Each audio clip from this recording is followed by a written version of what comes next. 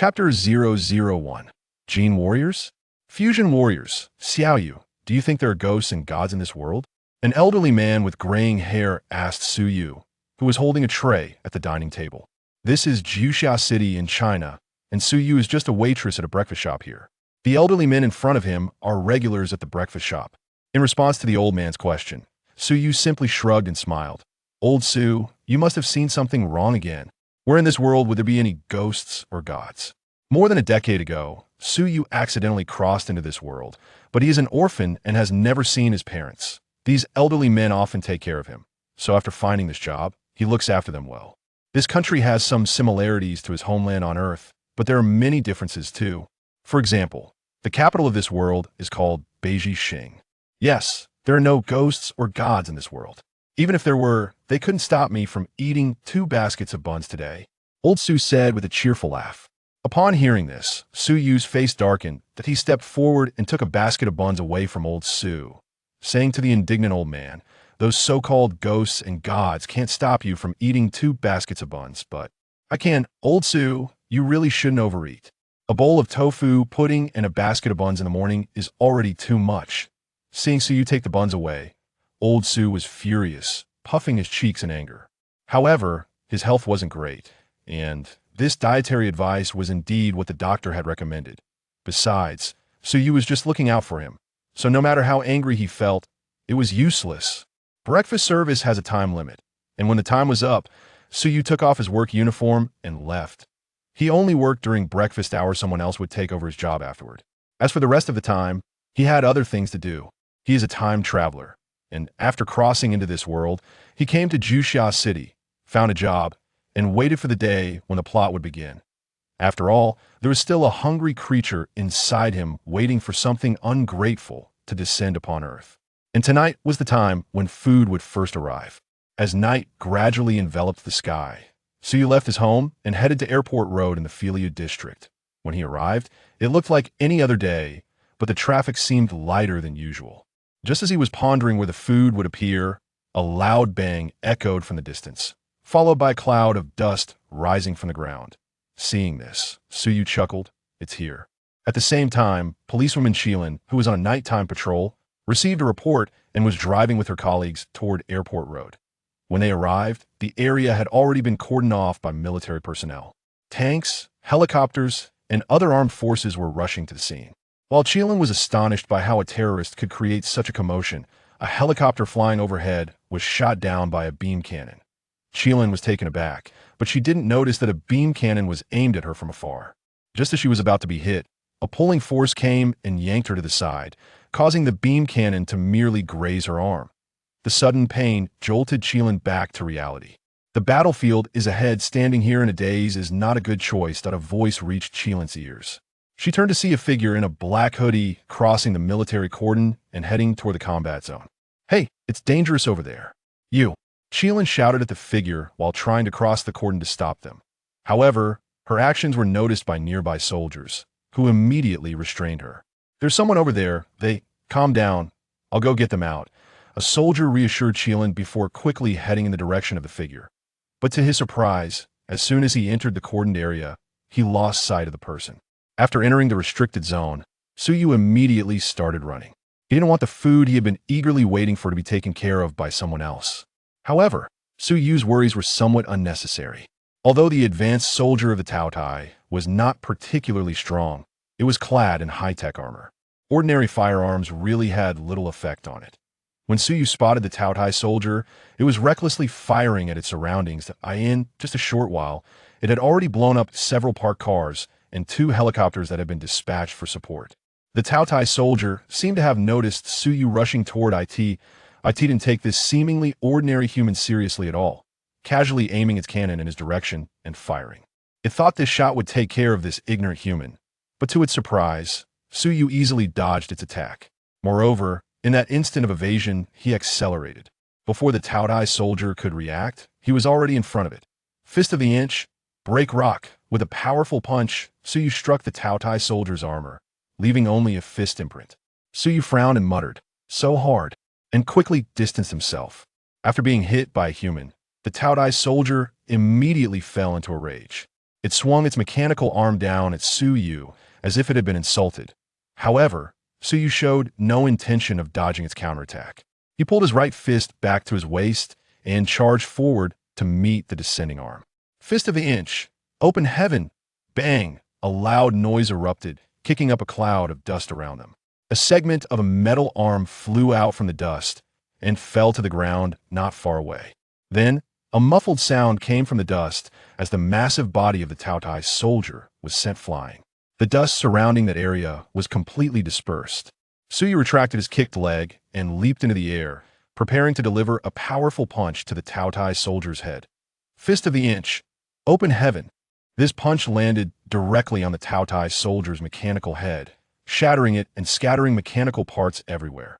Looking at the Taotai soldier lying on the ground, Su Yu wiped away non-existent sweat, saying, "Now that's more like it. Only the dead Taotai is a good Taotai." However, this corpse is all mechanical parts with no flesh or blood. I wonder if it can satisfy Vishnu. After pondering for a moment, Su Yu slowly closed his eyes. Vishnu, it's time to feast. Chapter 002, Recruitment. Within Su Yu's body lay the dormant gene sequence of the collapsed beast. Although he is a time traveler, why did he bring these terrifying beings along with him? When he came of age, the first activated gene sequence of the collapsed beast was Vishnu. This collapsed beast is a very special existence among all collapsed beasts. However, in this world devoid of collapse energy, providing the gene sequences of the collapsed beast with energy for growth is not a simple matter. Fortunately, this is the super god universe. In the near future, many foods will come knocking on his door. Otherwise, if those gene sequences inside him were all awakened, the backlash from the lack of energy would likely drain his life force completely. Under Su Yu's urging, the genetic sequence of Vishnu became active. His palm was pressed against the chest of the Taotai soldier, completely devouring all the energy contained within the mech warrior. Soon after, a feeling of joy resonated within Su Yu's body. It seems that Vishnu is quite satisfied with the energy of this Taotai soldier. That's good. Otherwise, I would really worry that one day this collapsed beast gene would devour me instead. Su Yu sighed in relief. He had solved the problem and allowed Vishnu to have a good meal. Next, he needed to study how to ensure Vishnu could always eat well. However, before he had the chance to think more, several soldiers surrounded him. These soldiers looked at the Taotai soldier lying on the ground with its head blown off, then glanced at Su Yu standing in place, all showing expressions of surprise. It was known that their guns were useless against this mechanical giant. In fact, even the ordinary missiles carried by helicopters had failed to cause significant harm to it. Yet, it was taken down by such a frail young man in front of them. "Hey, young man, did you take down this tin can?" One soldier stepped forward to ask. Su Yu nodded. The battle here would likely be recorded, and even if he wanted to deny it, it would be useless. Moreover, he had no need to deny it. After all, exposing his power was also part of securing a long-term meal ticket for Vishnu. Soon, these soldiers received orders. Their superiors wanted them to bring Su Yu back since he had participated in the battle and needed to make a record. Su Yu did not refuse. He followed the soldiers away from the airport road.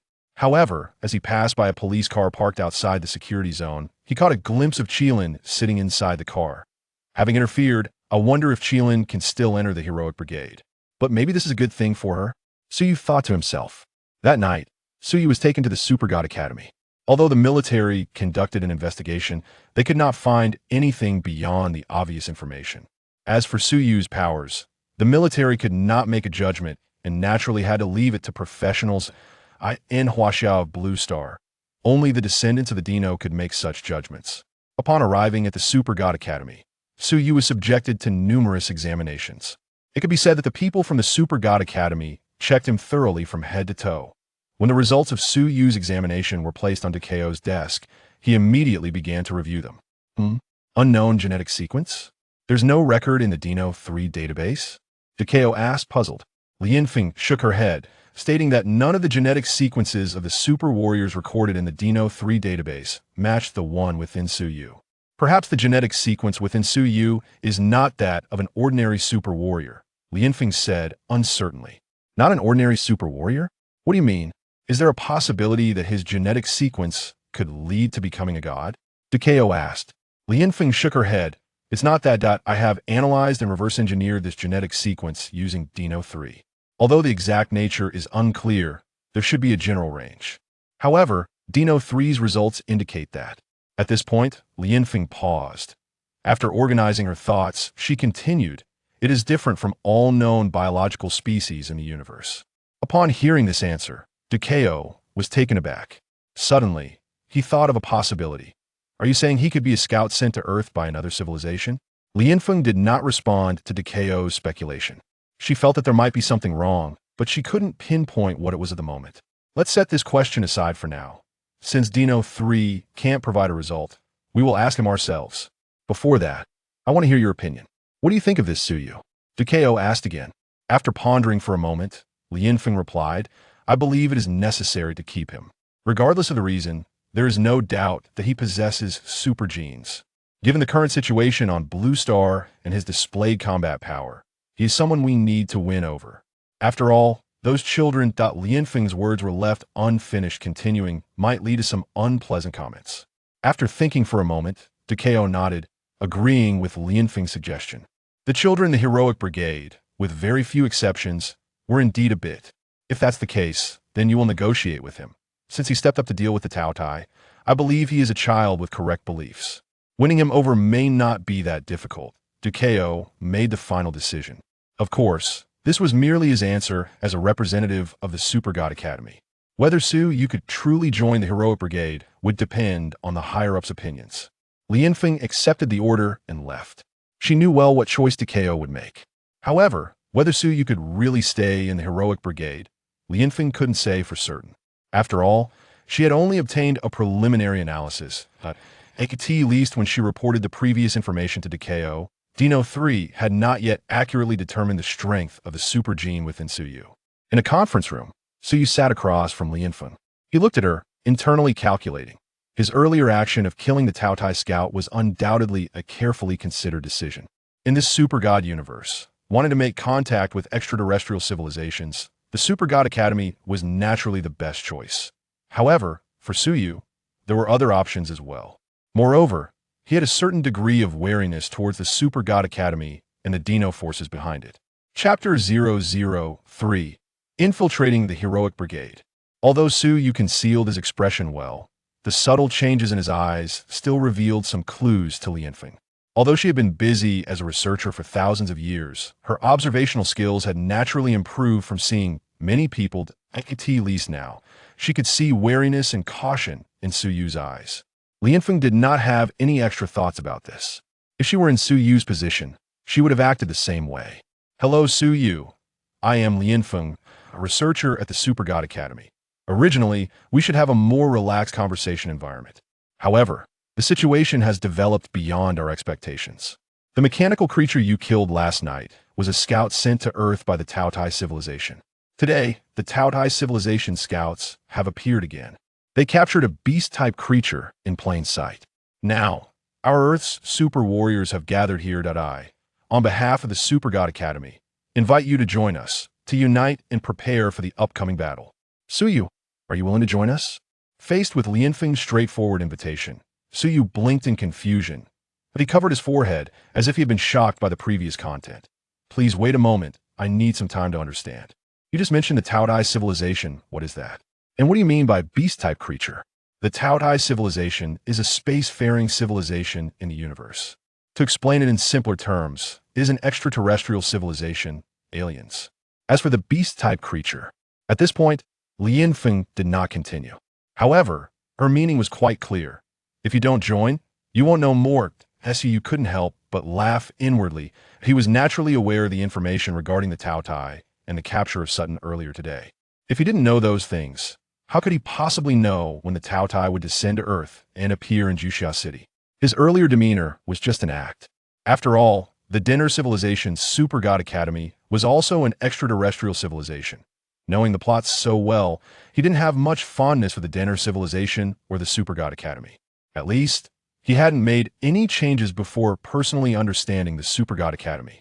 So, you're from a Super God Academy, right? Do you think my power can be of some help in fighting against aliens? Suyu asked. Ling Feng nodded, but then shook her head the next moment. Suyu, As much as I want to say that you can become a combat force, the truth is, I can't give a definitive answer right now. Especially since the super gene within you is too unique, we can't assess its strength at all. Not even. Ling Feng wanted to say that they couldn't fully analyze the underlying logic of the super gene in Su Yu's body and could only speculate that this gene likely originated from some non-humanoid creature. However, since this involved too many matters, she chose not to continue. Since it's uncertain, then why invite me? Su Yu seemed confused and posed a question. One more person means more strength. Ling Feng provided a nonchalant answer. Hearing this answer, Su Yu smiled. If that's the case, then if I refuse, wouldn't it make me seem small-minded? All right, I'll join your Super God Academy. I hope that in future wars, I can be of help. Then, welcome to join us, Ling Feng said with a comforting smile on her face. Just as DKO had guessed, persuading Su Yu to join didn't take much effort at all. Now that you've agreed to join, I should tell you some things about extraterrestrial civilizations. Right now, there's a perfect opportunity. Come on, I'll take you to a place. At the same time, you should get to know your partners. Ling Feng stood up and invited Su Yu to follow her. Su Yu nodded and got up to follow, that he knew that he would soon meet the main characters of the Super God universe. Moreover, his next plan would truly require the assistance of some of these individuals. Under Ling Feng's guidance, Su Yu arrived at the classroom where the members of the Heroic Brigade were gathered.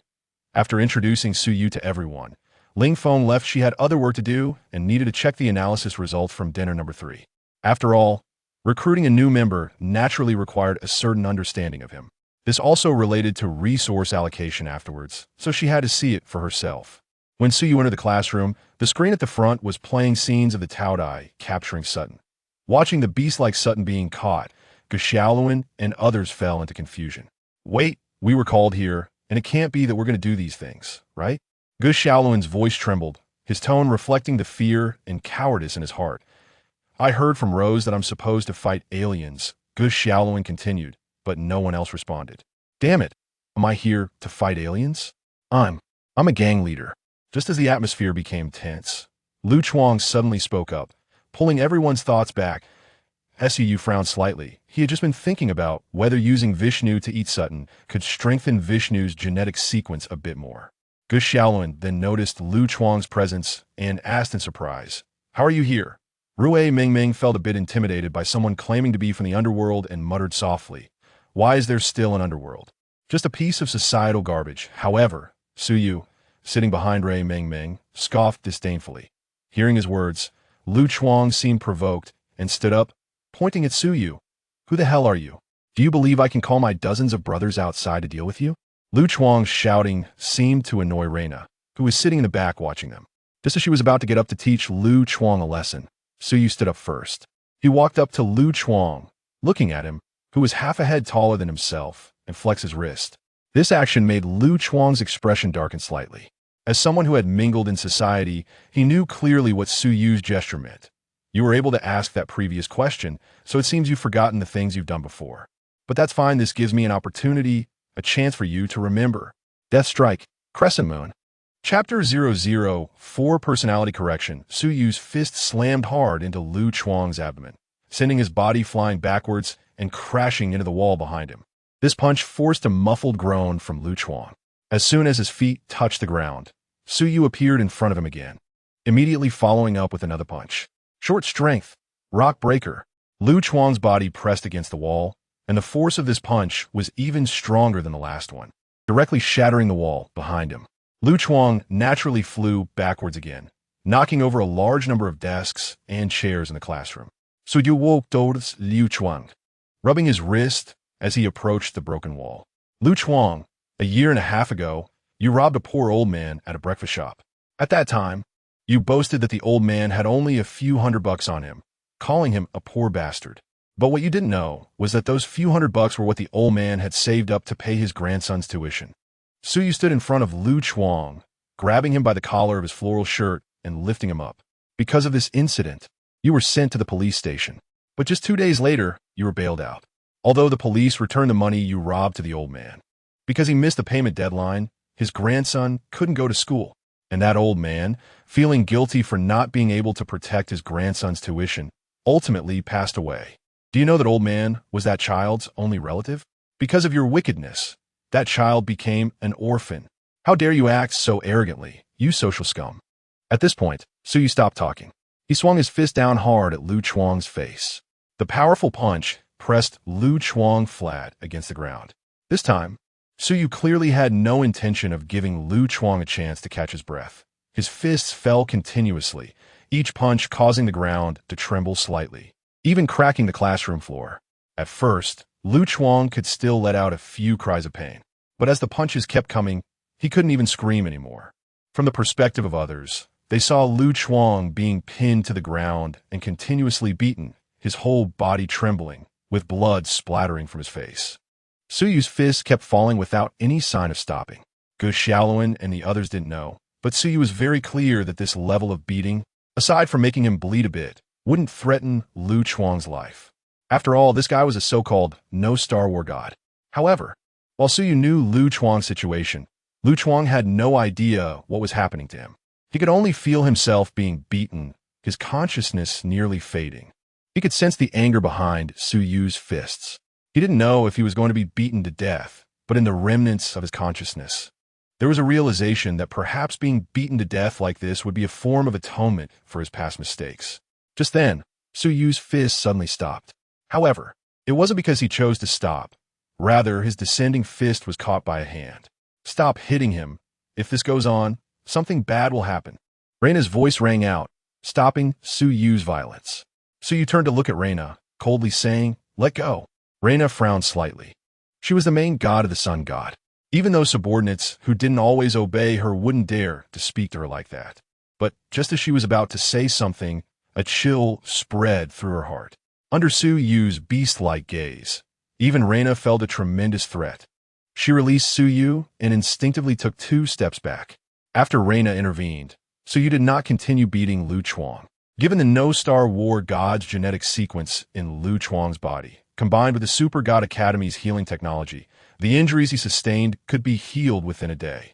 However, even if his physical injuries were healed, the psychological imprint Suyu left on him wouldn't be so easily erased.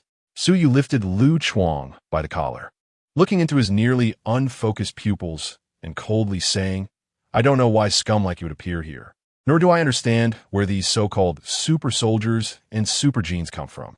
But let me remind you, starting today, if you dare to commit any more evil, I will kill you. Even if a god comes, they won't be able to save you. Do you understand, scum?" Why yes, Lu Chuang tried to speak, but he was beaten so badly that he couldn't even form a complete sentence. Suyu threw Lu Chuang onto the ground and turned to glance at Gu Xiaoluan and the others standing at a distance, saying, "Humph, super soldier?" With that, Suyu left the classroom without looking back. The people left in the classroom watched his departing figure in silence. The scene just now had truly scared Gu Xiaoluan and the others. Only Reina murmured, looking at Suyu's departing figure, "Where did old Du find such a troublemaker?" And she looked at Lu Chuang lying on the ground. Wow, he really got beaten badly. "Hey, someone, take him to the infirmary." Hearing Reina's call, Gu Xiaoluan and the others came back to their senses. Although Lu Chuang was indeed a bit irritating, they couldn't just leave him lying there, could they? In the end, Gu Xiaoluan, Zhao Xian, and Cheng Yaowen helped Lu Chuang to the infirmary. The commotion naturally attracted the attention of Du Kaluo and others. After learning the whole story, Du Kaluo lost his temper. They all knew what kind of trouble Lu Chuang had been causing. However, they usually emphasized not excessively interfering with the growth of gene holders. Now that things had escalated to this point, what could they say? I didn't expect that this kid actually had such a conflict with Lu Chuang. Lian Feng and Reina, what do you two think we should do next? Du Kaluo's kid, even though he already had some ideas in mind, he still wanted to seek the opinions of others. I don't think it needs to be taken to heart. What Suyu said at the end, I think it was just a warning to Lu Chuang. As long as he doesn't act foolishly in the future, that kid shouldn't be looking for trouble, right? Lian Feng said. Reina agreed with Lian Feng's viewpoint. However, as she was somewhat of an outsider, she didn't want to get too involved in the topic. So she didn't express her own opinion. Anyway, let's remind and warn them, not just Suyu but also Lu Chuang's side, Du Kaluo ordered. Chapter 005, Training the next day. Under Reina's summons, the members of the Brave Squad gathered on the playground. Suyu was naturally among them. But due to the events of last night, The others were somewhat wary of him and instinctively stood a bit farther away. Ahem! Reyna walked in front of everyone, coughed lightly a few times, and then spoke. Let me introduce myself. My name is Emperor Reyna. I come from the Sun Star, and I am the main god of the Sun Star, the light of the sun. In general, I am what you would call an alien. However, unlike others, our Sun Star is in an alliance with Earth, and I will be the captain of the Brave Squad.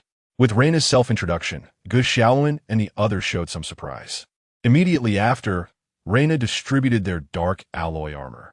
Gu Xiaoluan and the others looked at the black armor they were wearing, excited. However, this did not include Suyu. Hey, Xiaoluan, look, why is that guy not wearing it? Zhao Xin poked Gu Xiaoluan next to him, his eyes indicating Suyu's direction. I don't know. Gu Xiaoluan shook his head. Do you think it's because of what happened last night? Is he and Lu Chuang going to be expelled? Gu Xiaoluan's guess made Zhao Xin ponder. Just then, Lu Chuang came running over, shaking in his dark alloy armor like an upright frog. Report. Lu Chuang had taken quite a beating, but with his recovery ability, it was not fatal. After resting for a night, he had recovered almost completely. However, he had lost 2 teeth because of Suyu, and Lianfeng, wanting him to learn a lesson, did not let anyone treat him. So now, when he spoke, there was still some air leaking. Reyna glanced at him, turned her head, and signaled, "Hurry back to the team." Lu Chuang shivered and hurriedly stood in line, coincidentally standing in the gap that separated him from Suyu. In fact, he had regained consciousness last night, but it was too late. So Lianfeng let him rest in the infirmary. Lianfeng had also told him the truth about being rescued after getting into trouble before and advised him to behave well and serve the Brave Squad properly. After being beaten up and then scolded by Lianfeng, Lu Chuang naturally did not dare to act out today.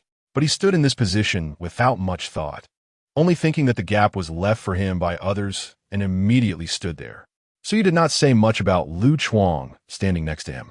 However, Reyna came to him at this moment and said a bit awkwardly, "See, the dark alloy armor of the Brave Squad, that is the black armor they wear, is made with special craftsmanship. Because you unexpectedly awakened your super gene, we haven't had time to prepare one for you yet. You can just..." Before Reyna could finish her sentence, Suyu raised his hand to stop her. "Don't take it to heart, I won't be needing that. My fighting style might be a bit different from what you imagine, and this black armor may not suit me." "That won't do." To Reyna's surprise, she became dissatisfied with Suyu's words. "You will be fighting aliens in the future, and your own protection is of utmost importance. Your situation is special, and we can customize it for you. What's so difficult about that?" Hearing Reyna's words, Suyu smiled lightly. He really wasn't worried about aliens right now. At least, he wasn't concerned about the Taotai he was about to face. The real threats, those so-called great gods, were not going to appear on Earth at this stage. All right, let's not talk about that for now. Today, I'll first tell you what the super genes in your bodies are used for. Reyna waved her hand, setting aside the issue of Suyu for the time being. The synthesis of dark alloy also takes time. And since Suyu himself said he had special needs for the armor, Reyna planned to ask him for details later. Zhao Xin, your gene model is the gun of the Star. Its characteristic is speed, very fast. Reyna walked in front of Zhao Xin, patting his shoulder as she introduced him to the others. Next up, Gu Xiaoluan. His gene model is the power of the galaxy. As for the characteristics, you will know in the future. Next, this is Cheng Yaowen. Reyna's hand rested on Cheng Yaowen's shoulder as she smiled and continued. You must believe that he is also an alien. Moreover, he is the former prince of the Denua star system. Really? Reyna's introduction caused gasps from the others. The Denua star system has long since ceased to exist. Don't listen to her nonsense. Cheng Yaowen seemed a bit embarrassed and waved his hand at the others. What do you mean nonsense? Reyna was somewhat dissatisfied, but continued to introduce the others. Cheng Yaowen's gene model is the heart of the Earth, which manipulates the power of the Earth. In the future, when you cooperate in combat, be sure to pay attention to the terrain and such. Next up, the sharp knife of the Nua star, Rue Meng Meng. I say Meng Meng, now that you've joined the Brave Squad, you should read more books. When fighting aliens, it's all about technology, understand? Reyna advised. Yes. Hui Meng Meng responded seriously. All right. No need to be so formal. It's making me a bit embarrassed. Reyna waved her hand. Next is Rose. Her gene model is time and space. and there will be many areas for you to cooperate in the future. So be sure to communicate more with Rose about relevant experiences. Next is Lu Chuang. His gene model is the war god of the new star. As for the characteristics, you'll see for yourselves on the battlefield. After introducing the rest of the Brave Squad, Reina stood in front of Suyu. She sighed lightly. Do you know about your situation? If you do, why don't you introduce yourself? Hearing Reina's words, the others were a bit puzzled. Suyu gently shook his head. I don't know about gene models or anything like that, so let's leave it unknown for now. As for abilities, at this point, Suyu paused slightly before continuing. It's better to witness it firsthand for everyone to understand. Captain Reina, could you help me out? Reina looked at Suyu in surprise. Oh? What? Do you want to spar with me, the goddess? Suyu smiled and walked to the front of everyone, turning to Reina and saying, Didn't Captain Reina just say you are the light of the sun? That's not just a superficial description, right? Can you produce an energy ball or something? What superficial description? My gene model is indeed called the light of the sun. But what do you need an energy ball for? Don't tell me your gene is related to energy. Reina said unhappily. Chapter 006 Devour. Is it related to energy? Why not give it a try and find out? Suyu said. Seeing his confidence, Reina didn't say much more. She condensed a small energy ball in her palm and then looked at Suyu and asked, What's next? Are you going to throw it at me? Suyu raised his hand and beckoned Reina with his fingers. This action made the veins on Reina's forehead twitch slightly. You better be careful. If you get hurt, don't blame it on me, the goddess. After a warning, Reina threw the energy ball at Suyu. Although Suyu's action had a hint of provocation, Reina wasn't that petty. Before throwing the energy ball, she deliberately held back some of her power. Even if the energy ball hit Suyu, it would at most just burn his skin and clothes. But she was aware of her secret operation, while others were not. Watching the energy ball fly towards Suyu, Gu Xiaoluan and the others were still a bit nervous. This was not only the first time they witnessed the power of the alien captain, but also because they were worried about Suyu. Although they were somewhat afraid of Suyu's actions last night, they would be comrades in the future, right? They still had to fight aliens. What if something went wrong? Under everyone's watchful eyes, Suyu raised his palm to meet the incoming energy ball. At the same time, he silently called out in his heart, Devour it, Vishnu. The moment the energy ball touched Suyu's palm, before it could disperse its energy, it was sucked into Suyu's body by the suction force emanating from his palm.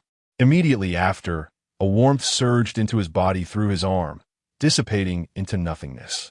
Reina, the captain, is really stingy.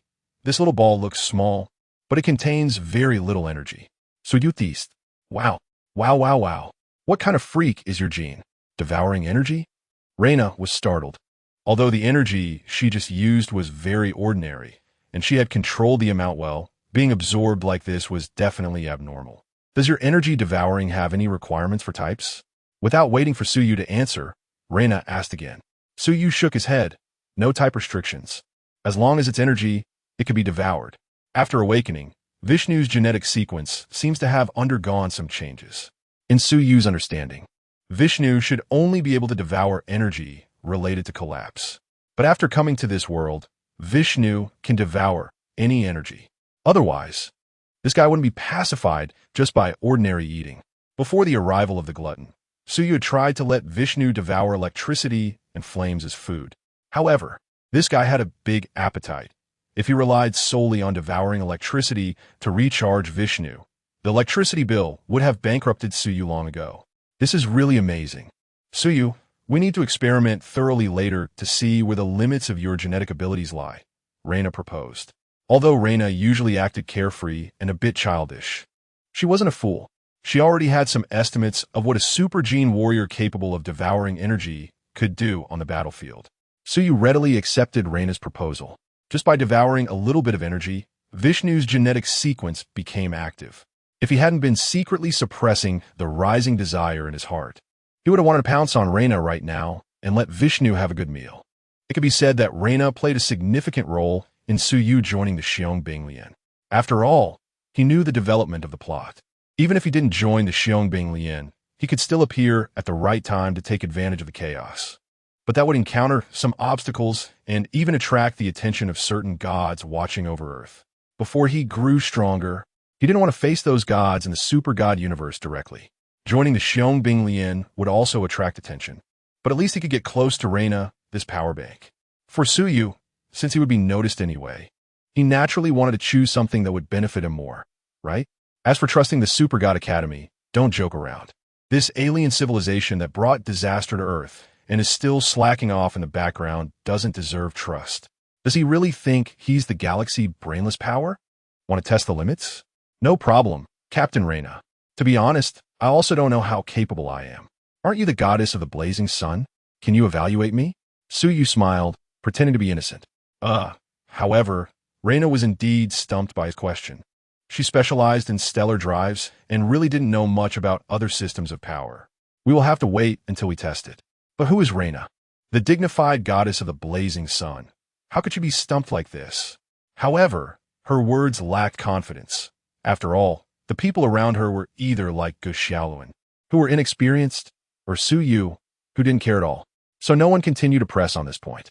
Having stumped Reina, Suyu returned to the ranks. But just as he stood in position, he heard a compliment. Brother, I didn't expect you to be really impressive. Suyu turned to look at Lu Chuang beside him, raising an eyebrow. He really didn't expect that after beating this guy up yesterday, he would come over without a care today. That brother, in the past, it was all my fault. But now we are part of the Xiong Lian, right? Don't worry if I act recklessly again in the future. Not only will you not let me off, but I won't let myself off either. Lu Chuang patted his chest, assuring Suyu. Hearing his big hand thumping against the dark alloy armor, Suyu chuckled. To say Lu Chuang was indeed a person whose actions were detestable. He had felt this way while watching anime in his previous life, but that was just anime, a script. However, after truly entering this world and witnessing the things he did, that feeling of dislike became even clearer. But Suyu also understood that this guy had just gone down the wrong path. Moreover, those people in the Super God Academy had never given Lu Chuang any guidance, only cleaning up his mess behind his back, which led to his misdirection. However, after being straightened out, he would indeed become a qualified warrior in the future. It's just that he didn't know if, after being corrected once by his broken-face fist, he would get another round of iron rod stir-fried meat after Monkey King showed up. I won't forgive the messed up things he did before. Looking at the hopeful look in Lu Chuang's eyes, Suyu slowly spoke, because I'm not the person involved, I have no right to forgive them. But as long as you stand on the side of guarding the country, then I have no grounds to reject you. Chapter 007. Testing. Nice to meet you, Lu Chuang. Suyu extended his hand to Lu Chuang. Looking at the hand Suyu offered, Lu Chuang was momentarily taken aback. Clearly, Suyu's words had touched him a bit. He hurriedly raised his hand to shake, but suddenly remembered he was still wearing dark alloy armor. Wasn't that a bit impolite? But it was also his first time wearing armor today, and he didn't know how to take it off. Seeing his flustered appearance, Suyu couldn't help but smile. Thinking to himself, this big oaf. Seeing Suyu smile, Lu Chuang shyly scratched his head. However, he didn't keep Suyu waiting and raised his hand to shake. They were both grown men. Who cared about those formalities? At worst, he could treat Suyu to drinks later. Seeing the two of them seemingly reconciled, Reina secretly let out a sigh of relief.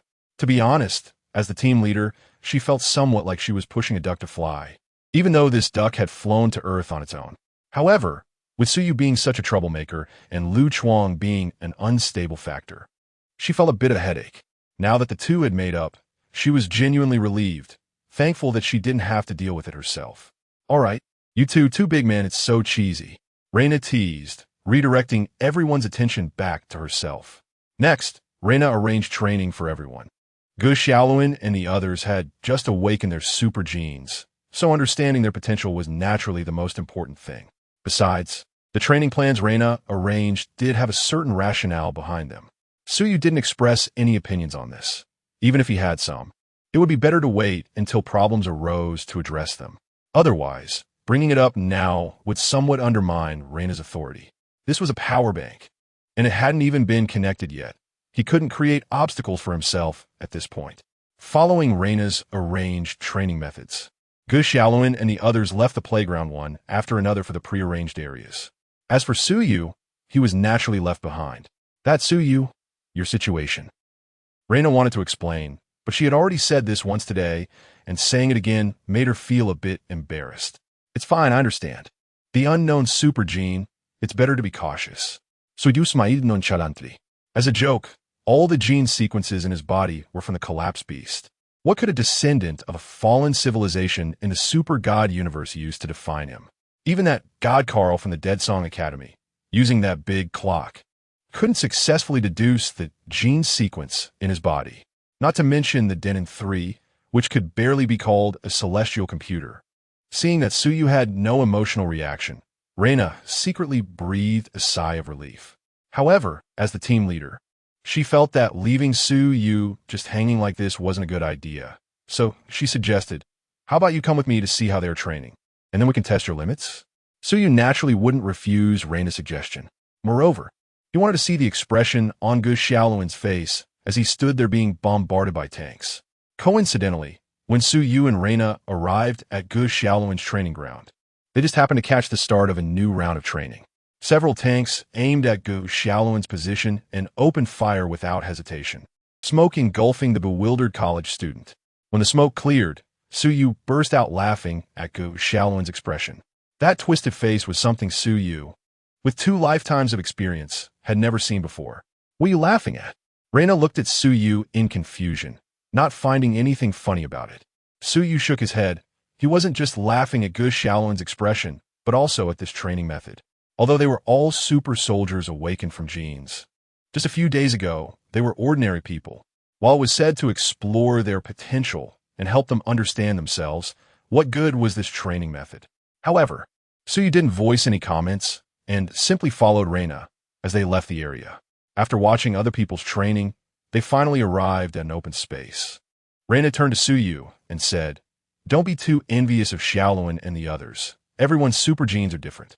And from my perspective, your super gene is also very special. Once it grows, it might even be stronger than theirs." To this, Suyu just smiled. Would his super gene be stronger than the power of the galaxy or the war god of Nox? Wasn't that obvious?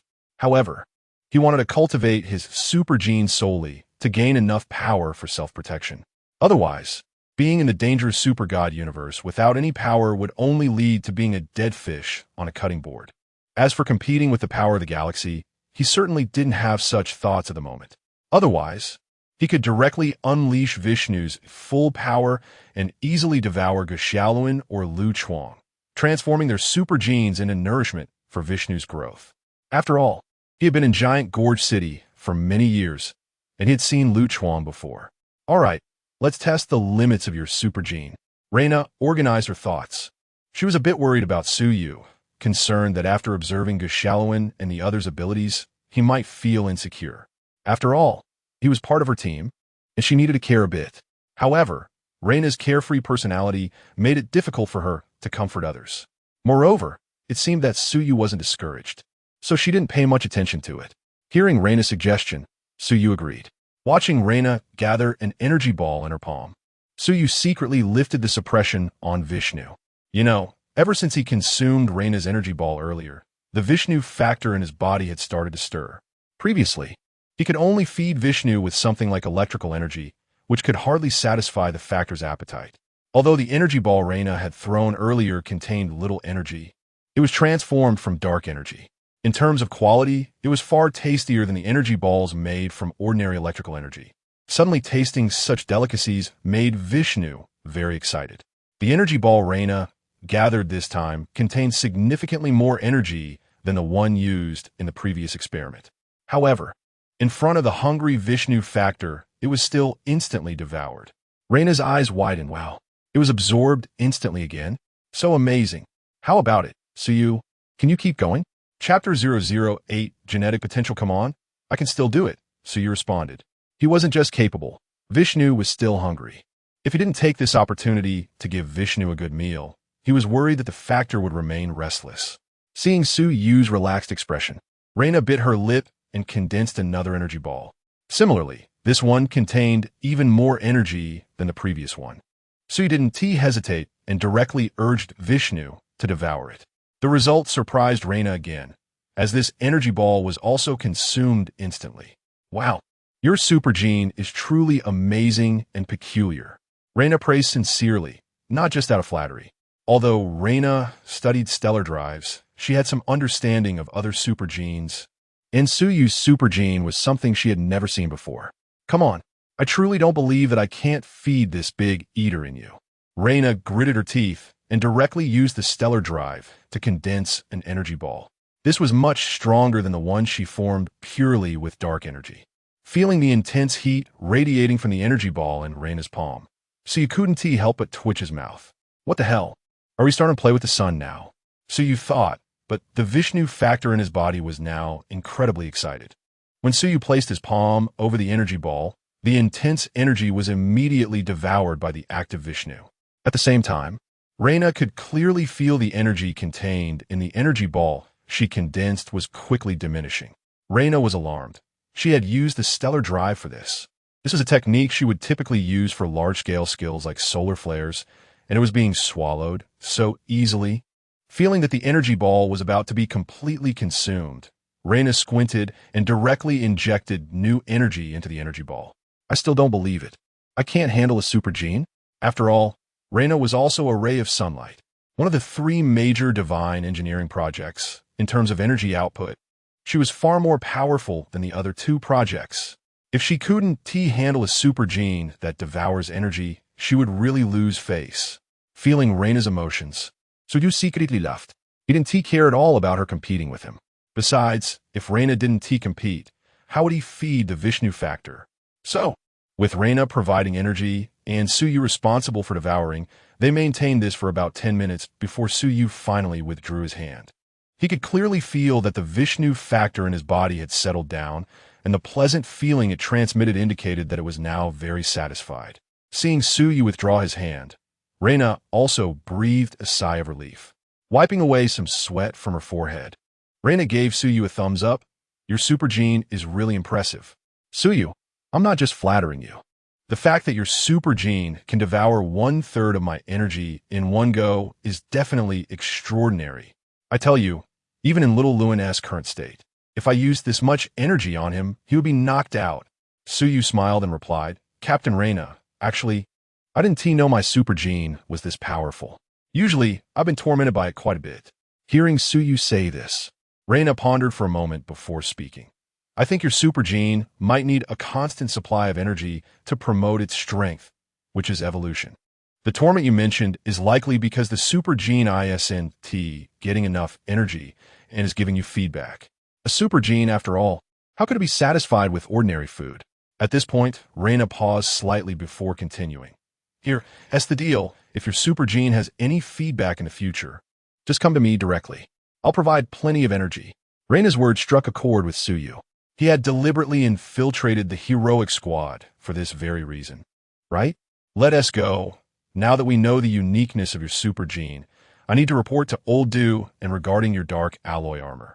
If you have any requests, just tell me, and I'll relay them. Reyna beckoned to Suyu, and they left the training ground together. A super gene that devours energy? It can even devour stellar energy? Reyna, that is not a joke at all. After hearing Reyna's report, Du Cao was somewhat doubtful if his ears had malfunctioned. If you say it absorbs energy, many super genes have this characteristic. But that's just ordinary dark energy or something similar. To absorb stellar energy, that would require a large energy converter, right? A super gene with such a characteristic? I'm not joking, I just tested it with Suyu, and that super gene in him devoured 1/3 of my energy in one go.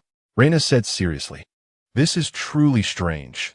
If such a special super gene appeared in the known universe, there's no way it wouldn't have been reported.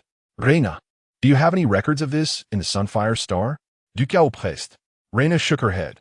In the data I know, there are no records of this type of super gene. Do you think could it be that he inherited some kind of civilization's legacy? Reyna's words made Du Cao's eyes narrow slightly. He recalled the Guardian of Earth. Didn't he inherit the legacy of the Dark Dimension to gain such an extraordinary power? I will investigate this matter thoroughly. However, having his addition is also a good thing for us in the heroic squad. If it really is, as we suspect, that he inherited the legacy of some unknown civilization, it might provide some conveniences to help little Luan and the others grow faster. Du Cao said. Du Cao's words made Reyna feel a bit moved, but that was just for a moment. After all, Du Cao's words seemed to make sense. As night fell, after a day of training, the members of the heroic squad still had to receive some theoretical education. This included the application of wormhole technology.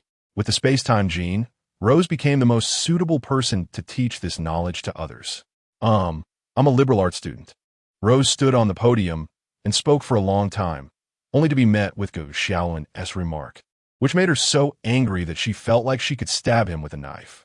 Of course, it wasn't just Gu Xiaolin who didn't understand. Most people in the classroom didn't understand either. Even Reina, the goddess, brushed it off with AI study stellar drives. Chapter 009. Giving up, Suyu was quite willing to learn this new knowledge.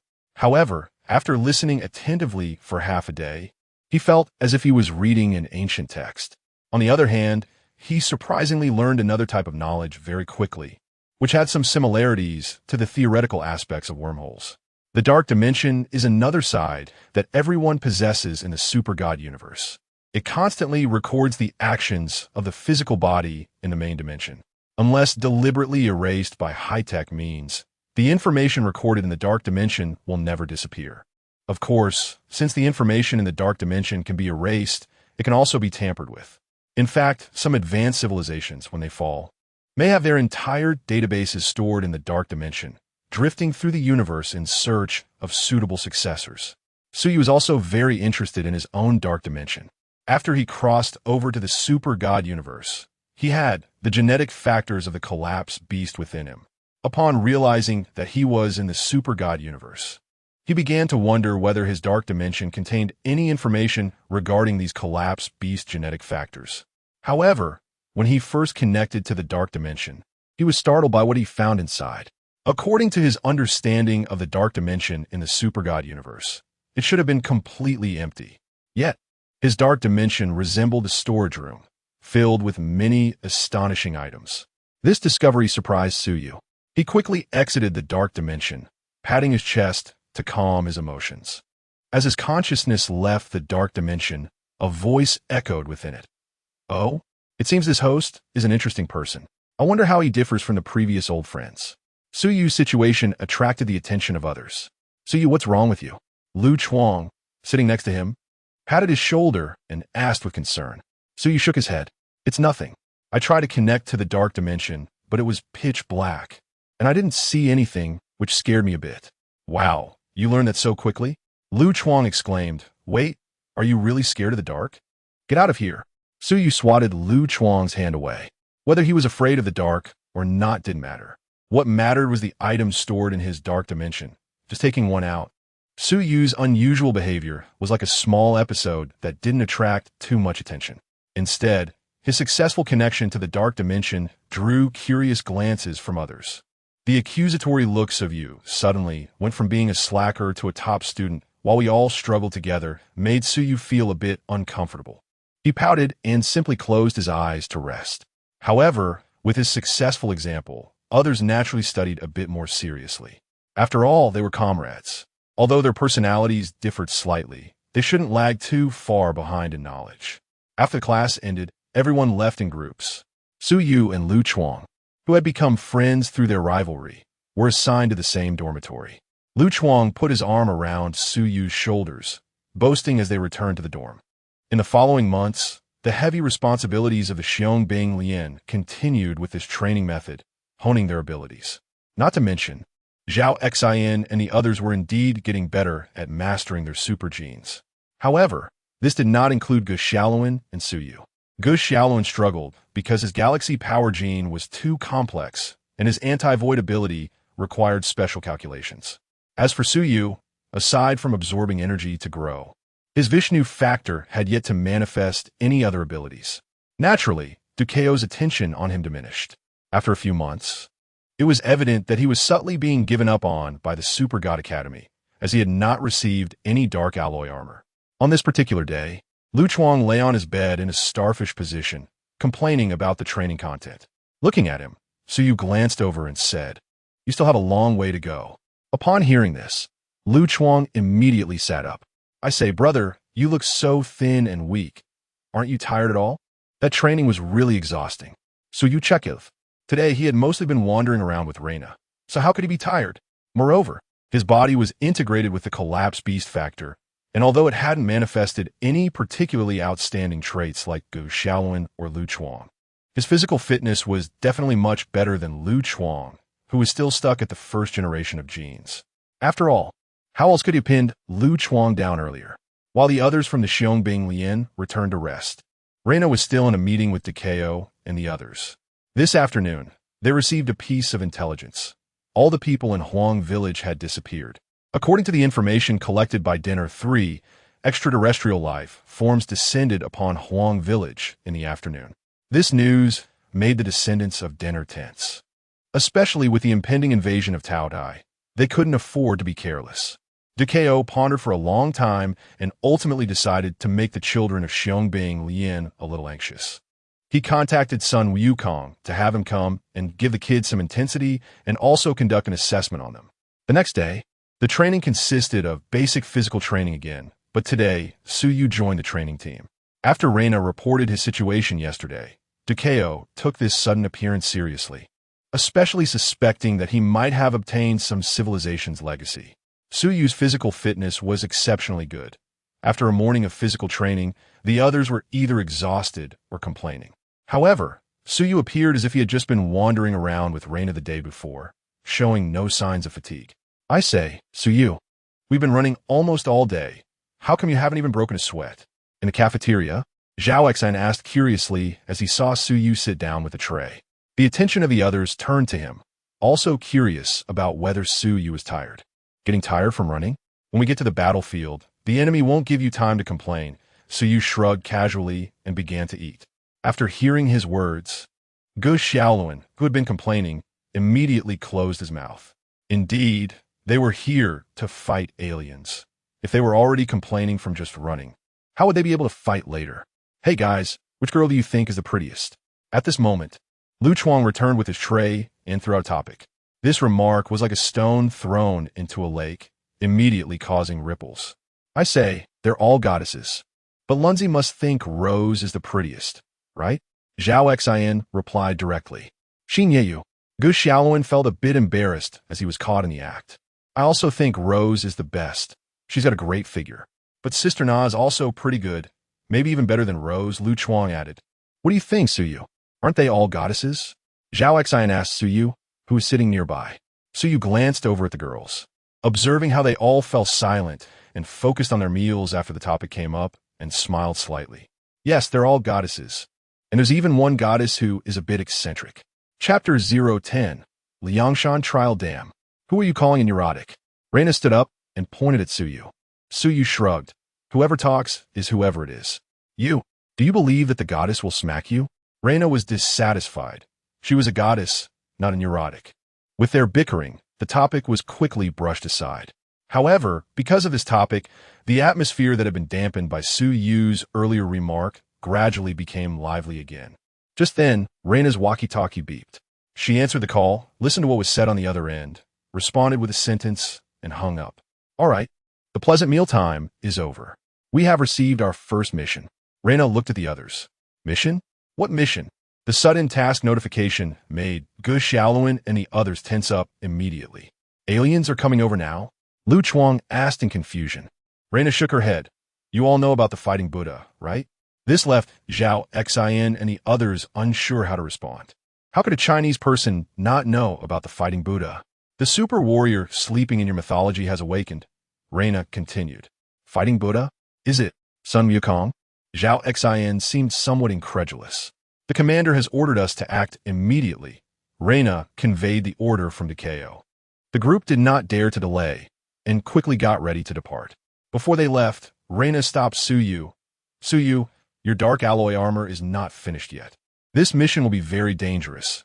You need to be extra careful. Suyu acknowledged and boarded the helicopter heading to the southwestern mountainous area. Watching the group leave, Reina also departed. She did not follow the soldiers of the Xiongbing Lian to face Sun Wukong, but was heading to another place to welcome a special guest. After Suyu and the others arrived at the camp in the southwestern military district in the mountains, they switched from the helicopter to military off-road vehicles to head to where Sun Wukong was located.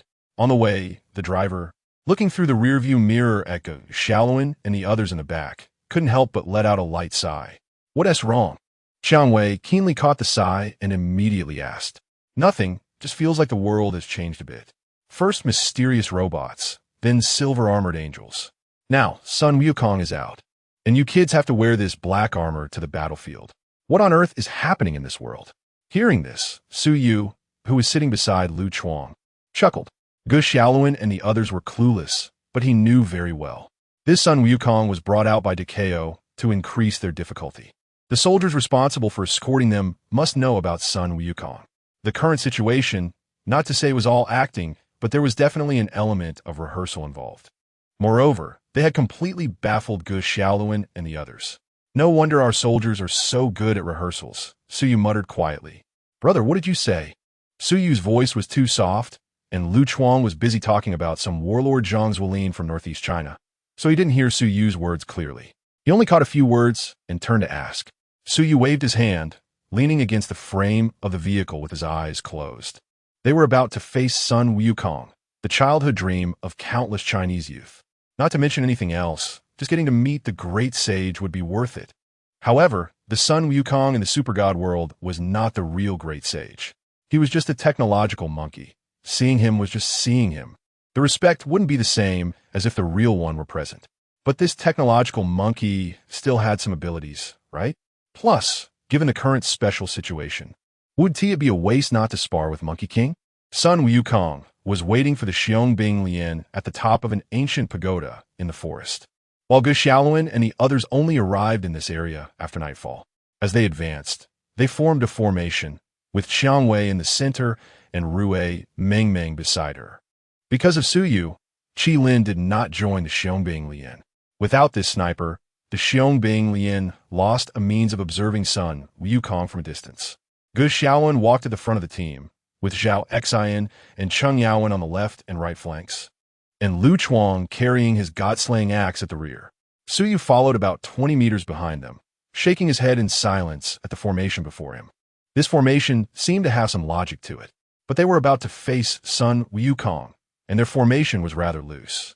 It was likely that the monkey could jump in and scatter them with a few swings. Is it really okay for us to approach so recklessly? Zhao Xian still felt a lot of pressure facing Sun Wukong. He looked at the others and said with some confusion, "We are wearing dark alloy armor. Sun Wukong won't detect our approach." Xiang Wei confidently responded. Her words made Gu Xiaoluan and the others trust her. But Su Yu couldn't help but chuckle softly. Since he was far away, his voice didn't reach those in front. Even if they did hear, they probably wouldn't care. In fact, Su Yu could sense that, aside from Lu Chuang and Reina, the others in the Xiong Lian were not very willing to interact with him. Although it wasn't overt, he felt the distance between them very clearly. Su Yu didn't mind. After all, he was here for Reina. He wouldn't leave the Xiong Lian until he had fully utilized this power bank. By the way, does that monkey really have the fire eye and the ability to change into 72 forms? Gu Xiaoluan, walking at the front, suddenly asked. Although he didn't shout, his voice was loud enough to carry in the quiet forest. This behavior made Su Yu let out a light sigh. Fire Eye and Golden Eyes are just dark energy analyzers. They 1T help us. Xiang Wei replied. As for the 72 transformations, the fighting Buddha Sun Wukong is a super soldier with Shinhe genes, and according to the information provided by Reina, he does not possess that ability. Hearing Xiang Wei mention Reina, Lu Chuang grumbled discontentedly. Reina's data. She knows everything. Why doesn't she come herself? She has her own mission. We need to do our job well. Xiang Wei replied and did not engage with Lu Chuang further. Chapter 011, Don't Fight Back. In the guest room of the Super God Academy, Reina, who did not follow Su Yu and the others to face Sun Wukong, was currently receiving a messenger from another extraterrestrial civilization, the Angel Civilization. You won't jump over to hit me because I delayed your schedule, will you, little girl? Angel, Yin said mockingly. Not for now. Old hag, Reina retorted directly.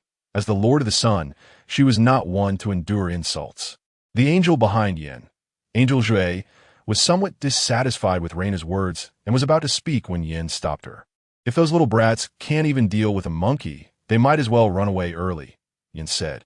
Reina didn't respond to this topic and directly posed a question. So what do you want? Earth has suddenly been exposed to the eyes of various cosmic powers, and we angels feel it is necessary to ensure that Earth is under the banner of justice. Yan's tone became much more serious than during their initial pleasantries. In our sun star, There's no such thing as justice. Care to explain? Reina countered. Hearing Reina's words, Angel Jay couldn't help but react. But her voice barely started before Yin interrupted her again. To be honest, I envy how carefree you can be. In my 7,000 years as a warrior, I have never stopped worrying about my own future or theirs. Yin used this statement as an opening to explain the so-called order of justice to Reina. But to Reina, these words seemed somewhat dismissive. While Yin was verbally sparring, the members of the heroic legion had already arrived near the ancient tower where Sun Wukong was located. Sun Wukong stood at the top of the tower, watching the children below who were approaching him without even realizing they had been exposed. The area around the tower was open land, and the group stopped at the edge of the forest to find a place to hide.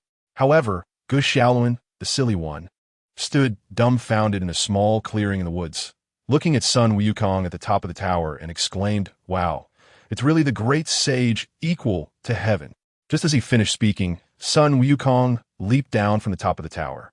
His speed was so fast that Gu Xiaoluan and the others couldn't even catch a glimpse of him. When Sun Wukong reappeared, he was already beside Gu Xiaoluan, swinging his iron rod towards him. Of course, Sun Wukong was there to train these people, not to actually kill them. So, he swung the rod directly onto Gu Xiaoluan's dark alloy greatsword, sending him flying. "Damn, Monkey Brother is attacking us," Zhao Xian shouted upon seeing this. "Form up. Stay alert," Rose hurriedly commanded, but her order was to maintain vigilance, not to prepare for a counterattack. The group surrounded Sun Wukong, trapping him in the middle. Rose then said to Sun Wukong, "Stay calm. We are not your enemies." Looking at the members of the heroic legion surrounding him, Sun Wukong sneered and swung his iron rod, preparing to attack. Just as he was about to leap, he suddenly found his feet firmly gripped by two rock hands extending from the ground. Immediately afterward, a giant rock fist came crashing down on Sun Wukong, pinning him to the ground. The attack was initiated by Cheng Yaowen, who was not as naive as Rose and seized the opportunity to counterattack. However, such an easy success clearly exceeded his expectations. Before he could think further, Sun Wukong burst out from the ground, his iron rod directly hitting Cheng Yaowen's chin and sending him flying. Zhao Xian and Gu Xiaoluan rushed forward to assist, but Sun Wukong shifted direction in midair and landed in front of Lu Chuang, swinging his iron rod violently, sending Lu Chuang flying as well. Taking advantage of the moment Sun Wukong was attacking, Zhao Xian suddenly accelerated and grabbed Sun Wukong. Just as he was about to shout, "I've got him," Sun Wukong's iron rod pressed against his abdomen, pushing him away and crashing him into a nearby tree. Gu Xiaoluan, who arrived later, raised his great sword to strike. But at that moment, Rose suddenly shouted, "Don't fight back." "Huh?" Gu Xiaoluan, holding the great sword, froze. They were already fighting, and he shouldn't fight back? But while he hesitated, Sun Wukong did not. He swung Gu Xiaoluan away and leaped into the air, striking down hard at Gu Xiaoluan below. With a loud clang of metal against metal, a cloud of dust rose, engulfing both Sun Wukong and Gu Xiaoluan. "Are you crazy? Did this world summon you?" Rose exclaimed, seemingly out of some psychological impulse, criticizing Sun Wukong. Hearing her voice, Sun Wukong turned his gaze towards her and charged over. Seeing this, Rose immediately began calculating a wormhole to transport herself away from the attack. From a distance, Su Yu watched the chaotic scene unfold, his expression quite fascinating. When he watched the anime back then, he wondered if Rose was really that foolish, commanding her teammates to take hits without fighting back. If only Qi Lin had not joined in, they could have reenacted Qi Lin's critique of her foolishness, along with her ridiculous remark, "Gu Xiaoluan, you don't need to worry about it." At this point, it was clear that the members of the heroic legion had been overwhelmed by Sun Wukong. Continuing to watch was meaningless. He needed to take action. Otherwise, once Sun Wukong grew bored and finished the trial, he wouldn't have another chance. With this in mind, Su Yu charged directly towards Sun Wukong. His movements showed no signs of concealment, and he was immediately noticed by Sun Wukong. Instinctively, he prepared to swing his iron rod in retaliation, but when he saw Su Yu, he immediately held back. The reason was simple. Everyone else was wearing dark alloy gear, and even if they took a hit or two, they wouldn't be in serious trouble. But Suyu was dressed in casual clothes. If he swung that rod, Suyu would likely end up seriously injured, if not worse. What's going on with old dude? Why do you let this kid come so easily? Sun Wukong thought to himself, but Suyu's fist was already coming in fast. Chapter 012. Suyu vs. Sun Wukong. Inch power, open heaven. When facing Sun Wukong, Suyu was not going to just throw a couple of casual punches like he did with Lu Chuang. As soon as he made his move, it was a lethal strike. Sun Wukong, facing him, could clearly feel the power wrapped around Suyu's fist, but since Suyu wasn't wearing the dark alloy armor, he didn't dare to attack recklessly and could only block the punch with the iron rod in his hands, crossed in front of his chest. The powerful punch sent Sun Wukong flying backward. This was the first time he had been attacked since he entered the arena. While he was still surprised at Suyu's immense strength, Suyu's follow-up attack was already upon him. Against the flying Sun Wukong, Suyu threw another punch. Still the brutal fist attack, still the opening of heaven. However, Sun Wukong was not one to just take a beating without retaliating. He didn't want to hurt Suyu, but he also didn't want to keep getting hit. While still in midair, Sun Wukong swiftly dodged the punch with a quick movement. Boom! Suyu's fist struck the ground, creating a massive sound. Countless dust particles flew up, covering a larger area than the swing Sun Wukong had just delivered to Ge Xiaoluan. Wow, Brother Suyu, that's impressive. I feel like if he hits me now, it would just be for fun, right? If that landed on me, I'd definitely be dead. Lu Chuang stared at the swirling dust, mumbling in astonishment. Suddenly, Suyu waved his hand to disperse the surrounding dust. Hey, who told you to attack? Seeing Suyu's figure appear, Rose immediately scolded him. Shut up, you idiot. Suyu wasn't Ge Xiaoluan, and he retorted directly at Rose's unreasonable comment. You. Rose was left speechless by the insult. Do you know where this place is? This is a battlefield. In a battlefield, when your teammates are facing danger and attacks, you tell them not to fight back? What the hell is wrong with your brain? You think you're the captain? Trash. Suyu mercilessly liberate Rose. Then turned to look at Sun Wukong, who was standing on a nearby tree branch. Come on, monkey, let us continue. Don't hold back just because I'm not wearing armor. I'm not that weak yet. Suyu beckoned to Sun Wukong with his finger. Sun Wukong was somewhat irritated by Suyu's provocation. Hey! With a monkey's call, Sun Wukong leaped down for the treetop and swung the iron rod at Suyu. This strike looked powerful, but Suyu knew that if he couldn't dodge it, Sun Wukong would definitely adjust the angle to hit beside him. This was a hard-earned counterattack from Sun Wukong, and Suyu certainly didn't want to miss it. He wanted to test how much difference there was between his current body and the peak beast body of the third generation. Thinking of this, Suyu jumped up to meet the descending iron rod. Sun Wukong was taken aback. This kid, is he really that reckless? He was here to test these kids, not to really fight them. According to military terms, this was just an exercise. This is no different from someone trying to sacrifice themselves by crawling under a tank with a bomb. Sun Wukong wanted to hold back, but seeing the excitement on Suyu's face, he instinctively dismissed the idea of holding back. However, he still reduced some of the force behind the swing. Dead force, crescent moon, bang. The fist collided with the iron rod, and immediately after, Sun Wukong's body flipped and landed back on the treetop. Suyu also landed back on the ground, but his feet left two distinct footprints on the ground. It was clear that in this collision, he still came off worse. Even if this monkey didn't use full strength, he still wasn't my match. It seems that Vishnu's growth is still insufficient. Looks like I need to feast on Lena a bit more when I get back. Suyu silently calculated in his heart. Suddenly, a sharp pain came from his hand. He raised his hand to take a look and found that the earlier strike had left a mark on his knuckles. Looking at the iron rod in Sun Wukong's hand, Suyu realized that while it wasn't the true Rui Jingu Bang, it was still a dark alloy weapon, right?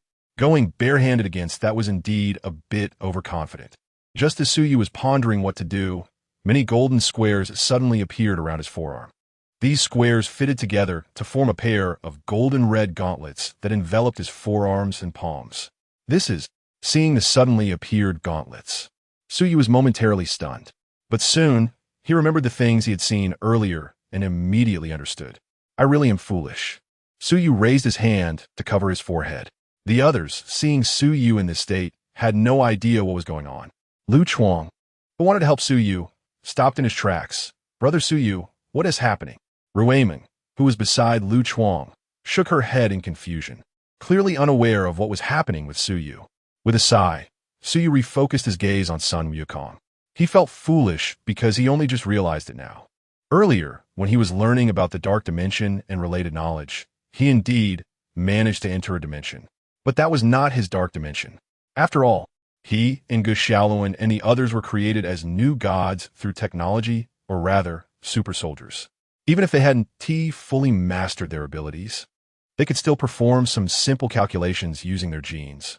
Plus, the black armor they wore had computational clouds to assist them. Su Yu had neither black armor nor super genes. Even if he learned about dark dimensions and wormhole algorithms, he couldn't use them. The dimension he connected to, the pair of gauntlets that just appeared, was the answer. So, the most dangerous thing in my body isn't the factor of the ruined beast, but that thing. Su Yu thought to himself, "Monkey, is that all you can do? Bring it on."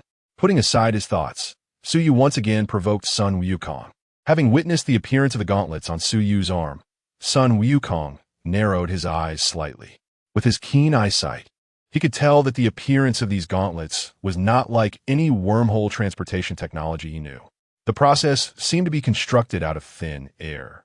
This kid is the one old Doom mentioned with unknown genetic abilities? How interesting. Sun Wukong thought to himself, watching Su Yu provoke him, feeling unsure whether to laugh or cry. However, he was indeed intrigued by Su Yu's challenge. "Since you want to fight, then I, old Sun, will accompany you." Chapter 013. Trial ends. "Since you want to fight, then I, old Sun, will accompany you." Sun Wukong pointed the iron rod in his hand at Su Yu. In fact, he didn't really want to continue fighting Su Yu. After all, he was there to help these kids practice, not to really fight. Moreover, the only one facing him was Su Yu, while the others were just watching like bystanders. To be honest, Sun Wukong couldn't bear to see such a team. Coupled with the earlier foolish commands from Rose, he seriously doubted whether this group of kids would be able to hold their ground in a real battlefield, or if they would be easily scattered and defeated in one go. However, when he saw the excitement in Su Yu's eyes, Sun Wukong hesitated. He felt a special emotion emanating from Su Yu. This emotion seemed similar to that of ordinary people chasing after idols that Sun Wukong had encountered before. But the way Su Yu looked at him was not like looking at an idol, but more like looking at prey. The two charged forward again, their fists and iron rods clashing continuously, the shockwaves from their collisions bending nearby trees and cracking ground. Bang! Crack! Another clash occurred, and it was as if the two had reached a tacit understanding, deciding to determine the outcome solely through this brute force. However, after this collision, a crisp sound of shattering followed. This sharp sound caused both of them to pause. Su Yu's fist, which had just struck out, and Sun Wukong's iron rod both stopped as Su Yu looked at his arm. The boxing glove that had been on his hand was now shattered, turning into countless golden squares that fell to the ground. Su Yu frowned slightly, retracting his fist and striking a pose. "Let's go again. Stop it, my friend. If we keep going like this, we might cause a collapse." However, just as Su Yu's words fell, a voice echoed in his mind. Upon hearing this voice, goosebumps rose all over Su Yu's body.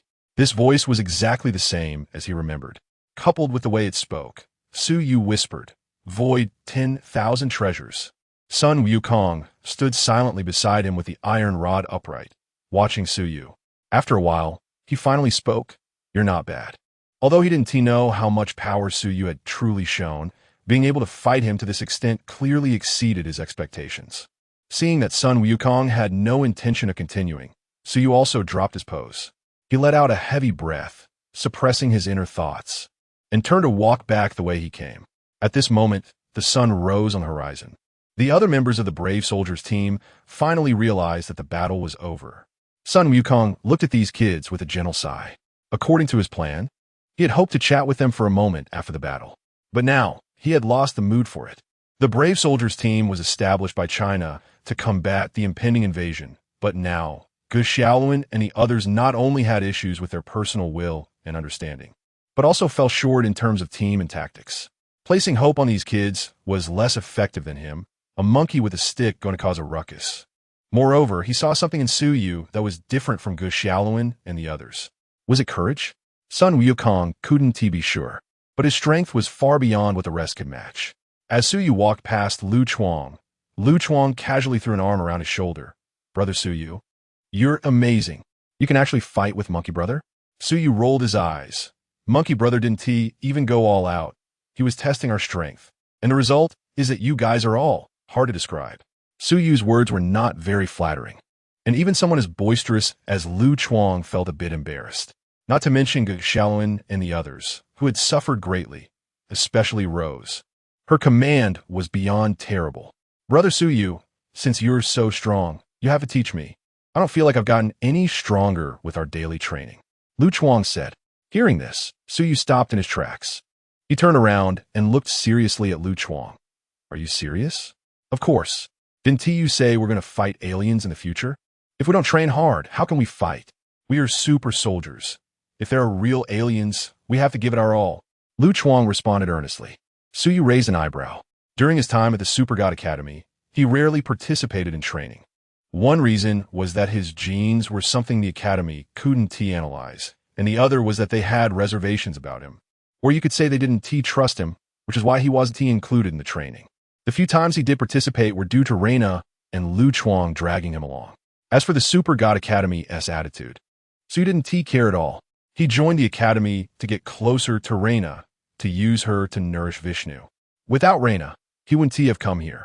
His ultimate goal was simply to gain the strength to survive in the chaotic world to come. At the very least, he didn't want to die easily under the firepower of the glutton. However, now Suyu had some different thoughts. The collapse factors within him, no matter how they came to be, were still his power, coupled with what he had seen earlier in the voice of Void 10,000 treasures. It was evident that carrying these things might not all be coincidental. Moreover, with these things, perhaps he could do even more. "Definitely. Just say whether you agree or not," Lu Chuang asked. "All right, but don't complain," Suyu replied with a smile. His smile made Lu Chuang feel a bit uneasy. But since the words were out, Lu Chuang was not the type to back down. The two hit it off, chatting and walking without paying attention to the others. Seeing this scene, Sun Wukong sighed again and stepped forward with his iron rod, following them. After all, this was a place for conversation. Any issues could be talked about later when they returned. Once Sun Wukong left, Ge Xiaolun and the others gathered together. "Rose, what should we do next?" Rose glanced at Ge Xiaolun, feeling a bit speechless. As the daughter of Du Cao, she knew far more than the others. She was well aware of what kind of super gene Ge Xiaolun's galaxy power was, while others were oblivious to the ins and outs. Looking at Ge Xiaolun's pathetic appearance, she really doubted if someone like him could become the main god of Earth. Meanwhile, the battle here ended almost simultaneously with Reina's meeting with Angel Yin. Reina was sending the three angels out of the reception room and was just about to say goodbye when Angel Yin looked at Reina and said, "There are angelic elements within the galaxy power. Aren't you going to develop that?" Chapter 014. The rift, the power of the galaxy, contains something angelic. Aren't you planning to develop it? "I don't have that authority." Doi. Reina shrugged nonchalantly. She was somewhat familiar with the super genes of the galaxy's power. After all, it was one of the three major god-making projects, so it must be more special than other super genes. She naturally knew that it contained some angelic gene sequences. Whether it could be developed or not wasn't up to her to decide. Angel Yin chuckled softly. "I can tell you a secret. Do you want to know?" "Go ahead." Reina still maintained her indifferent demeanor. "The angel's hormones. Go love him." "How about that? Simple, right?" Angel Yin said playfully. After saying that, she didn't wait for Reina's response and led Angel Mo and Angel Jue Zhen to fly into the sky, directly leaving the location of the Super God Academy. After sending off the angels, Reina set off for the military camp in the southeast region to pick up Ge Xiaolun and the others. The training content for the Xiangbing Lian on this side of the Super God Academy was almost finished, and they were about to transfer to the Giant Gorge. After all, the predicted time for the invasion of the Taotai was drawing nearer. They also needed to be prepared for battle at any moment. However, before that, there was still one issue to resolve: the matter of Suyu. Suyu's super genes had yet to yield any result from the analysis on Denner 3. His gene sequence was still marked as an unidentified entity, but they were about to face a war. And given the current distrust of Suyu by the Super God Academy, he could not be taken to the Giant Gorge. So, how to explain this to Su Yu was a headache for Reina. However, what Reina didn't know was that while she was worrying about how to dissuade Su Yu, he had already made up his mind to leave. For him, staying in the Xiangbing Lian no longer held much meaning. On the way to the Southeast Military District camp, Reina reviewed the intelligence reports sent by the military. This glance made Reina extremely angry. The team's cooperation was a complete mess, and as the tactical corps and commander, Rose almost made Reina lose face. Sun Wukong was here to test the Xiangbing Lian. Du Cao had already filled her in on that. As Du Cao's daughter, whether Rose knew this was a trial, she couldn't guarantee, but she knew of Sun Wukong's existence, which Reina could guess. But even if you know, you can't issue commands like that on the battlefield. Originally, Reina thought Rose was relatively reliable and had made her the squad leader. But now it seemed, forget it. This was simply too problematic. As the captain of the Xiangbing Lian, Reina had some authority to make personnel changes. She was considering whether to replace Rose. If it came to the battlefield, such command abilities would likely cost many lives. Su Yu's strength was not bad, but unfortunately, he wasn't trusted. Otherwise, if you're my deputy, at least he wouldn't hold back this goddess of mine. Reina muttered softly. When the transport plane arrived at the camp, Guxiao Luan and the others had already returned. When Reina saw them, her brows furrowed slightly. Although Reina was a bit of a weirdo, she wasn't really foolish. From the scene of everyone walking towards her, she could see a lot. Rui Meng Meng and Rose were at the front, with Rose looking rather displeased and Rui Meng Meng still appearing timid. However, behind the two of them, Reina noticed some issues with Guxiao Luan and the others. Lu Chuang was still hanging around Su Yu, and the two were chatting about something. However, this time, due to Su Yu, Lu Chuang managed to avoid the iron rod stir-fried meat. Yi Xia Lun, Xu Exin, and Cheng Yao when were huddled together, but there were 3 spaces separating them from Su Yu and Lu Chuang, as if they were deliberately avoiding them. Yi Xia Lun, who was closest to Su Yu, was even leaning sideways. This scene was obvious even to a fool. The problem lay with Su Yu and Guxiao Luan. But it seemed that Su Yu and Guxiao Luan had no communication at all. How did it turn into this overnight? Once everyone boarded the plane, the transport aircraft took off immediately, sending everyone back to the Super God Academy. Throughout the journey, the atmosphere in the cabin was not good. Aside from Lu Chuang, who was casually chatting with Su Yu, the others appeared somewhat silent. When the transport plane arrived and everyone disembarked, Reina called everyone to a halt. Everyone listen, she said, and immediately drew their attention. Our first phase of training is over, and we will be transferring to the Giant Gorge. You now have 2 hours to pack. A plane will come to pick you up, Reina announced. Giant Gorge? What's that place? Zhao Xian raised his hand to ask. Why ask so much? You'll know when we get there. Reina shot him a glance. Seeing that Reina was unwilling to elaborate, Guxiao Luan and the others prepared to head back to their dorms to pack their belongings. They had originally thought they could finally get a good night's sleep after a long night, but now they were facing a major transfer again. Su Yu, stay behind. Reina called out to Su Yu as everyone was about to leave. Su Yu was a bit puzzled and, after saying a word to Lu Chuang, remained in place. I'm going to pack now. Lu Chuang waved at Su Yu and left first. After Guxiao Luan and the others had left, Su Yu turned to Reina. Seeing her hesitating, he roughly guessed what the matter was. If there's something, just say it directly, Su Yu initiated. Seeing Su Yu's relaxed expression made Reina feel frustrated. Aren't you worried at all? Reina asked out of the blue. Worried? Worried about what? Su Yu replied, confused. But when he saw Reina's expression, he quickly realized. You mean, worried that the Xiangbing Lian will kick me out? Seeing Reina nod, Su Yu continued. What is there to worry about? Besides, isn't it obvious? Su Yu shrugged and continued. Look, ever since I came here, not to mention being taken care of, I haven't even been given the most basic provisions. They haven't even arranged specific training for me. Even in the most ordinary military units, this wouldn't happen. Yet in this Xiangbing Lian, those in charge are doing just that. Don't you think this already shows their stance? Hearing Su Yu say this, Reina was left speechless and didn't know how to continue the conversation. Their dialogue was overheard by his son Wukong.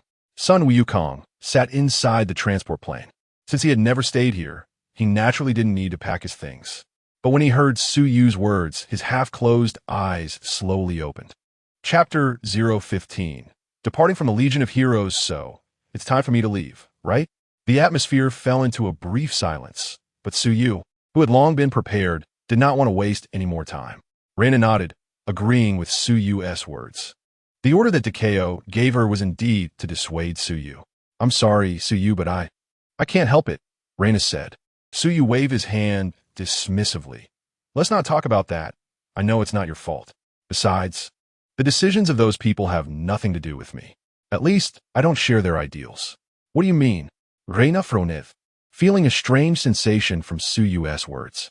I don't know how cruel the so-called interstellar war is, nor do I know if I will step onto the battlefield to protect this country. But at least, I want to place my hopes on the current Legion of Heroes.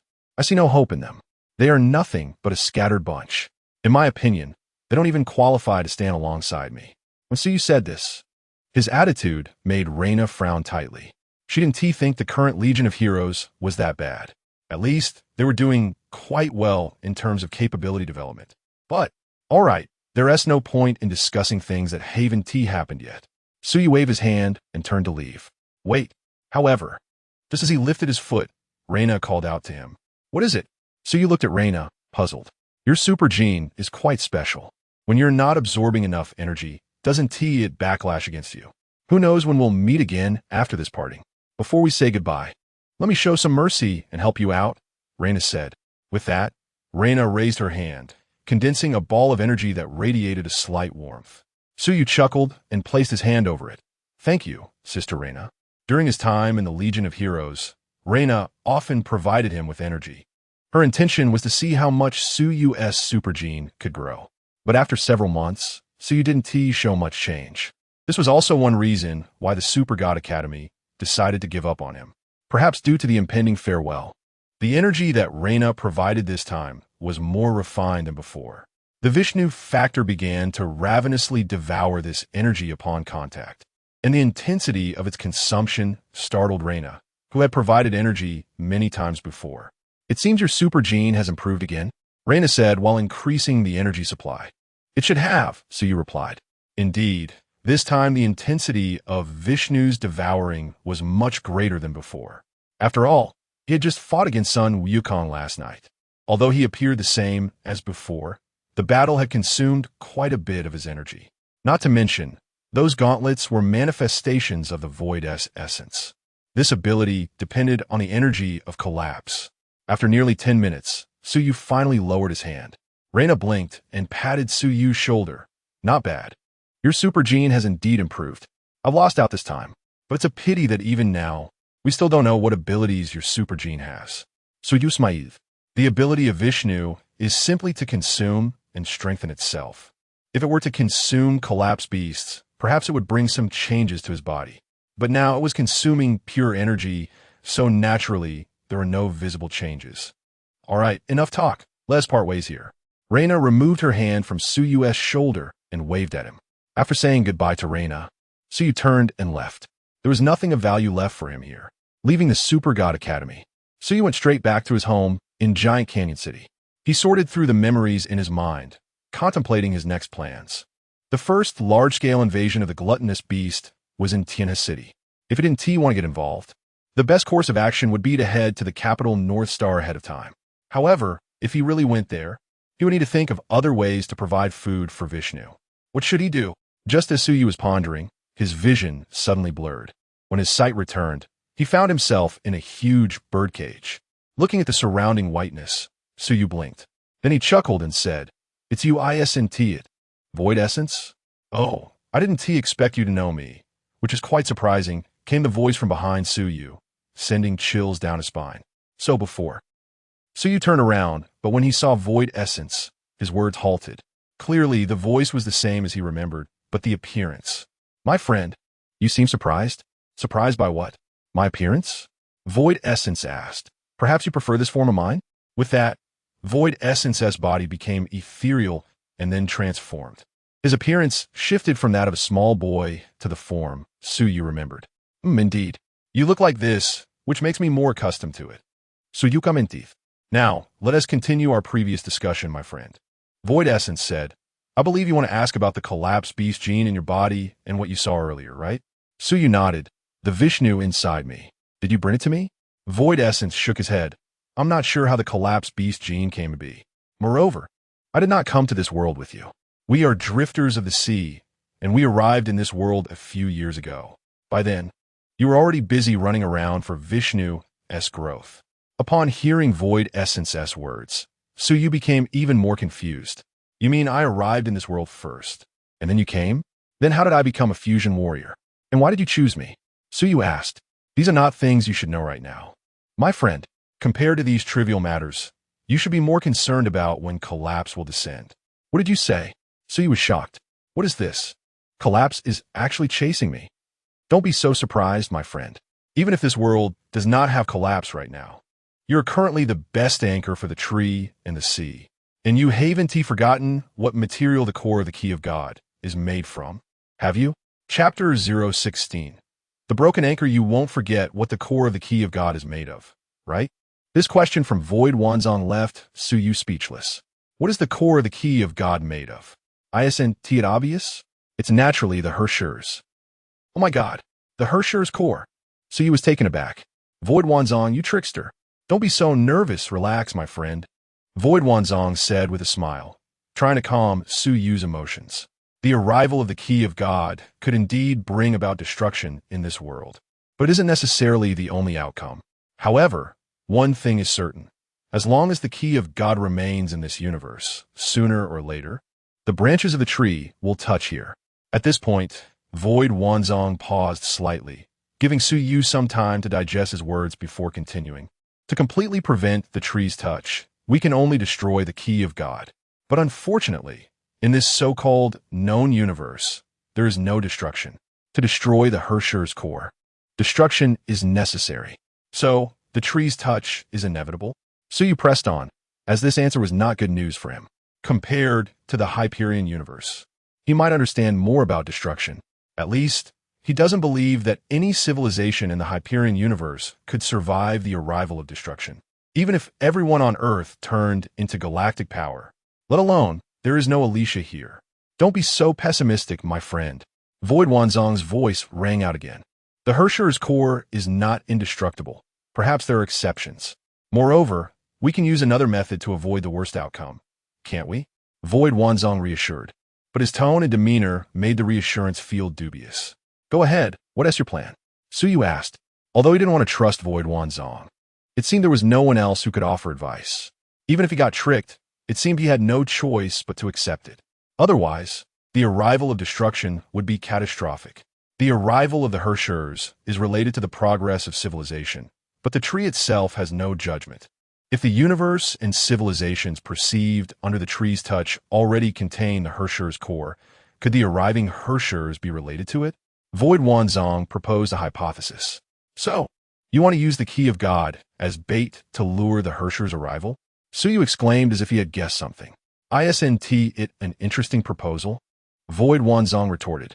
Suyu squinted at him before continuing. Then how can you ensure that we can kill the Hershers? My friend, the integration warriors are equipped with the key of God precisely to kill the Hershers, right?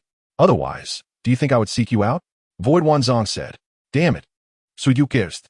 As soon as he finished speaking, he was sent out of the consciousness space of the key of God by Void Wanzong. His plan was naturally not that simple. He sought out Suyu not only because Suyu had the destruction beast factor within him. It was only after contacting Suyu that Void Wanzong realized how much Suyu understood about destruction, and he had to be cautious because of his old friend. After leaving Void Wanzong's consciousness space, Suyu let out a sigh. Initially, when he awakened the destruction factor, he thought he had some self-protection ability in this world. However, he didn't expect that this universe would play an even bigger joke on him. So he was quite certain that if destruction were to arrive, at least everyone in this known universe wouldn't have to worry about that ultimate fear and the void. Especially if the Hershers were to be born in the river of Hades, a civilization like the angels, then the Hershers' upper limit would be despairing to think about. Damn it, it seems the plan to go fishing in the North Star is ruined. I have to go to Tina City now, Suyu sighed helplessly. For Vishnu to grow, devouring energy is essential. And on Earth, besides the charging treasure, Reina, the only ones capable of providing the most energy are these alien civilizations. He can't just sneak into a nuclear power plant in Huaxia to devour nuclear energy. Can he? Not to mention whether Vishnu can eat it. He certainly doesn't want to take the risk of radiation to experiment. If I had known, I would have asked Reina for her contact information. With that guy's brain, if I trick her into going shopping during her holidays, she would definitely be happy. At that time, if I put on an act, she wouldn't just stand by, would she? Suyu sighed. Alas, now I can't avoid getting involved anymore. Suyu sighed again and then leaned back, lying on the bed and falling asleep. On the other side, the transport plane. After Suyu left the Xiangbing Lian, everyone's reactions varied. Some were indifferent, some were puzzled, and some were pleased. Among them, the most surprising was Rose. During last night's battle, she was scolded by Suyu. She was already holding a grudge and preparing to get back at him. But as soon as she turned around, Suyu was persuaded to leave. What was this about the potential of the super gene being unclear? His strength wasn't brought about by the super gene. No one on the plane would believe that, right? And he still looked down on it. Rose secretly wondered if Du Cao had learned about last night's incident and then sabotaged Suyu to kick him out. Another unhappy person was Lu Chuan. They had agreed to practice together, but he left without even saying goodbye. What is this? That's not very considerate. If they meet again in the future, he wouldn't be able to get over it without a few drinks. Compared to those two, most others were indifferent, except for Gu Xiaoluan, who was pleased and could even be said to be gloating. Suyu scolded Rose, which made him very unhappy. Anyway, his relationship with Suyu wasn't great. After months, they hadn't talked much. It was better for Suyu to leave to avoid upsetting Rose. Because of Suyu, the atmosphere on the transport plane had been somewhat oppressive. It wasn't until the transport plane reached the sky above the giant canyon, and everyone began to board the ship, that there was some interaction. After landing, there were no other arrangements, but they still had to greet Du Cao and check in. Everyone arrived at a place that looked like a research room, where they met the commander of the Xiangbing Lian, Du Cao. Wukong, long time no see, Du Cao greeted Sun Wukong as soon as he appeared. However, Sun Wukong's response was somewhat flat. He merely nodded casually and turned his gaze aside. Seeing this, Du Cao raised an eyebrow, but didn't ask further. From his understanding of Sun Wukong, he could tell that the other party was not in a good mood. Du Cao turned to the others in the Xiangbing Lian. Everyone, thank you for your hard work. Chapter 017. Sun Wukong's discontent hard work? It's either getting scolded or watching a show. What kind of hard work is that? As soon as Kao finished speaking, Rose retorted directly.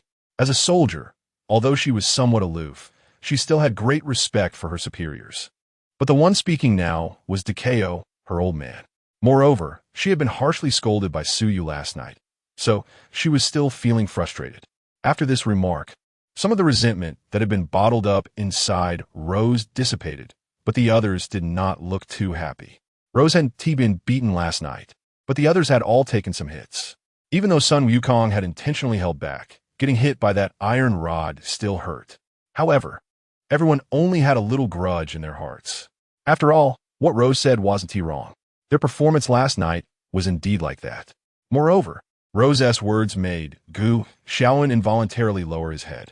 Seeing the atmosphere suddenly become awkward, even Kao, who had lived for thousands of years, felt a bit out of breath. He shot a displeased glance at Rose before looking at the others. I learned a bit about what happened last night, but it's not your fault. After all, Wukong's abilities are much stronger than yours. However, you can't slack off just because of that. The upcoming invasion war cannot be won by relying on Wukong alone. The first phase of training at the Super God Academy has ended, and the next training will commence afterward. Reina, you'll be in charge of the training. If you need anything, just let me know. Ducao's words brought everyone's focus back. He felt embarrassed watching last night's trial, but what could he do?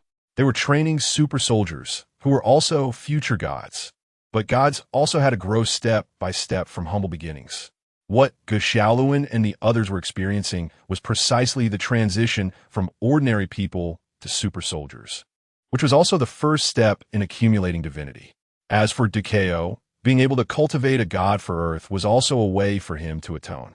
This was also a path pointed out to him by the principal of the Super God Academy, Space. Wukong, can we talk? Seeing the expressions on Gu Xiaoluan and the others relax a bit, Ducao directly approached Sun Wukong. Sun Wukong also had this intention and followed Ducao to leave.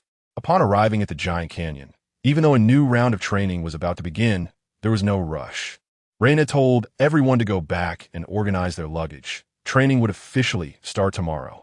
The group left in twos and threes, during which Gu, Xiaolin, and the others encountered the demon queen Morgana, who had disguised herself to sneak into the giant canyon. Naturally, they couldn't recognize Morgana's true identity. But Gu Xiaolin's super gene of galaxy power had some unique aspects, and as he passed by Morgana, he vaguely sensed something was off. But before he could think further, he was interrupted by Zhao Exant, who exclaimed, "Wow, this place is nice, and look at this scenery." In a conference room of the giant canyon, Duko sat opposite Sun Wukong. "Wukong, what is wrong? Are you dissatisfied with the performance of those kids?" Duko asked. "Oof." Sun Wukong snorted lightly. The performance of Gu Xiaolin and the others did indeed make him somewhat dissatisfied, but to say he was angry about it would be an exaggeration. Sun Wukong was straightforward, but he understood common sense. The kids from the Steel Legion needed to grow, and growth required time and training. "What's going on, Wukong? Can't you tell me?" Duko saw Sun Wukong silent and directly pressed for an answer. "Say, then let us talk. Old Duko, what is the deal with that kid from last night?" Sun Wukong shot back with a question. "That kid? Which one?" Duko was a bit confused, but the next moment, he thought of a possibility. "Are you talking about the one called Suyu?" Duko asked. "That is him."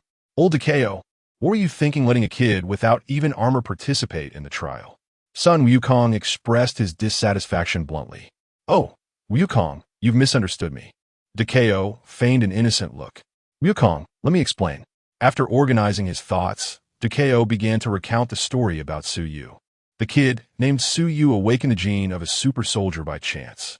I told you about the incident at the giant Canyon City airport when a vanguard of the gluttonous attacked, right? That kid handled it all by himself. Because of that incident, we brought him into the Steel Legion to train alongside Gu Xiaolin and Lu Chuan. However, the super gene in his body has a rather complicated origin. At this point, Duko paused before continuing. "You know, we have a supercomputer called Dino 3. Its database contains many super gene data created by major civilizations in the known universe. But the super gene data in that kid, Suyu's body, doesn't team match any data in the database. Moreover, we conducted a detailed analysis of that kid's super gene and concluded that it is likely a variant sequence newly developed by some civilization. The underlying structure of its genes is likely a beast body. You have to understand that in the known universe, most beast civilizations are from the Nether River Galaxy. And this time, the gluttonous that is going to invade our Earth also comes from the Nether River Galaxy. This makes us have to remain vigilant about him. Additionally, since the gene sequence cannot be resolved, we cannot customize a growth plan for him. Out of helplessness, we had no choice but to give up on this kid." After hearing Duko's words, Sun Wukong coldly snorted. "Nice words, old Duko, but you don't trust that kid. What is wrong with a beast body?" "I'm a beast body too. What? Can't I protect the 9 provinces?" Sun Wukong's sharp response made Duko feel a bit amused and helpless. How long had he known Sun Wukong? Naturally, he would doubt him, but he had to doubt Suyu. Moreover, Suyu's performance was rather eye-catching, and the temperament he displayed was something Gu Xiaolin and the others couldn't compare with. This was precisely what the Super God Academy couldn't accept. The growth of galaxy power must not be hindered by such an unknown factor. "What you said is wrong, Wukong. I don't distrust you, but that kid is indeed not suitable to stay in the Steel Legion. He is a troublemaker. On his first day, he beat up Lu Chuan, the kid with the Noxian war god gene, to the ground. He gave him a good thrashing. If it weren't for Lu Chuan's sturdy genes, Zhao Exant might have been killed. How can I keep someone like that?" Duko said. "Speaking of this, it makes me angry. That Lu Chuan. If that kid doesn't hit him, I'll hit him. A thug." Chapter 018. Morgana's attention on the giant gorge. Duko was discussing matters with Sun Wukong. Meanwhile, Morgana, who had returned to her hideout after gathering a lot of information from the Dinner 3, contacted Carl, who was far away in the underworld galaxy. "Carl, are you messing with me? Is this galactic power really as good as you say? To me, it seems like a complete fool." Thinking back to the pig-like expression on Gu Xiaolin's face on the giant gorge, Morgana felt a wave of disgust from the bottom of her heart. Liang Bing, the galactic power, also needs to grow, just like the possessor of the time-space gene. It also needs to grow, doesn't it? Cal comfortet. Damn it. Just talking about this makes me angry. That's the time-space gene, and it's been developed to such a degree that I can't even bear to look at it. Mentioning the possessor of the time-space gene, Rose. Morgana couldn't help but complain again. Liang Bing, how could those people from the Super God Academy on Earth know the power of the time-space gene in a known universe? Only you understand the potential of the time-space gene the most, right? Ka guidit Morgana. That's true. It's the lifelong effort of this queen. And by the way, my name is Morgana. Stop calling me by that name. You bitch. Morgana scolded. As Liang Bing's loyal sycophant, Carl had been licking for over 10,000 years and naturally knew how to please Morgana to make her happy. However, no matter how much he licked, Morgana's attitude towards him remained unchanged for millennia. But Carl didn't care. After all, he was already a phantom, having long abandoned emotions. The lingering feelings he had for Morgana were the last trace of humanity he possessed. By the way, I discovered a very interesting child on Dinner 3. I've sent you his genetic data. Take a look and see if it's the latest model of super genes developed by the beast civilization under your command. If so, it's mine. Morgana suddenly remembered the information about Su Yu she found on Dinner 3 and sent it directly to Carl. Morgana wasn't surprised that Duke Ao and the others couldn't analyze Su Yu's genetic structure. The Dinner civilization had long been destroyed, and Dinner 3 was merely some data salvaged by the descendants of Dinner, built into a supercomputer with the help of the Super God Academy.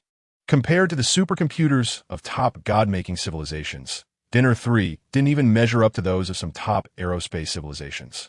Moreover, the database of Dinner 3 hadn't undergone large-scale updates for over 1,000 years due to the decline of the Dinner descendants.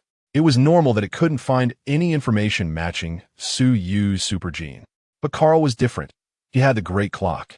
Furthermore, most of the beast civilizations were serving him, so asking him about Su Yu was, in Morgana's view, the right thing to do. All right, I'll take a look. But Liang Bing, once the glutton moves, our plan will have no turning back. Don't let these matters ruin the big picture, Carl advised. Upon hearing this, Morgana directly hung up the dark communication. As for ruining the big picture, her sister Kesha was still in Malotian City. Whenever she arrived on Earth, there would be time to prepare. However, Morgana was very interested in Su Yu. Being able to pin down the war god of Nox on the ground was definitely a potential stock. This child belongs to us demons. Morgana began to dream of recruiting talents for the demons. Gurgle, gurgle, the protest of his stomach woke Su Yu from his sleep. He rubbed his forehead, sat up, and grabbed his phone lying beside him to order takeout. After leaving the Heroic Legion, the most troublesome issue for him was the problem of eating. He didn't know if it was because his situation was an exception, but ever since the awakening of Vishnu's factor, he had become very easily hungry. Moreover, his appetite was growing day by day. In a few months he had joined the Heroic Legion. He hadn't worried about food. After all, the people in the Heroic Legion were all super soldiers, and their appetites weren't small. The meals prepared for them were specially processed. Now that he had left, he naturally had to consider the issue of food again. He had always worked in the catering industry, and, generally, his workplace took care of his basic needs. Although his appetite was indeed a bit terrifying, just he alone eating wouldn't collapse a restaurant, so he had never faced hunger. Moreover, he had only left for a few months to join the Heroic Legion, so it wasn't too out of touch with society to look for a job now. It wasn't a big problem. After planning what to do next, Su Yu got dressed and left home. He would deal with the job search tomorrow. For now, he needed to fill his stomach first. At this time, the sky was gradually darkening. As a landmark city in China, Giant Gorge naturally had a vibrant nightlife. However, it wasn't yet time for the lights to come on, and the streets were only busier with pedestrians. On a pedestrian street not far from Su Yu's residence, he was casually strolling around. There were countless delicious foods in China, and for someone with indecision, it could take a whole day to choose and still not eat a meal. Just as he was passing by a restaurant, he was drawn to a figure approaching him. Wearing an ordinary white t-shirt, denim shorts, and a pair of canvas shoes, her outfit was very common, something that could be found in many places on the street. But the person's face, her long white legs, and the aura she exuded attracted the attention of countless passers-by. After negotiating with the Super God Academy, Angel Yin reported the relevant matters to Kesha. Then, Kesha told her that at 7,000 years old, she should find a male god who wouldn't rot in the ground and let her come into contact with the galactic power. Although Kesha didn't explicitly say that she had promised her to the galactic power, it was clear that she had such an intention. However, for Angel Yin, she had always been averse to the matching system. But the galactic power was the future of angels, and as Kesha's wing guard, it seemed the two of them were really suitable. Angel Yin was caught in a dilemma, but she didn't choose to tell her two sister angels, Mo, E, and J, about this matter. Instead, she concealed her wings, changed into a set of casual clothes, and left their resting place in Giant Gorge City to blend into the crowd. Wandering aimlessly on the street, Angel Yan's mood didn't change. It wasn't until she felt a sense of danger that she stopped in her tracks. As a battle angel, although she relied more on the power brought by her genes in combat, her instincts were very sensitive after 7,000 years of battle experience. When she looked around, trying to locate the source of a danger, she could only see one ordinary person after another passing by her side. Chapter 019, Encountering Angel Yin Illusion? Angel Yin murmured softly, but the next moment, she overturned that thought. It couldn't possibly be an illusion. Perhaps there was some evil, like a demon, mixed in with the crowd? With this in mind, Angel Yin activated her insight to scan the surrounding crowd. Soon, she spotted an unexpected target. The insight eye of an angel could check the dark dimension information of a target. However, Angel Yin knew she couldn't scan everyone's dark dimension. But when she saw a figure walking into a restaurant, her gaze immediately stopped moving. Unable to probe into the dark dimension, Angel Yin pondered for a moment and then stepped forward to follow. Suyu entered the restaurant and ordered 10 sets of meals in a row. Then, amidst the shocked gaze of the waiter, he walked to a window-side seat and sat down. Not long after he sat down, the seat opposite him was pulled open. Then, a blonde figure sat down, looking at the person in front of him. Suyu hesitated for a moment before directly asking, Angel? Angel Yin slightly squinted her eyes. Kid, you seem to know quite a bit. So guess who I am? Angel Yin, the left-wing guardian of Kesha, the most. Suyuri Plaith. Suyu accurately stated his identity, which made Angel Yan's expression turn serious. She looked at him. It seems you really know a lot. However, you don't seem to be planning to hide it. Why don't you tell me more about your background? Background? Suyu raised an eyebrow. As you can see, I'm a native of Earth. I accidentally awakened this so-called super gene and got played around with by someone. After hearing Suyu's words, Angel Yin fell into silence. Without the ability to probe into the dark dimension information, she temporarily had no way to verify the accuracy of Suyu's words. While Angel Yin was silent, the voice of Void Wan Zong echoed in Suyu's mind. Oh, is this also an extraterrestrial being from this universe? Compared to that girl using stellar energy earlier, her genes are quite good too. If Vishnu could devour them, perhaps you wouldn't have to worry about the energy you need to grow. Void Wan Zhang's words left Suyu with a full head of black lines. Devouring the light of the sun and the left-wing guardian of the holy, Kesha? This proposal was a bit too bold. If these two suffered minor injuries on Earth, perhaps the sun and the Meluo heaven wouldn't react too much. But if these two were really irreversibly harmed or fell on Earth, it wouldn't take a month for the Earth to be besieged by the armies of the sun and Meluo.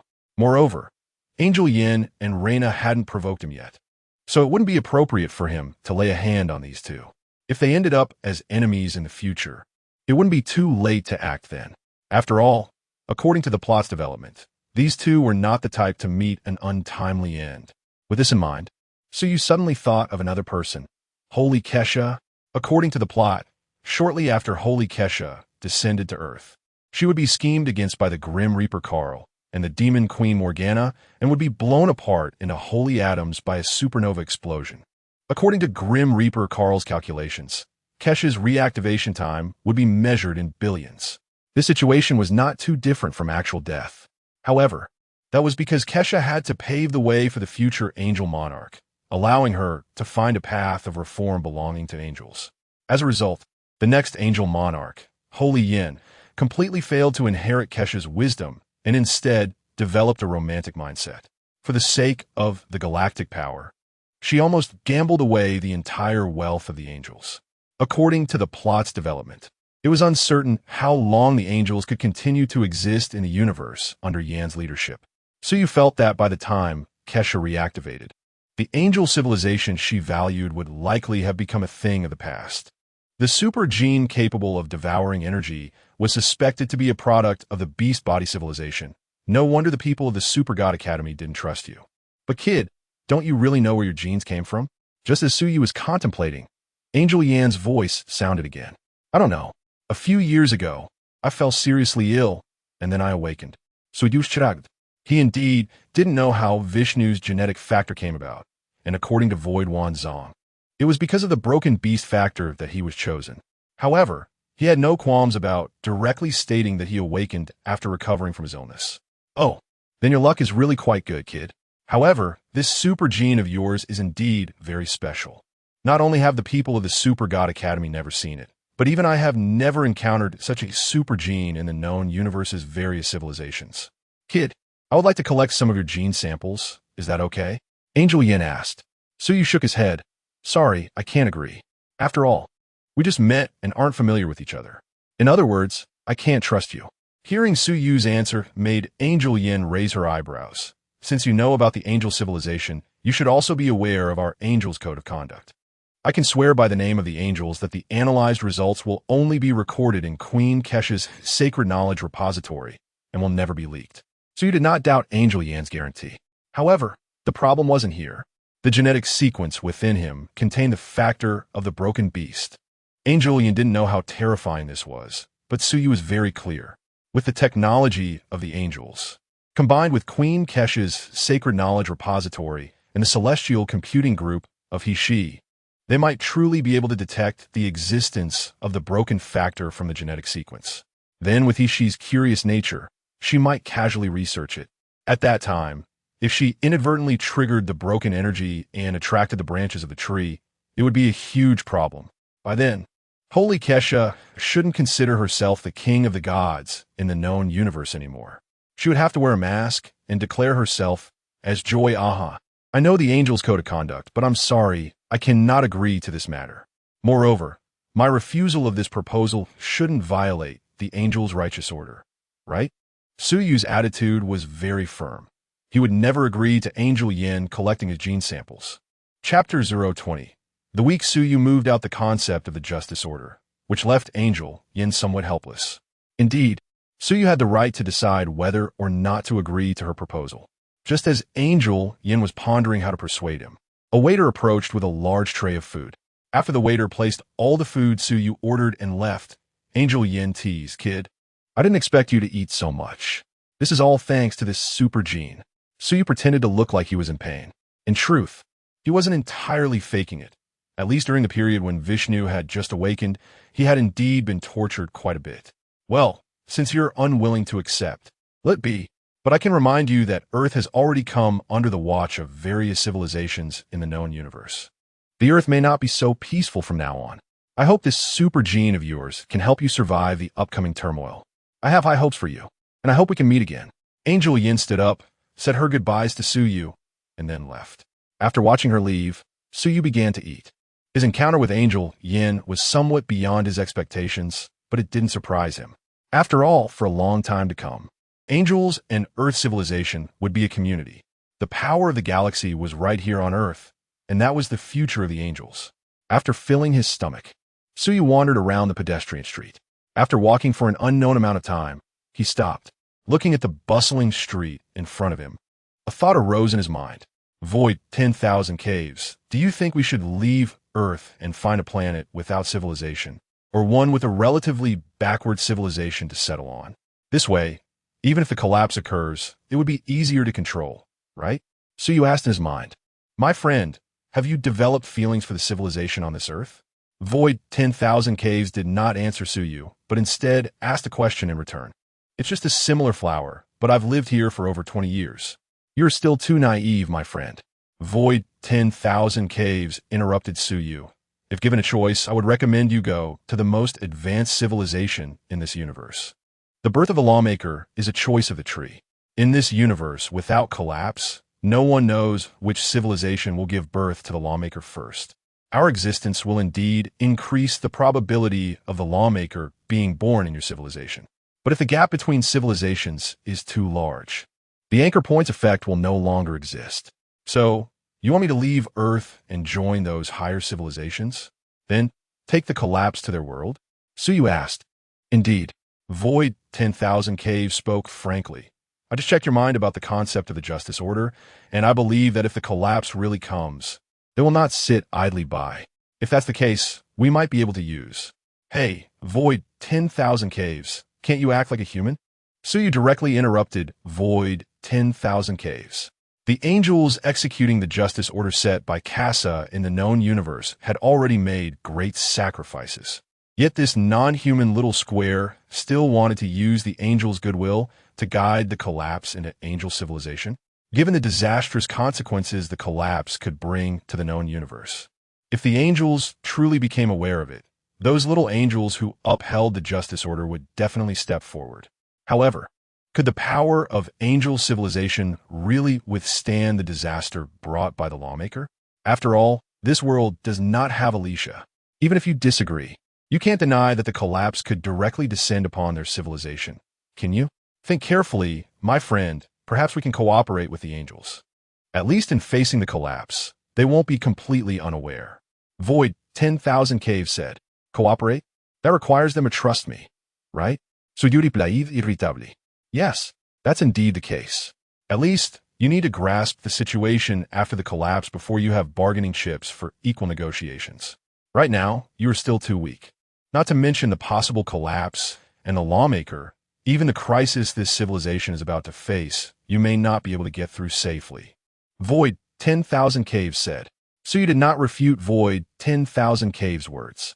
He was indeed still very weak enough that he couldn't even protect himself, let alone anything else. With Vishnu around, he could quickly become stronger. But where would he find the energy needed for Vishnu to grow? As for Void 10,000 Cave's suggestion of having Vishnu devour angels or Lena, he would never agree to that. Vishnu, oh Vishnu, how should I feed you? Sudyamatar softly. After ending the communication with Void 10,000 Caves, Suyu returned home. At this moment, Angel Yin, who had been following him, finally left. She flew up into the sky and contacted the Holy Casa via dark communication. Queen Casa, I have something to report to you. Oh, did something happen at the Super God Academy on Earth? The voice of Holy Casa echoed in Yan's mind. No, I found a super warrior on Earth with an unknown gene sequence. This person's situation is very special. My insight, I cannot detect any information about him. Moreover, he has some understanding of us angels. I made a proposal to him to collect his gene sample, but he refused, citing distrust as his reason, Angel Yin reported. Unknown gene sequence? What is its strength? Casa asked, unable to speculate. Based on physical quality, it should be at the second-generation level. I connected to the database of Dinner 3 and compiled all the information about his stay at the Super God Academy during this time. After saying this, Angel Yin transmitted the information she had obtained about Su Yu to Casa through the Holy Knowledge Repository. Moments later, Casa's voice responded. Very aggressive boxing skills, combined with physical quality. If only looking at these two aspects, I would rate it as a very ordinary super gene sequence. But the abilities of this creation mentioned in the information are indeed a point of concern. Yin, have Moyer as we keep an eye on him and gather more information. Report back to me with any new intel. Yes, Queen Casa. Angel Yin respectfully bowed and then ended the dark communication. In the city of Moloshin, after finishing the dark communication with Angel Yin, Casa stood up and left the throne hall, where her figure reappeared. She had already arrived at the residence of the hidden king, He-Shi. Casa felt that this super gene should be of great interest to He-Shi. Chapter 021. The angel speculation in the leisurely afternoon tea time at Moloshin City. He-Shi noticed the arrival of Kaisha immediately. She lifted the teapot from the table and poured tea into a cup that had just been moved. As He-Shi set the teapot down, Kaisha took her seat. She picked up the fragrant tea in front of her and took a sip. Your tea is still the best. He-Shi rolled her eyes, saying, as if you drink tea back in your place. She continued bluntly, stop with the small talk. I hope you have good news this time. Otherwise, don't blame me for kicking you out. Not long ago, Kaisha had discussed with He-Shi her desire to retire, and their opinions had somewhat conflicted. Kaisha hoped that after her retirement, He-Shi could step in and assist the new ruler as the heavenly king. Otherwise, with the residual influence Kaisha would leave behind. There might be discord within the angelic civilization. However, she had long since retired and did not want to return to the front lines. The burden of the angelic civilization was too heavy. Kaisha had carried it for thousands of years, and that was with he-she-s support behind the scenes. Otherwise, even Kaisha might not have been able to last this long. Now that Kaisha felt tired, she naturally did not want he-she to continue. Although the two eventually reached a consensus that he-she could provide some assistance during the initial period of the new ruler's reign, it was impossible to expect her to invest herself wholeheartedly. Since then, the two had not been alone together. This time, when Kaisha came, he-she instinctively thought she would continue their previous discussion and naturally did not give her a good face. Kaisha chuckled. This time, I brought you some interesting information. What? Don't you want to take a look? Seeing the determined look on Kaisha's face, he-she wanted to say she wasn't interested. But knowing Kaisha wouldn't joke about such matters, she had no choice but to put down her teacup. Send it over. Let me see what interesting things you've discovered. As the main deity of the most powerful angelic civilization in the known universe, along with her vast repository of sacred knowledge and the interesting anecdotes often shared by the little angels sent on missions, Kaisha indeed knew more than he-she, who was engrossed in research. If it could pique Kaisha's interest enough for her to share, he-she was naturally very curious. However, when he-she saw the information Kaisha sent her, the surprise on her face gradually faded. You think this child has a problem? He-she asked. Clearly yes. What? Don't you think there's a problem? Kaisha countered.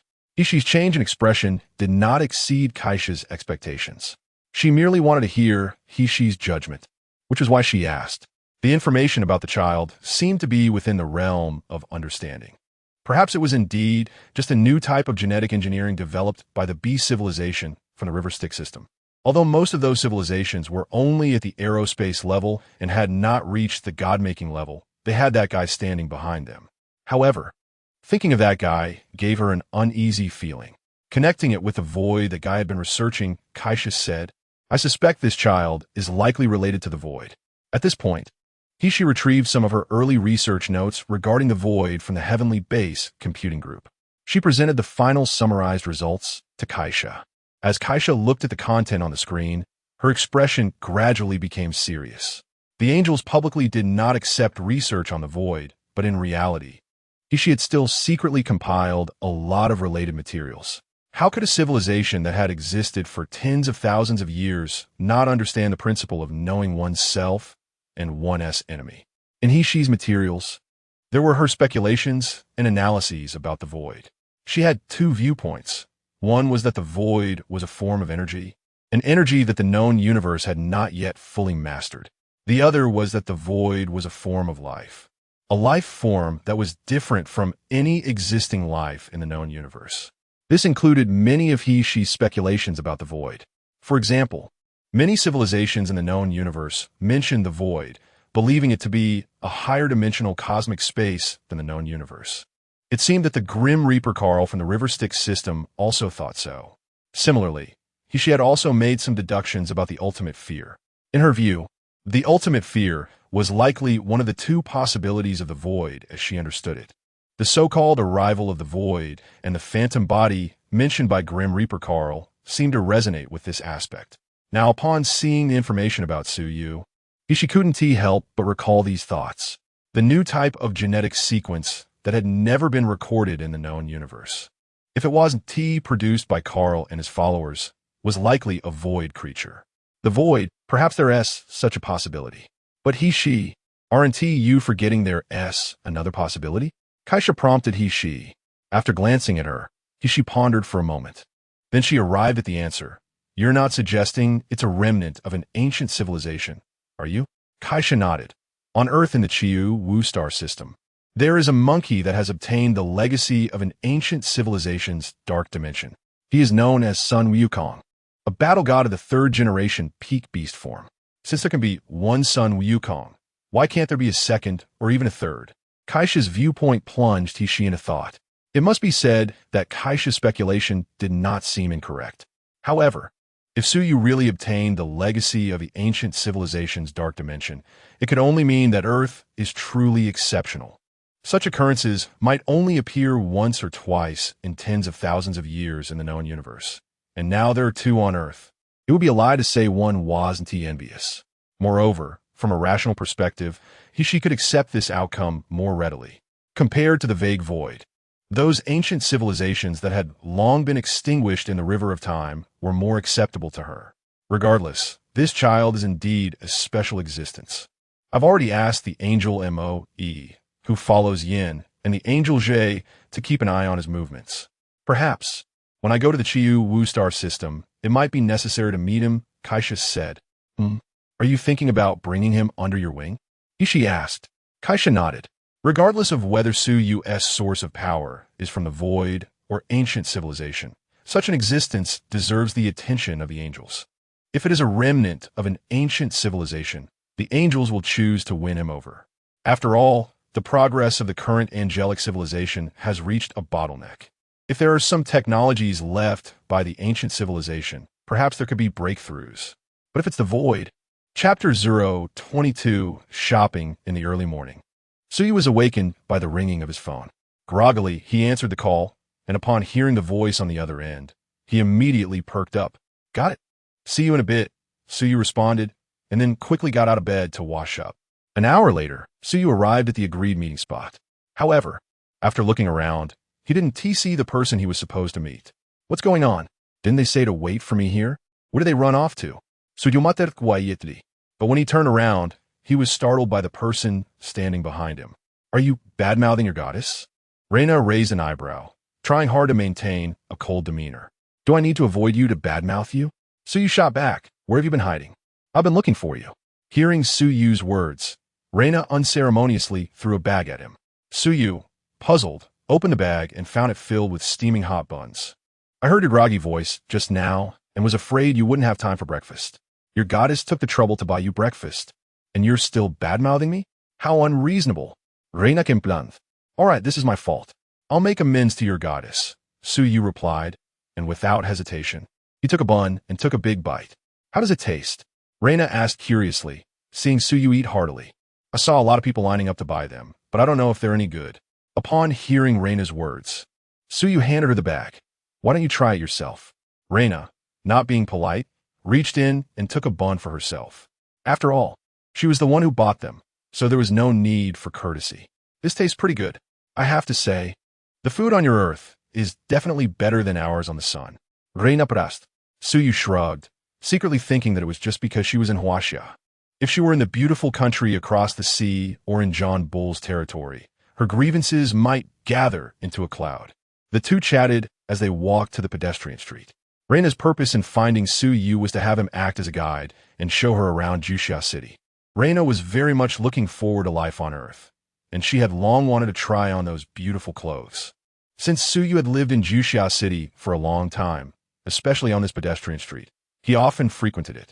He took Reina to several well-reviewed clothing stores, allowing her to happily choose from them. By the way, didn't your Xiong transfer? Is it appropriate for you, the captain, to come out shopping on the first day after the transfer? Suyu asked while Reina was picking out clothes. What's wrong with that? I'm here to assist, not to be a subordinate. Those useless people like Gu Xiaoluan, why should I accompany them? Reina said unhappily. You don't know, the Juxia ship encountered a bit of rough seas last night. As a result, Gu Xiaoluan and the others were seasick, and it was quite a mess. They're supposed to be super soldiers, but it's really embarrassing. That's why Lao Du said to give them a day off today, to help them adapt to the environment of the Juxia ship, Reina added. Hearing Reina's complaints, Suyu nearly laughed out loud. His understanding of the super god universe was entirely based on the anime he had seen in his past life. But when he was truly in this world, he could naturally see the scenes that didn't appear on camera. For instance, during training, Gu Xiaoluan followed Rose like a little dog. Also, there were the situations that Reina mentioned. These were all real occurrences in this world. Let me tell you, if only Gu Xiaoluan and the others had half your awareness, I'd have it much easier. Unfortunately, they're all losers. I really don't know whether it's right or wrong for you Earth to place hope in them. Reina continued her complaints. Reina's words made Suyu fall into deep thought. Is it right or wrong to place the future of Earth in the hands of these people from Xiong Binglian? From the perspective of civilization development in the super god universe, It was actually a correct choice to place hope in Gu Xiaoluan, this yet-to-mature new god. It's like an investment, using the strength of the entire nation to help him grow at the time when the power of the galaxy was still weak. Once he becomes a god with the power of the galaxy, he will naturally give back to his mother planet and civilization. Moreover, the genes of the power of the galaxy had already undergone many revisions, incorporating many positive elements into the underlying logic of the genes. With such a foundation, the growth of the power of the galaxy would not have problems. However, from the perspective of ordinary people, this was an extremely wrong choice. The higher-ups of Earth, or rather Huaxia, chose the Super God Academy, but they were gambling with the lives of countless ordinary people. Because of the Super God Academy, Earth rejected the assistance of angels. As a result, countless people sacrificed themselves under the bombardment of the invaders from the Nether River star system, leading to many families being torn apart. Even if the power of the galaxy could become the supreme god of Earth, or even of the Chiwu stellar system, the entire galaxy, or the universe, would it be fair to say that the growth of a god requires sacrifice? So you didn't know how others would choose. But if someone put this question in front of him, he would have only one answer: to hell with it. While others might not know, so he was very clear. For Earth to advance to a spacefaring civilization, it did not need a supreme god. What it needed was for all of humanity to unite.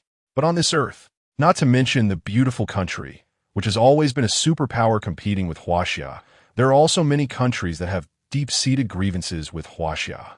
With so many constraints in existence, Earth was still far from successfully stepping into a spacefaring civilization. As for the development of super genes, Earth was even further behind. But could Earth really get what it wanted by relying on the descendants of the Denner civilization? In the plot, so you did not see any signs of it. In the later stages, with the anti-void ability granted by the power of the galaxy, Gu Xiaoluan could effortlessly cut off the great sword in front of Hua Yi and turn off the Xiongxi Netwell. It was impossible for Su Yu to place his hopes on him. As for the Super God Academy and the descendants of Denner, so you didn't take them seriously at all. As long as they didn't provoke him, he didn't care what those people were plotting. But if they tried to reach out, regardless of whether it was about super gods or the power of the galaxy, he would make sure to scatter their ashes. Hey, why aren't you talking? Reina had picked several pieces of clothing before turning to look at Suyu. Chapter 023. Reina's persuasion. Are you ready? Suyu asked Reina as he looked at her. Reina nodded. Wait, I'll go change. According to Reina's personality, she usually buys whatever she likes without considering if it fits or not. She tries it on later. But today, while shopping with Suyu, she subconsciously wanted to try on some clothes. As everyone knows, waiting for a female friend to try on clothes while shopping is the most boring part. Even if the friend is a goddess, that feeling of boredom doesn't disappear. However, just as Suyu sat down on a small sofa near the fitting rooms, the door swung open. Reina emerged wearing a white dress. Although it didn't quite match the tall boots she was wearing, the dress itself looked quite good. Coupled with Reina's figure, Suyu couldn't help but stare for a moment. How is it? Doesn't it look good on me? Reina raised her head slightly, asking with an air of pride. Suyu nodded. It really does look good. You have a good eye, goddess. By the way, isn't your Li Wai-ing civilization known for being rigidly conservative? How come your fashion sense is so good? I was born beautiful. Everything looks good on me. It's an you country bumpkin. Reina replied disdainfully. Suyu couldn't help but feel a headache coming on from her words. He did admit she was born beautiful, but he didn't believe that Reina, who grew up in Li Wai-ing, could have a better fashion sense than him, someone who has lived 2 lives. Suyu stood up, walked around the store a couple of times, and returned to Reina with several outfits. Go try these on and see how they look. Reina took the clothes Suyu handed her and blinked, asking, Are you sure your taste is okay? How would you know if you don't try? You said you were born beautiful, right? Are you scared? Suyu raised an eyebrow and countered. This low-level provocation hit Reina's pride. She snorted lightly, clutching the clothes, and walked into the fitting room. Not long after, she came out again. This time, without waiting for Suyu to comment, she exclaimed in surprise, Wow, you have a good eye. I like this outfit. Perhaps due to Suyu's support, Reina's mood improved significantly. She tried on many outfits, giving Suyu quite the visual feast. After all, Reina's figure was exceptional. With such conditions, she looked good in anything. However, from Suyu's perspective, He felt that the more revealing outfits suited her better. After all, it would be a waste to dress someone with Reina's figure in something cute, wouldn't it? The entire morning passed under Reina's shopping spree. After casually browsing around at noon, Reina bid farewell to Suyu, preparing to return to the giant gorge. Before leaving, Reina said to Suyu, Suyu, you know that the training of super soldiers on Earth is currently handled by the Super God Academy. If you can't gain their trust here, you won't have a future. Why not come to our Liwaying Star? With me, the goddess, backing you. You can have better development there. Reina's persuasion and recruitment did not surprise Suyu. Although she appeared carefree and a bit naive, she wasn't actually foolish. The Liwaying civilization is among the top god-making civilizations, and its continuity spans thousands of years. If Reina were truly foolish, even with the light of the sun, she wouldn't have been able to sit in a position of such power, even though Reina hadn't fully secured that position yet. And many people below her didn't give her much respect. Regent Panjun remained loyal to both Liwaying and Reina. However, that guy lectured Reina too much, and since she was still young, she couldn't fully appreciate Panjun's good intentions. Liwaying, I'll consider it. Thank you, Reina, Suyu expressed his gratitude. Think it over. Contact me if you need anything. Reina waved her hand and lifted the phone in her hand. Suyu could only rely on Earth's communication tools to keep in touch, as he couldn't connect with his dark dimension. After sending Reina off, Suyu turned around and saw a figure standing not far away. Throughout the morning, this person had appeared in his line of sight several times. However, they always hurriedly left before Suyu could spot them, making it seem like a coincidence. But such poor acting was impossible for Suyu to ignore. After watching that person leave in a pretentious manner, Suyu sighed lightly and prepared to head home. As a reward for accompanying Reina shopping, she used stellar energy to feed Vishnu. With this energy boost, he wouldn't have to worry about Vishnu's genes acting up for at least 3 or 4 days. On the other side, Angels Yin, Jue, and Mo spent the entire morning exploring the Earth. They didn't find any trace of the Demon King Morgana, but discovered another group of warriors with super genes in North America. However, compared to the situation of the Xiongbing Lian, the strength of those genes was definitely inferior. After all, this side had the power of the galaxy, the North Star War God, and the 3 major god-making projects of the light of the sun. The North American side only had some first-generation super genes, with the strongest being just the second generation. Sister Yin, should we continue searching for Morgana? Mo asked after returning to their residence. Angel Yin shook her head. The Eye of Insight hasn't captured Morgana's trace. Either she has left Earth, or she has gained an upgrade. Queen Kaiser's order is to keep an eye out, but not to go through great lengths to search for her. However, we cannot be negligent. We must still do our best to track Morgana down. Hearing Yan's somewhat contradictory words, Mo and J didn't find it surprising. Queen Kaisa might be worried about their safety, but if they could find Morgana and strike a blow against the greatest evil in this known universe, even if it meant sacrifice, it would be for justice.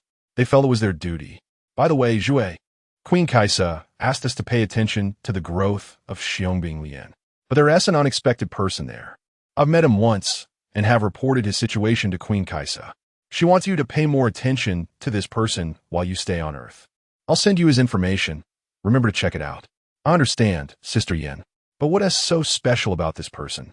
Angel Jue asked while reviewing the information Yin sent her.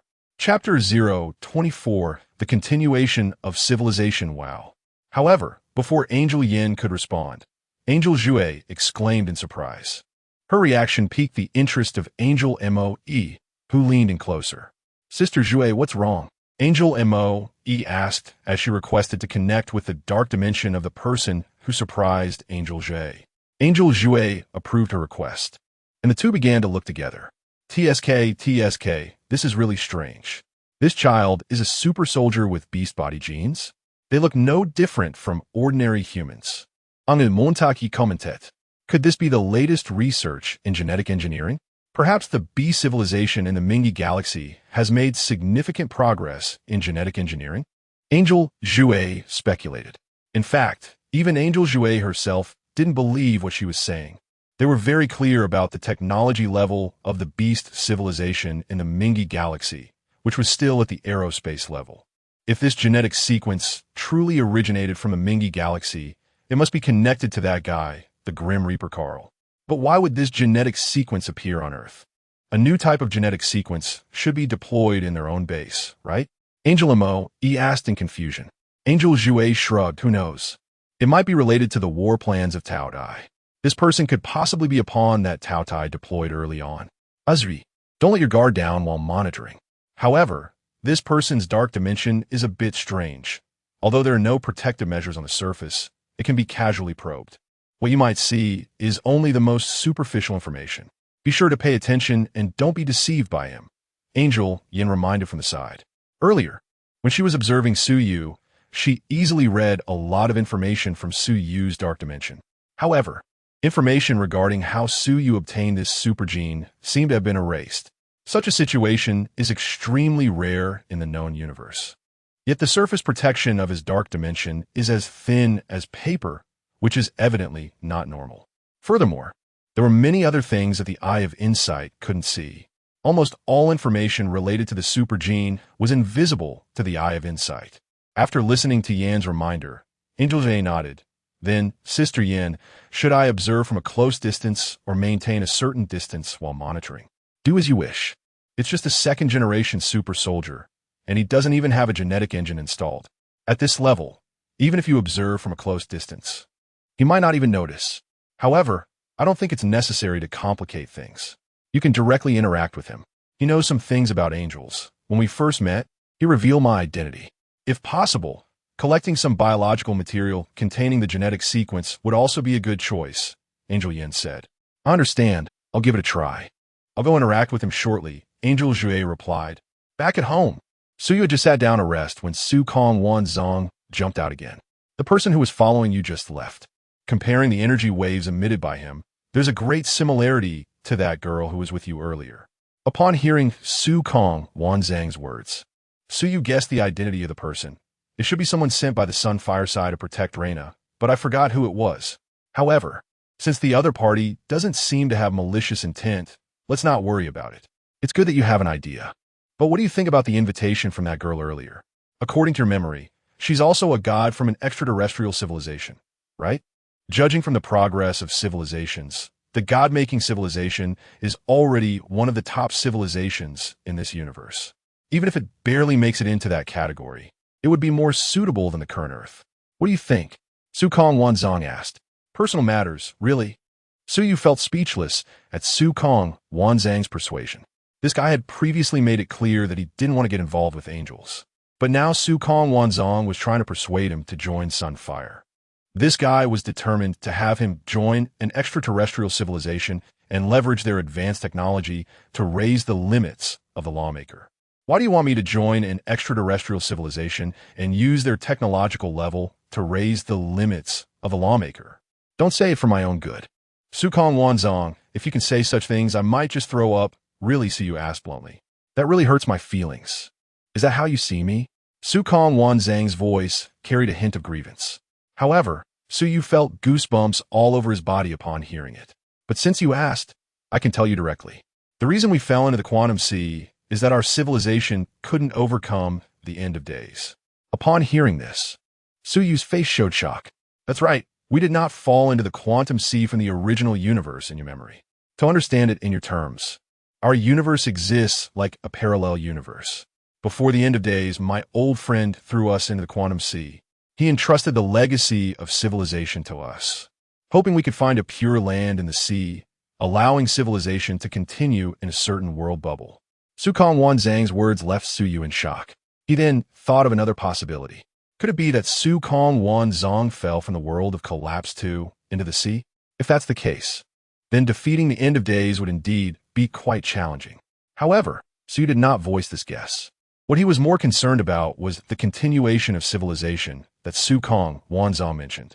So, you hope that I join a certain civilization, using it to rebuild the lost civilization? So you prest. There is no such good thing in the world. Su Kong Wanzang's teasing voice came through. Even in ordinary civilizations, it's impossible to hand over their civilization so easily, let alone those advanced civilizations in this universe, all of which have gods and kings. My purpose is simply to find the most suitable galaxy and civilization in this universe to pass on the knowledge we know. As for rebuilding civilization, with almost all of us lost, perhaps we no longer have that opportunity. What if I said I could help you rebuild civilization? So you asked, rebuild civilization? You're just a passerby in this universe. You can't even guarantee your own existence, yet you want to take on the legacy of civilization? Su Kong Wanzang's tone held surprise, doubt, and disdain. Even if I don't actively propose it, you would still beat around the bush to make me take on that responsibility, wouldn't you? Su Kong Wanzang, in this universe, I am indeed just a passerby. But if I'm a passerby, aren't you the same? Perhaps besides me, there is no one in this world who can assist you. At this point, Suyu paused slightly, gathering his thoughts before continuing. Therefore, mutual support between us is the best choice. I need your power, and you also need my assistance. Cooperation is the way to win-win. Ha ha ha. Su Kong Wanzang's laughter echoed in Suyu's mind. And then he was pulled into the consciousness space of the key of God. Looking at the golden-haired figure before him, Suyu raised his palm. Seeing his action, Su Kong Wanzang stopped laughing. You're right. We should cooperate.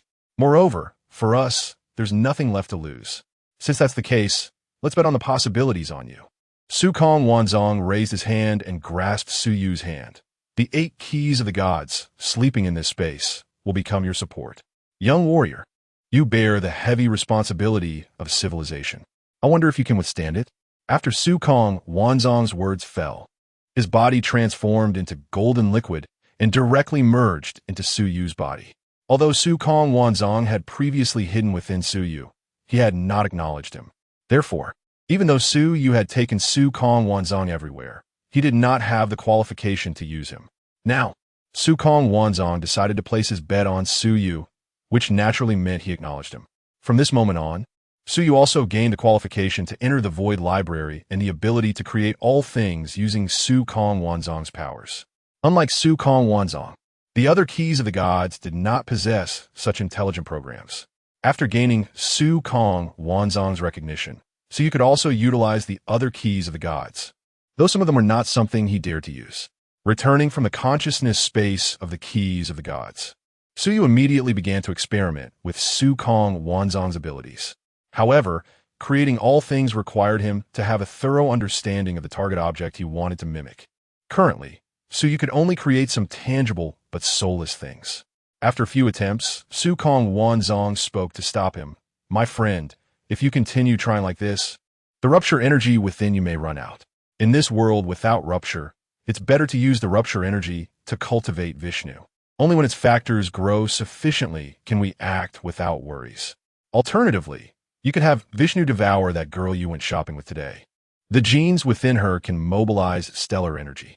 If Vishnu absorbs this gene to promote its evolution, you will gain sufficient energy replenishment in the future. First, you advised me to join Liang, and now you want me to devour their main god. Su Kong Wanzang, be a person, so you can plant. Nevertheless, he still heeded Su Kong Wanzang's advice and did not continue to manipulate the rupture energy. As a fusion warrior, his genetic factors could produce rupture energy, but he couldn't afford to waste it, especially since Vishnu, the glutton within him, was still in a growth phase and would consume whatever was available. Therefore, rupture energy was indeed very precious to Suyu. However, while devouring Reina was not advisable, there were others who could handle stellar propulsion technology. It seemed that everyone in Liang was related to stellar propulsion. If that were the case, then there was a solution. Suyu contemplated in his mind. I remember, after the Tiana battle, a little punk from Liang jumped out to ambush the monkey, only to be beaten up by the monkey with 3 heads and 6 arms, and finally turned to ashes by Reina's stellar energy. Since Reina can't be devoured, then I'll choose him. As for whether Liang will have any emotions about it, I could just take Shanghai Xia LV to Liang later and see if they have any objections. Suyu prepared himself to participate in the Tiana battle, and the next thing was to enhance his combat power as much as possible. Su Kong Wanzang's recognition could indeed significantly boost his combat power. However, the problem still lay in energy. Before he obtained the super gene of stellar propulsion, he needed to master some other combat methods. After all, those gluttons were all equipped with battle armor. He couldn't just go in with his fists, right? Even though the CUN Xian fist technique was strong, it would still be difficult to fight against many opponents. Be careful. An individual containing powerful energy is approaching here. Judging by the energy fluctuations, it is similar to the angel you encountered a few days ago. Just as Suyu was pondering how to enhance his strength, Su Kong Wanzong's warning sounded. Before he could ask more, Suyu's window was suddenly smashed open. Suyu looked at the angel who charged into his home, spreading her wings in the living room, then glanced at the shards of glass scattered all over the floor and immediately clenched his fist. The angel, chasing, keenly caught Suyu's reaction. As her gaze followed Suyu's, she saw the broken glass on the ground, and her expression changed instantly. She had come to monitor Suyu, but after hearing Angel Yan's suggestion, she chose to approach him first. However, it seemed she had not considered the current situation well. Suyu closed his eyes, calmed his emotions, and then spoke. Next time, please use the door. Hearing Suyu say this, Chasing secretly breathed a sigh of relief. She thought to herself, this child is quite reasonable. If she had said this out loud, Suyu might really have lost his temper and, at the cost of turning hostile with the angel, given her a punch to send her back out through the window. After inviting Chasing to sit down, Suyu asked, so what are you here for? Monitoring? Hearing Suyu's question, Chasing was initially a bit surprised.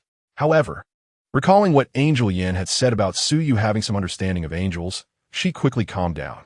It is indeed monitoring, but we angels have no hostility towards you. At least, not at the moment. Chasing replied. Who sent you? Suyu continued to probe.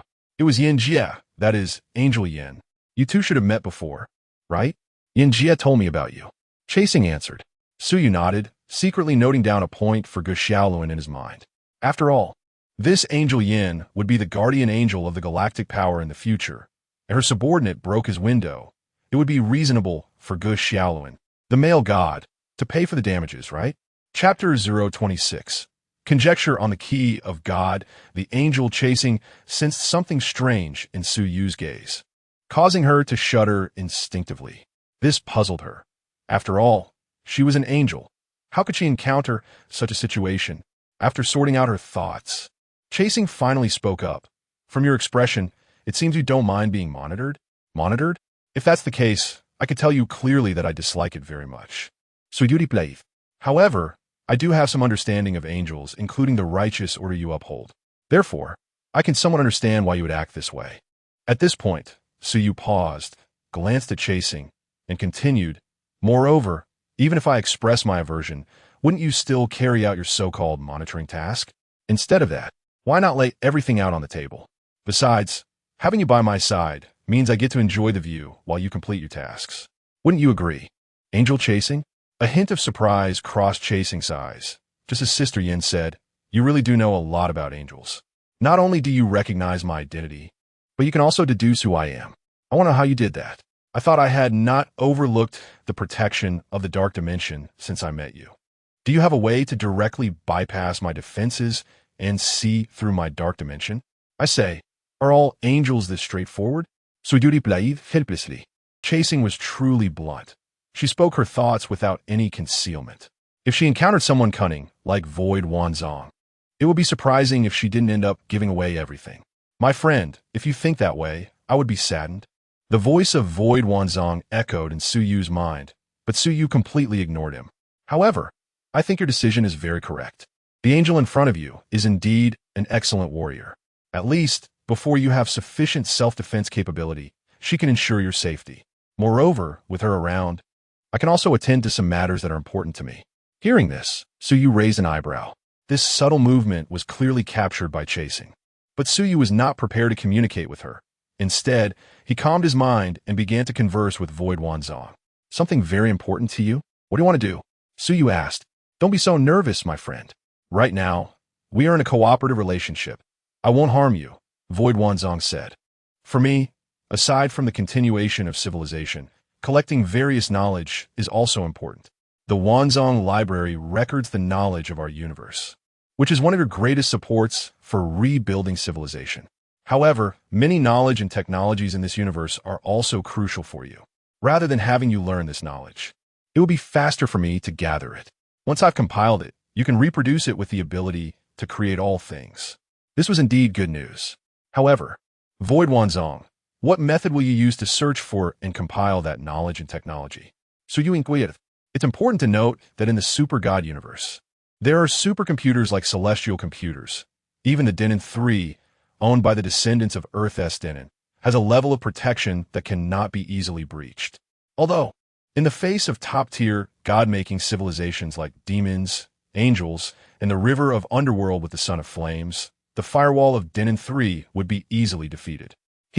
Don't underestimate our capabilities, my friend. Even if you mention celestial computers, no matter how powerful they still rely on data streams. As long as it's related to data, there will always come a day when it can be breached in front of erosion. Void Wanzong shared his plan with Su Yu, leaving Su Yu in a daze. He had only taken a fleeting glance and hadn't paid attention to what was in the space of the Key of God. Besides, there was a big fellow attracting attention. He truly hadn't noticed that the earthly repository of souls was also stored inside. Suddenly, Su Yu thought of something. The so-called super warriors in this universe are all technologically inclined. Those so-called great gods are also technology gods. Moreover, in battle, they rely on a combination of genes, data, and cloud computing for their combat power. If he were to use the erosion key and the earthly repository of souls to strike them in battle, my friend, you finally started to consider how to use the power of the Key of God. However, before you master erosion, help me first, Void Wanzong said. In response, Su Yu had no objections. Although the erosion key and the earthly repository of souls were not as terrifying as the destruction key and the heavenly fire judgment, if not handled properly, it was indeed a kind of Key of God that could easily bring one to their demise. Therefore, using it in battle could wait until later. Hey, a sudden voice called out to him. Su Yu snapped back to reality and awkwardly looked at Angel Chasing. Sorry, I suddenly thought of something. Let's get back to business. Since you want to monitor me, why not just stay here?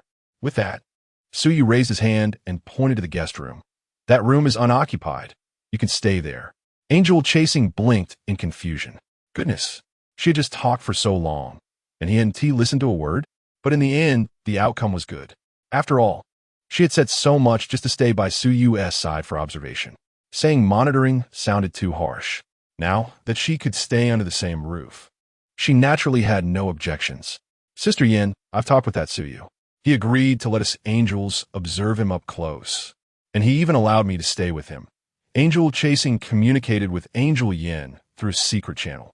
Oh, it seems he doesn't have any aversion to angels. Since that's the case, Chasing, you can stay there for now, Angel Yin replied. After ending the secret communication, Angel Chasing got up and walked toward the guest room. Just as she was about to push the door open, she suddenly recalled what Su Yu had said earlier, that keeping her around would also allow him to enjoy the view. Remembering this, Angel Chasing let out a soft huff. However, with her proud and somewhat narcissistic personality, she didn't take it to heart. There were plenty of people in the known universe who admired angels and even had feelings for them. Having one more or one less like Su Yu wouldn't make a difference. However, if Angel Chasing knew that Su Yu kept her by his side to find an opportunity to extract some biological material from her to feed Vishnu, she wondered if she would draw her sword and confront Su Yu. Chapter 027. The scheme of Void Wanzong. It has been a week since Angel Jie moved into Su Yu's home. During this time, Su Yu returned to his job as a restaurant waiter. Angel Jie found it hard to understand why a warrior with super genes would take on such a job. She even contacted Angel Yin to inquire whether she should offer some help or sponsorship in the name of angels. After spending a few days with Su Yu, she could see that, according to the standards of ordinary people, Su Yu was someone who struggled to support himself. The energy demands of the super genes in his body were simply too high. Of course, during this time, Su Yu wasn't completely idle. He sacrificed his computer to send the entity Shai into the network of Huaxia. Although the power of the Key of Erosion could not compare to that of the ruler of erosion, the vast amount of data and information in the global network was enough for Shai to grow to a terrifying extent by consuming it. This free-range strategy was proposed by Void Wanzong. However, before releasing Shai, Void Wanzong imposed some restrictions on it. Otherwise, if Shai were to rampantly consume and destroy in the network, it wouldn't be long before all global network systems would collapse. During this time, Su Yu also unlocked another way to use Angel Jue. She was given orders to monitor him, but Jay, or rather the personality of angels, was quite simple-minded and straightforward. After realizing this, Suyu often used casual conversation to extract some intelligence from Angel Jue. At first, she was somewhat guarded, but once she realized that Suyu was only asking basic knowledge, she became less vigilant. Over time, Suyu managed to extract some important information from her.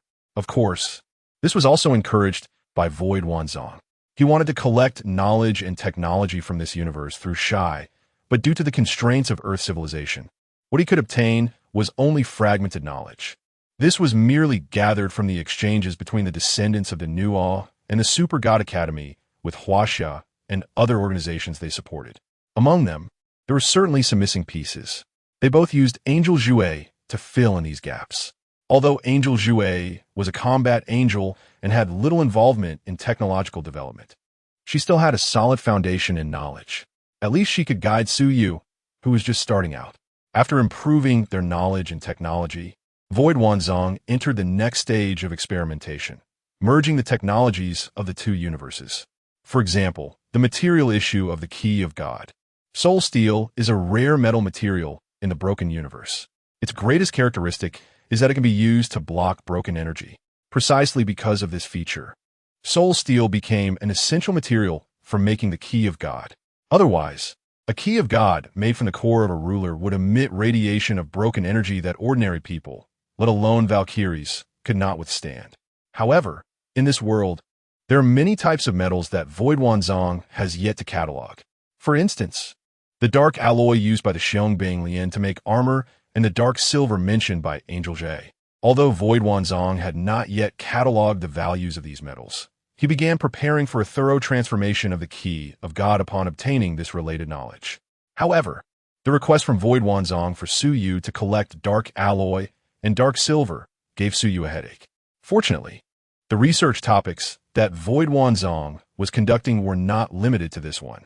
He had to balance other content, so there was no rush. Another research project was even more crucial for Suyu. After all, the Key of God could be used immediately even without modification. However, the issue of the broken energy factors in Suyu's body was an urgent problem that needed to be solved. Cultivating broken energy factors in a world without broken energy was extremely difficult. Even supplementing with other energies was insufficient for Vishnu to grow. Not to mention, other broken energy factors were also dormant in Suyu's body.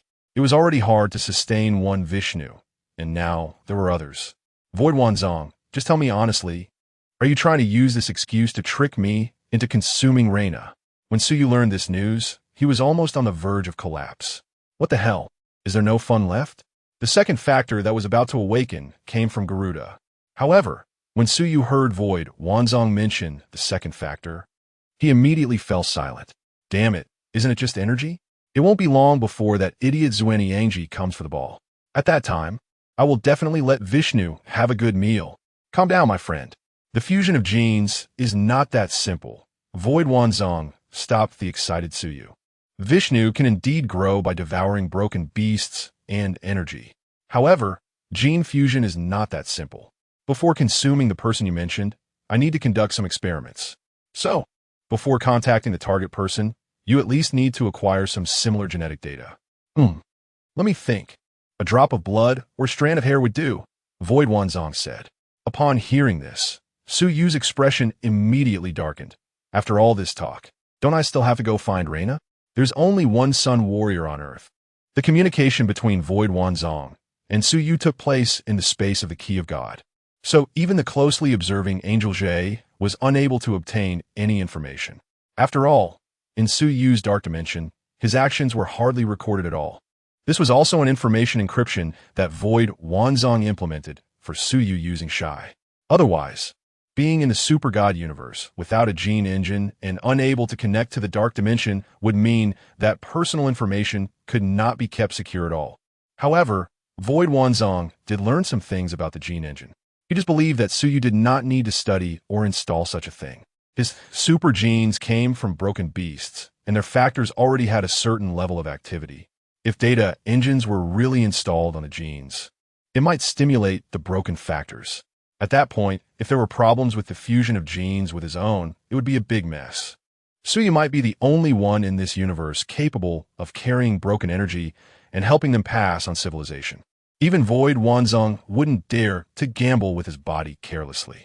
Otherwise, he wouldn't have guided Suyu to choose the second awakening factor as Garuda. Chapter 028. Suyu versus Lu Chuang. Perhaps it was a coincidence, or maybe it was the favor of the heavens. 3 days after learning about the schemes of the Void Infinite, Reina contacted Suyu. However, this time, she was not there to go shopping with him. Moreover, she brought others along as well. Hey Chuangzi. Suyu greeted Lu Chuang warmly when he saw him. During their time in the Xiong Suyu had a pretty good relationship with Lu Chuang. I say, Suyu, you just up and left without doing anything you promised me. Lu Chuang said with an unhappy expression, raising his hand to punch Suyu on the shoulder. With his large hand and the strength he had built through training, that punch would have caused problems for an ordinary soldier. However, Suyu took the punch without much reaction. Special circumstances, I guess. By the way, how come you came with Reina today? On vacation? Suyu asked. Lu Chuang nodded. Last time you went shopping with Sister Na, right? She came back bragging about it. I thought I would come along with her to see you during my break. How about it? Shall we find a place to spar a bit? Let me tell you, during this time, I've learned quite a bit from Monkey Brother. This time, I'm definitely going to win. Hearing this, Suyu chuckled. Perhaps Lu Chuang thought that Sun Wukong was teaching him skills. But Suyu saw it as Sun Wukong looking for a chance to beat up Lu Chuang and correct his character. Hey, are you two forgetting about your goddess here? Reina complained from aside. These two big guys were chatting endlessly, leaving her aside, which was quite inappropriate. Aren't we supposed to fight? Come with me. The previous training base of the Xiong is unoccupied now. Let's go there, Reina said. She wasn't out for shopping today. She just wanted to meet Suyu. Perhaps it was because Suyu had performed much better than Gu Xiaoluan and the others during their time in the Xiong making Reina unable to look at Gu Xiaoluan and the others favorably anymore. That galaxy power? Losers. Reina had complained about Gu Xiaoluan countless times. With Reina leading the way, they easily entered the area where they had trained before. That place was originally a branch of the Super God Academy on Earth, so there was no restriction on Reina. In the training field, Lu Chuang took out his god-slaying axe from the dark dimension. However, he didn't bring out his dark alloy armor, since Suyu didn't have dark alloy armor, and he didn't want to bully him too much. Seeing this, Suyu didn't say anything. After thinking for a moment, he connected to the space of the divine key and took out a weapon. The god-slaying axe was made of dark alloy. However, with a built-in algorithm engine and Lu Chuang's genetic engine stacked together, its power was not to be underestimated. Chuangzi, if we're going to fight, let's do it seriously. I want to see what Monkey Brother has taught you. Where's your dark alloy armor? Put on. Suyuri Maindi Liu Chuang. This won't do. We need to be fair, right? Lu Chuang refused. Don't worry, if you have armor, I naturally have it too, Suyu said with a smile. After saying that, he began to communicate with the Void Infinite. Can I have a set of god-slaying armor? Oh, are you sure? Doing this will consume a lot of energy. The awakening of Garuda is imminent. I don't recommend you do this, the Void Infinite advised. Don't worry. Reina's power bank is right next to us. If I don't take a bite out of her later, won't that be a huge loss? Let's go all out, Suyu said. Hearing Suyu's words, the Void Infinite chuckled softly. You say I don't treat you like a person, Suyu. I see you as one of my kind, the Void Infinite said. However, despite his words, he ultimately constructed a set of god-slaying armor for Suyu, which was modified to fit a male body better. The appearance of the god-slaying armor was based on the overall design of the Radiant Knight, Moon Soul, but after modification, it almost completely protected Suyu's body. Of course, this was just a set of armor with protective capabilities. It didn't have any amplification function. After all, Suyu's supply of collapse energy was already insufficient, and even with amplification, it wouldn't be very useful. As they watched the armor gradually materialize around Suyu, both Lu Chuang and Reina were stunned. Wait, brother, where did you get this outfit? Lu Chuang rushed over to take a closer look at Suyu. Reina also came over, circling around Suyu twice before finally commenting, pretty nice. Suyu rolled his eyes at their lack of appreciation. All right, let's talk later. Lu Chuang, are we going to fight or not? Suyu asked. Let's fight. Lu Chuang replied decisively. Once Lu Chuang returned to his position, The dark alloy armor had already covered his body. The contrasting black and white outfits made the atmosphere in the training field tense immediately. "Start!" Reina suddenly shouted. As soon as her voice fell, Su Yu and Lu Chuang charged out. Lu Chuang was no longer the same as when he first joined the Xiangbing Lian. Although the significance of Sun Wukong training him was unclear, Lu Chuang's combat experience had accumulated far more than others. On the other side, Su Yu had gained much combat experience when awakening his collapse factor. Otherwise, how could he have learned his inch-heart fist technique? Moreover, the weapon he was using this time also came with accompanying combat experience. Lu Chuang looked at the gleaming golden longsword and then at the large, dark axe in his hand, feeling that in terms of weapon aesthetics, he had been completely overshadowed by Su Yu. However, that thought only lasted for a moment. As he swung the god-slaying axe to attack, his mind was filled only with the awareness of battle. Open sword, break rock. It was also a power-oriented move, colliding with Lu Chuang's downward strike with the god-slaying axe. With a loud clang of metal, Su Yu was knocked back nearly 10 meters, leaving 2 deep grooves in the ground with his feet. However, Lu Chuang wasn't doing well either. The 10th divine key of control was the only multi-purpose divine key, and this was because the core of the controller's law was constructed differently from other laws. Although a single control key could not compare to other divine keys, it still surpassed them in certain abilities. For instance, the continuous strikes of frost, fire, and thunder elements that Su Yu unleashed, transformed by ample collapse energy, were enough to give even Lu Chuang, who possessed a second-generation super gene, a hard time dealing with the onslaught of elemental attacks. Chapter 029, Manipulating Elements. Wow. Watching the two clash, Reina, who was observing from the side, was startled. Not to mention the shockwave from their previous strike almost knocked her off her feet. But the 3 types of elemental attacks erupting from Su Yu's sword were enough to astonish her. The gene sequences of super soldiers can grant various abilities. Just like those super soldiers from the Sun Star, some of them fight using flames transformed from stellar energy. As for the power of thunder, the Angel Yin, the left-wing guardian angel of the Holy King Kasha, is known as the Thunder God, isn't he? But to continuously release the powers of frost, flame, and thunder with one super gene. What kind of super gene is this? Can the people from the River Styx galaxy create such high-level goods? Seeing Su Yu's new abilities, Reina cursed Pan Zhun in her heart from start to finish. Not long ago, she had returned to the Sun Star. Although it was also because that monkey went to the Sun Star to cause trouble, she naturally wanted to communicate with Pan Zhun during her visit. This included her intention to recruit Su Yu for the Sun Star. Reina always believed that Su Yu was a potential asset.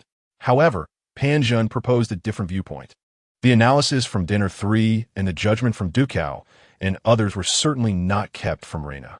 After hearing this information from Reina, combined with his understanding of some civilizations from the River Styx galaxy and his speculations about Carl, Pan Zhun identified Su Yu as a test subject, a product of the super gene experiment created by Carl with the help of the River Styx galaxy. This super gene test subject might have backdoor programs. If he were rashly recruited, there could be unknown risks, which Pan Zhun did not want to see. After all, the current Sun Star is not the same as the past Heavenly Tao. Although they still possess the means to blow up stars and remain among the ranks of God-making civilizations, in reality, the current Sun Star can only survive in the cracks between major powers. At least, before the Empress of Sunlight, Reina, fully matures. The Sun Star can only seek stability and maintain so-called national prosperity and peace. Watching the battle below were not just Reina, but also the Angel Jie, who was responsible for monitoring Su Yu. She had long since broadcast the situation here directly to Angel Yin. When Su Yu unleashed his thunder elemental attack, a look of interest appeared on Angel Yan's face. Transform sword swift swallow. Su Yu swung the Xianyuan sword, creating a water curtain to attack Lu Chuang. Although Lu Chuang was a super soldier, being of technological nature, this fantastical move left him momentarily unsure of how to respond. Fortunately, during this time, Sun Wukong had trained him in many combat techniques. Even though he was a bit distracted now, the instincts granted by his super gene and the physical memory he had developed recently still compelled him to swing the god-slaying axe to cleave at the water wave. Lu Chuang's strength was immense, and with that one-axe strike, he did indeed split the water wave. However, right after the water wave, Su Yu's sword came straight at him, forcing Lu Chuang to raise the god-slaying axe to block. The tip of the sword clashed with the axe handle, directly knocking Lu Chuang back several steps. Su Yu, seizing the advantage, launched a continuous series of attacks with the void sword technique toward Lu Chuang. Wow, not only boxing, this guy also knows swordsmanship, Reina exclaimed again, as she thought Su Yu only fought with his fists. Angel Yin and Angel Jue, relying on their rich combat experience, noticed some flaws in Su Yu's swordplay. However, they could also see that the flaws were not due to the swordplay itself, but rather the swordsman. Su Yu's familiarity with this sword technique was clearly not sufficient. If it were them facing Su Yu, they certainly wouldn't be put in such a difficult position. While Reina and Angel Jue were enjoying the spectacle, Lu Chuang, who was being suppressed, wasn't feeling so good. He tried various methods to break free from Su Yu's control, but at that moment, the god-slaying axe in his hand felt as powerless as a firewood stick. His attacks were easily neutralized by Su Yu, while Su Yu's onslaught forced him to retreat continuously. Open sword, chaotic thunder. Open sword, shocking wind. Seizing a moment of vulnerability that Lu Chuang was unable to respond to, Su Yu executed 2 consecutive open sword moves that sent Lu Chuang flying. Bang! Lu Chuang's large frame fell to the ground, and Su Yu rested the golden Xin Yuan sword on his shoulder, laughing. Chuangzi, not good. You haven't mastered your training yet. Wow. Brother, your sword technique is incredible. Lu Chuang sat on the ground, wiping the sweat from his forehead, and praised. To say he felt unwilling. He indeed felt a bit that way. However, he genuinely regarded Su Yu as a friend. Besides, this was just sparring. Losing was losing. He could take the loss. He would go back, train hard, and win next time. Su Yu helped Lu Chuang up and then said, Chuangzi, your strength is indeed hard to deal with. But combat isn't just about strength. You need to practice your techniques more.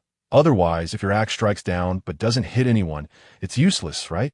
Lu Chuang nodded. Yes, I'll practice hard when I get back. Seeing his naive appearance, Su Yu didn't know what to say, and whether it was because they had initially fought. Lu Chuang was now listening to Su Yu's words so obediently that Reina couldn't help but curl her lips. However, Chuangzi, your heroic brigade is still a small team. You can also seek cooperation with others. This way, you can fully exert your combat power. Never forget, you still have comrades by your side, Su Yu advised again. Although he was well aware that the heroic brigade might soon be dispersed, that would only be temporary. In the future, the heroic brigade would regroup. And by that time, after being tempered by blood, Lu Chuang would have grown to stand on his own. However, the enemies faced by the heroic brigade were indeed not something a not fully mature Noxian war god could handle alone. Not to mention him, even Shaolin's galaxy power would likely be ruthlessly beaten. Su Yu put away the Xin Yuan sword and chatted with Lu Chuang about techniques. Although he was skilled in boxing and swordplay, it was still beneficial to draw on some insights. The two talked for a long time before finally remembering Reina, who was also contacting others through dark communication and didn't mind being left aside by the two. Once their sparring ended, Angel Jue left. Meanwhile, Angel Yin sent the video of Su Yu and Lu Chuang sparring to Holy Kasha through dark communication. Chapter 030 discussion reminder: is the super gene capable of mastering multiple elemental powers? This is indeed an interesting discovery. In the city of Mellow, Keisha and Hishi were watching Su Yu on the screen, and it was Hishi who finally spoke up to give an evaluation. Although it is rare, it is not entirely impossible. However, to fuse multiple elements to form combat power, the techniques of the B civilizations in the Mahistar system would definitely be insufficient. It seems that this super gene should have been created by that pervert Carl, Hishi concluded. Perhaps not. However, Keisha provided a different answer. What? Hishi was puzzled. Keisha's fingers swiped through the void, bringing up a panel. What was displayed was an analysis derived from some intelligence recently collected by the Holy Knowledge Repository through Angel Jie, along with other information about Su Yu obtained by Angel Yin from Dinner 3. The conclusion drawn was still unclear, but the Holy Knowledge Repository added one more line. No matching sequence factors extracted from the known universe's beast gene sequences. So, you think he was created using technology related to the void? Secondary life? Ishi asked. I don't know. Keisha shook her head. The number of questions the king of gods in the known universe cannot answer in this universe is very few. But regarding Suyu, she truly could not provide a decent explanation. Even if he is not secondary life, he might be a visitor from an unexplored universe. Keisha said, I'm a bit curious to meet this child now. Perhaps from his words and actions, some inferences could be made. I agree with that. Kishi responded affirmatively. Anyway, Keisha had already informed her about preparing for the trip, as she would need to guard the city later. As for Keisha's destination, it was naturally Earth. With the activation of the galactic power gene as the main god of the angel civilization, the holy Keisha naturally wanted to see the growth of this galactic power firsthand. After all, this concerns the future of the angels, and she cannot ignore it at all. I have already asked Angel Yin to continue to pay attention to this child's situation, and it seems he is not very resistant to the angels observing him. Keisha said. Hearing this, she rolled her eyes. She had also seen some of the intelligence information sent back by Angel Jie. It was clear that he was not just resistant, but his rejection was practically written all over his face. Only the little angels are naive and innocent, thinking that when invited to stay, they would really stay. If it were someone from another civilization, they would probably be blushing. Speaking of this, you still need to remind the little angels below. In the future, for any tasks, they should learn to knock on the door. Remembering the intelligence videos sent back by Angel Jue, she felt a bit embarrassed. After all, they are the most powerful civilization in the known universe, yet they have no sense of etiquette at all. If it were her, she, and she had broken someone else's window, at the very least, she would have paid to fix it. Yet Angel Jue just stayed there leisurely. Moreover, they ate and drank from others. It was simply embarrassing to look at. Hishi's words made Keisha nod in agreement. Back then, Angel Yin had broken the floor-to-ceiling window of the angel group, and then her guardian angel followed suit. If this were to spread, wouldn't it become a case of the upper beam being crooked and the lower beam being skewed? If you trace it back, it would end up making her, Keisha, the most crooked upper beam. Earth. After finishing his sparring session with Lu Chuang, Suyu suddenly felt a wave of fatigue wash over him. He understood very well that this was caused by the consumption of collapse energy, resulting in the agitation of the Vishnu factor. Goddess, are you done? I'm done. So can you give me some energy to munch on? Suyu raised his hand and waved it in front of Reina. Huh, you both finished? Reina finally came to her senses. She had been busy communicating with the person guarding her in secret and had completely missed that the two in front of her had already finished. Yeah, we're done. And now I'm hungry. ISNT the goddess going to treat me? Suyu asked. Come on, you think the goddess is a meal ticket? Reina pushed Suyu playfully, but she still conjured a stellar energy ball and handed it to Suyu. Hurry up, eat up so we can practice together. Suyu rolled his eyes. He realized that these two were not here for a vacation, but had come to find a fight. However, Suyu did not refuse. Since Reina was treating him, he could indulge. As a result, Suyu ended up suffering this time. Reina clearly understood that she couldn't compete with Suyu in close combat or physical skills, so she simply resorted to energy bombardment. Although Vishnu could devour energy, in Vishnu's current state, it was indeed impossible to swallow the high-speed energy blasts all at once. In the end, Suyu was blown to smithereens by Reina. Meanwhile, Reina looked at Lu Chuang with a proud expression. Did you see that? This is my power. Hearing this, Suyu was furious. Taking advantage of Reina's moment of inattention, he kicked her backside. The kick made Reina stumble. Suyu, you bastard. How dare you kick me, the goddess? You better stop, or I'll burn you. Watching Reina chase Suyu, Lu Chuang was dumbfounded. Goodness, why did you have to do that? After a while of commotion, Reina finally calmed down. She and Suyu had become friends, and she didn't take the playful kick to heart. However, when Suyu approached her for energy replenishment, Reina made sure to take advantage of him. In fact, as soon as he kicked, Suyu regretted it. No matter how silly Reina was, she was still the main god of the blazing sun. If she truly took this matter to heart, it would indeed be a bit troublesome.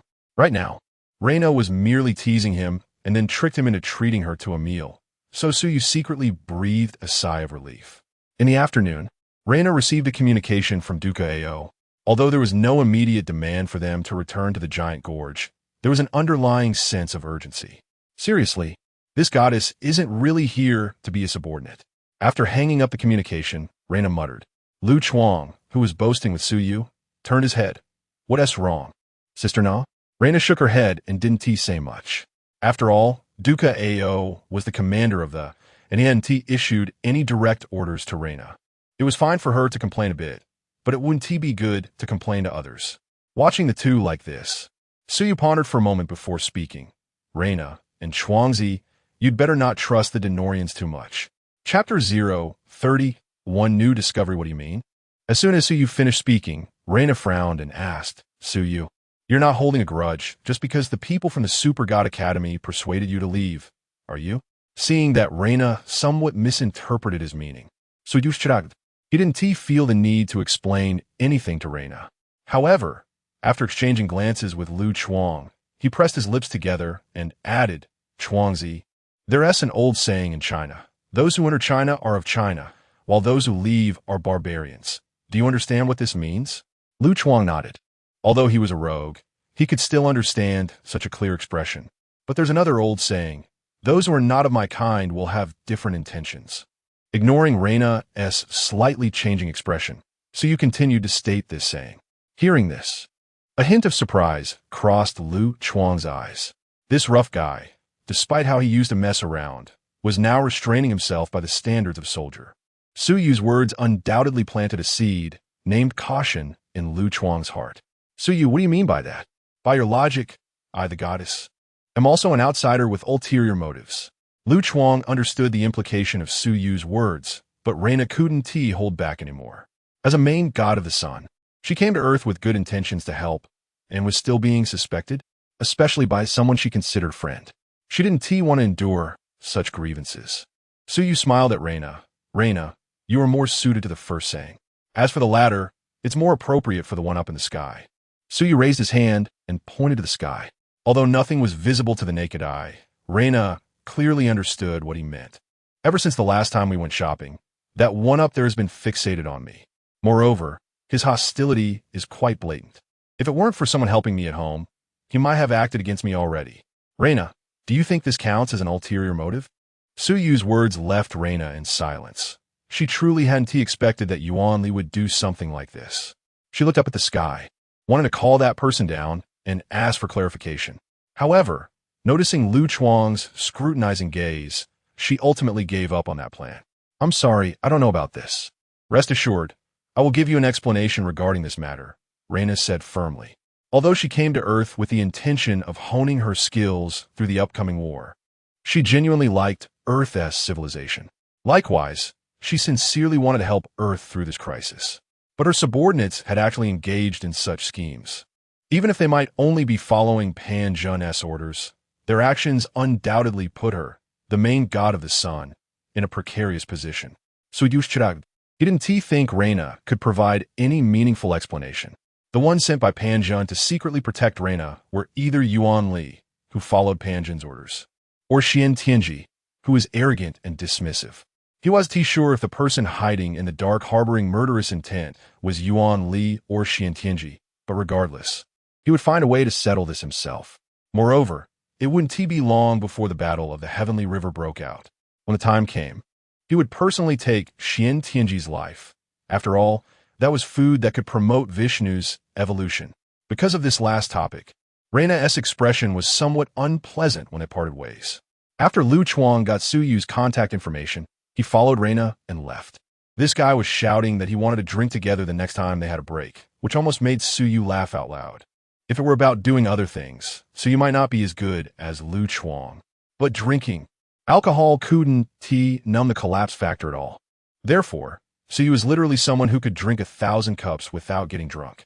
Drinking with Lu Chuang would really be like hitting a brick wall. Back home, not seeing Angel chasing around made Su Yu a bit puzzled. Recently, Angel chasing had been almost inseparable from him, and usually, she would say goodbye when leaving. However, he didn't pay much attention to her. After all, this little angel was quite familiar with him, having stayed for a few days. She seemed to have taken over as the host. This was somewhat different from his memories of Angel chasing. At this moment, Angel chasing was discussing Su Yu with Angel Yin and Angel Moe. Unknown energy fluctuations? That's a new discovery. Angel Yin asked, chasing. Did you record the values of this energy fluctuation? Angel Chasing joined Angel Yin because she had collected some information while observing Su Yu. This included the energy fluctuations around Su Yu's body while he was fighting Lu Chuang. I collected the values, but when I compared them in the database, I didn't find any matching values, not even similar ones. Yin Jia, you should report this to Queen Keisha, Angel Chasing said. Angel Yin acknowledged her and then contacted the holy Keisha, who was far away in Moloshan City, through a secure communication line. Upon hearing Yan's report, Keisha was slightly surprised. Oh, this child is indeed special. He has brought me some surprises. Yin, send me the values, and I will compare them again using the Holy Knowledge Repository, Keisha said. Although the angels were connected to Keisha's Holy Knowledge Repository, the other angels, apart from Keisha, could not have full access. Even within the database, Keisha had imposed certain restrictions. After all, some things truly shouldn't be known by too many people. Originally, Keisha had some doubts about Su Yu's origins. Now, with the presence of these energy fluctuation values, she might be able to make some deductions. With this thought in mind, Keisha conducted a value comparison in the Holy Knowledge Repository. The result she obtained was the same as that of Angel Yin and the others, not recorded. Hushi, Yin and the others have made some new discoveries. Come and take a look at this energy value. My Holy Knowledge Repository has no matching data for this energy. Chapter 032. The Entangled Hishi. Are you saying that the Sacred Knowledge Repository has no record of it? How is that possible? Hishi was quite surprised. In terms of computational power, Keisha's Sacred Knowledge Repository might not compare to the Great Clock.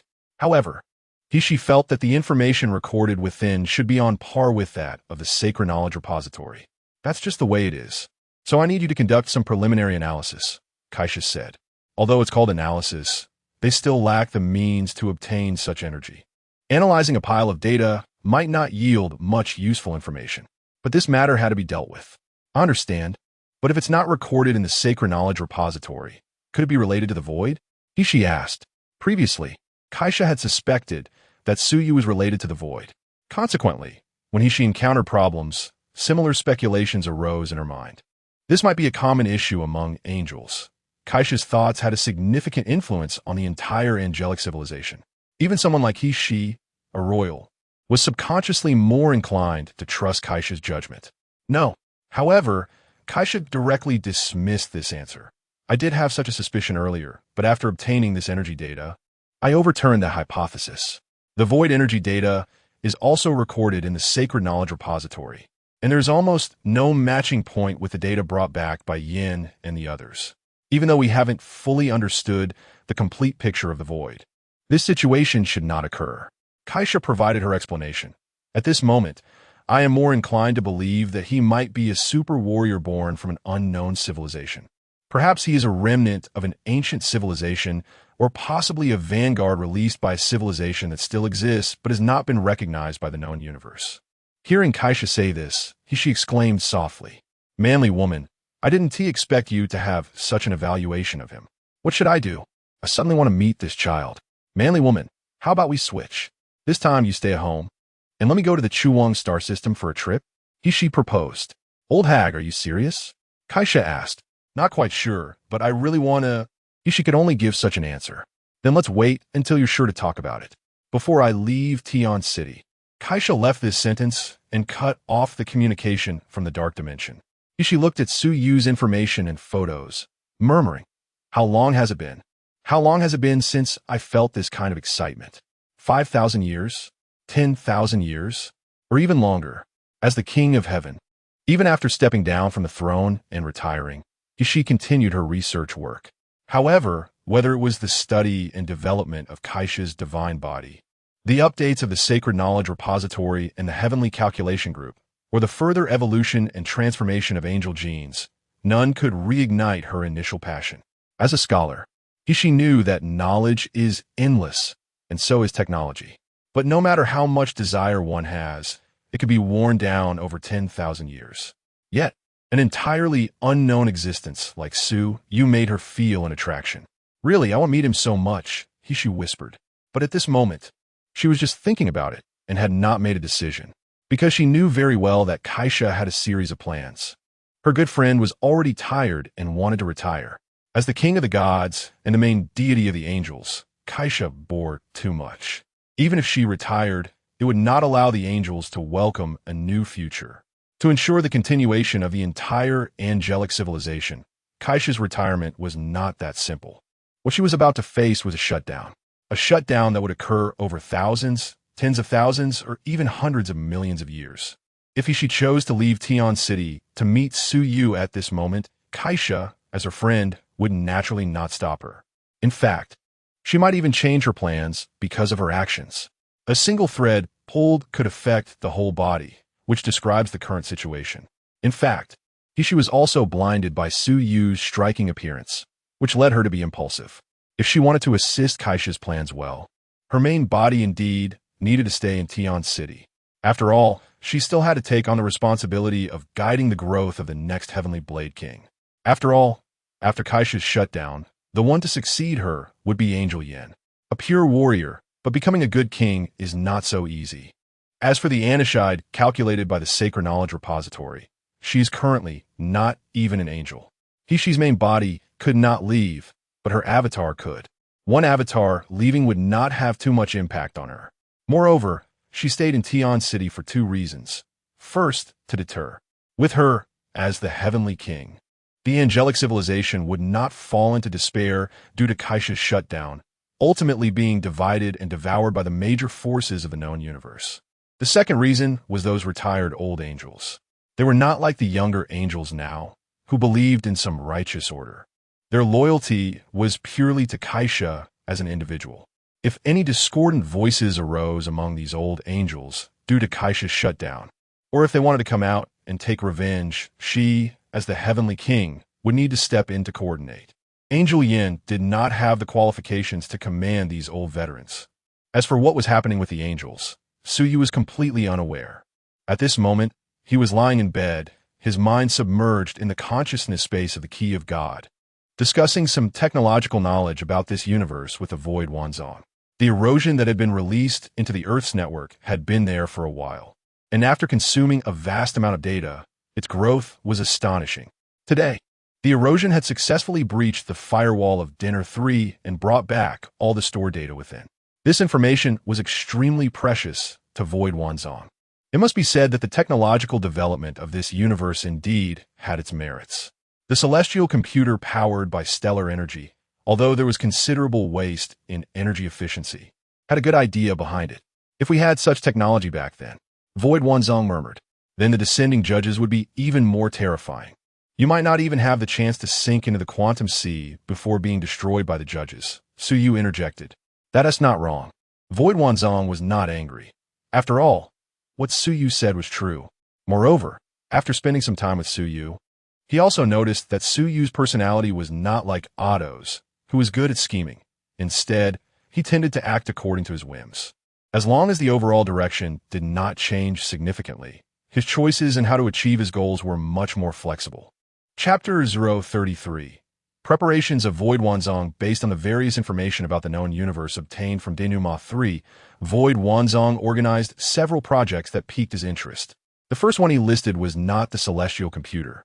For Void Wanzong, who possessed certain powers of a law ruler, constructing a celestial computer was not very troublesome.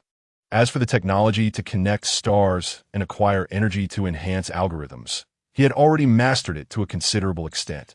However, the celestial computer might greatly enhance Su Yu. But for Void Wanzong himself, it was not that significant. The manifestation of the law ruler's powers primarily reflects understanding and manifestation. Su Yu, however, was not a ruler. He was a fusion warrior, primarily relying on his own strength to fight. The external computer's assistance to him was not very obvious. Through the Key of God, Su Yu could directly wield part of the ruler's powers. For him, that was already sufficient. By the time the collapse arrived, their response might have already been completed, even if the collapse came early with ample collapse energy. The collapse factors like Vishnu within Su Yu could grow and awaken more quickly. Therefore, at this moment, Void Wanzong was not very concerned about the impending collapse. Instead, he focused more on compiling various technological advancements of the known universe, particularly in the field of genetic engineering, which he valued highly. Fusion warriors were essentially a form of genetic engineering. By merging the human gene sequences with the genetic factors of collapsed beasts, warriors capable of contending with the rulers were created. However, after encountering the genes of those super warriors in the Hyperion universe, Void Wanzong conceived the idea of using this technology to improve the gene sequences of fusion warriors. Suyu genuinely could not understand what Void Wanzong was working on. He was more interested in the combat experiences and knowledge compiled by the fusion warriors from previous civilizations recorded in the Wanzong library. When he practiced with Lu Chuang today, he clearly felt that his understanding of his own techniques was still insufficient, and he was not very proficient in using the Void Sword technique. So, after returning home, he immediately sought Void Wanzong for advice. Just as Suyu was immersed in learning, Void Wanzong's voice suddenly rang out. The little angel has returned. Huh, the angel is back? So Yuri believe. However, Void Wanzong, the angel had probably been around for thousands of years. Calling her little angel seemed a bit excessive. So you can plan. Void Wanzong glanced at the spot where Suyu had disappeared and gently shook his head. Thousands of years? It's been tens of thousands of years since he was created. Even the kings of the gods in the known universe can only be called little girls in front of him. When Suyu's consciousness returned to reality, he happened to see the figure of the angel pushing the door and entering. You're back already? The angel was a bit surprised. She thought Suyu would be gathering with Lu Chuang and Reina. They still need to hurry back to the giant canyon, so I came back first. How about it? Have you reported all the information you got from me? Suyu asked.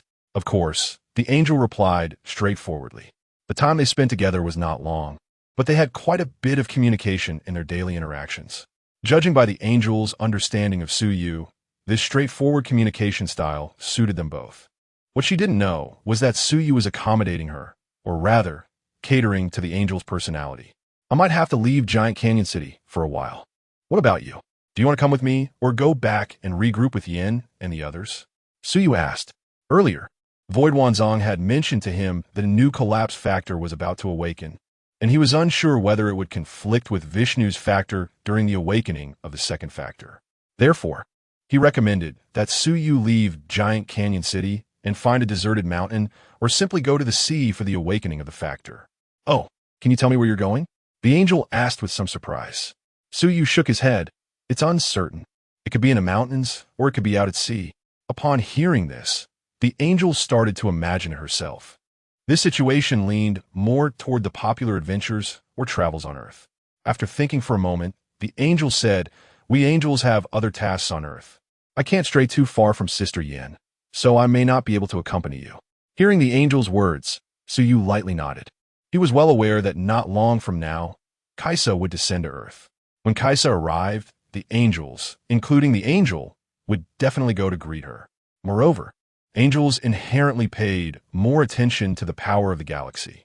Gu Xiaoluan was currently on the Giant Canyon, and the angels staying in Giant Canyon City might also be to protect Gu Xiaoluan in times of crisis.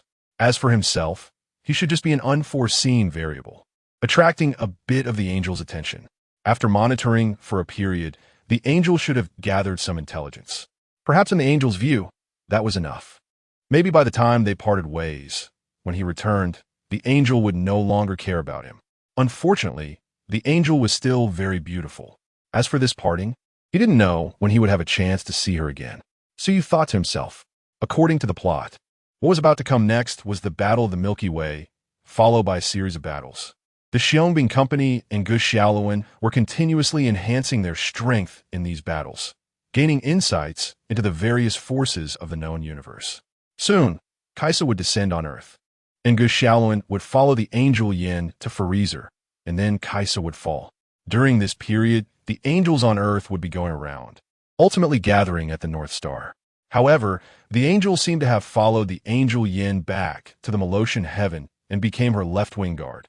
After sorting through the memories in his mind, Suyu chuckled softly. It was just a few days of interaction. She was just there to monitor him, not that she had any interest in him. Why was he feeling troubled? If he really wanted to see angels, he could go to the North Star later and would surely see a few. Perhaps he might even meet the chosen one, Angel Lingxi. Thinking of this, Suyu got up and returned to his room. He had spent most of the day with Lu Chuang and Reina and felt a bit tired. As for parting, he had already thrown it out of his mind. Watching Suyu walk into his room, the angel tilted her head in confusion. She always felt that something was off about Suyu, but she couldn't pinpoint what was wrong. However, she still reported Suyu's intention to leave Giant Canyon City to Angel Yin. Angel Yin didn't find anything odd about it. After all, Suyu was only just 20 years old.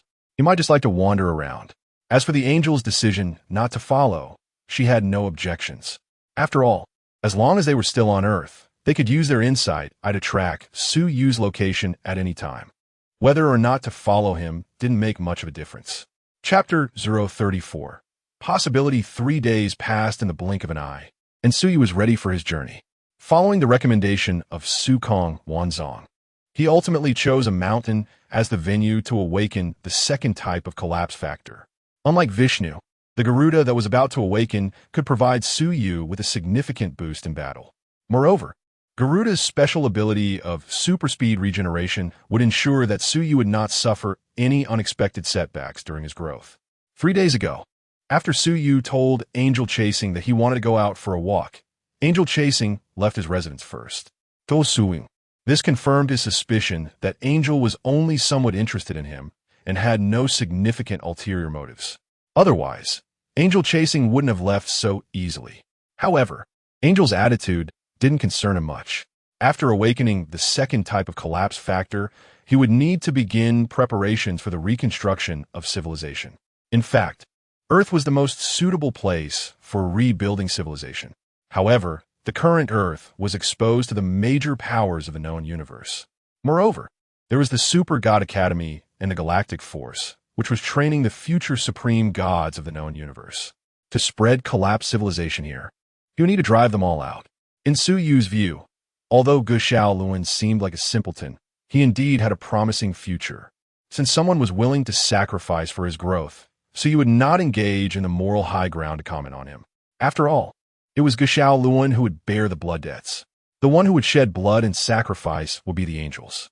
I have prepared contingency plans for all possible situations that may arise after awakening the second type of collapse factor. But there is one thing you need to pay attention to. The newly awakened factor might carry the instinctual consciousness of collapsed beasts. I hope you won't be consumed by Garuda's residual consciousness. Sukong Wanzong reminded Suyu once again before his departure. Unlike the transformation surgery for fusion warriors, the collapse factor within Suyu had already perfectly fused with his genetic sequence, but it was still in a dormant state.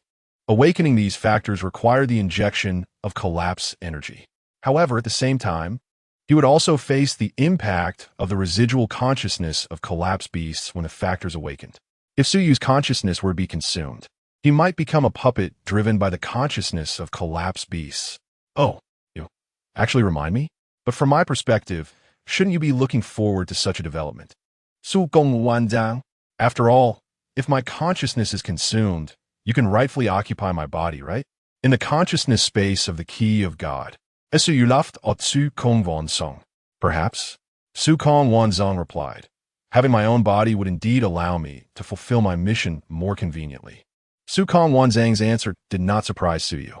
Although he couldn't quite gauge whether Sukong Wanzong was truly prepared to occupy his body, worrying was pointless. After all, in terms of cunning, Sukong Wanzong surpassed him by a long shot. This time, Suyu didn't bring much luggage. Only a few changes of clothes stuffed into the key of God space. After all, the place he was going to was not far from Jusha City, and he wasn't really going on a trip.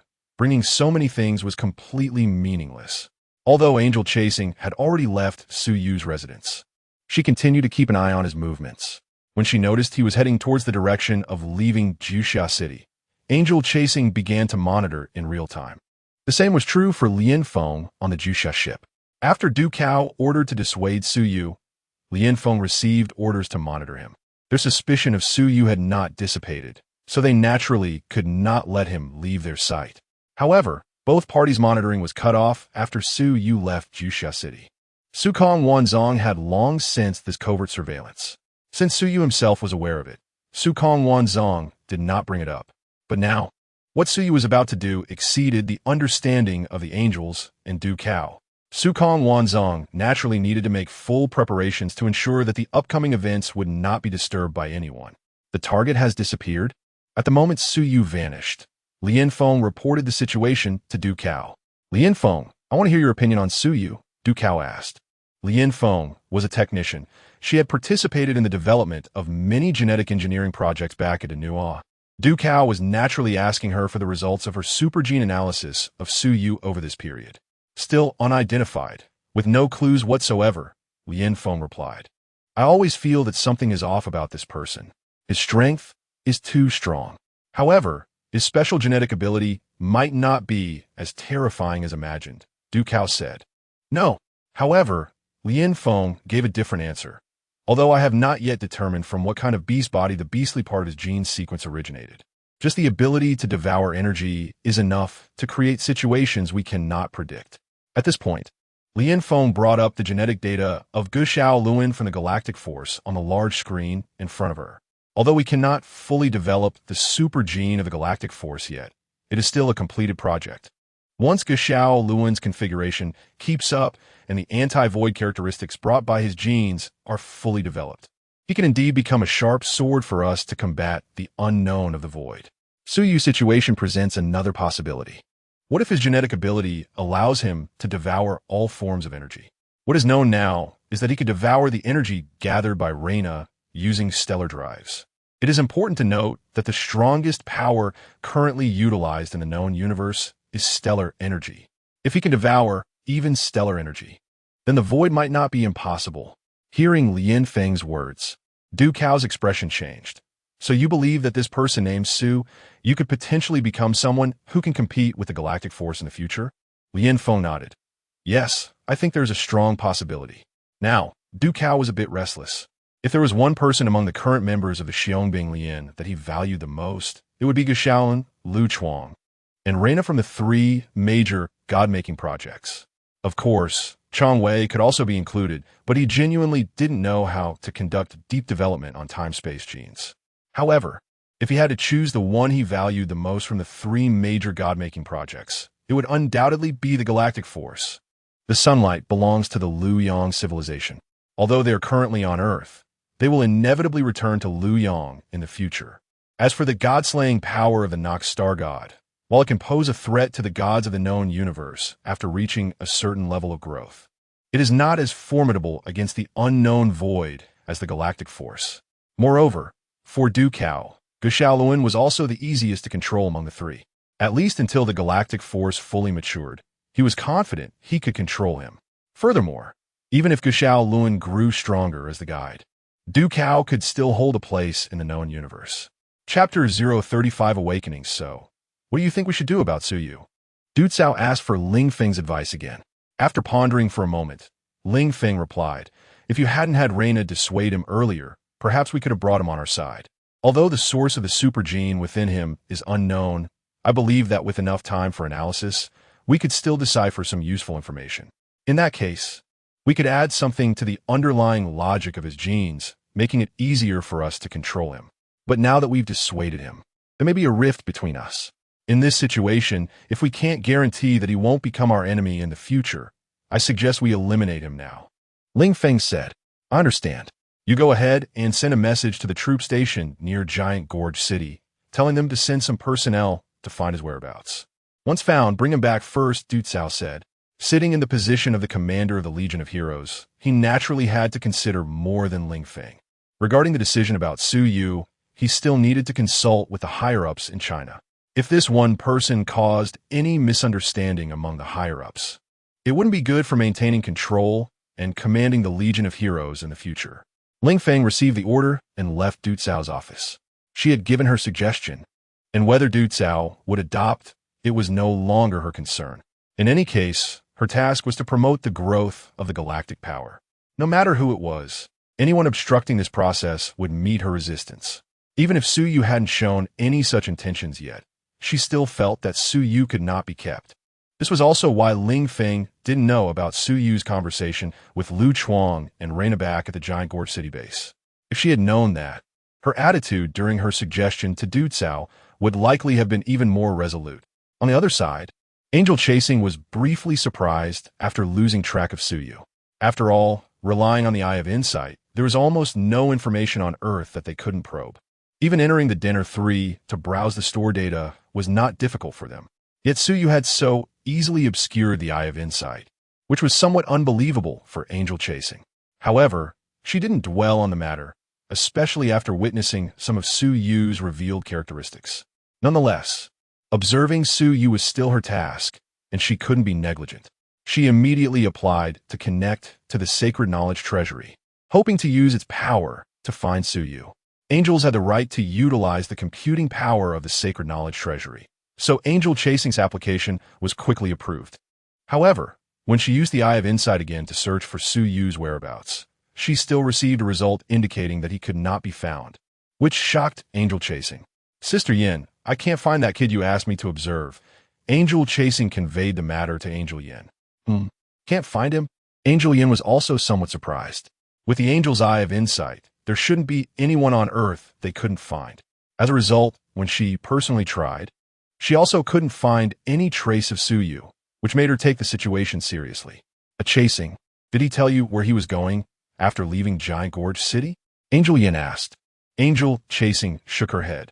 "He only mentioned he might go to the mountains or the sea. However, judging from his movements before he disappeared, he should be going to mountains, right?" Angel Chasing retrieved the route Suyu took after leaving home, and the direction indeed pointed inland. "A Chasing, you should first go check the place where he disappeared. Maybe you'll find some clues. If not, then search around the nearby mountains. Since he is going on a trip, you might be able to find him nearby. Be sure to be thorough," Angel Yin ordered. Not long ago, when reporting the special energy detected from Suyu, Kaisha had just reminded them to observe all of Suyu's actions carefully. She even revealed that she might meet Suyu when she came to Earth. Yet within just a few days, Suyu had vanished from the angel's sight. This was no trivial matter, if one were to consider it. They were indeed failing in their duties. Angel Chasing accepted the order and hurriedly left. However, even if she rushed at full speed to the place where Suyu had disappeared, she wouldn't find any clues. Because at that moment, Suyu was already thousands of kilometers away in a desolate mountain. Why did we suddenly use the Thousand Realms ship? After arriving at the destination, Suyu asked in confusion. "Your movements have been under constant surveillance. Although I can obscure their watch, if we don't leave there quickly, we might still be caught." Void Wanzong replied. "I see. So this is the place you chose for me?" Suyu looked around his surroundings and asked in confusion. "Isn't this exactly what you desired? Besides, the heat emitted by the magma here can obscure the flames released when Garuda awakens," Void Wanzong retorted. "So you nadit silently, indeed. Awakening the Garuda factor in such a place would be better than elsewhere. Moreover, this area is near a volcanic crater, so even if it fails, it wouldn't affect others. Then let's not delay. Let's begin." Suyu sat on a piece of volcanic rock, entering the consciousness space of the Key of God, transferring control of his body to Void Wanzong. This was also the result of their prior discussion. This time, to accurately awaken Garuda, the actual operation was handed over to Void Wanzong. Although he hadn't experienced it himself, he could execute it completely according to the calculated steps. If it were Suyu, there might be mistakes, causing the awakening efforts to go to waste. After Void Wanzong took over Suyu's body, he began to drive the collapse energy to stimulate the genetic sequences within. Due to the collapse factor, Suyu's body could produce collapse energy. However, the amount produced wasn't enough to nurture Vishnu, so there was no leakage at all. Otherwise, Suyu would be a terrifying radiation source for Giant Gorge City. No, one could say for the entire known universe. As the collapse energy continuously stimulated the Garuda factor in the memory sequence, a fiery sensation began to grow and spread within Suyu's body. At the same time, the Vishnu factor also began to stir. Regarding this, Void Wanzong didn't mind at all. This was just the beginning. The most dangerous moment would be after the Garuda factor awakened. However, what neither Void Wanzong nor Suyu expected was that Vishnu quickly settled down. Meanwhile, the awakening process of the Garuda accelerated significantly. Chapter 036. Speculation on Gene's Hiss. Due to the rise in body temperature, the clothes enveloping Suyu were ignited. Flames danced across his body, but left no trace. Soon, Suyu's body was completely exposed to the air.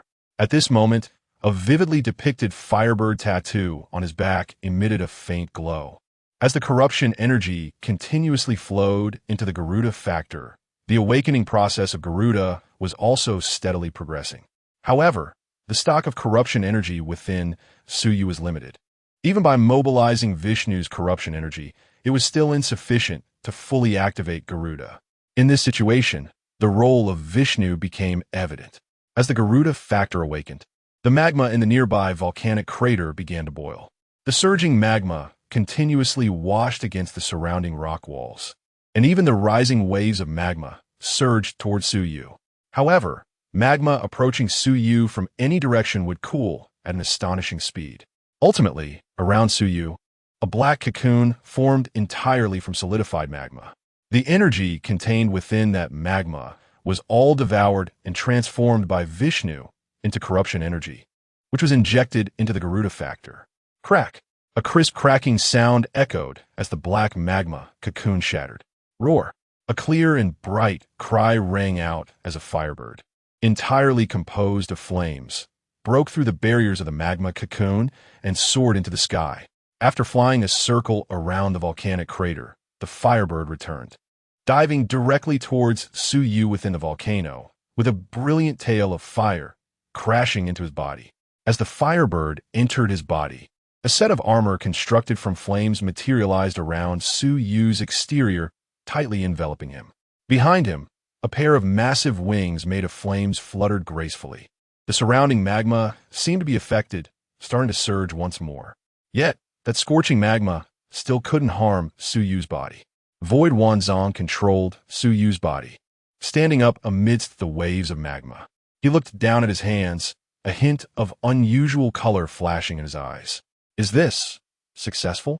Suyu's voice resonated in the consciousness space of the divine key. Just as his words fell, the consciousness of Void Wanzong entered the space. You can regain control of your body now. I have some things to research, so please don't disturb me for the time being. Hearing Void Wanzong's words, Suyu tilted his head in confusion. But upon seeing the slightly serious expression on Void Wanzong's face, he closed his mouth and exited the consciousness space. After Suyu left, Void Wanzong muttered softly, "How could it be so smooth? It shouldn't be like this." The awakening process of Garuda felt too simple, even making Void Wanzong feel something was off. Yet, being in control of the factor's awakening, he couldn't pinpoint what was wrong. However, to verify his suspicions, Void Wanzong decided to conduct a thorough examination of Suyu's body. After regaining control of his body, Suyu did not immediately remove the armor formed from Garuda's power. He was still in the volcanic crater, and if he removed the armor, being burned by the magma would not be pleasant. Even as a fusion warrior, he didn't want to experience that sensation. While searching for a way out of the volcanic crater, he discovered that it was actually an underground volcano. The only exit was the gap left by the surface that Garuda had broken through upon awakening. Suyu leaped vigorously and jumped through the gap. Just as he was about to land on the ground, he noticed many people in the distance fleeing in panic. After glancing around at the situation, he realized that he was actually in Yellowstone National Park in the beautiful country. The volcano he had just triggered was none other than the Yellowstone supervolcano, which terrified countless people in the beautiful country. Wow, Void Wanzong actually brought me here. Suyu looked around, then hurriedly left the area. Half an hour later, after changing his clothes, Suyu mingled with the crowd to leave the park. This area had also been designated as a controlled zone by the military of the beautiful country. Many geological researchers were rushing from all over the country to observe the situation of the Yellowstone volcano on site. Since Void Wanzong was locked away in research, Suyu could only temporarily stay in the beautiful country. After all, he still couldn't activate the Thousand Realms inheritance, and he didn't carry any identification to use regular transportation back to Huaxia. However, since he was in the beautiful country, he might as well take the opportunity to travel for a few days. Although he didn't have identification in the beautiful country, spending a bit more money could still facilitate some less stringent activities. For 3 consecutive days, Void Wanzong remained silent. Suyu had entered the consciousness space of the divine key, but he truly couldn't understand the things Void Wanzong was researching. 3 days later, Void Wanzong finally reached a conclusion. The reason the awakening process of Garuda was so smooth was entirely due to Su Yu's genes fusing perfectly with the corruption flesh factor. It could be said that the fusion of the two genes was more perfect than any fusion warrior created by the Moth of Fire. After reaching this conclusion, Void Wanzong extracted Su Yu's gene sequence for analysis. Similarly, he compared it with many gene sequences of Huaxiao people extracted from the database of the denouement No. 3 brought back by Qi. Soon, Void Wanzong confirmed his suspicions. The Huaxiao people in this world might have undergone some degree of genetic modification since their inception. It was very likely that this world also had a pre-civilization era, and the Huaxiao people could very well be the descendants of that civilization. After reaching these conclusions, Void Wanzong recorded the process of Garuda's factor awakening, combined it with previously collected data from Vishnu's factor awakening, and conducted analysis and simulations. Ultimately, he incorporated simulations of several other corruption factor awakenings to deduce that the chance of Su Yu failing during the awakening of the corruption factor was extremely low.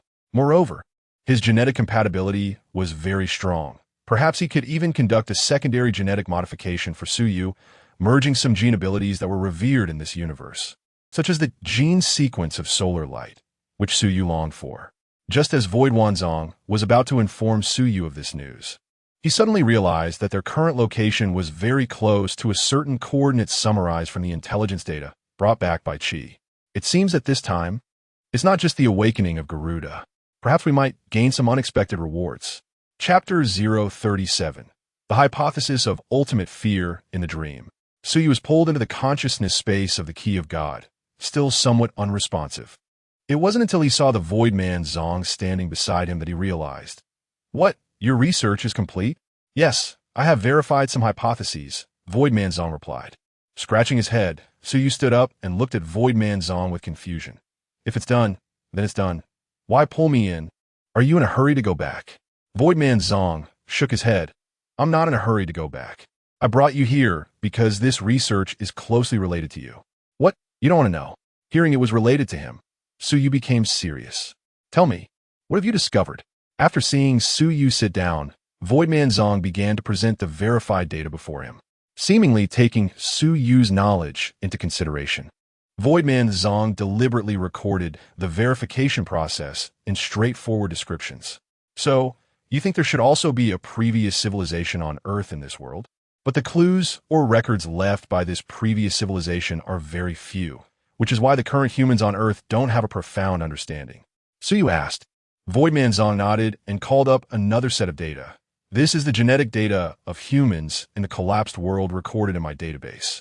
There has been a significant change in the genetic data from the era of the previous civilization to the new civilization era. This change is due to some backup left by the previous civilization. From the comparison of these data sets, it can be seen that the changes in the genetic sequences during the transition of civilizations in the collapsed world are likely the result of deliberate modifications or adjustments. Then why is that? Su Yu asked, somewhat puzzled. He recalled the relevant plot of the Super God Academy and the Xiong Lian. As he thought about it, Su Yu suddenly recalled the concept of ultimate fear. It was precisely because he thought of this that his thoughts opened up. Tens of thousands of years ago, the female angels overthrew the male angels' heavenly order and established their new order. Later, this new order was gradually perfected, forming the current righteous order.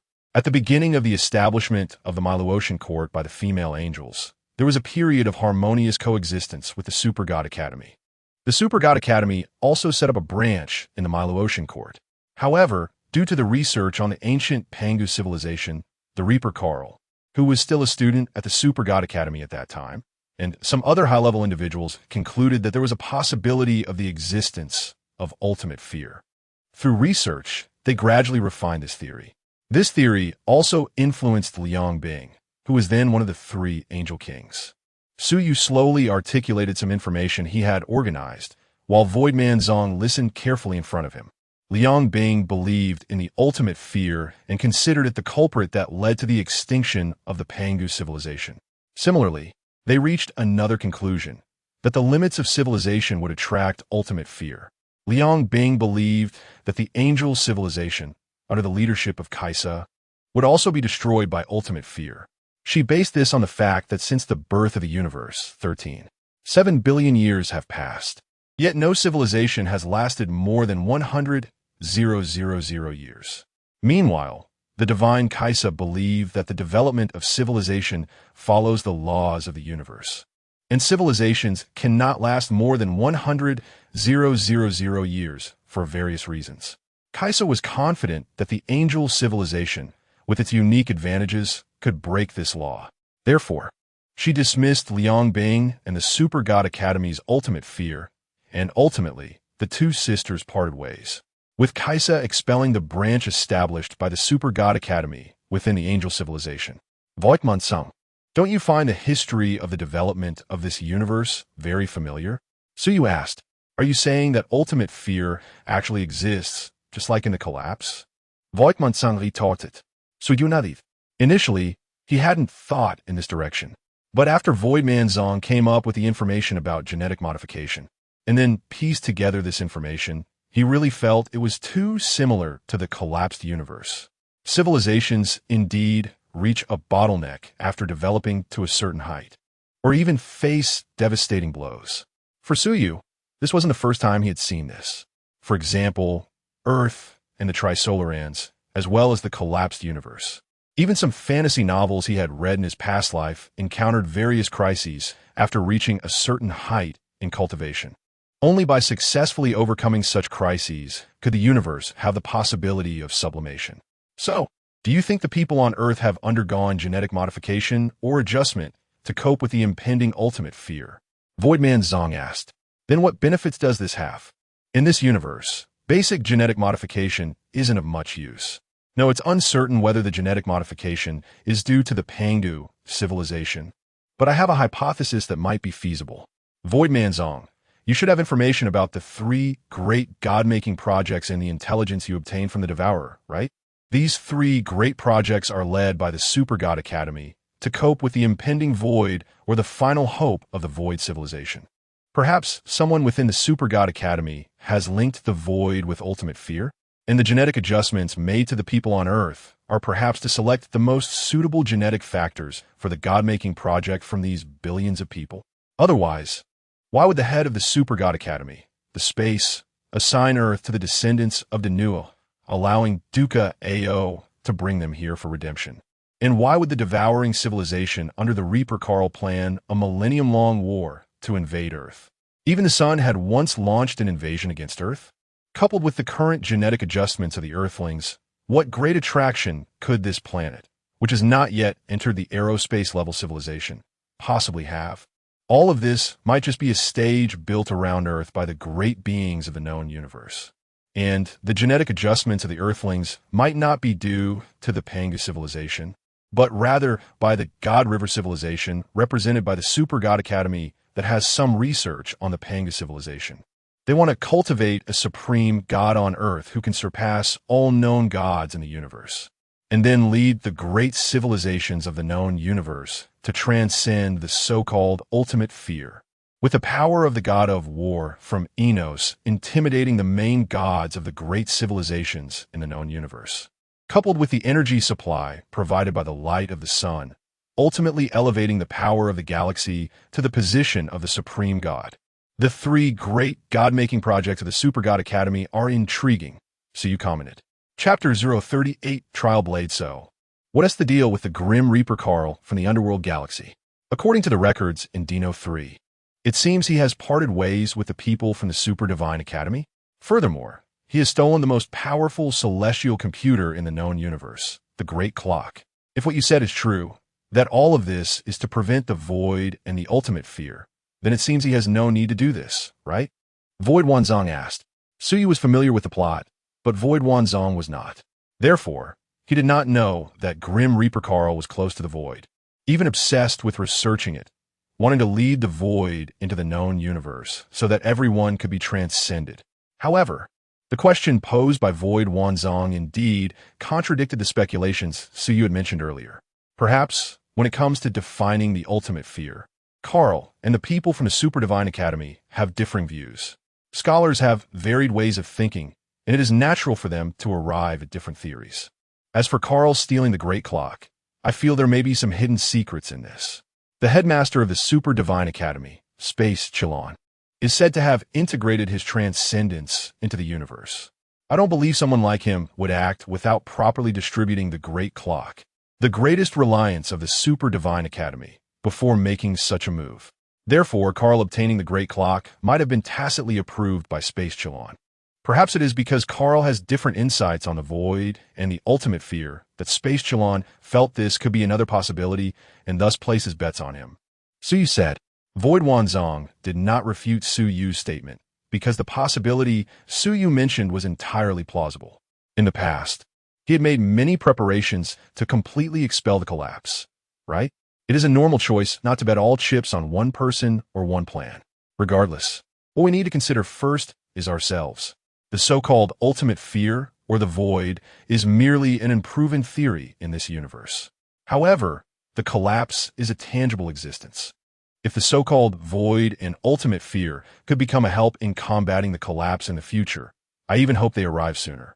Void Wanzong said, the idea is beautiful, but reality might be completely opposite. However, I wholeheartedly support the proposal to enhance our strength. After saying this, Su Yu left the consciousness space of the Key of God. He was unsure if his conclusions were correct, but regardless, he needed to sort through them. I hope my speculation is wrong. Otherwise, this universe, with the ultimate fear, the void, and then perhaps a collapse, would truly be infuriating. Although Su Yu wanted to calm down and organize his thoughts, Void Wanzong stopped him, because nearby, there was something Void Wanzong was very interested in.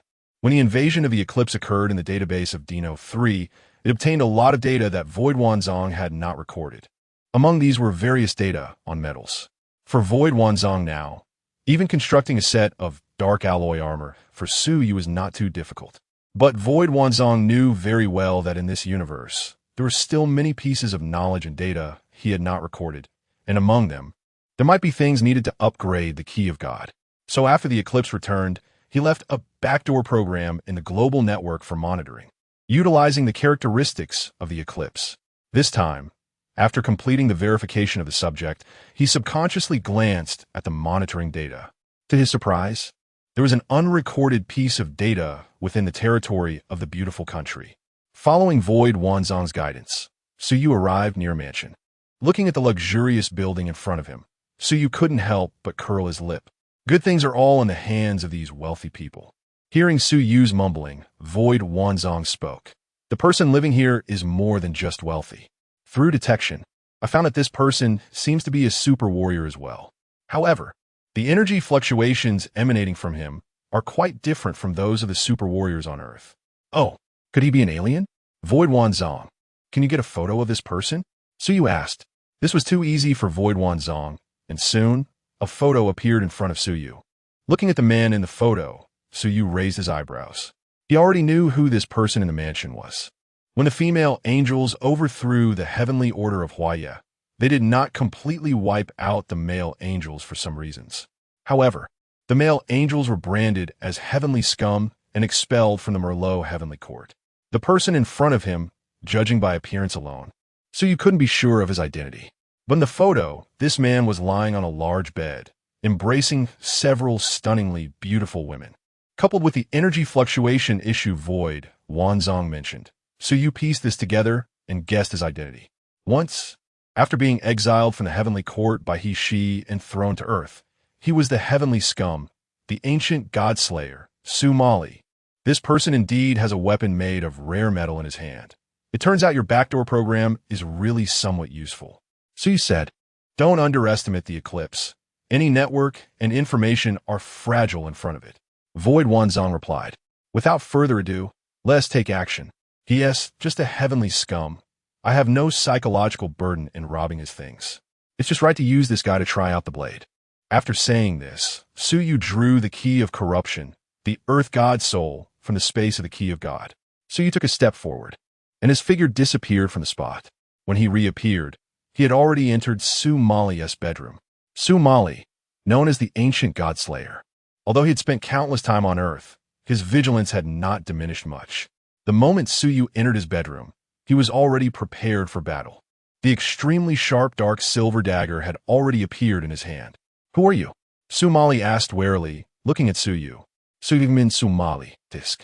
No wonder that face control couldn't bear to kill you. You do have a good-looking face. Hearing Su Yu's words, Su Mali was taken aback. He did not expect to hear this name in this distant earth. But just as he was about to ask a question, Su Yu's earth god soul had already swung down, directly aiming for Su Mali's neck. Chapter 39. Erasing Somali's Swish. Somali withdrew to dodge Su Yu's attack, but the strike came too quickly for him to avoid completely. The tip of the Ksitigarbha blade left a shallow cut on Somali's chest. Somali glanced down, then looked up angrily at Su Yu. Originally, he thought the person in front of him might know him because of the mention of Hishi's name. However, had he not dodged that last strike, he would have been bleeding out on the spot. Faced with battle, the brutal genes within Somali were awakened. He manipulated the dark energy to control the dark silver dagger, aiming it at Su Yu while quickly retreating. His combat style relied almost entirely on the dark silver dagger. If he had to engage Su Yu in close combat, he would likely be overwhelmed in just a few moves. However, this time the dark silver dagger did not bring him victory. Under Somali's control, the dagger stabbed towards Su Yu from a tricky angle. But Su Yu simply slipped his foot and sidestepped the incoming dagger. The Ksitigarbha blade in his hand slashed out instantly, striking the dark silver dagger 3 times as it flew past him. Clang! The dark silver dagger fell to the ground. And no matter how Somali tried to manipulate it with dark energy, he could not retrieve it. This made Somali panic. The dark silver dagger was his most precious possession. If it were truly taken away, he would lose his last hope of turning the tide. Su Yu bent down and picked up the dark silver dagger. So this is the dark silver weapon? Who would have thought that such a shabby thing could cut through the so-called 4th-generation divine body? Having said that, Su Yu turned his gaze to Somali. What is wrong? Are you anxious and angry? Unfortunately, this thing now belongs to me. He casually toyed with the dark silver dagger for a moment before tossing it into the key of God space. How to use this thing next would depend on the data analyzed by Su Kong Wanzong. Seeing the dark silver dagger snatched away, Somali could no longer sit still. Even though he wasn't particularly skilled in close combat, he drew his weapon and charged forward. It wasn't terrifying to have the dark silver dagger taken. He just needed to get it back. As a being who had lived for tens of thousands of years, could he not handle a suddenly emerged super warrior? But just as Somali charged forward, flames suddenly ignited on the blade of Su Yu's Ksitigarbha. The blade glowed with a purple, ghostly light, merging with the flames to become a strange purple fire. The flames, driven by Garuda, infused with the power of corrosion, were the greatest nemesis of the powerful warriors in the super god universe, who relied on genetic abilities and dark dimension data. As Su Yu and Somali's figures crossed each other, the Ksitigarbha in Su Yu's hand left a horrific wound on Somali. The flame, infused with corrosive power, instantly enveloped Somali. The burning pain that seared his soul made Somali tremble all over like a sieve. As a warrior, Somali understood very well. This time he was doomed. However, as a genetic warrior, as long as the data from the dark dimension was not lost, there was still a chance for resurrection. King, in his final moments, Somali connected to a dark dimension communication with Hua Yi. I have been attacked. I fear I cannot escape this time.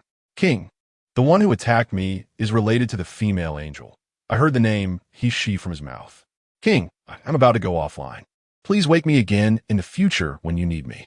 The communication was cut off, and Somali's body turned to ashes. Meanwhile, far away on a planet at the edge of the universe, Hua Yi, who was busy hammering away at Angel Ruaning, was completely dumbfounded. When he attempted to connect to Somali's dark communication, he could not find any trace of him.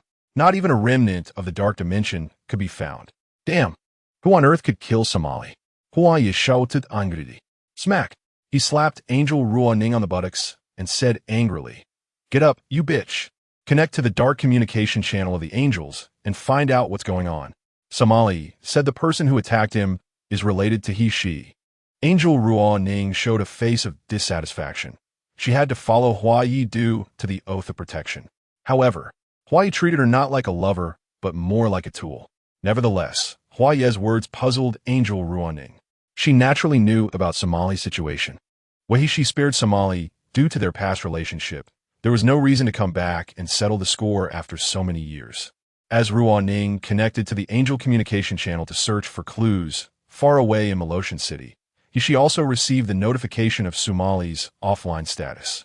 After exiling Sumali to Earth, she had kept an eye on him. Of course, this attention was to prevent him from causing chaos on Earth. Not out of any affection. Sumali was killed? Have those super warriors on Earth become that strong? Moreover, how did that guy run into him? She was quite puzzled. But when she connected to the Celestial Computation Group and pulled up the footage of Sumali's last moments, the entire angel was stunned.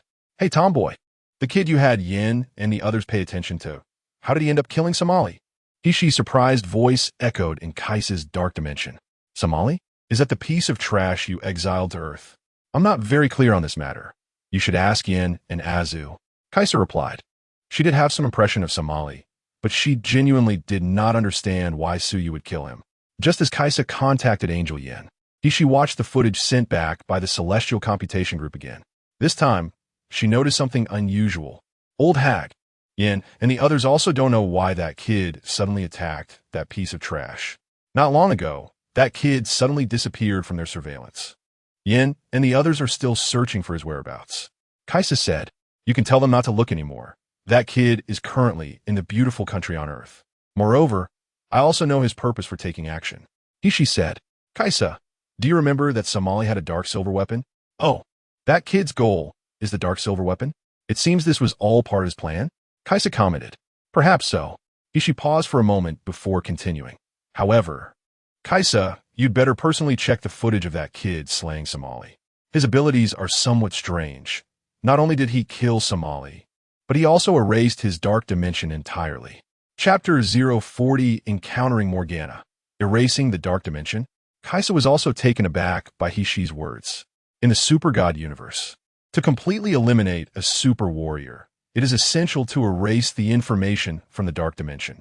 Otherwise, as long as the genetic information recorded in the dark dimension can be preserved, reshaping the body is incredibly simple. This technique is also one of Morgana's most commonly used methods. Without this technology, given the combat power of demons, if angels were to annihilate them once, she might have to lie dormant for thousands of years to regain her strength. However, achieving this requires a powerful celestial computer and vast resources. Although Morgana is poor, her sycophant, the death god Karl, is not lacking in these. Without Karl's secret support, Morgana might still be just a third-generation divine body, barely having pseudo-king level combat power. To erase dark dimension information also requires specific technology. However, to realize this technology, a high-performance celestial computer is essential. Therefore, when Kaisa heard that Suyu had killed Su Mali and erased his dark dimension information, she was somewhat surprised. Hishi, can you tell what kind of algorithm he used? Kaisa asked. At this moment, Kaisa increasingly felt that Suyu might be a super warrior created by some advanced civilization or have inherited the dark dimension legacy of a lost civilization. Moreover, this civilization behind him likely had the support of at least one celestial computer. I have no clues at all. Moreover, in the images sent back, my celestial computing group didn't even detect dark energy. Kaisa, this kid is really too mysterious. Hishi's excited voice rang out. Hearing Hishi's excited voice in the dark communication, Kaisa couldn't help but frown. After tens of thousands of years of friendship, how long had it been since she saw such a level of emotional display from Hishi? Is that kid really that special? Kaisa murmured. Manly woman, I've made up my mind. I'm going to the Chuang star system. I want to meet this kid in person. I have a feeling that I can find a way for the angel civilization to advance further from him. After resolving Su Mali, Suyu's mind entered the consciousness space of the God Key. At this moment, Void Wanzong was playing with the Dark Dusk Silver Dagger. How's the analysis of this Dark Dusk Silver Dagger going?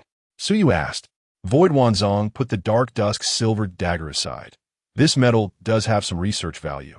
However, it cannot be infused with energy, so it can't be used to upgrade the God Key for now. Let me see if I can solve this problem.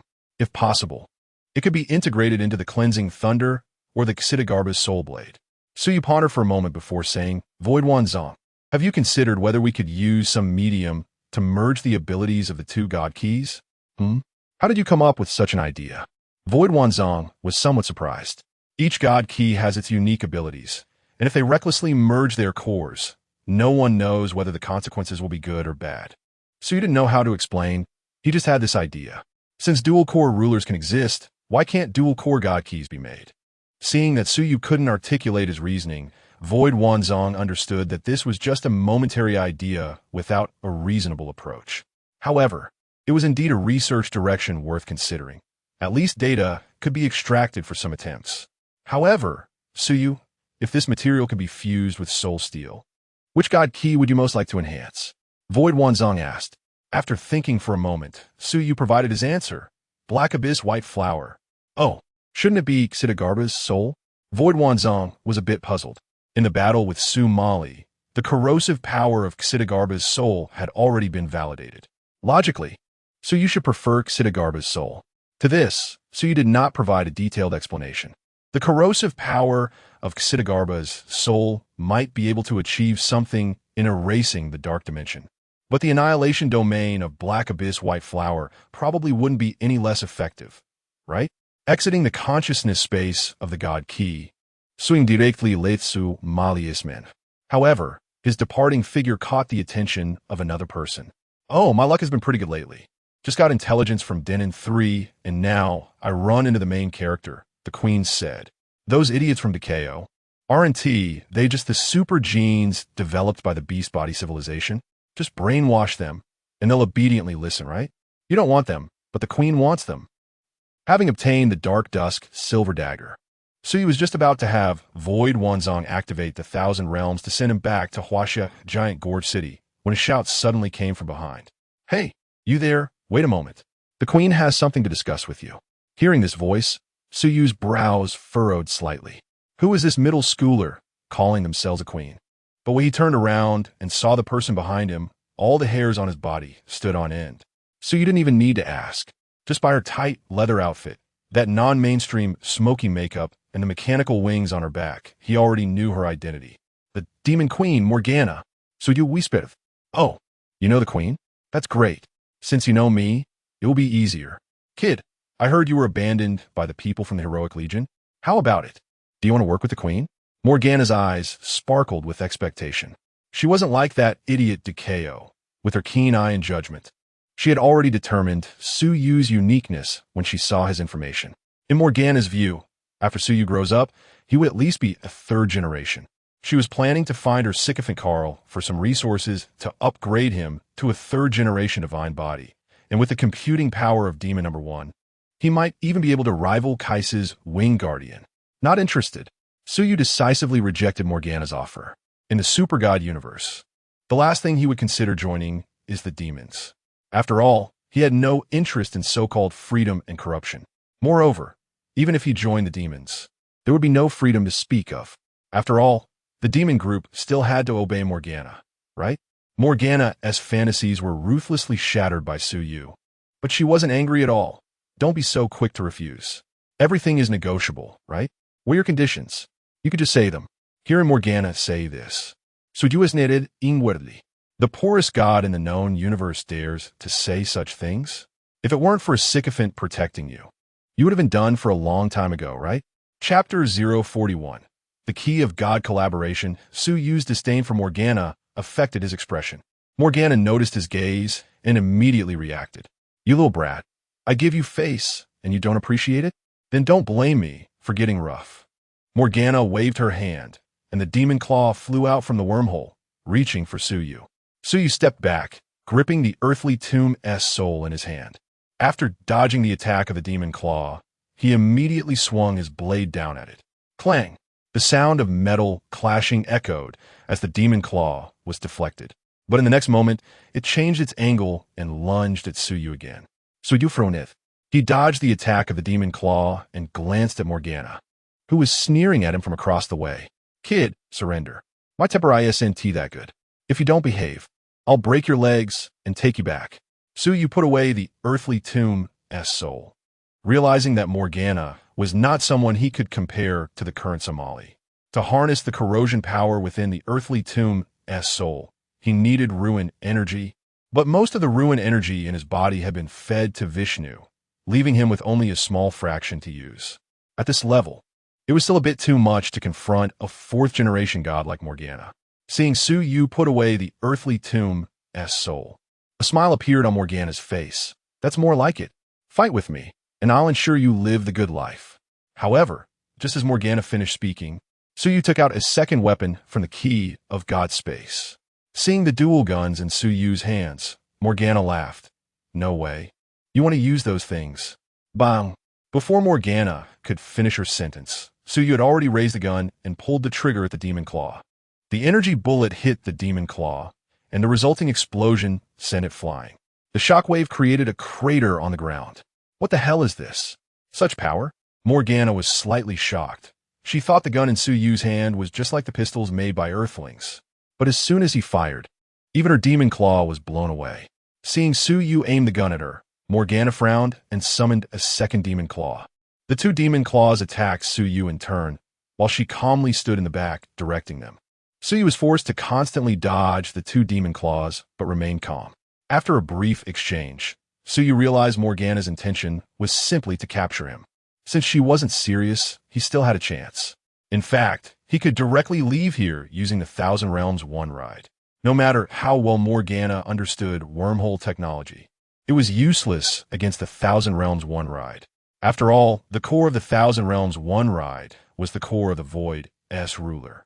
The traversal of space and wormholes was not on the same level. The reason he stayed to fight Morgana was that Su Yu wanted to test his current combat power against a top-tier god and see how big the gap was. Finding a sharpening stone like Morgana in the super god universe was not easy. After a while, Morgana clearly began to lose her patience. You little brat, still quite agile. Huh. As she spoke, Morgana focused on manipulating the demon claws to encircle Su Yu. With her movements, the pressure on Su Yu naturally increased. After narrowly dodging several attacks, Su Yu aimed his guns at the demon claw and fired several shots. Taking advantage of the moment when the explosion blew the demon claw away, Su Yu connected his dual guns, and a large sword appeared in his hand. Heavenly Fire Judgment, 0 rated power, Heavenly Fire. As Su Yu chanted, scorching flames erupted from the blade. The energy fluctuation startled Morgana. Damn, so fierce. Is he going to go all out? Morgana felt a sense of crisis from that intense energy. She glanced at Su Yu, spat secretly, and began to construct a wormhole to escape. There would be other opportunities to recruit him. It wasn't worth it to fight Su Yu here. Thinking this, just as she was on guard against Su Yu constructing a wormhole, Su Yu decisively terminated the Heavenly Fire's unsheathing and pulled out another key of God from the space. Yudes Bind. Golden chains flew out from the cross with Su Yu's voice, tightly binding Morgana, who was about to enter the wormhole, in place. Su Yu put away the Heavenly Fire Judgment, and a black and white knight's gun appeared in his hand. He turned the knight's gun upside down, aimed it at Morgana, and threw it, piercing her black abyss.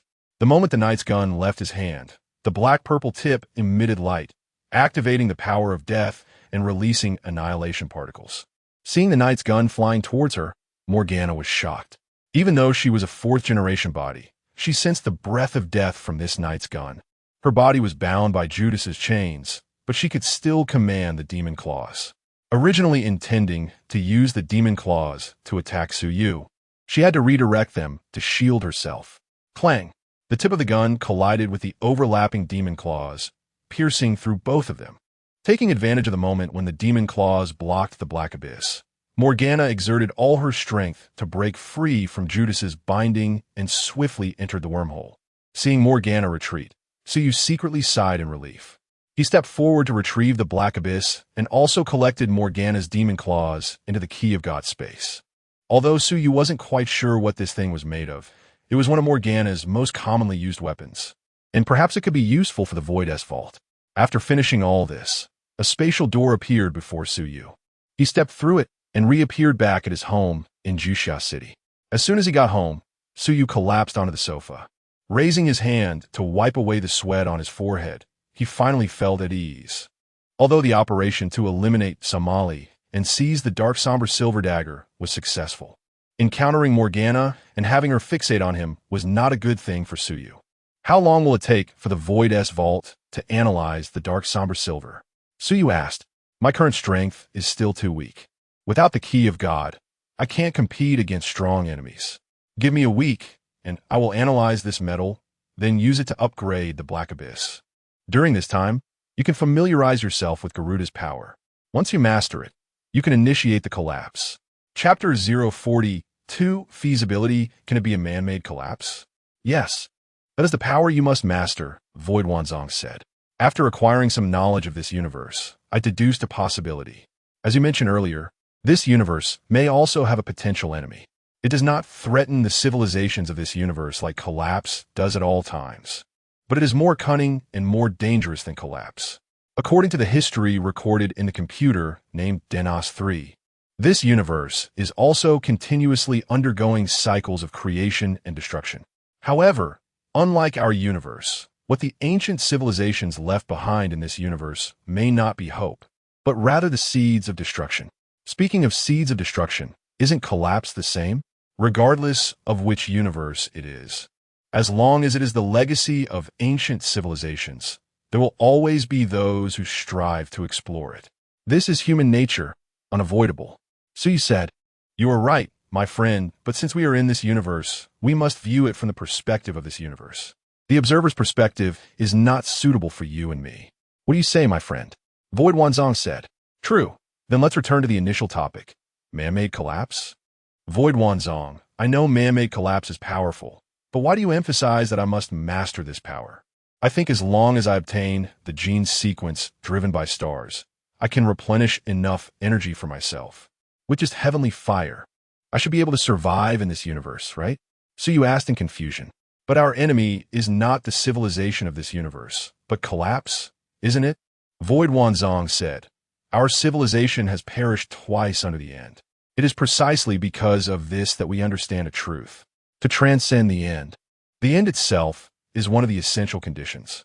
There are many advanced civilizations in this universe, and if collapse descends and the end appears within their civilization, it could bring great turmoil to the universe. Therefore, if we want to establish our civilization in this universe and pass it on, we must have means to counter the end. And you, my friend, will be our possibility to seize the end."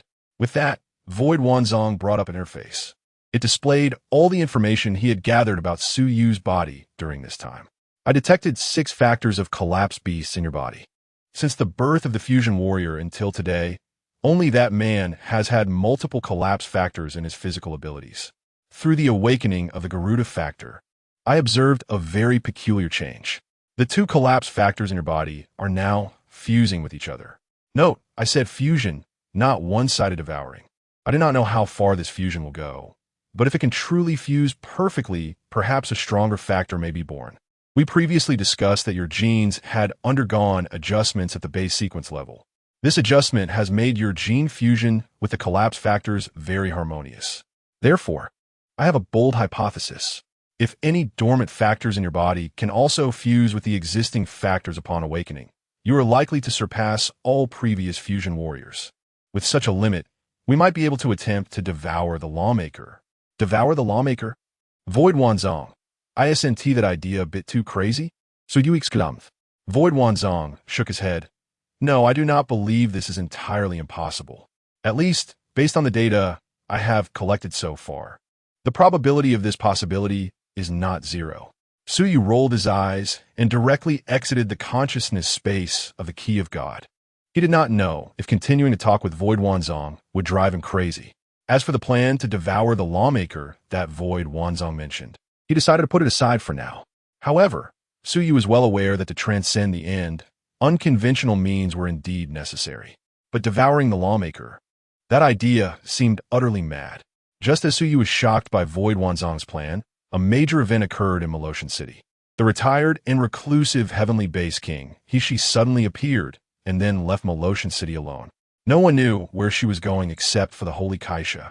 Hishi's departure tugged at the hearts of many top forces in the known universe, especially for the Grim Reaper Carl from the Underworld River System.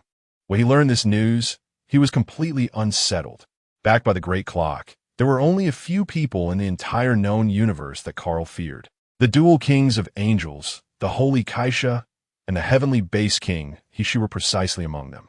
For Carl, he was more wary of the Heavenly Base King, Hishi, than of Kaisha. After all, no one knew whether this founder of the angel civilization continued her research after retirement or what new inventions she might have developed. Moreover, unlike Kaisha, who was bound by the shackles of justice and order, she was not. As the heavenly base king who had followed Kaisha since the Battle of the Angry Sea, she understood better than anyone what gave birth to justice and order. Such things could not bind her. If someone in the known universe truly provoked she, even at the moment of the star's life, Kaisha would not be able to save them. After leaving Moloshan City, she went straight to Earth in the Red Crow star system. She was not like Kaisha, who still had to make a round at the Death Song Academy. She had no interest in that perverted Carl. She was eager to meet that mysterious little boy and immediately start digging into the secrets he was hiding. Kaisha did not inform Angel Yin about Hishi's journey to Earth. However, to facilitate Hishi's actions, she told Angel Yin not to pay attention to Su Yu's situation anymore.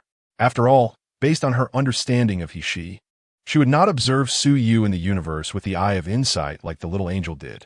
She would definitely move in directly to live in Su Yu's home, and even if Su Yu refused, she would surely find a way to get in. Well, I hope she has fun this time. Watching Hishi's figure enter the Great Worm Bridge, Kaisha sat on her throne and whispered softly, "It seems I still have to sit in this position for some time. I hope Hishi won't keep me waiting too long." Chapter 043. Soul Steel and Dark Su in a week flew by quickly, and as he had said, Void 10,000 Treasures indeed completed the analysis of Dark Su in material during this time.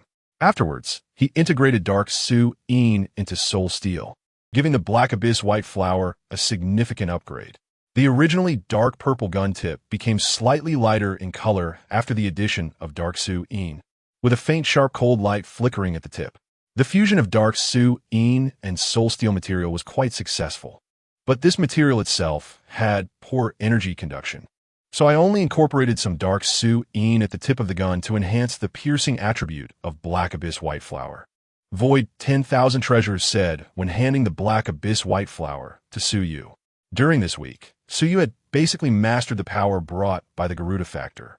The greatest function of the Garuda Factor was its super strong recovery ability, and this recovery capability was a passive skill. Even if Su Yu's life signs completely stopped, as long as there was still ruin energy in his body, he could resurrect. This was somewhat similar to Gu Shaolin and the unbeatable body of the Angel Chase. As long as the energy was sufficient, they were immortal. Moreover, the recovery speed of Garuda was no less than that of the unbeatable body. Coupled with Garuda's flames, it gave him powerful combat strength. However, Su Yu had not yet attempted human collapse. After all, human collapse would blur the boundary between a person and a ruined beast. Recklessly activating human collapse might push him toward the side of ruin. However, Void 10,000 Treasures recommended that he try it soon. Activating human collapse might accelerate the fusion speed of the two ruin factors and make the integration more perfect. Regarding Su Yu's caution, Void 10,000 Treasures did not say much. Although Su Yu had acquired the ruin factor and became a fusion warrior, whether in his previous life or in the first 10 years of this life, he was still an ordinary person. He had only awakened the supermutation factor for a few years. His mental growth was far behind those who had faced the end directly. However, Void 10,000 Treasures was very curious. When all the factors in Su Yu's body awakened, how far could he grow? Would he sweep across the universe with heavenly fire, or would he remain in a corner to maintain peace? In the morning, Su Yu was once again awakened by a call from Reina. "I say, Comrade Goddess, is your heroic brigade really that idle? Why do you keep looking for me every few days?" Su Yu complained to Reina on the other end of the line while scratching his messy hair. "Less nonsense. Have you forgotten how I helped you, Goddess?" Reina replied. The stage training of the heroic brigade just ended, and before the next stage begins, Takeo gave them a break. So, they all came back to Juxia City to visit family. I and Ming Ming had nowhere to go, so I thought of you. Come out, accompany your goddess to go shopping. Hearing the word shopping, Su Yu felt his legs go weak. However, thinking of Reina's live fashion show, he could not refuse. But after looking at the time, he complained to Reina, "It's fine if you want to go shopping, but isn't it too early? Look at the time, besides breakfast vendors. Can you see any other shops open? TSK, your Earth merchants are really unprofessional. If it were our Liang, the shops would have opened long ago." Reina retorted. Bah, a feudal civilization that has been eliminated for thousands of years, and you're still proud of it? So you shot back without holding back. What are you talking about?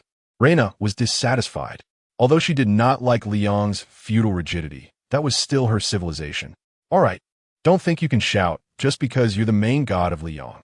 You don't even like Liang's culture, and you still want me to not speak the truth? Besides, the feudal era of Earth civilization was long ago overthrown. You should learn a lesson, Su Yu said nonchalantly. I am the light of the sun, goddess Reina. Do you think anyone in Liang would dare to overthrow me? Reina said proudly. To this, Su Yu did not continue to argue with Reina. The reason no one in Liang rebelled was likely because there was only half a planet left of Liang. Plus, there was Panjun, a stabilizing force. If the environment changed, someone might have already pushed Reina, the main god in her 20s, down from her position and taken over. After agreeing on a meeting place, Su Yu hung up the phone. Although he wanted to continue sleeping, Reina, this power bank, had come out with great difficulty. Wouldn't it be a huge loss not to have a few bites off her? When Su Yu arrived at the meeting place, he saw Reina, Rui Meng Meng, and Rose in a corner of the breakfast shop, munching on steamed buns. Huh? Why is Rose here too? Su Yu walked over and casually sat next to Reina. Reina stuffed a small bun into Su Yu's mouth. Rose's dad is Takeo. We see each other every day. What difference does it make whether she comes to visit or not? We're all out, and it's boring for her to stay on the Jusha ship alone. So I brought her out for a walk. What's wrong? You don't welcome her. Su Yu rolled his eyes and continued chewing the steamed bun. Calling Reina silly and naive might be somewhat accurate, but seeing her like this, she wasn't that foolish. His earlier words somewhat implied that he wasn't welcoming Rose, and Reina directly stuffed a bun in his mouth, blocking any further words. What do you do now? Swallow the bun and continue speaking? Why bother? He had no enmity with Rose. Rose, of course, also caught the meaning in Su Yu's words. She glanced at Su Yu, but didn't say anything. Su Yu was kicked out of the heroic brigade by Takeo, so it seemed reasonable not to welcome Takeo's daughter. However, given her personality, she wouldn't engage in a dispute with Su Yu. Or rather, even if she did, it would be useless. If she angered Su Yu, it could lead to conflict, which would be undesirable. After breakfast, Reina dragged Su Yu to the pedestrian street. Although it was still early, shops were gradually starting to open. Looking at the dazzling array of shops, Reina became excited and, ignoring Su Yu and the others behind her, began shopping on her own. Rose had no interest in shopping. She simply followed Reina because she didn't want to refuse her enthusiasm. As for Rui Meng Meng, she timidly followed Su Yu and Rose, clearly showing no interest in shopping. Just as Reina was about to enter a fitting room with a few pieces of clothing, the clothing store suddenly became lively. Su Yu turned around and saw several small gangsters swaggering in, with the leader slapping the cash register and shouting at the service staff inside. It's time to pay this month's protection fee. Hurry up and bring it out. Chapter 044. Personality Correction. Lu Dang following the sound. A somewhat familiar face came into view. So you thought for a moment before recalling who this person was. It seems that correcting the personalities of these two brothers is going to fall on me. Su Yu sneered, flexed his wrist, and stepped towards Lu Dang. Lu Dang, the younger brother of Lu Chuang. Due to Lu Chuang's influence, Lu Dang had also been secretly protected by the Super God Academy before his super gene awakened. Lu Dang had participated in many of the misdeeds that his brother Lu Chuang committed. Later on, although he joined the Xiangbing Lian, his super gene was not as powerful as Lu Chuang's Nova God of War. However, under Lu Chuang's guidance, Lu Dang's character was corrected, and he became a warrior protecting the earth. But that was a matter for the future. Right now, Lu Dang was causing trouble in front of him, and Su Yu would not let it slide. What's super gene? Right now, he's just a social scum. Wait, don't act impulsively. I will have someone handle this matter. So you don't need to get involved, okay?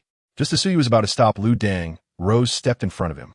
What you call having someone handle it is just secretly cleaning up after him. Is that how you Super God Academy trains super warriors? Placing their growth above the sacrifices of ordinary people? So you question. Hearing his words, Rose, Reina, and Rui Meng Meng were all stunned. Get out of the way. Du Qiangwei, you really make me feel sick. You're still a soldier, and you're really bringing disgrace to soldiers. Remember, I don't care how the Super God Academy trains you super warriors. But if your connections lead to ordinary people bleeding and sacrificing for nothing, then I will personally kill you. Su Yu pushed Du Qiangwei aside without hesitation and walked towards Lu Dang. The words he spoke were not just a momentary impulse. In his previous life, he felt that the worldview of the Super God Academy had problems. However, he only regarded it as an anime and hadn't participated in too many discussions. But he had seen many analyses online in his past life. Now that he had crossed over to this world, he had witnessed Lu Chuang's misdeeds with his own eyes when he was still an ordinary person, and then he was secretly bailed out to continue committing evil. After joining the Xiong Bing Lian and experiencing the disgusting differential treatment within, he had long been displeased with these people. The earlier statement was not only directed at Du Qiangwei, but also at Duke Ao, that dinner dog. If he really intended to use the sacrifices of Earth and the Chinese people to train Gu Shaolin and the others, he wouldn't mind slaughtering all dinners on Earth to honor the spirits of the sacrificed. Rose, who had been pushed aside, stumbled and fell to the ground, while Rue Mingming hurried over to help her up. But the two of them looked at Su Yu's back and didn't dare to speak out to stop him. Reina also put down the clothes she was holding, but didn't intervene either. She felt that Su Yu's actions were likely not out of impulse. After all, he had been able to join the Xiong Bing Lian, which surely meant he had intentions to protect this country and this planet. It was just that the actions of Duke Ao and his people were disheartening. Hurry up. Stop dawdling. At the cash register, Lu Dang impatiently slammed the table, urging the cashier. The young lady in charge of the cash register was so scared that her body trembled, not knowing if she was a newcomer who had never seen such a scene. Just as the manager approached to speak, Lu Dang was grabbed and thrown out directly. Crash! Lu Dang's body crashed through the glass door and fell onto the street, his face filled with confusion, clearly not understanding how he had been thrown out. Su Yu walked out of the clothing store, stepping on the shards of glass on the ground, making crunching sounds. Here to collect protection fees? Su Yu stood in front of Lu Dang, coldly asking, "Who are you? Do you know who I?" Bang! Before Lu Dang could finish his sentence, Su Yu kicked him. Although Su Yu didn't use much strength, Lu Dang, who hadn't awakened his super gene yet, was knocked to the ground and rolled several times before stopping. Lying on the ground, Lu Dang felt pain all over, especially in his chest, where Su Yu had kicked him. The pain was even more intense. He didn't know if that kick had broken any bones. Otherwise, why would it hurt so much? Su Yu walked to Lu Dang's side, looked at the trembling Lu Dang on the ground, and grabbed him by the collar, pulling him up. Lu Dang, held up by Su Yu, met his gaze, shivering at the coldness in Su Yu's eyes. He wanted to beg for mercy, but with his collar being gripped, he found it hard to breathe, let alone speak. I damn well let you collect protection fees, let you commit evil, let you bully ordinary people. Su Yu slammed Lu Dang hard onto the ground, raining down punches one after another. At this moment, Lu Dang was still just an ordinary person and couldn't withstand his punches. Reina, watching from behind, frowned slightly but didn't stop Su Yu. Instead, she secretly infused Lu Dang with some energy, activating his super gene. This way, even if he was beaten up by Su Yu, as long as help arrived in time, he at least wouldn't be killed. Once Lu Dang's super gene was activated, Su Yu naturally felt it. He knew that this was Reina secretly doing something, but he had no intention of stopping. Instead, he added more strength to his punches. In the past, Lu Chuang had been beaten into a pulp under his fists, let alone Lu Dang. Lu Dang's genes were not as powerful as his brother's, and after being severely beaten, he collapsed on the ground, gasping for breath. Su Yu released Lu Dang and turned to Reina. Call Lu Chuang over and have him drag this dead dog away from me. Reina Potev, feeling a bit dissatisfied with Su Yu directing her to do things like this. However, in Su Yu's current state, even Reina didn't want to confront him, so she had no choice but to contact Lu Chuang to come over and handle his brother's matter. After instructing Reina, Su Yu returned to the previous store. After inquiring about the cost of the broken glass door and paying for it, he left. With Lu Dang causing such a ruckus, he lost interest in continuing to shop with Reina. Instead of wasting time, he might as well go home and study the key of God properly. Reina did not stop Su Yu from leaving. After Su Yu's figure disappeared from sight, she glanced at Lu Dang lying on the ground. What is this all about? How does your Earth train super warriors? but they all turn out to be such rotten apples. Chapter 045. The downsides of super genes. Hearing Reina's words, Rose was suddenly at a loss for words. She knew how Du Cao treated those who possessed super genes in the Xiong Bing Lian. She had voiced her opinions before. But what did Du Cao say? He insisted that they should not overly interfere with the growth of these children to avoid affecting the activation of their genes. How nice it sounded. Since they couldn't interfere too much, why did they still have to meddle in the situation of the Liu brothers? Wouldn't it be better to let them reform their thoughts properly in the detention center or prison? Initially, it was precisely because of her rebellious nature that Du Cao had thrown her into the military camp. He was strict with her, but lenient with others. The first time she was scolded by Su Yu, Rose felt a bit unwilling to accept it. But this time, she couldn't even muster any anger because Su Yu was right. Du Cao was using the sacrifices of ordinary people to create super soldiers. Look at the people in the Xiong Bing Lian now.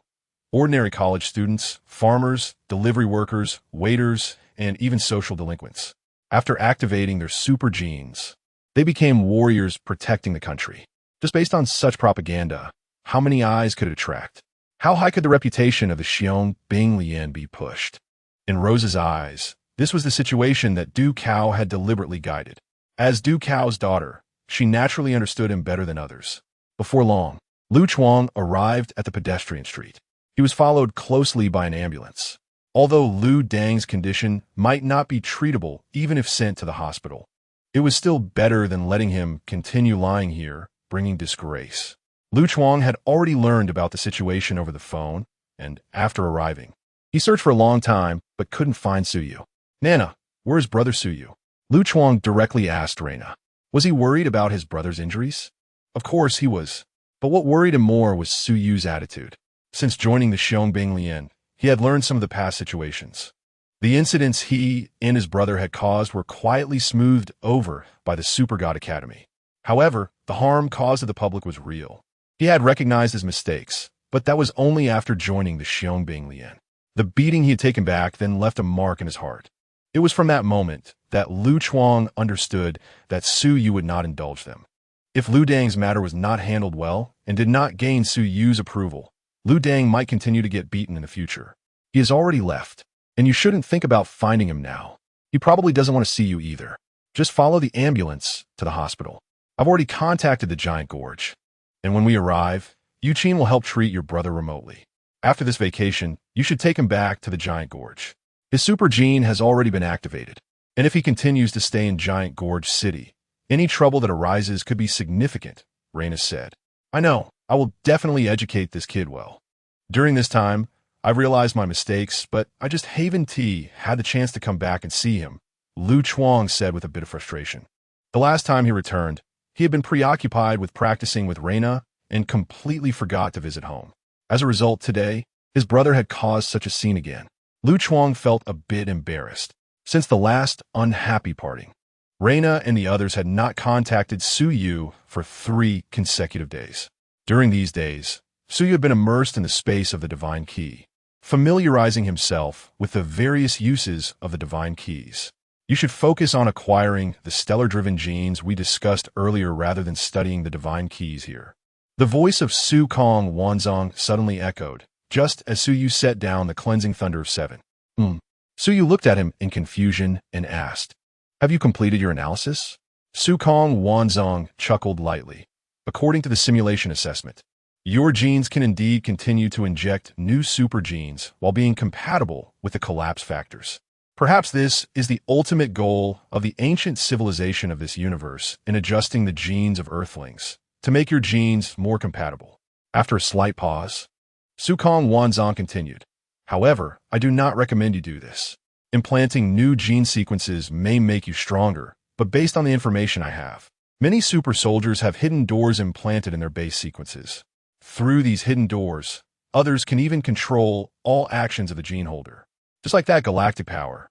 If necessary, those who hold the highest authority over his genes can even brainwash him. Moreover, he wouldn't even have a chance to resist." Dirty tricks, Su Yu scoffed. Naturally, Su Yu was well aware of what Su Kong Wanzong was saying. The super genes of the people in the Xiong Bing Lian were mostly not under their control. The galactic power of Guxiaolin was under the highest authority of the Super God Academy. The Dexing Gun of Zhao Xian, the Nuo Xing War God of Lu Chuang, and the Nuo Xing Sharp Blade of Rui Mengmeng were all controlled by Du Cao and his descendants. Since they were now mixed in with the Super God Academy, these authorities were likely shared with those people as well. As for Rose's time-space gene, it was studied together by the Reaper Carl and the Demon Queen Morgana. However, at that time, Morgana was still called Liangbing. Although Morgana regarded the time-space gene as her lifelong love, she herself did not have the highest authority over it. Currently, the authority over the time-space gene was still held by Reaper Carl. It could be said that in the current Xiong Bing Lian, only Sun Wukong had the highest authority over his own super gene. Such a team, completely controlled by a few individuals, was actually the hope of this country, this world, and even this universe. It had to be said that this was a huge joke. Unless we can develop and manufacture super genes ourselves, I will not implant any super genes. I believe that the potential of fusion warriors will not be inferior to theirs. I also believe that Vishnu will not disappoint me. So you said, I'm relieved to hear you think that way. However, the progress of the fusion between Vishnu and Garuda has slowed down recently. As for the reason, you should be quite clear, Su Kong Wanzong reminded. Su Yu nodded. Recently, apart from basic energy intake, he had not consumed more energy. Vishnu needed to continuously devour energy to evolve, and without sufficient energy, the fusion progress would inevitably slow down. It won't be long before the first wave of the Taotai invasion arrives. At that time, my opportunity will come. Chapter 046, Dinner Knock Knock Knock. The sound of knocking on the door woke Su Yu from the consciousness space of the God Key. He walked to the door in confusion, and upon opening it, he saw Reina standing outside along with a fidgeting Lu Chuang. Haven't you guys returned to the giant gorge? Su Yu stepped aside to let them in before asking. He wanted them to take a few days to rest and adjust before moving on to the next phase of training. Reina was not polite at all. She walked in and immediately sat down on the sofa. Lu Chuang stood to the side and only spoke after Reina finished. Brother Su Yu, I'm here to apologize. My younger brother has caused some trouble again. But don't worry, Lu Chuang, promise to strictly discipline him from now on. Seeing Lu Chuang like this, Su Yu couldn't help but smile bitterly and shook his head. You don't need to say that to me. As I always say, just protect the earth properly from now on. I promise, as long as we brothers are alive, we will definitely be on the front lines fighting against the aliens. Lu Chuang patted his chest and guaranteed. All right, let's do it then. After saying that, Su Yu turned to Reina. Shall we talk business? What brings you here? We're here to invite you to dinner, Reina shrugged. We need to return to training early tomorrow, and today, Guxiaolin and the others want to have a meal out. Most of the people on the giant gorge are soldiers, and they can't relax too much. Rose and Mengmeng wanted to invite you, but since you didn't answer my call, I came with Lu Chuang to check on you. Dinner? Upon hearing Reina's words, Su Yu was at a loss for words. The days until the invasion of the Taodai were getting closer, yet the people from the Xiong Lian were still so relaxed. It was really, but then again, it made sense. Guxiaolin and the others were just ordinary people not long ago, living ordinary lives. The sudden change in identity would indeed make them a bit uncomfortable. Plus, the training methods at Super God Academy were completely chaotic, making it hard to see any structure. Given this situation, it would be strange if Guxiaolin and the others could adjust properly. Perhaps I could do something? Su Yu thought to himself. With this in mind, he nodded in agreement to Reina's invitation. After changing his clothes, he left home with Reina and Lu Chuang. The dinner was held at the place where they had previously trained. This was actually a piece of land set up by the higher-ups of Huaxia for the Super God Academy in Giant Gorge City. It was used when needed, and when not, only a few people were left to guard it. When the three of them arrived and joined the others, the previously lively atmosphere immediately cooled down a lot. A few days ago, Su Yu had almost killed Lu Chuang's brother, and Guxiaolin and the others already knew about it. To them, Su Yu seemed like a person with violent tendencies. Although Lu Chuang and Lu Deng had done many reckless things in the past, they should have been handed over to the law for punishment, not dealt with by him. Of course, Guxiaolin and the others didn't comment on it. However, when facing Su Yu, they still felt a sense of resistance and rejection deep down. Su Yu naturally sensed that feeling of alienation, and he didn't try to force himself into their conversation. At Reina's invitation, he casually found a seat to sit down. All right, everyone is here now. Shall we start? With Reina's call, the dinner officially began. Perhaps because the recent training had been too tough, once they relaxed, Gu Xiaoluan and the others began to chat freely, especially Lu Chuang, who loved to brag the most. After a few drinks, his boasting became thunderous. Fortunately, he hadn't actually killed any gods with his power. Otherwise, with his personality, he might really have claimed to have taken down a whole bunch of gods with a single axe. However, the lively atmosphere was frozen by Rui Mengming's question, "Are we really going to fight aliens?" Reina was about to respond, but she caught sight of Su Yu putting down his cup and looking at Rui Mengming, immediately closing her mouth. The previously lively atmosphere seemed unrelated to Su Yu. He just sat there, sipping his drink and eating a bit, never participating in the conversation. But Rui Mengming's topic seemed to have caught his attention. Speaking of aliens, we don't even know what they look like. Look, Sister Na is also an alien, right? But she looks pretty much like us. Lu Chuang pointed at Reina. Shut up. How could a goddess like me look like you? Reina rolled her eyes, wondering whom he was insulting. Hey, I was just describing it. Sister Na, give me some face. Don't ruin the fun. Lu Chuang said awkwardly. We're fighting the Tao Tai, a space-level civilization. Didn't you see on TV last time? The one that caught the giant crocodile. Reina explained the situation of the Tao Tai civilization to everyone. Space-level civilization? How does that compare to your hometown? What is it called? The solar flare civilization. Zhao Xian raised his hand and asked. Of course, it's our solar flare. Our solar flare is the top god-making civilization in the known universe. Reina said proudly. Top in the universe? God-making civilization? Gu Xiaoluan looked confused, clearly not having delved deep into this cosmic-level knowledge. Let us put it this way, if the gene lock in my body is released, I alone can flatten the entire Tao Tai civilization. That has strength, understand? Reina continued to boast. Then, Sister Na, since you're so powerful, why don't you help us fend off the Tao Tai? I'm a bit scared of fighting, Rui Mengming said timidly. Seeing the look of expectation in Rui Mengming's eyes, Reina was suddenly at a loss for words. She had already boasted, and now to say no would seem a bit embarrassing, just when she didn't know what to do. Su Yu let out a soft sigh and shook his head. This action caught the attention of the girl sitting opposite him, Rose. Her eyes moved slightly, as if she remembered something, and she looked at Su Yu and asked, Su Yu, you're also a super soldier. If the Tao Tai invades, will you fight? Hearing Rose's question, everyone's attention shifted to this side. Even Rui Mengming had thrown her earlier question to the back of her mind. Fight the Tao Tai? Of course. I will take action, no matter if it's the Tao Tai or any other cosmic civilization. As long as they invade Earth, I will step in, Su Yu replied. He said this, but in his heart he thought, these are all food for Vishnu. After waiting so long, how could I easily let them go? Chapter 047 Belief. So, does this mean we have the opportunity to fight side by side on the battlefield? Lu Chuang said excitedly after hearing Su Yu's response. Side by side in battle? However, Su Yu did not directly answer Lu Chuang's question. But are you really ready to face the war? Su Yu's question left Gu Xiaoluan and the others dumbfounded. Were they really ready? They dared not answer, as their hearts were filled with various emotions, including a sense of luck. Before joining the Xiongбing Lian, you were just ordinary people, suddenly awakening super genes, and then you were gathered together to say that you need to fight in a war to contribute. Even though you have been trained for such a long time, to be honest, I don't have much faith in your mentality. Without giving Gu Xiaoluan and the others much time to think, Su Yu spoke again. Hearing his words, Lu Chuang suddenly became excited. Just as he was about to speak, Su Yu raised his hand to stop him. Chuangzi, although you were quite a jerk before, you're not completely rotten to the core. Most of your past behavior was because someone was secretly supporting you, which led you to become that way. When it comes to the battlefield, I believe you have the courage to fight hard. But you alone cannot represent everyone. Zhao Xian, before joining the Xiongбing Lian, you were just an ordinary delivery person. Although you are willing to help the weak, that is still within the realm of ordinary people.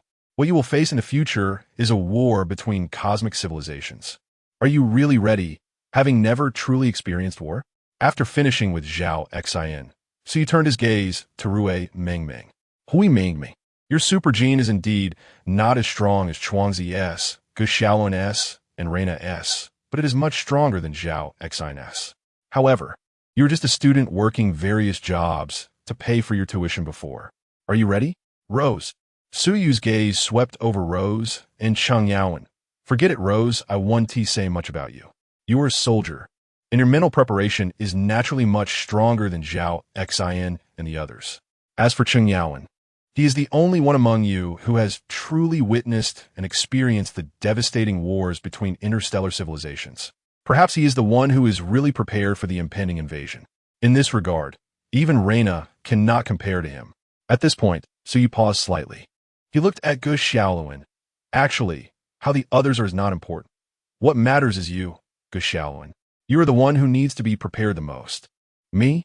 Gu Xiaoluan pointed at himself in surprise. Why me? I'm just someone who gets beaten up. What use am I? Hearing Gu Xiaoluan's words, Reina slapped her forehead. How many times has she told him this? Why is he still like this? Su Yu was not surprised by Gu Xiaoluan's reaction. Yi Xiaolun. Do you know the codename of your super gene? Su Yu asked. I know. It's the power of the galaxy, right? But what is the use of my super gene? Yi Xiaolun reiterated. The power of the galaxy is a super gene developed together by the principle of the Super God Academy and the Cosmic United Angel Civilization. The most obvious characteristic is the invincible body. To put it simply, no matter what kind of physical attack, it cannot completely kill you. Even if someone cuts off your head, as long as your dark dimension is not destroyed and your gene sequence is not scattered, you can resurrect. And the deeper powers, you are not yet capable of developing. But Gu Xiaoluan, you must understand one thing. You, who carry the super gene of the power of the galaxy, have already been chosen as the main god by the Super God Academy. In the future, you may become the main god of Earth, and even the entire galaxy. I think I don't need to elaborate on what being a main god means, right? Why me? Can I do it? I don't understand anything about being a main god. Gu Xiaoluan said, somewhat self-defeating. Su Yu, enough. Don't say anymore. This is still too early for Xiaoluan. Reina interrupted. Early? Su Yu retorted. It's still early? Soon, the invasion of Taotai will arrive. If we don't tell them now, then when? Wait until millions or even billions of people in Huaxia sacrifice before telling him. Reina, do you think ordinary people should sacrifice for the growth of super warriors and the main god? Seeing Su Yu getting more and more agitated, Reina hurriedly waved her hand. I didn't mean that. You need to calm down, Su Yu. I don't know why the Super God Academy chose this training method now. Don't use the ridiculous reasoning that the growth and thinking of the main god shouldn't be interfered with by ordinary people. That is all nonsense. Right now, Gu Xiaoluan is not a main god. He is just an ordinary person who has just gained power. At this time, if we don't help him establish a belief and just throw him onto the battlefield, letting the blood and sacrifice of ordinary people achieve him and promote his growth, I'll tell you, Reina, you can also relay what I said to those descendants of Dino. If they have such plans, then don't blame me for being rude. Huaxia does not need a leader without their own beliefs. If they insist on using this method to cultivate Gu Xiaoluan, then let me tell you right now, I am the god of Huaxia. If they want to play tricks in Huaxia, they have to see if I agree. Su Yu's words were powerful, leaving Reina momentarily unsure how to respond. She is the main god of the sun, and she has a concept of how God-creating civilizations cultivate their main gods. Panjin once mentioned that the power of the galaxy requires a long time to grow. Perhaps it takes 10,000 years or even longer. And Reina knows that this 10,000 years may only be the time needed for the main god to clarify their beliefs. However, Earth is about to face an invasion. In this cruel and long battle, can Earth really have enough time to wait for Gu Xiaoluan to grow? The answer is obvious. So, Reina believes she can understand Su Yu's anger. But known God-creating civilizations in the universe have all gone through this step by step, and Gu Xiaoluan must go through this as well. Just as Reina was pondering how to speak, Cheng Yaowen suddenly spoke up. Su Yu, you've said so much. What about you? Aren't you afraid of the impending war? Hearing Cheng Yaowen's question, Su Yu turned to look at him. After a moment of silence, Su Yu gave his answer. Chapter 048. The Path of Salvation Me? Of course, I will be afraid too. Like them, I have never experienced war. Su Yu's words once again captured everyone's attention. Even Gu Xiaoluan and Rue Mengmeng, who had been somewhat timid after Su Yu's remarks, lifted their heads again. But what good does fear do?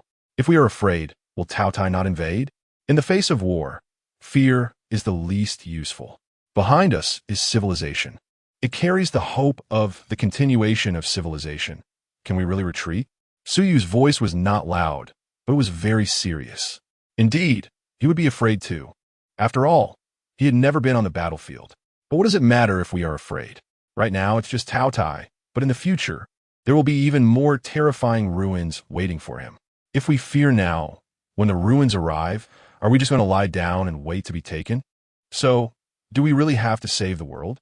Gu Xiaolun asked. He still couldn't face reality, or rather, he needed a strong dose of encouragement right now. Save the world? Salvation? Suyou murmured softly. Saving the world is no easy task. Perhaps we can't even save one person. But this is not a reason for us to evade or give up. Great power often means more responsibility, and it also comes with a tremendous cost. You will soon understand that in the war against invasion, we have no choice but victory. Ah yes, salvation is not that simple, but we must win. Gu Xiaolun repeated Su Yu's words. In the silence that followed, the gathering came to an end. Su Yu bid farewell to everyone and set off on his way home alone. Just as he was leaving the base, the voice of Void Wanzong echoed in his mind. My friend, you have chosen the most arduous path. Salvation is indeed not easy. But we have no other road to take, do we? Suyuri Tortiv. A light chuckle rang in his mind from Void Wanzong. Indeed, they had no other choice but this path. Su Yu's words led Gu Xiaolun and the others into a state of introspection, especially Gu Xiaolun. When he joined the Super God Academy, many had expressed their expectations of him, both openly and subtly. But apart from Su Yu, no one had told him what to do. No one helped him establish his beliefs. However, tonight, Su Yu's words made him see reality clearly. He had gained power, even though it was not the kind he expected. But since he had power, he must take on responsibility. Perhaps this is my fate, Gu Xiaolun whispered softly as he lay in bed. On the other side, when Su Yu returned to his neighborhood, he suddenly stopped in his tracks. He looked towards the dim side of the road and said, You've been following me all the way. You should come out and show your face, right? Huh, you actually noticed? A voice came from the shadows, clearly surprised that they had been detected. Hearing this voice, Su Yu raised his eyebrows. He had sensed that someone had been following him, but he had not discerned the person's true identity. However, this voice, clearly belonging to a woman, confirmed his suspicion. When the person stepped out of the shadows, Su Yu's expression shifted from confusion to surprise. How should he put it? The person before him truly amazed him. At least in his 2 lifetimes, it was the first time he had seen such a beautiful woman. Even with Angel Yin and Angel Jue, the woman before him outshone them. Angel? While comparing Angel Yin and the woman before him, Su Yu suddenly realized, in the Super God universe, angels are indeed the most beautiful beings in the known universe. And this is not just empty praise. Although Su Yu had only seen Angel Yin and Angel Jue, they were indeed breathtaking. Since the person before him surpassed those two in beauty, the chances of her being an angel were quite high. Adding to that her striking silver hair, Su Yu began to speculate on her identity. But isn't she supposed to be in seclusion in Heavenly City and never come out? Why would she suddenly come to Earth? Thinking of this, Su Yu suddenly recalled the incident with Su Mali that he had committed. According to the plot, Su Mali had a flirtatious relationship with the heavenly monarch He Shi. The reason Su Mali was not held accountable after the defeat, but was merely exiled, was reportedly due to He Shi showing her leniency. Could it be that He Shi came to Earth because of Su Mali? With this thought, Su Yu's hair stood on end.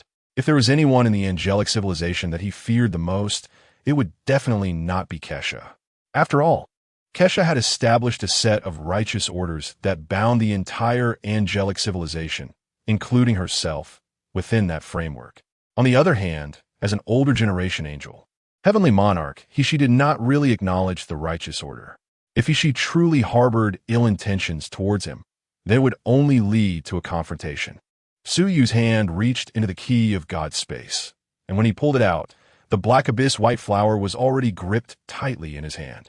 Seeing him in a state of readiness, He Shi was a little surprised, although she did not know why Su Yu had taken such an attitude. She had originally come to study him. If they fought, and she could extract some secret from him, He Shi was willing to get active for that. He Shi's palm gently grasped, and her royal sword appeared in her hand. Seeing He draw her weapon, Suyu naturally would not sit idly by. He stepped forward, and the black abyss white flower thrust straight towards He. For Suyu's offensive was too simplistic. She was confident that she could evade Suyu's attack at a critical moment and then subdue him. But just as the black abyss white flower neared her, the feedback from the heavenly calculation group surprised her once again. He naturally knew that Suyu had killed Sumali and taken the dark silver dagger. But she did not expect that Suyu had managed to analyze the dark silver and integrate it into his weapon in such a short time. With the sharpness of the dark silver weapon, cutting through and piercing the fourth-generation divine body was practically effortless. Originally planning to tease him, He immediately changed her mind, raising her royal sword to block Suyu's lance, her agile figure moving to Suyu's side. Just as she intended to subdue Suyu's retracted fist suddenly struck out towards He. Fist technique, open the heavens. Faced with Suyu did not dare to have the slightest carelessness. This punch was filled with power, and the sound of it cutting through the air surprised He once more. This kid really holds nothing back. Through the analysis of the heavenly calculation group, He had already determined the force contained in Suyu's punch. Although this punch might not cause damage to the fourth-generation divine body, being hit by such a powerful fist would certainly hurt. Chapter 049. The frustrated He facing Suyu's punch, He managed to dodge it relatively calmly. With the support of the heavenly base computing group behind her, even without using any algorithms, her analytical abilities alone provided her with significant assistance. Not to mention, He herself was a well-rounded fourth-generation deity. However, Suyu was not as simple as she thought. After missing his first punch, he swung the Heiyuan Baiwa in his other hand towards her. Although the main attack method of Heiyuan Baiwa was stabbing, being struck by it like this was not something an ordinary person could endure. She frowned slightly, leaning back and using a technique called Iron Plate Bridge to directly evade the horizontal sweep of Heiyuan Baiwa. At the same time, she lifted her leg to kick towards Suyu, intending to intercept his next offensive move.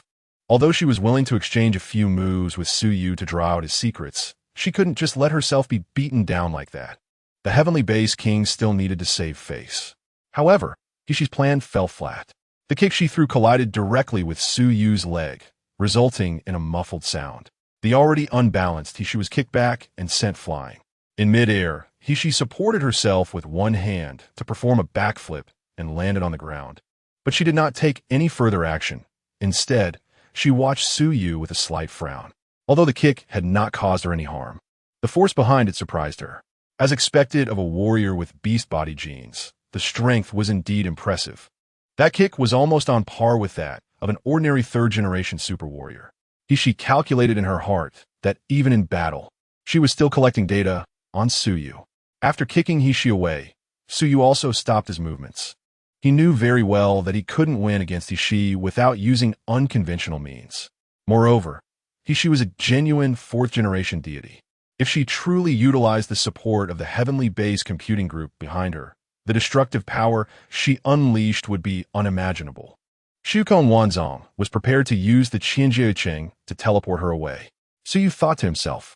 When Suyu encountered Hishi, Shukon Wanzong had already made preparations to assist. Although Suyu had awakened the collapse factor, he had not fully mastered it yet. Facing such an opponent, he was unlikely to gain any advantage. I will wait for the right moment to activate Qianjiecheng. Upon hearing Shukon Wanzong's response, Suyu breathed a sigh of relief. After adjusting himself, he continued to launch his offensive. Heiyuan Baiwa tore through the night and stabbed towards Hishi. At this moment, however, Hishi no longer wanted to engage in such a protracted struggle with Suyu. What she wanted to see was not Suyu's current stance. What she sought were the secrets he would not easily reveal, the hidden aspects. With a swing of her Wangjian, Hishi blocked Suyu's attack and said, "Child, if this is all you can do, you might as well surrender obediently." To provoke Suyu, Hishi even pretended to deliver a villain's line. However, Suyu, who already had misunderstandings about her appearance, did not feel anything amiss. He merely quietly mobilized the collapse energy within him, infusing it into Heiyuan Baiwa. White flower bloom. Heiyuan Baiwa suddenly released a powerful energy shock, hitting Hishi, who was in a standoff with Suyu, causing her to stagger backward a few steps. Meanwhile, Shukong Wanzong seized this opportunity to open a spatial door behind Yi, directly teleporting her to a desolate open area. Suyu hesitated for a moment before following through the time-space door. Against the heavenly base king, Shi, such small tricks might be effective for a moment, but they would not work forever. Unless this trouble was thoroughly resolved, Shi would eventually come looking for him again. Shi, who had been teleported to another location, was clearly surprised, or rather, it would be more accurate to say she was frightened. It should be noted that the wormhole algorithm of the super-god universe requires complete analytical computational capability to transport living beings. Hadn't Rose been studying for so long? It's still only able to transport herself? Wasn't it due to insufficient computational power? But who was Shi? The heavenly base king, a fourth-generation deity in the known universe. Aside from the so-called strongest celestial computing machine, the Great Clock, even Kaisa's sacred knowledge repository could not fully analyze her divine body and transport her via wormhole in such a short time. Moreover, if someone were to analyze her divine body, the heavenly base computing group would definitely not remain unresponsive. So how did Suyu manage to transport her here? Although she was surprised internally, that feeling only lasted a moment before being replaced by joy. This child finally revealed some of his abilities. Is this also due to his genes? I wonder how his time-space ability compares to the time-space gene that Liang Bing developed back then. She let out a sigh, preparing to put away her Wang Jian and return, when suddenly, Su Yu's figure appeared right in front of her. The Heiyuan Bai Hua in his hand had vanished, replaced by a pair of gold and black gauntlets, accented with a bit of red. Inch force rock breaking. In a moment, Shi was astonished. Su Yu's fist had already smashed towards her. In a critical moment, Shi shifted half of her body, allowing Su Yu's punch to miss her vital points. But she was still hit on the shoulder. Unlike the previous encounter in the residential area, this time, Su Yu used all his strength. The power contained in this punch caused Shi to stagger back several steps. What on earth happened to this child? Did Yin and the others provoke him earlier? Shi was quite perplexed. According to the information shared by Yin and the others, Su Yu maintained a non-contact attitude towards angels, but he would not resist either. Moreover, when the angel stayed at Su Yu's home for a while, he did not show any signs of disgust. Why did he suddenly display such hostility towards her? Manly woman, did your little angels provoke Su Yu? Why did she attack me as soon as she saw me, without a word, stabilizing her stance? She spread her wings and flew into the air, then connected to Kaisa, who was far away in the heavenly city, to question her. Attacking you? Kaisa was also surprised. According to the information she had gathered, Su Yu should not have this attitude. After organizing the latest information about Su Yu, Kaisa suddenly recalled a possibility. Old hag, do you think that child might mistakenly believe you're looking for him because of that scoundrel Su Molly's matter? Which is why he attacked you. Upon hearing Kaisa's speculation, Kishi's eyes widened in surprise. Damn, that dead scoundrel. I should have annihilated him back then. After complaining, Kishi ended the communication. Chapter 050. Man-made collapse as the Celestial King. Kishi was naturally not foolish. After Kaisha's reminder, she immediately understood why Su Yu had such an attitude towards her. The intelligence shared by Angel Yin had mentioned that Su Yu had some understanding of angels, but due to the lack of information, they were unable to infer the extent of Su Yu's knowledge. And that guy Suma Li probably couldn't keep his mouth shut before he died, which led to Su Yu's misunderstanding. Thinking of this, she felt quite helpless. She had come to Earth to meet Su Yu because of Su Ma Li's death, but she wasn't there to take revenge on that scum. She was there to explore Su Yu's secrets. As a result, the two of them ended up fighting due to the misunderstanding concerning Su Ma Li, without any verbal communication. What should she do? Could she tell Su Yu, I didn't come for revenge? Would Su Yu believe her? Just as she was lost in thought. 3 golden long swords suddenly materialized in front of her. The blades were infused with ice, fire, and lightning elemental energy, aiming for her vital points. Just as the 3 long swords were about to strike Shi, a wormhole appeared beside her, and Xingming flew out from the wormhole, destroying the 3 golden swords condensed by Su Yu's chaotic energy. This kid really isn't holding back at all. He clearly wants to kill me. She was taken aback. In that brief moment, the celestial computing group detected unknown energy fluctuations. This kind of energy fluctuation had appeared in the data shared by Yin before, as well as during Su Yu's battle against Su Mali. However, the values detected this time were several times stronger than those previously recorded. Damn it, does he really think I'm easy to bully? Being chased and beaten by Su Yu made he a bit angry. Connect to the Celestial Computing Group, search the target's genetic base sequence, and conduct genetic interference. According to the information captured by Angel, Yin using the Eye of Insight, neither the Celestial Computing Group nor the Sacred Knowledge Repository could decipher Su Yu's supergenes. But this didn't stump he, as the genetic base within Su Yu was still the gene sequence of a God River, Earthling. As long as she could analyze it, she could interfere or strike. She didn't want to truly become enemies with Su Yu, but she couldn't just keep passively taking hits. The immediate priority was to subdue Su Yu and then explain her intentions. Target genetic base sequence search initiated. 10:50. Analysis complete. Initiating genetic interference. In an instant, the Celestial Computing Group completed the search of Su Yu's genetic base logic. At that moment, Su Yu was preparing to launch the next offensive when he was interrupted by the interference imposed by the Celestial Computing Group. Su Yu, the opponent has used genetic level strikes.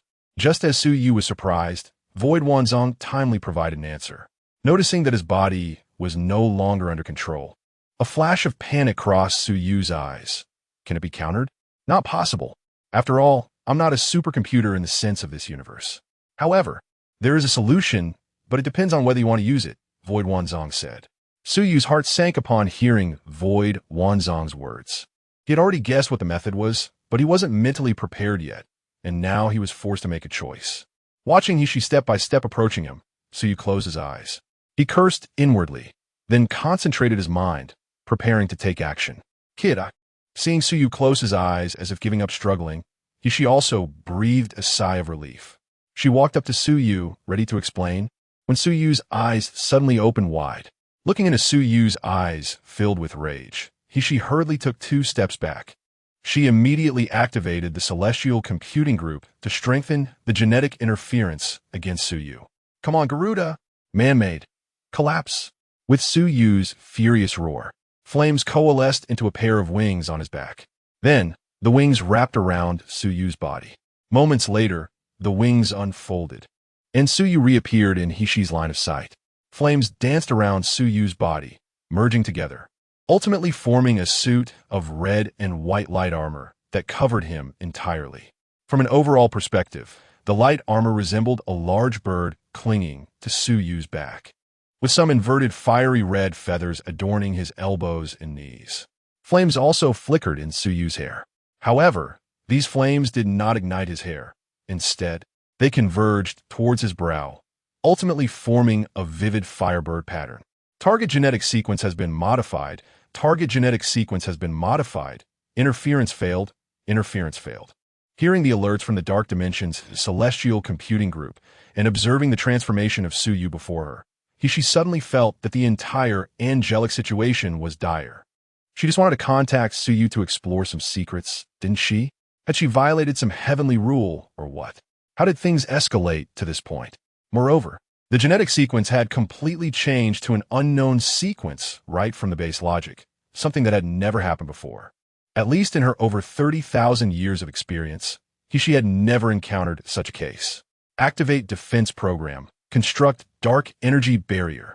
The moment Su Yu made a move, she immediately began to drive the Celestial Computing Group to construct a defensive barrier. The current situation was clearly beyond her control, and she dared not make any further provocative moves. After all, how much more did Su Yu still hide? No one could say for sure. If this continued, something truly terrible might happen. However, the dark energy barrier constructed by Hishi shattered instantly under Su Yu's punch. In a panic, she could only retreat and strengthen the energy barrier again. But such defense was as fragile as paper under the force of man-made collapse. The inch-heart fist technique emphasized a continuous assault to completely crush the enemy, and Garuda's power perfectly aligned with this. After all, Garuda's strength was never about a single decisive blow. It was the never-extinguishing residual fire that was the most terrifying.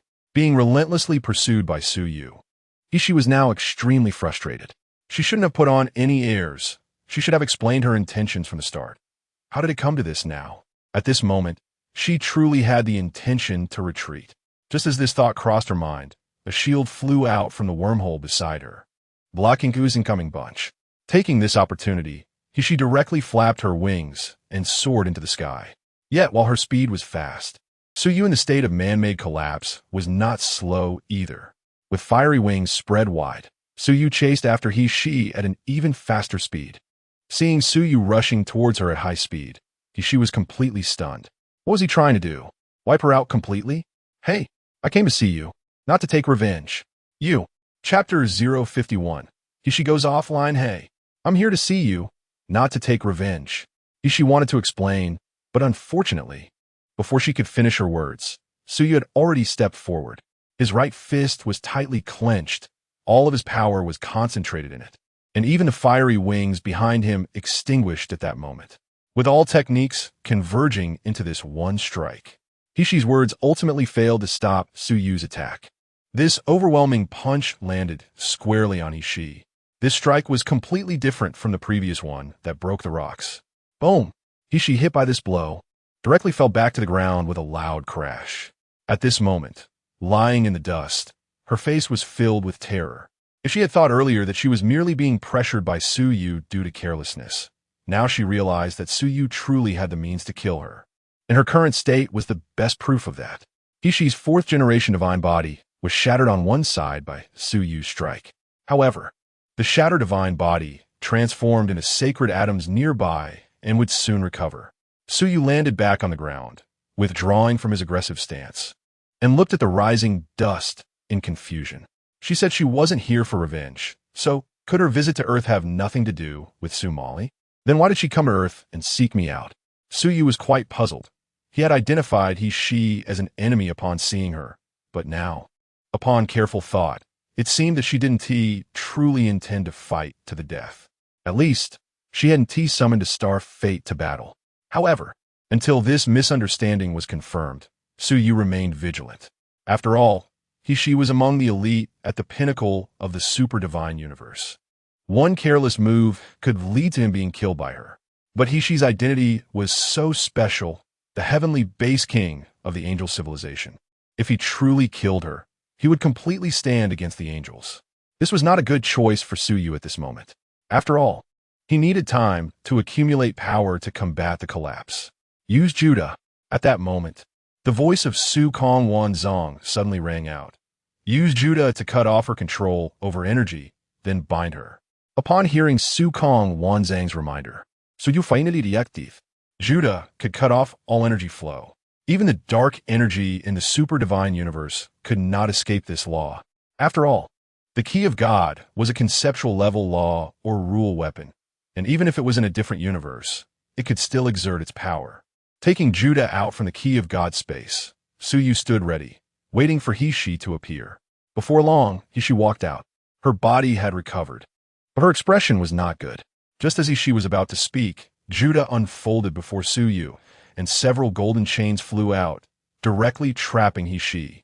This scene left Hishi stunned. She had considered that Suyu might continue to act, but she never expected him to do this. As she tried to break free from the chains, she was horrified to discover that she could not mobilize dark energy at all. In fact, her connection to her dark dimension had been severed. Seeing the complex emotions of confusion and fear gathering on Hishi's beautiful face, Suyu finally breathed a sigh of relief. He wanted to verify Hishi's reason for coming to Earth, but this was clearly not the place to talk. After pondering for a moment, Suyu decided to take Hishi back with him. With Judah present, Hishi wouldn't be able to create any trouble. With Su Kong Wanzang's help, Suyu brought Hishi back home using the Thousand Realms vessel. However, what he did not know was that at that moment, the angel civilization was in chaos from top to bottom. All angels in the angel civilization were connected to Kaisha's dark dimension. And this situation was akin to how the Protoss were connected to all of Kara's in StarCraft. If a Protoss fell, they would also sever their connection to Kara's. If an angel fell, their dark dimension would disconnect from Kaisha's dark dimension as well. However, the Protoss called it returning to Kara's embrace. while the angels referred to it as going offline. Although she did not fall, she had been completely cut off from her dark dimension, resulting in her own dark dimension disconnecting from Kaisha's dark dimension. This was merely a mistake caused by Judah, but the angels far away in Moloshan City were unaware of the underlying secret. Kaisha was also startled by this sudden news. What had happened to her close friend? Worried about Hishi's condition, Kaisha immediately accessed the sacred knowledge repository to check on Hishi's situation. When she saw the entire process, the whole angel network was in disarray. As a close friend, Kaisha naturally understood Hishi's strength. Although Hishi had not been serious and seemed to have intended to tease Suyu, being suppressed from start to finish was already quite unusual. Not to mention, she had ended up being captured. The heavenly base king, Hishi, being captured. If this got out, Hishi's reputation in the known universe would be completely ruined. However, after understanding the situation, Kaisha still needed to clarify things within the angel network. Otherwise, this chaotic state was not acceptable. Everyone, the heavenly base king has not truly gone offline. She is only temporarily disconnected due to some special circumstances. After seeing Kaisha's statement, the angels calmed down. But it wasn't long before the network erupted again. The situation of angels temporarily going offline was not a first. However, in such cases, the angels had another term for it, descending.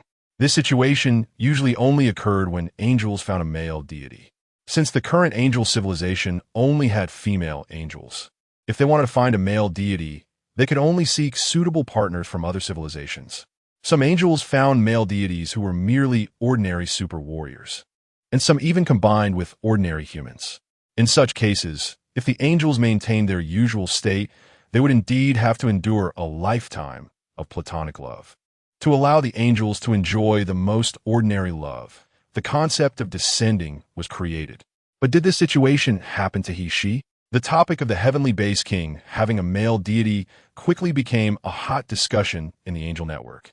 Those participating in this discussion included not only the active little angels, but also many retired older angels, who logged back in after receiving the news of the heavenly base king's offline status, coincidentally catching up with this topic. Watching the angel network stir up again, Kaisha did not stop it. Although this matter would likely lead to she coming to her to complain, it was better than everyone speculating wildly as before. Temporarily blocking the messages from the angel network, Kaisha began to carefully study the footage she had just received, especially the scene of Suyu activating the artificial collapse, which intrigued Kaisha greatly. Chapter 052. A heart of caution. The battle between Suyu and Hishi not only threw the angels into chaos, but also disrupted the Earth's hero legion. In the command room of the Titan, Duke Ao looked grimly at the various reports coming from the Dinner 3. From a moment Suyu and Hishi started fighting in the residential area of Giant Canyon City, the Dinner 3 detected fluctuations of dark energy. However, due to the interference from Hishi's space-based computing group, the Dinner 3 could only lock onto a rough area and could not determine the exact coordinates. Just as Duke Ao contacted the Hero Legion members still in Giant Canyon City to rush over, the energy fluctuations disappeared. Before he could give further instructions, the same energy fluctuations reappeared over 200 kilometers away from Giant Canyon City. If it were an ordinary person, they might wonder if there was an issue with the detectors, considering the sudden movement of over 200 kilometers, which seemed abnormal. But Duke Ao was well aware of the key here. The application of wormhole technology could allow for a 200-kilometer instant movement. What kind of computational power would that require?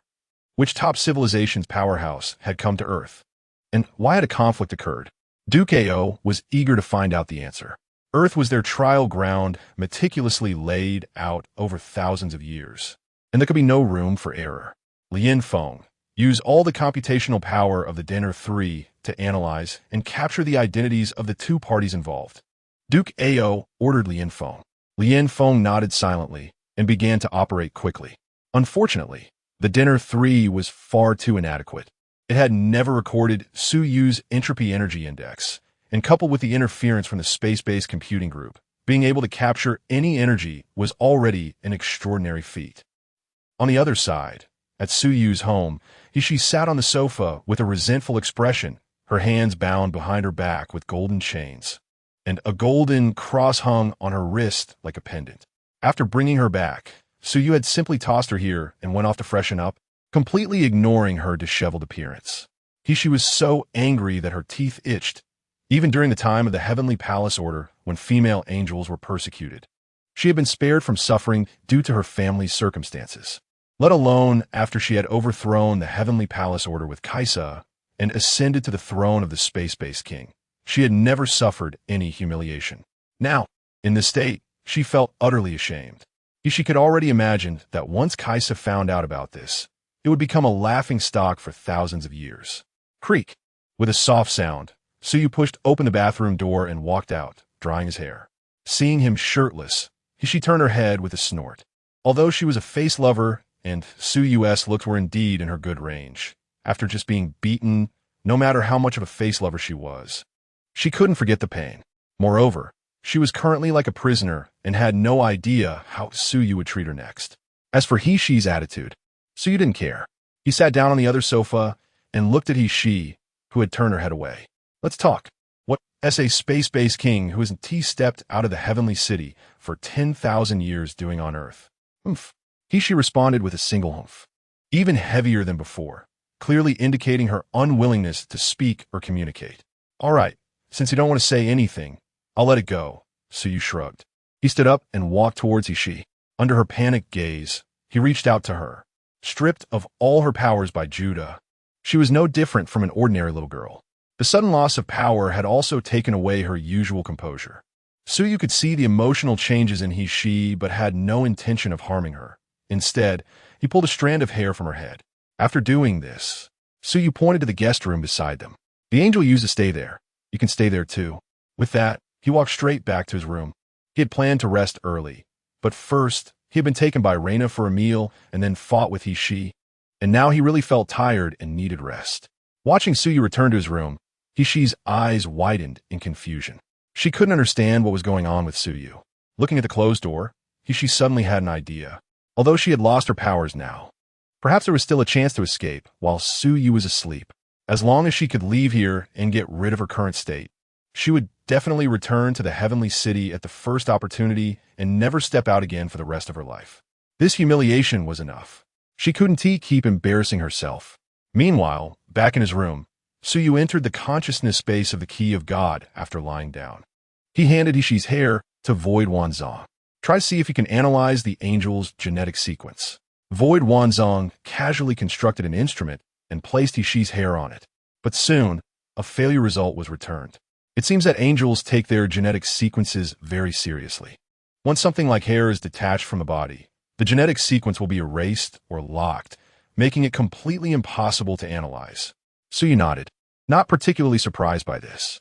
If it were that easy to obtain the genetic sequence, the angels would have been figured out long ago. In the original work, the Grim Reaper Carl was able to obtain angelic genetic data through the heart of the Blazing Heart. What? Suddenly want to take action against the angels? Void Wanzong asked. Suyu glanced at him and replied irritably. Isn't this just what you want? Just joking. I was merely making a suggestion.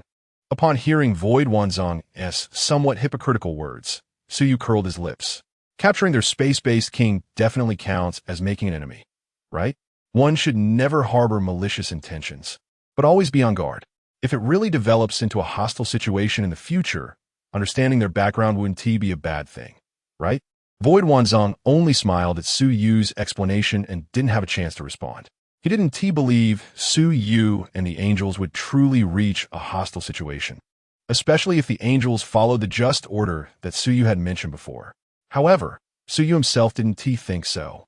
The angel civilization, led by Kaisa, wouldn't truly become enemies with him for now. But her successor might not be so sure, especially considering the things Suyu planned to do in the future, which might touch on the interests of the angels and the hope of the Super God Academy. The galaxy power. Perhaps, at that time, the angel would lead her sisters to take action against him out of a protective instinct for her husband. Chapter 053. Access Rights in the Dead of Night. She sat up from the sofa. Although Suyu had told her she could stay in the guest room. With her disheveled appearance and hands still bound behind her back, how could she rest well? She cautiously approached Suyu's door, but she could hear nothing through the door panel. After all, she was just an ordinary person now, without the gene engine and the space-based computing group. The technological deity felt utterly powerless. After waiting for a long time, she truly could not hold on any longer. She wanted to leave. She couldn't stay in Suyu's home like this. However, when she reached the front door and turned her back to press her palm against the doorknob, the cross hanging from her wrist suddenly unfolded with a crisp click. Two gleaming long spears shot out and pointed at Hishi's neck. Hishi was startled by this sudden change. She had thought that the metallic cross was merely a binding tool, but it had other functions as well.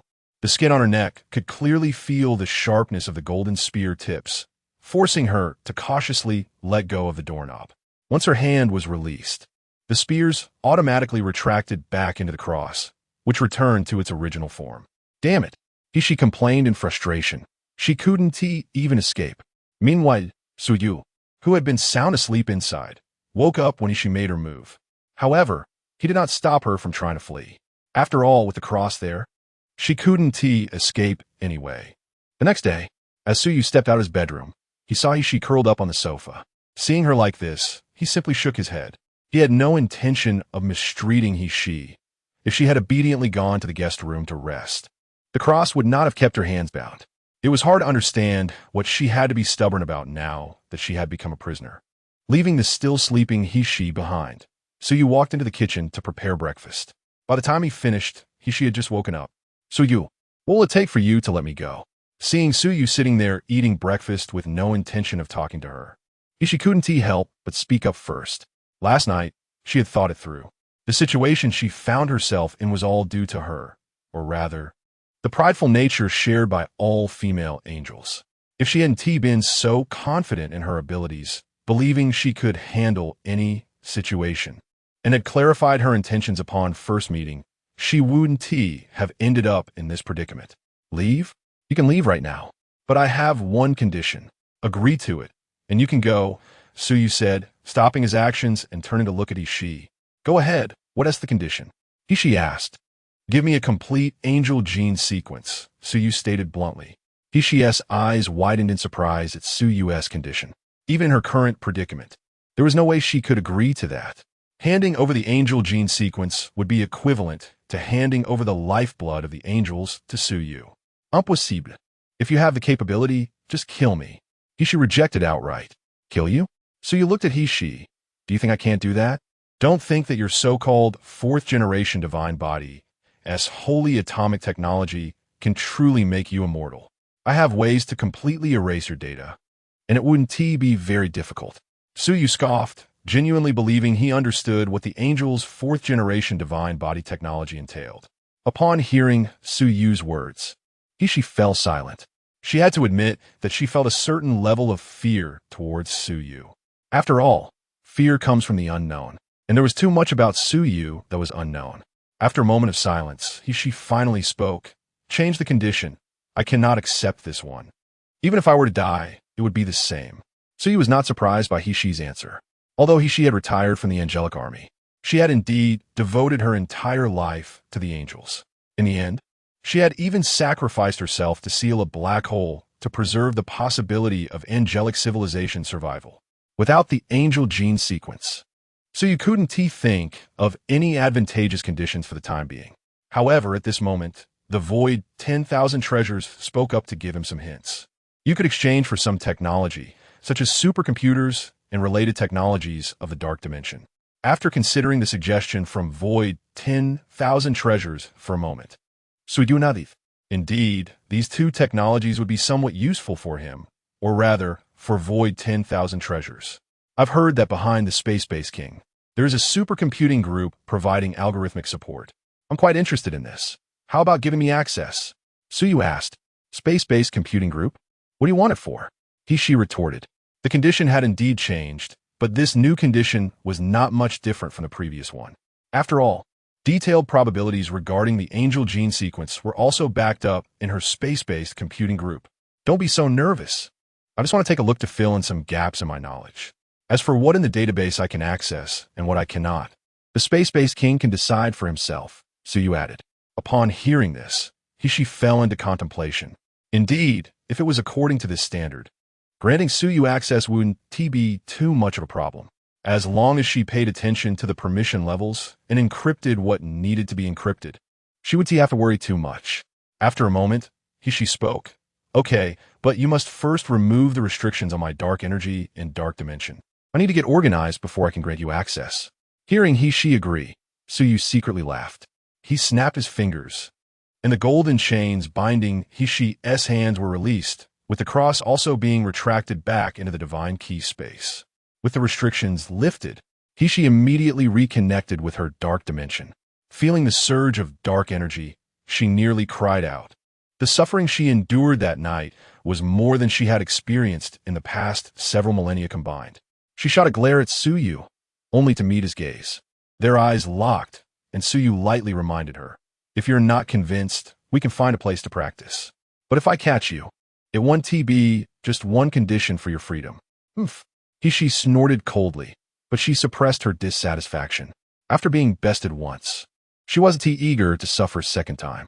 She connected to the space-based computing group and encrypted the most crucial data multiple times before allocating the lowest access level to Suyu. Open your dark dimension access. I will connect to your dark dimension and directly issue the access to you. Chapter 054. Nurturing the Power of Erosion Dark Dimension. I don't have any dark dimension. So Yuri believe. However, as soon as his words fell, both he and she were stunned. He was surprised because Suyu said he had no dark dimension, while Suyu was annoyed because he had just remembered this point. He was a fusion warrior, not a super warrior, and such an important detail had been overlooked by him. No dark dimension means you still can't connect to the dark dimension, right? Could it be that your super genes don't even have a gene engine installed? She asked, regaining her senses from surprise. Suyu shook his head and did not answer she's question. She, however, instinctively interpreted his head shake as a confirmation that the super genes did not have a gene engine installed. With just a gene sequence, but no gene engine, it seemed that he must have inherited some kind of ancient civilization's legacy, and it was a flawed one at that. Otherwise, such an error should not occur in the known universe. Even the children in the Earth's military unit, despite the scarcity of resources, had gene engines or external algorithm assistance. No wonder he wanted the gene sequence of angels. It seemed the purpose should be the gene engine, right? She pondered to herself. This erroneous perception caused her to further deviate from estimating Suyu's situation. Without a dark dimension and a gene engine, how can I grant you permission? She blinked and pretended to be puzzled as she asked. Actually, this situation wasn't unsolvable. As long as a sufficiently powerful external device was found to assist, a connection could still be made. But she wouldn't say that outright. If she could avoid granting this access permission, it would make her feel more at ease. As for the previous agreement, she had fulfilled her part. So if the other party couldn't bear it, it was not her fault, right? Just let me directly grant the permission to the Earth deity soul, and I will help cover it up. It should work. The voice of Void Wanzong sounded again. As soon as Void Wanzong made this request, Suyu knew what he intended to do. Using the database of the Celestial Computational Group to promote the growth of erosion, Suyu felt no psychological burden. After all, the angel civilization still had Kaisha's sacred knowledge repository. Even if the Celestial Computational Group really broke down, it wouldn't matter. Moreover, this could lower the overall strength of the angel civilization, reducing the possible upper limit of the ruler that might appear in the angel civilization. Taking the Earth deity soul out from the space of the key of God, Suyu said to she, this katana has external algorithm assistance. Can the access permission be delegated to it? Upon hearing Suyu's words, she immediately activated her inside eye. The material is unknown, but the computational assistance capability looks pretty good. No problem, she said. Under she's operation, the access permission of the Celestial Computational Group was delegated to the Earth deity soul. After finishing everything, she looked at Suyu. Then I can leave now, right? Suyu nodded and raised his hand to make a gesture of dismissal. She took a deep breath and said to Suyu, I hope that when we meet again, it won't be like last night. Suyu did not respond to she's words. Seeing that Suyu did not react, she said no more and left Suyu's home directly. On her end, the dark communication had been ringing nonstop ever since she reconnected with the dark dimension. After he-she checked the contents of the dark communication, the entire angelic community was in chaos. What? Only I have a male god, and he has descended. Tomboy, what have you done? Far away in Moloshan City, Kaisha rubbed her temples, feeling a bit dazed from he-she's shout. Am I supposed to tell the angels that their celestial king has been captured? Damn it, can't you think of a better excuse? He-she said in frustration before directly cutting off the dark communication. At this moment, she really wanted to cry. The grievances in her heart were immense. But now that it had come to this, what could she do? If she explained in the angel network that she found the male god descending, then why did she go offline? After thinking it over, she decided to stop thinking about it and just admit it. Anyway, once she returned to the celestial city, she would hide her own home and never go out again. Who would care about that? After he-she left, Suyu and Void Wanzong immediately activated the permissions, connecting the Earth deity soul to the celestial computational group and placing erosion inside. In the known universe, the celestial computational group of Celestial King, he-she was one of the top celestial computers. Feeding erosion with its database would allow it to grow sufficiently. By the way, Void Wanzong, the big claw we brought back last time, is also made of dark silver material. Break it down and reforge the Earth deity soul, Suyu said. I don't think that's a good idea. Dark silver has too low energy conduction efficiency. Even if fused with soul steel, it wouldn't be a beneficial modification. The improvements made on the Black Abyss White Flower were only to increase the piercing attribute, which is acceptable.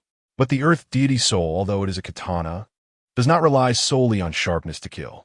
Using dark silver to modify the Earth deity soul is not a good choice. Void Wanzong offered a suggestion. Is that so? What a shame. Morgana really is the least useful god. Even the things she eats are useless, Suyu shrugged. Since it can't be used, just leave it there. At most, when I see Morgana in the future, I'll melt the demon claw in front of her. It counts as putting it to use, right? The database of the Celestial Computational Group is far larger than that of the Denova 3. Placing erosion inside wouldn't be something that could be completed in a short time. In this world lacking in collapse energy, not only was his own gene growth speed slow, but even the power of the Key of God was greatly restricted. Otherwise, when he first encountered Morgana, he could have just launched a heavenly fire right away and shown her whether she dared to act arrogantly in front of him. Ah, little scum of the blazing sun. Come soon. Vishnu is waiting for you. I'm almost withering away. Suyu, having exited the space of the Key of God, looked at the sky outside and sighed. Chapter 055. The Battle of Tianhe. Half a month passed in the blink of an eye. During this time, the members of the Xiong Lian, including Gu Xiaoluan, completed a new phase of training. Since the day of the gathering, after being stimulated by Suyu's words, they had somewhat adjusted their mindset. With a kiss from Rose, Gu Xiaoluan successfully activated the Angel's time-space wings. Because of this, while soaring through space with Rose, he was able to detect the impending arrival of the Taotai fleet to Earth through the superficial abilities of his genes. With this early warning, various military districts in Huaxia began to mobilize. Even in Juxia City, efforts were underway to organize the evacuation of the urban population. After leaving Juxia City and breaking away from the main force, Suyu knew that the target of the Tao Ye's attack was Tianhe City, so he naturally headed there to wait for the enemy. As night fell, the Taotai fleet suddenly appeared over Tianhe City. They launched the first round of bombing on the city. Thanks to the early warning, the ordinary citizens of Tianhe City had already begun their evacuation. However, time was too short, and a significant portion of the population remained trapped in the city. Standing atop the Angel International building, Suyu frowned as he watched the panicked crowd below. It seemed that even with his previous reminders and warnings, the Xiong Lian still hadn't arrived on time. However, it couldn't be blamed on them. After all, with Earth's technological capabilities, they couldn't even detect the Taotai warships.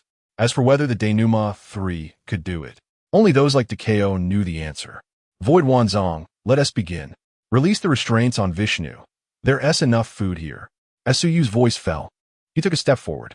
As he fell weightlessly towards the ground, the Black Abyss and White Flower had already split into two long spears of black and white. Just then, a Taotai soldier flew past him on a flying platform. Black Abyss gently thrust forward, piercing through the Taotai warrior's mech and the Vishnu factor activated, consuming all the energy inside. Suyu landed on the Tao Ye's flying platform, but without a gene engine, he couldn't directly take control like Lina. However, this didn't stump Void Wanzong. Scanning and analyzing the structure of the flying platform was completed in an instant, and a flying platform constructed from the power of creating all things appeared before Suyu. Mounting the flight control platform, Suyu charged toward the area with the most Taotai flying soldiers. Perhaps because the Xiong Bing Lian members had not yet arrived, or due to the weak resistance of Tianhe City's forces, the Taotai did not deploy too many flying soldiers at once, sending only about 2 small teams to attack Tianhe City. And these 2 teams of Taotai soldiers became the first batch of nourishment for Suyu to nurture Vishnu. In the command room of the Taotai flagship, Feng Lei and Shuang Lu exchanged glances after receiving news of the annihilation of the 2 small teams, then brought up the footage from the scene. Unfortunately, all they could see was a super soldier equipped with the same flying platform as theirs, weaving through their combat teams, after which all their warriors lost their lives. This is also a super soldier from Earth? Their strength is far greater than we expected. Feng Lei exclaimed. Tell the people on the firepower ship to be cautious and not to engage for the time being. They can't handle a super soldier of this level. Feng Lei, you stay on the flagship. I will go deal with that super soldier, Shuang Lu said, getting ready to engage. At that moment, a Taotai soldier in charge of communications suddenly reported, Commander, we have detected a flying vehicle from Earth-S civilization passing through the mist zone. It is presumed to be super soldiers arriving as reinforcements. Hearing this, Feng Lei stood up as well. You deal with that blue-armored super soldier. I will lead the team to eliminate the sunlight. Right now, only the sunlight poses a real threat to us on Earth. The 2 Taotai commanders each led 4 teams away from the flagship. Feng Lei was responsible for intercepting Lina, while Shuang Lu was tasked with encircling Suyu. Suyu naturally saw the Tao Ye's response clearly. Watching the Taotai soldiers flying out from the flagship and the 2 mech flying in front, excitement flashed in his eyes. Moreover, it wasn't just him. Even the Vishnu factor within him was radiating joy. Ever since being well-fed during his last spar with Lina, Vishnu had been enduring a cycle of hunger. Now, with so much energy surging around, the Vishnu factor was ecstatic. Regarding the issue of nurturing Vishnu, so you felt quite helpless. This entity grew by consuming broken energy, and ordinary energy had much less effect on it. When he previously fed Vishnu with Lina's stellar energy, his own capacity to bear it was limited, so he couldn't devour too much. If only he had awakened Garuda earlier and then sought out Lina, he could have cleaned her out in one go, considering how quickly she produced. Seeing the Taotai squad led by Shuang Lu flying towards him, Suyu eagerly welcomed them. This was food delivered right to his door. He couldn't let any escape. On the other side, Feng Lei's team successfully ambushed just as the members of Xiong Bing Lian were about to cross the mist zone. The helicopter carrying Lina and Rose was hit by a laser attack, exploding in mid-air. Fortunately, both were very focused and managed to jump out of the helicopter just before the laser struck. Rose even used a wormhole to transport the pilot away before leaving. However, during their descent, Lina was still pursued by the god-slaying spear and was pinned directly to the ground. Meanwhile, Rose relied on a wormhole to reach the helicopter that Xiaoluan was on. We've been ambushed, Xiaoluan. We need to help the others. You go to Zhao Xin and Lu Chuang. I'll go to Meng Meng and Cheng Yaowen. After having suffered losses during the previous exercise in Liangshan, Rose's orders this time were decisive. Listening to Rose's words, Gu Xiaoluan's body trembled involuntarily, although he had somewhat prepared himself mentally due to Suyu's warnings. Fear still grew within him when he actually stepped onto the battlefield. Xiaoluan, Yi Xiaolun, can you hear me? Suddenly, Rose raised her voice slightly, pulling Gu Xiaoluan back from his thoughts. Rose, I can hear you, Xiaoluan responded. Go help Zhao Xin and Lu Chuang. Can you do that? Rose asked, looking intently at Gu Xiaoluan. Chapter 056. Each their own battle. Can you help Zhao Xin and Lu Chuang? The voice of Rose echoed in Gu Xiaoluan's ears. He looked at Rose's serious expression and nodded heavily. I can. Very good. Xiaoluan, you have been working hard during this time, and I know you want to prove yourself. Don't forget what that guy said. We all believe in you. Rose raised her hand and hugged Gu Xiaoluan, then immediately used a wormhole to transfer herself away. For Rose, having given away her first kiss, a hug was nothing. Moreover, such actions can inspire comrades, so why not? Of course, this was also influenced by Su Yu's words during the gathering. In the Xiong Bing Lian, Du Cao and Ling Feng indeed had high expectations for Gu Xiaoluan. However, none of them, like Su Yu, had laid out what Gu Xiaoluan and their Xiong Bing Lian would face in front of them. Since then, the members of Xiong Bing Lian had become much more serious in their training. Even cultural and technical courses that many had previously rejected were taken more seriously. Although everyone still had reservations about whether Gu Xiaoluan could truly become a god in the future, they were comrades now, and they should support each other. After Rose left, Gu Xiaoluan also made up his mind. Anyway, since Su Yu said that no matter what kind of blow he received, he wouldn't die, what was there to fear? Just go for it. After Gu Xiaoluan spread his wings and flew away from the helicopter, he immediately saw another helicopter entangled and struggling to break free from the T-80 soldiers. Zhao Xian and Lu Chuang, lacking flying abilities, could only anxiously wait on the aircraft. Brother Xian, Chuangzi, I'm coming. Gu Xiaoluan flapped his wings and suddenly accelerated, swinging his fist at a T-80 soldier. Perhaps influenced by Su Yu, he had become somewhat addicted to the feeling of hitting flesh. Moreover, that big sword of his felt somewhat useless to him now, since he did not know how to wield it. It was better to fight with his fists. With a punch, he sent a T-80 soldier flying and flapped his wings to fly directly in front of the helicopter. Just then, a laser attack struck him, kicking up a cloud of dust. As the dust settled, Gu Xiaoluan looked at himself, unharmed, and murmured, "Sure enough, I'm not injured. I didn't know I was this tough." On the other side, Rose was also using a wormhole to cover the helicopter carrying Rui Meng Meng and Cheng Yaowen as it advanced.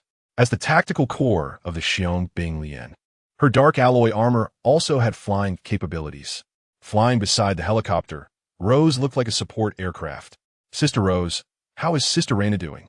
Rui Mingming's voice suddenly came through the Xiong Bing Lian's communication channel. "It's still unclear for now," Rose responded. "But don't worry, Reina is a third-generation divine body, and ordinary attacks won't be effective against her." Clearly, Rose did not know that Reina had been struck by the god-slaying spear. Otherwise, she wouldn't have said such things. Meanwhile, Reina, pinned to the ground by the god-slaying spear, was struggling to stand up again.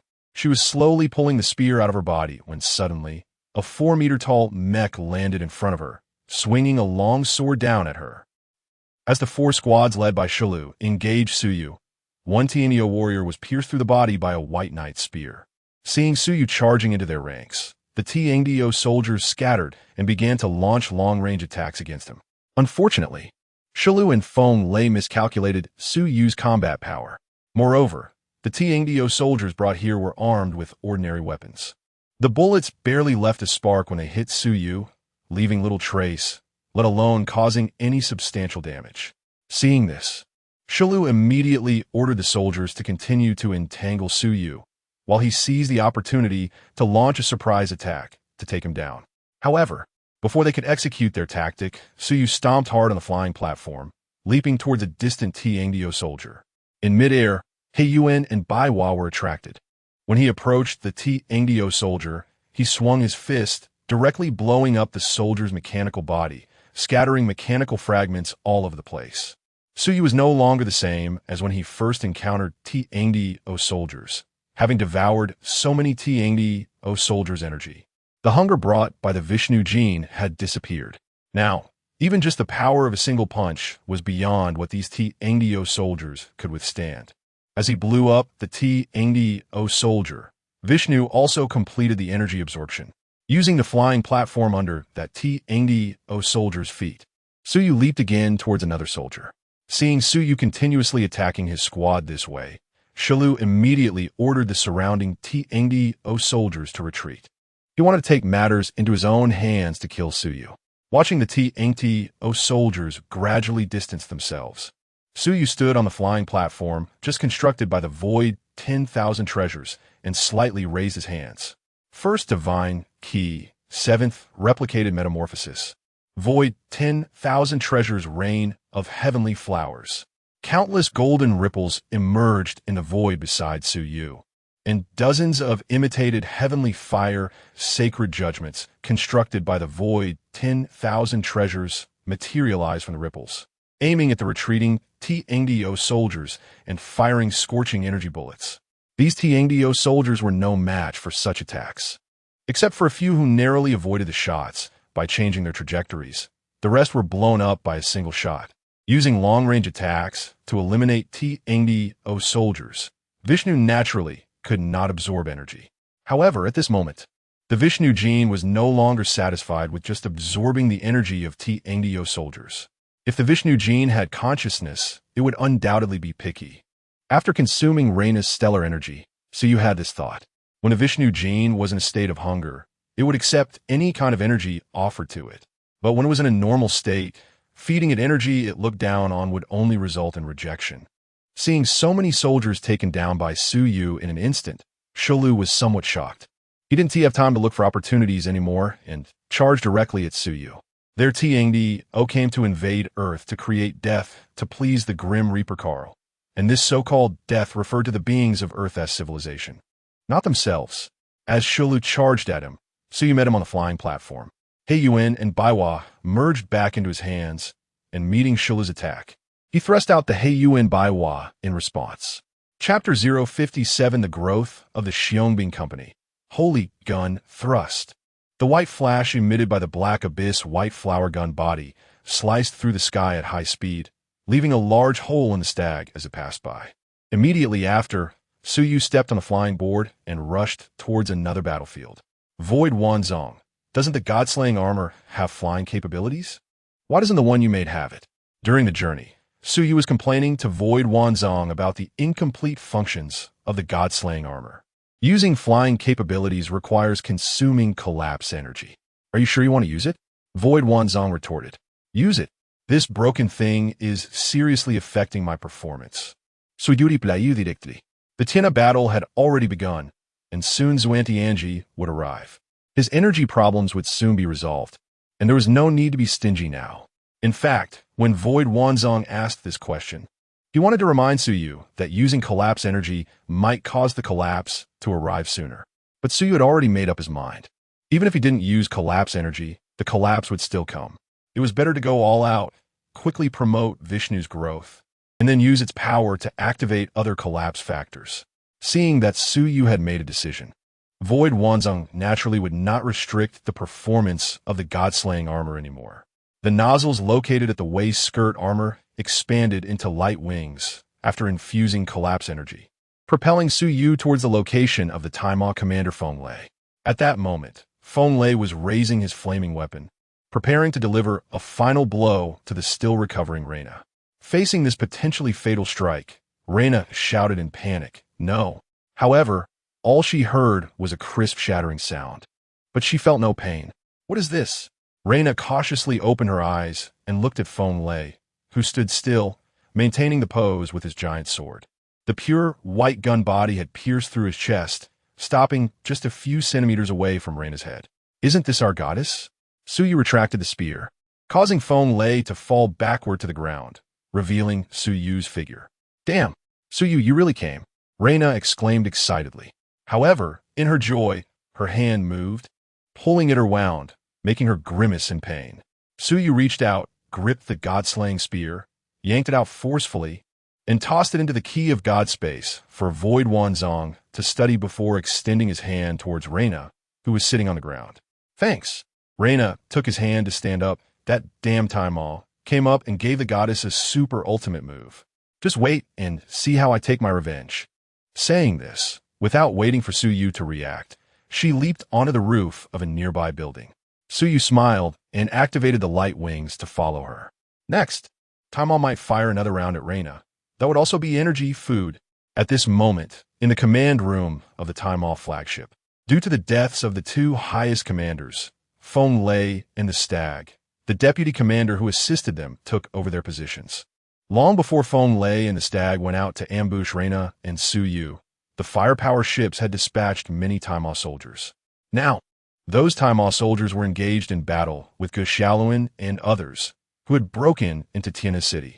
With prior psychological preparation, everyone did not show signs of panic, which made Sun Wukong, who was watching from another rooftop, quite satisfied, thinking that these kids had grown. This time because of Rose's growth.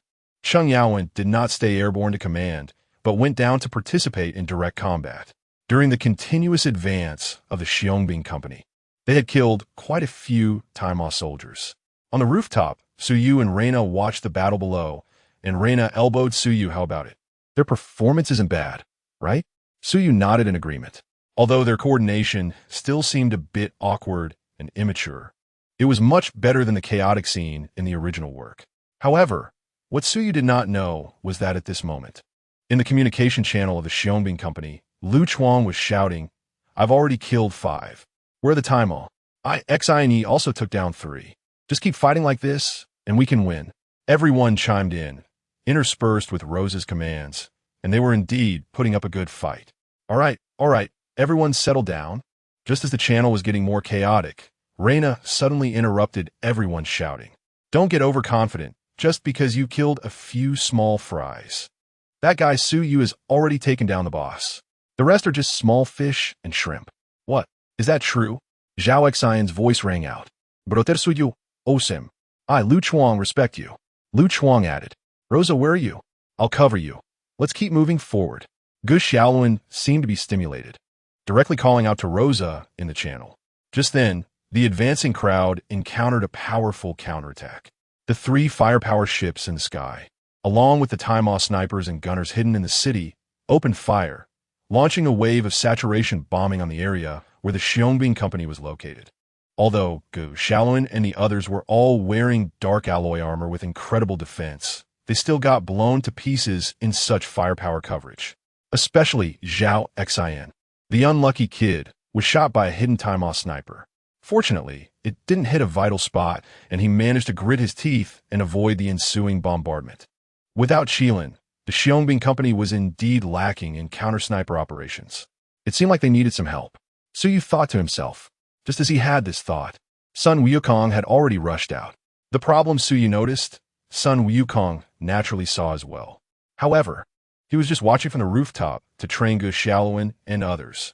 Otherwise, with the Taimao's current strength, it really wouldn't be enough for him to fight alone. The Taimao's firepower coverage poses a great threat to us and to the city. We need to deal with those 3 firepower ships in the sky. Reina said immediately to everyone in the communication channel. "The 2 on the left, I'll take care of them." Sun Wukong declared without hesitation, directly taking on the 2 closest firepower ships. "The one on the right, I can call for a saturation attack to deal with it. Xiaoluan, Lu Chuang, you 2 cover me as I rush over. Zhao Xian, Meng Meng, and Cheng Yaowen provide support from the side." Rosa also took on 1 ship, as apart from Reina. She was the only one with the means to deal with such large vessels. Chapter 058. Attention from all sides. The battle in Tianhe City continues, and at this moment, countless eyes across the known universe are watching this war. In the stratosphere of Earth, angels Yin, Mo, Yi, and Jue are also paying attention to the battle below in Tianhe City. Ji, that kid's strength is so strong. After living with him for so many days, you didn't notice anything? Angel Yin looked at Angel Jue beside her. Angel Jue shook her head. "During those few days I stayed there, I only noticed that he eats more than the average person and often seems lost in thought. Although he doesn't reject me, he rarely takes the initiative to communicate." "Yin Jia, why are you so concerned about him? Shouldn't you pay more attention to the power of the galaxy?" Angel Mo Yi asked from the other side. Sigh. Angel Yin sighed. With such a dazzling presence, the spotlight of the galaxy power is completely overshadowed. "That's right. That's our Yin Jia's future. How about this? A Ji and I go down and bring him away, leaving the battlefield to the galaxy power to let it shine?" Angel Montaki joked. "Shut up." Angel Yin glared at her. Although Queen Kaisha has expressed her intention to betroth her, at least the galaxy power must be worthy of her effort. However, during this time, Angel Yin has indeed been watching Ge Xiaoluan and found that he is indeed making progress, but his speed of improvement is much slower compared to Su Yu. In the home of He Shi in Malotian City, Kaisha and she are also paying attention to this war. Watching Su Yu's performance in the battle, Kaisha commented, "Oh, not bad. As a newly awakened super warrior, I see no trace of hesitation or fear in him. It seems the super gene he inherited is indeed excellent." She scoffed. "What is so good about it? Right now, he hasn't even unleashed half of his full strength. What's there to see? Old hag, his current opponent, is just a space-level civilization. Do you think this unequal level of combat power is worth him going all out? Besides, the previous incident was clearly your oversight. It's understandable that he misunderstood. You're over 30,000 years old. Why bother with a child?" Kaisha advised. "Tomboy, easy for you to say. I was the one captured, and I was the one embarrassed. To protect the secret of the angels, I even sacrificed the celestial computation group. Are you still making sarcastic comments?" She was angry, but more than that, she felt wronged. All right, I know you've suffered," Kaisha said, putting her arm around Hishi's shoulder and gently stroking her silver hair, as if comforting a child. Hishi still doesn't know that a super virus has been introduced into her celestial computation group. If she knew, Kaisha's comfort would be of no use. However, that kid named Su Yu is still very special. If there is a chance, it's better to win him over. At least, we shouldn't let his relationship with us angels become distant. You don't have to worry about me. At worst, I just won't go out anymore. Over time, no one will remember this matter." After a while, Hishi spoke. However, her tone still carried some ambiguous emotions. Kaisha did not respond to this. She hasn't decided whether to win over Su Yu yet. On the battlefield in Tianhe City, Sun Wukong took the lead, eliminating several hidden Tianshi snipers in the city before charging directly towards the two firepower ships in the sky. As his clones were unleashed, visually, it really gave the feeling of a grand army charging forward. On the other side, the members of the Xiongbing Company were also continuously advancing. Without the snipers holding them back, their speed of advancement increased. Sun Wukong acted decisively, and with a flurry of strikes from his body and clones, the two firepower ships were directly blown up in the sky. Seeing this scene, Lu Chuang exclaimed in the communication channel, "My monkey brother, so fierce." They provided cover for Rose to reach below the firepower ship, and Rose flew up into the air, cannon formation ready. Wormhole opening in 3 seconds. As she unfolded the wormhole, dozens of tanks and rocket launchers at the distant base opened fire, delivering a saturation bombardment to the Tianshi firepower ship through the wormhole. The Tianshi firepower ship did not have the flagship's energy barrier and was quickly blown up by this barrage. Seeing that 3 firepower ships had been dealt with, Reyna flexed her wrist and condensed an energy ball aimed at the distant flagship, throwing it over. In this battle, she had suffered a significant loss right from the start. Now was her chance to regain face. However, the energy ball she threw was directly blocked by the energy barrier of the Tianshi flagship. Seeing this, Reyna complained, "Damn, so tough, can't even break through?" "Reyna, what's going on? You can't deal with the flagship?" Rose asked anxiously over the communication. The previous battle had already exhausted her considerably, and the others were about the same. Moreover, Zhao Xen, Cheng Yaowen, and Rui Mengmeng were also injured, and if they continued to drag this out, it might lead to trouble. The energy barrier of the Tianshi flagship is quite tough. It might not even be penetrated by a nuclear bomb. I can destroy it, but if I use that much power, Tianhe City would be destroyed at least halfway. Reina de Blaith. Then it's over. Rose immediately responded upon hearing this. A nuclear bomb is humanity's trump card, not to mention whether it could be deployed in a place like Tianhe City, but if even a nuclear bomb can't break through, what can humanity do? I can't break through, but that doesn't mean you can't. Reina's voice rang out again. Rose, charge in, use the wormhole to drill into the shield. Then open the wormhole and rain down cannon fire. That could solve it too. But Rose, can you handle it? I'll give it a try. Hearing there was still a way to solve it. Even though she was already very tired, Rose gritted her teeth and insisted on trying. Rose, it's up to you. Everyone else, cover Rose. That monkey over there, after dealing with the firepower ship, hurry and come help. Reina shouted in the communication. No need for you to command me. Sun Wukong responded, but still followed the orders and flew toward Rose and the others. Sigh. It seems there will be no chance for revenge this time. After issuing the command, Reina sighed softly. At that moment, Su Yu patted her shoulder, Let Chuang and the others stop wasting their efforts. I'll handle that flagship. You? Can you do it? Reina looked at Suyu in surprise. Chapter 059, Holy Gun Bloom. First of all, I want to make it clear that I don't look down on you, goddess. However, that energy barrier is not so easy to break through, so you better not. Before Reina could finish her words, Suyu raised his hand to interrupt her. It's too wasteful to wait for the adventurers to break through. But at that moment, the flagship of Tao Dai took action first. The charged main cannon fired at Suyu and Reina at the top of the building, and a torrent of energy shot toward them. Seeing the Tao Dai flagship fire, Reina immediately took out her shield to brace for impact. If they dodged, that shot crashing into Tianhe City could destroy the city just the same. But just before the energy torrent hit Reina, Suyu suddenly stood in front of her. Dinner time, Vishnu. Suyu raised his hands toward the direction of the energy torrent, and the surging energy was completely absorbed into his body the moment it touched his palms. The Vishnu particle also conveyed a feeling of joy at that moment. It seemed quite satisfied with the purity of this energy. The bombardment from the Tao Dai main cannon lasted nearly half a minute, and when the energy torrent dissipated, Reina, holding her shield behind Suyu, was dumbfounded. What the hell? Are you this abnormal?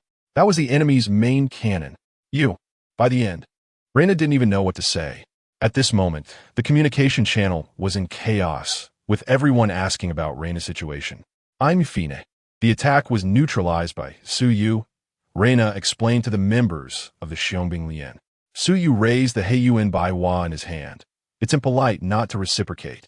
You fired a shot at me, so I'll return the favor with a gun. This is my way of hospitality. Little angels, haven't you always wanted to know how strong I really am? Then let me show you. Suyu looked up at the sky. He didn't make a sound, but it was more like he was conveying information to the angels, Yin, and the others in the stratosphere through lip movements. What he wanted to convey was indeed caught by Yin. Moreover, this scene was also synced to Keisha and He-She in the Marotian city. Old witch. He might be serious now, Keisha reminded. I see it. He-She didn't even turn his head, staring at the screen without blinking. I am the black that devours all. I am the white that nurtures all. Born before the creation, existing after annihilation. Heiyuan Baiwa, first-rated power. Holy Gun Bloom. As Suyu chanted the release command while holding the Heiyuan Baiwa, Reina cast him a strange glance. That look seemed to say, so this is the kind of Suyu you are. But as soon as Suyu's voice fell, the blinding white light enveloped him, and Reina instinctively stepped back a few paces.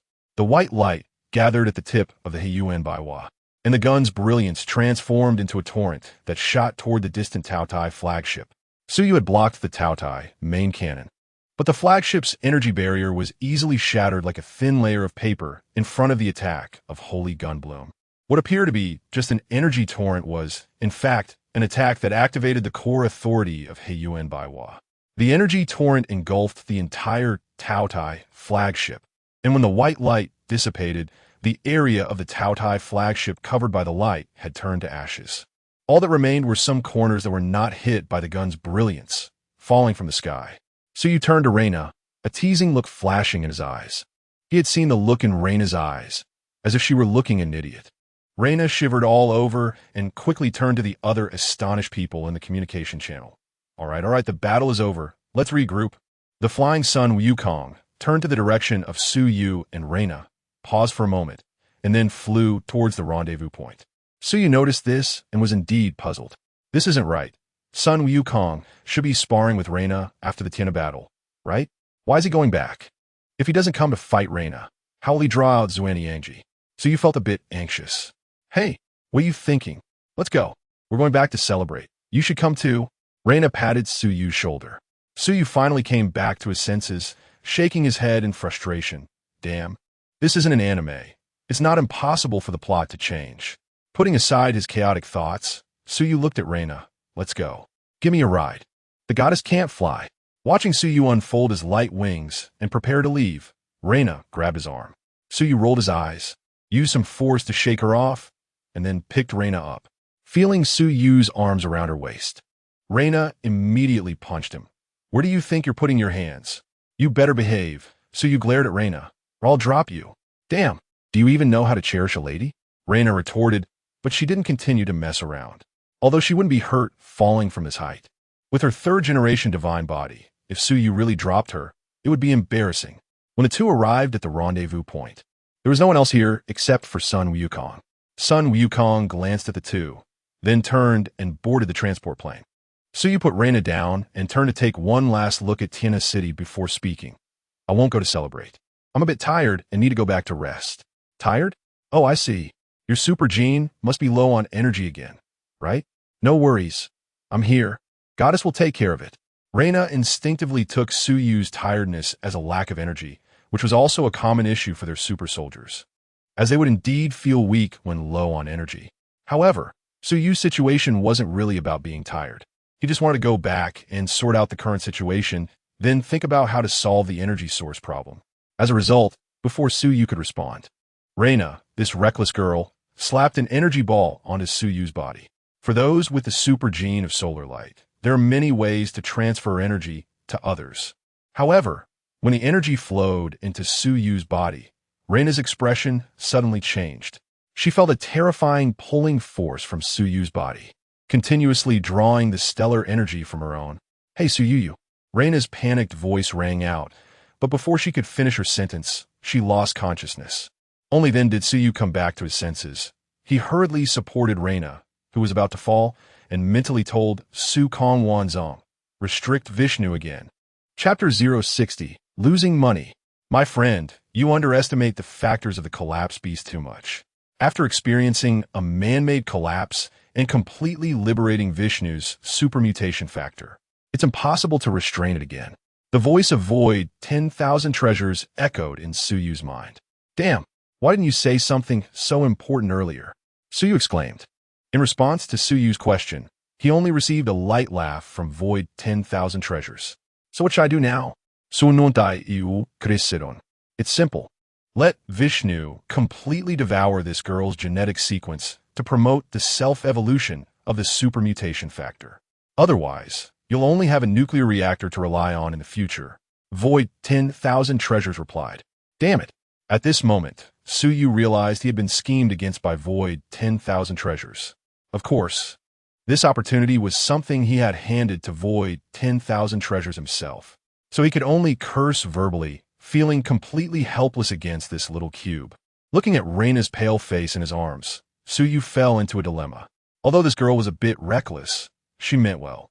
However, now he could only choose to devour Reina's super genes to promote the evolution of Vishnu's factor. Otherwise, he would find it difficult to move forward. Just as Suyu was contemplating how to compensate Reina afterward, a fireball fell from the sky to the ground. When the dust settled, revealing Xian Tianji holding a trident spear, Suyu's eyes immediately lit up. Damn, who said Xian Tianji was treacherous? He's clearly a loyal minister. Look, as soon as Reina had a little accident, he came down immediately. P.S. risking his life for the safety of his master. Suyu thought to himself. Earthbrat, let go of my goddess Reina. Xian Tianji pointed the trident spear at Suyu. Noticing Xian Tianji's appearance, Sun Wukong also stepped down from the transport plane. He had already gripped his dark alloy iron rod tightly. For Reina, he could overlook her recklessness since they had fought side by side, but Xian Tianji, this solar man, was an enemy to him. Seeing Sun Wukong about to make a move, Suyu hurriedly shouted, Monkey brother, don't be impulsive. Come help support this girl. Sun Wukong frowned at Suyu, seeing his anxious demeanor, and felt puzzled. As he took Reina from Suyu's arms, he was about to ask what Suyu was planning to do when Suyu took action first. The god-slaying armor that had just shed reappeared, this time transforming into a pitch-black armor. Damn it, I've been waiting for you for a long time. Suyu charged at Xian Tianji while cursing him first. This action stunned Xian Tianji, who was holding the trident spear. Subtle force, shock wind. Suyu didn't say much, having just devoured all of Reina's powers. Vishnu's factor was in an excited state, and Suyu forcibly interrupted its devouring process, leaving the factor restless. He had no time to engage in verbal sparring with Xian Tianji. He needed to get down to business quickly. With a punch, he directly sent the trident spear flying from Xian Tianji's hands, and then he unleashed a flurry of punches on Xian Tianji's body. Under the pressure of the death force, split sky, unless he had extremely high defense or could counterattack through the intervals of Su Yu's punches. The only option was to use skills like Dominance Body to withstand it. However, Xian Tianji didn't have such skills. He could only passively take the beating. After a flurry of punches, Xian Tianji's head was left spinning, and he had two thoughts in his mind. One was, what had I been waiting for you for a long time mean? Shouldn't there be a clear reason for hitting me? The other was that it hurt a lot. Subtle force, open heaven. Noticing that Xian Tianji had lost the possibility of counterattacking, Su Yu unleashed a heavy punch he had been charging for a long time. Xian Tianji's third-generation divine body was directly shattered by Su Yu's punch infused with collapse energy, and the energy within him began to leak out. However, before this energy could disperse, it was entirely devoured by Vishnu. Along with it, Xian Tianji's solar gene was also consumed.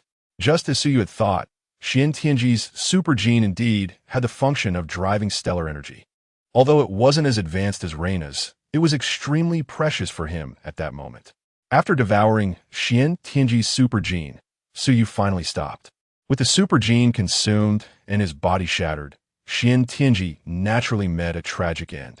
Moreover, compared to being burned to death by Reina in the original work, at least being killed by Su Yu's punch was not as painful. This scene happened to be witnessed by Ge Xiaoluan and others who had just rushed back. Damn, how come I come back and see you hitting someone? Ye Xiaolun exclaimed. Su Yu glanced at him and shrugged.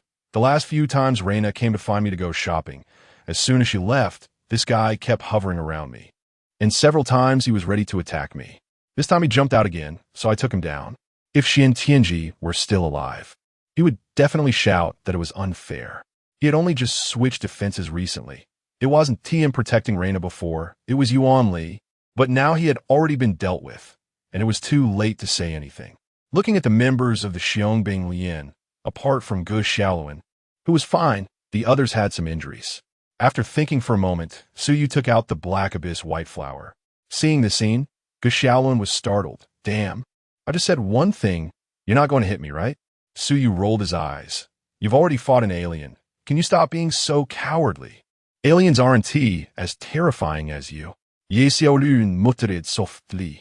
Su Yu ignored him and raised the Black Abyss White Flower. White Flower. Heal them.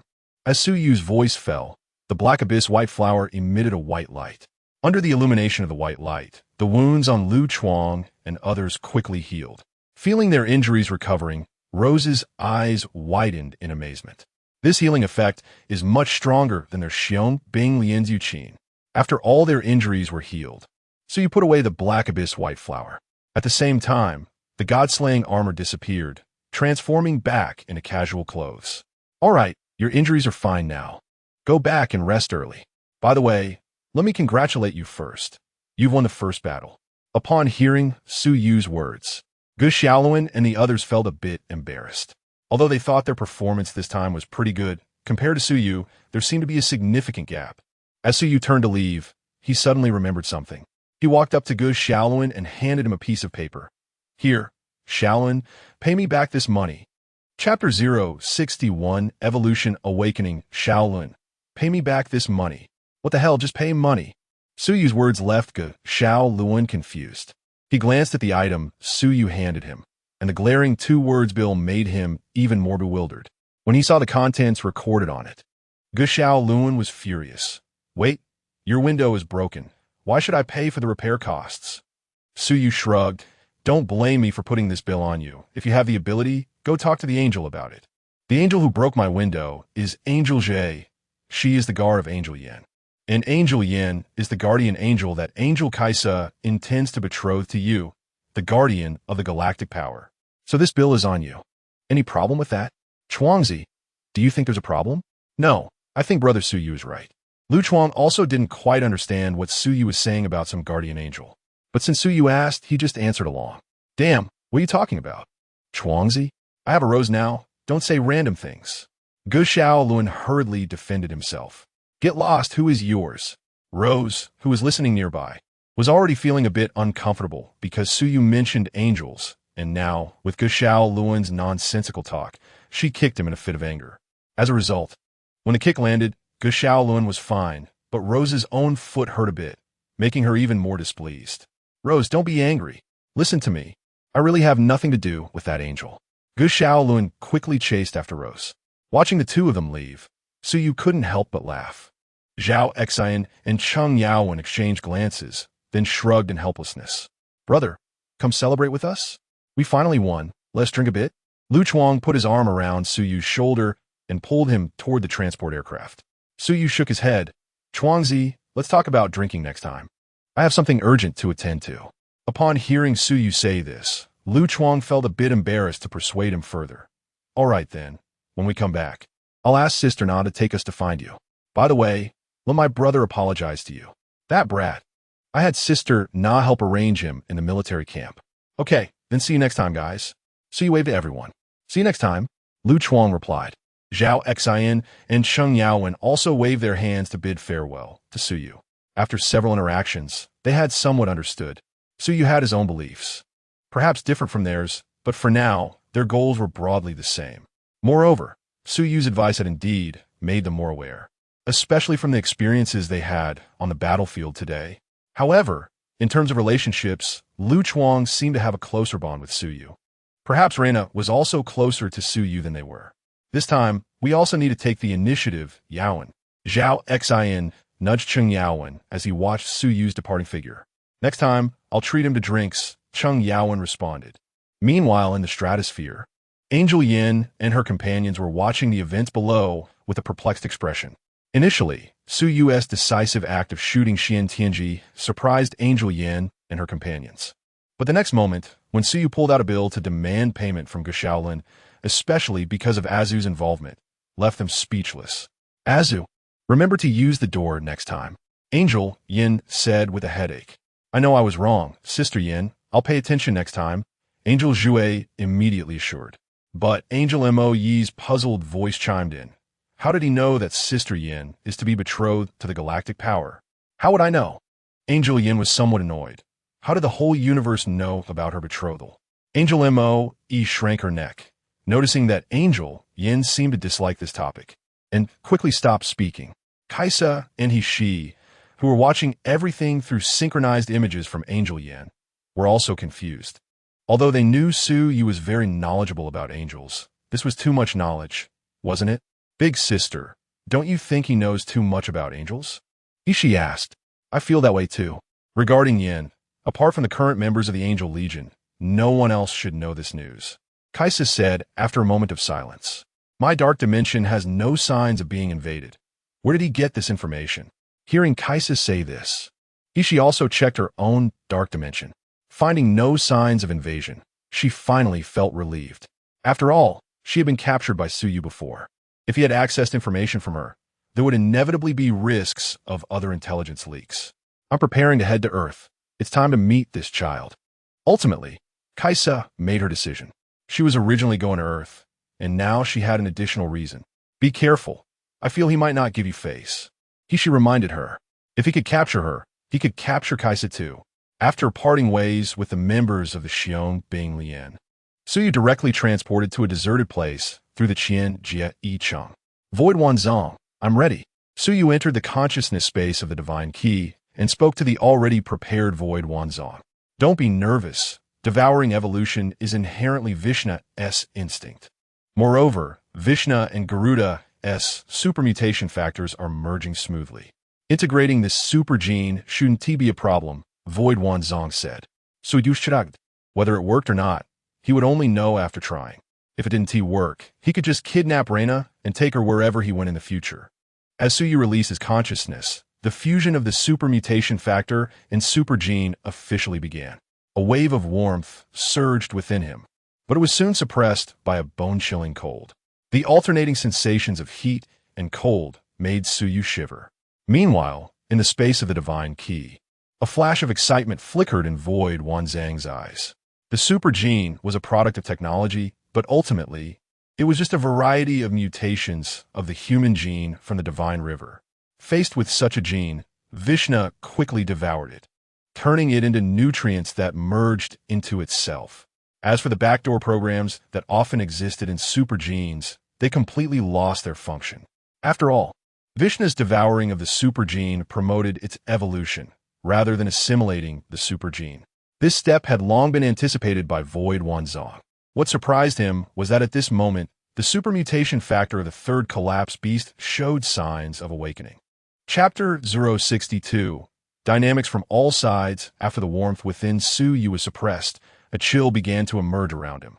He was currently in a desert area, where the sunlight directly illuminated the sands during the day, making the appearance of cold air evident. The third type of supermutation factor, which had awakened within Su Yu, was self-evident.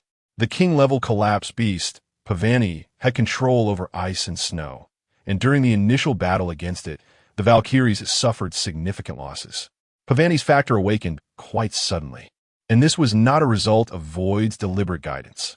Originally, he intended to guide Su Yu to awaken another collapse beast supermutation factor. However, the unexpected awakening of Pavani gave him a new idea. After absorbing the super gene of the blazing sun, the Vishnu factor underwent evolution. Now, Su Yu could restore his energy just by sunbathing, and in the desert, the sunlight was abundant. With this continuous supply of energy, Pavani's awakening process was progressing smoothly. All that was left was to wait. While things were going smoothly for Su Yu, the situation on the side of the Legion of Heroes was far from calm.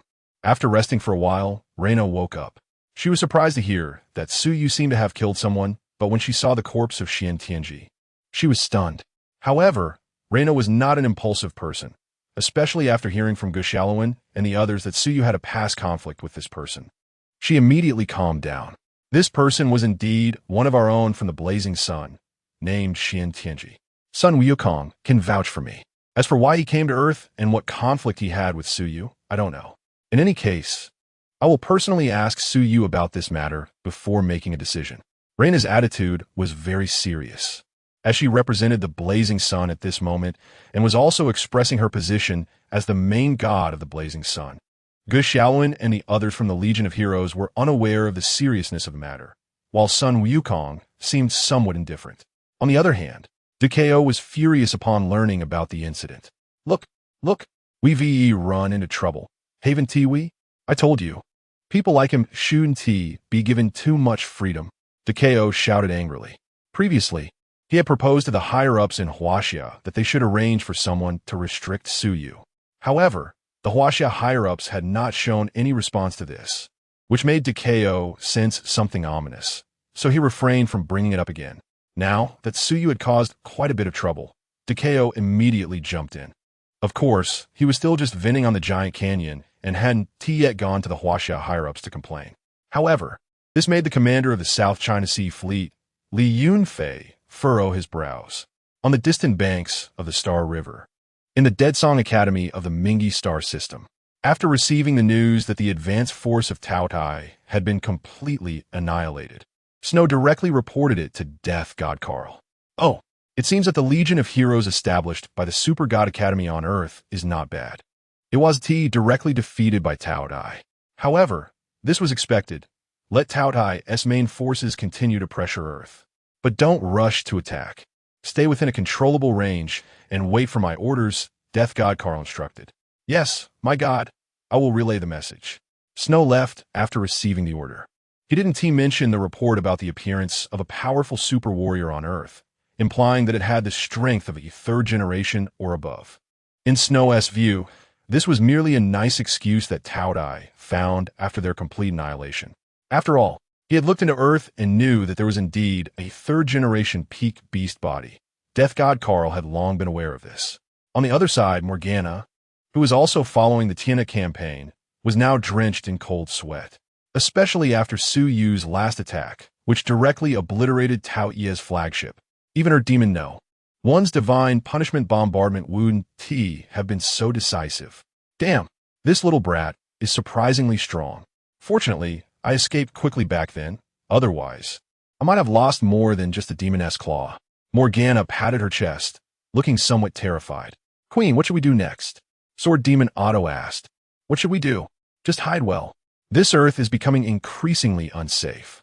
Until that brat Carl sends my demon number 1 back, I'm not going anywhere. Morgana sat back down on the sofa, feeling that it was better to stay low-key for the time being. Otherwise, if she ran into Su Yu when she went out, it wouldn't be fun. In Malotian City, Kesha and she exchanged glances after turning off the projection. Let us hear your opinion first. Kesha spoke first. Perhaps it's the use of antimatter annihilation energy. It could also be mutant energy, like an unknown energy produced by a conversion device from technology inherited from ancient civilizations. He first absorbed the energy cannon fire from Tao Dai's flagship before launching a counterattack. In any case, my space-based computational group hasn't recorded this type of energy for thousands of years, she said. Kesha nodded slightly at she's explanation. She also felt that this speculation was reasonable. I'm wondering if we should conduct a technology or knowledge exchange with him. Ulwich, what do you think? Kesha asked again. It's worth considering. I'm also very interested in the knowledge and technology he possesses. However, I had to give up quite a bit to come back last time, and the remaining things are quite important. Whether to use them for exchange is up to you. But let us be clear, don't let me make an appearance. I always feel that when he sees me, he'll cause trouble, she shrugged. That's not bad. Using the space-based king to exchange with him might yield even more in return, Kesha teased. Ulwich, you're asking for it. A day passed quickly, and Pavani's awakening process on Su Yu's side was nearing its end. At this moment, his body was covered in solid ice. The scorching sandy ground around him was also covered with a layer of frost. Crack, crack, crack. The continuous sound of cracking echoed as the solid ice on Su Yu's surface and the ice layer on the nearby ground suddenly began to shatter. The broken ice rose and gathered behind him, forming an ice sculpture of Pavani howling at the sky. Congratulations, my friend, the third type of supermutation factor has awakened. With Pavani's power, you can also unlock the true strength of the key of destruction now. The voice of void echoed in Su Yu's mind. Pavani and the heavenly fire holy judgment? Is this urging me to continue on the path of salvation? Su Yu opened his eyes and gazed at the ice sculpture of Pavani behind him, murmuring. Chapter 063, Celebration, Feast. 2 days after the Tiana battle, Raina finally got in touch with Su Yu. You jerk, you haven't been answering your phone. I thought you had fled out of guilt. As soon as the call was connected, Raina's accusatory voice came through. Flee out of guilt? Are you asking for a beating? Su Yu shot back without holding back. Let's talk. I'll send you an address. Come over yourself. With that, Raina hung up without waiting for Su Yu's response. Looking at the location she sent, Su Yu raised an eyebrow. This place is almost out of Jusha City, right? What? Does this girl want to have a one-on-one duel? He thought, but still decided to go. After all, the matter with Xuantianji needed a resolution. However, when Su Yu arrived at the destination, he saw more than just Raina. Everyone from the Xiongbing Lian was there, even Sun Wukong, who usually didn't join Xiaoluan and the others in their antics, showed up today. Wow, so many people? What is going on?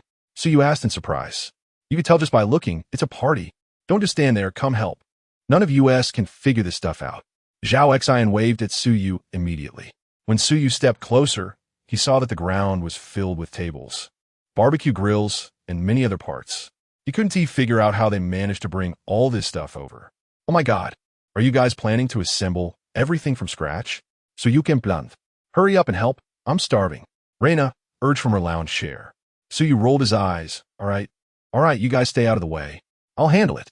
Upon hearing Su Yu, Zhao Xian immediately tossed aside the 2 chair legs he was holding. He could drink, but assembling these things was beyond him. The others also put down their parts, watching Su Yu to see how he would do it. Su Yu raised his hand, and the messy parts on the ground began to move on their own. Soon, the tables, chairs, and barbecue grills were all assembled. Wow, dude, are you performing magic? Zhao Xian's eyes widened in astonishment. What magic? Get out of my face. Su Yu pushed Zhao Xian's face away and looked at the others. Who's in charge of the grilling? We'll handle the barbecue. As soon as Su Yu finished speaking, Rose and Ruimin came over. Raina also stood up from her lounge chair. She was one of the ones responsible for grilling. Watching the 3 girls fussing over the grill, Su Yu's mouth twitched. Is it really okay to let them handle it? They won't poison anyone, right? I trust Rose. She won't poison me, Xiaoluan said confidently. Love-struck idiot, go away. Do you think we all have your invincibility? So do these Your grandpa, Xiaoluan complained, but still scampered over eagerly. Seeing him like that, Su Yu sighed heavily. This guy, he's hopeless. What hopelessness? He's almost with Rose. Zhao Xian put his arm around Suyu's shoulder and slightly nodded toward Gu in Rose's direction. Damn, a simp is a simp. In the end, he has got all, huh? Suyu was surprised. Just hope for Xiaolun's sake and keep your mouth in check, Zhao Xian said. I have to say, Rose and the others really got the barbecue going well. Before long, they had grilled a whole table full of food. Come on, come on. Let's celebrate the victory of the Tianhe battle. It's a celebration feast. Reina called everyone to sit down. Celebration feast? Suyu looked at Gu Xiaolun and the others in confusion. You guys didn't celebrate after going back? We celebrated a little, but Cheng Yaowen answered Suyu's question. You, the greatest contributor, weren't there, so we felt a bit awkward. Not really. What contributor? It was within my capabilities. Suyu waved his hand, but still took the wine cup from Lu Chuan. Since it's a celebration feast, let us drink together. Suyu raised his cup and clinked it with the others. A few big guys drinking wasn't a problem. Sun Wukong was even a heavy drinker. However, Ruiming coughed several times after taking a sip of wine. Ruiming can't drink. Let us get her some juice. Rose used a wormhole to bring out a large bottle of drinks and placed it in front of Ruiming. Thanks, Sister Rose. As the drinks went down, the atmosphere gradually became lively. Even Sun Wukong joined in the drinking competition after Zhao Xian teased him a few times. Watching their noisy antics, Suyu couldn't help but smile. Whether it was Gu Xiaolun, the future god, or Reina, the current god of the blazing sun, they were still just young people in their 20s. This was their most genuine side. However, the time left for them was running out. The invasion of Taotai was just the beginning. Many forces were eyeing Earth. Gu Xiaolun and the others were the hope for this planet. Hey, what are you smiling about over there? Just as Suyu was deep in thought, Reina elbowed him. Nothing, just thinking, Suyu replied. Then tell me, what happened on the day of the Tianhe battle? How did you absorb all my energy? And what did that Xuantianji guy do to provoke you? Reina asked. Upon hearing Reina's words, the atmosphere at the scene suddenly froze. Although Reina hadn't brought it up in the past few days, Gu Xiaolun and the others weren't naive enough to think this matter would just blow over. I absorbed your energy because my super genes evolved again. Suyu explained in a way Reina and the others could understand. As for that Xuantianji, do you remember the times you came to find me before? After you left, he kept lingering around me. Several times, he even planned to take action. But during that time, an angel was always with me, so he didn't dare to move. So that is how it is. It seems he was looking for death himself. But you killed him, and old Pan is furious about it. I had to suppress this matter for you. How are you going to thank me? Reina said proudly. How to thank you? So you clearly didn't believe Reina's words. If Panjun really wanted to get back at Xuantianji, given Reina's current situation, it would be impossible to suppress it. However, Suyu was quite looking forward to Panjun coming because Xuantianji's blazing sun gene was too primitive. If it were Panjun, perhaps the efficiency of absorbing energy could be even higher and quicker. Chapter 064 reminder, however, in this situation, Suyu wouldn't really embarrass Reina. A goddess, after all, has some dignity. After thinking for a moment, Suyu said, how about I accompany you to shop a few more times? Damn, you think you could just send me off? Dream on. You need to be at my beck and call, understand? Reina said with a dissatisfied expression. I'll try my best. Suyu, soon, you might have to leave Earth. Before that, if Reina wanted to go shopping, he could accompany her. Once he left, that wouldn't be possible. After all, he didn't have a way to communicate secretly. Once he left the area, Reina wouldn't even have a means to contact him. Suddenly, Reina seemed to remember something. You just said your super gene evolved? What new functions does it have? As if just realizing it, Reina asked this question.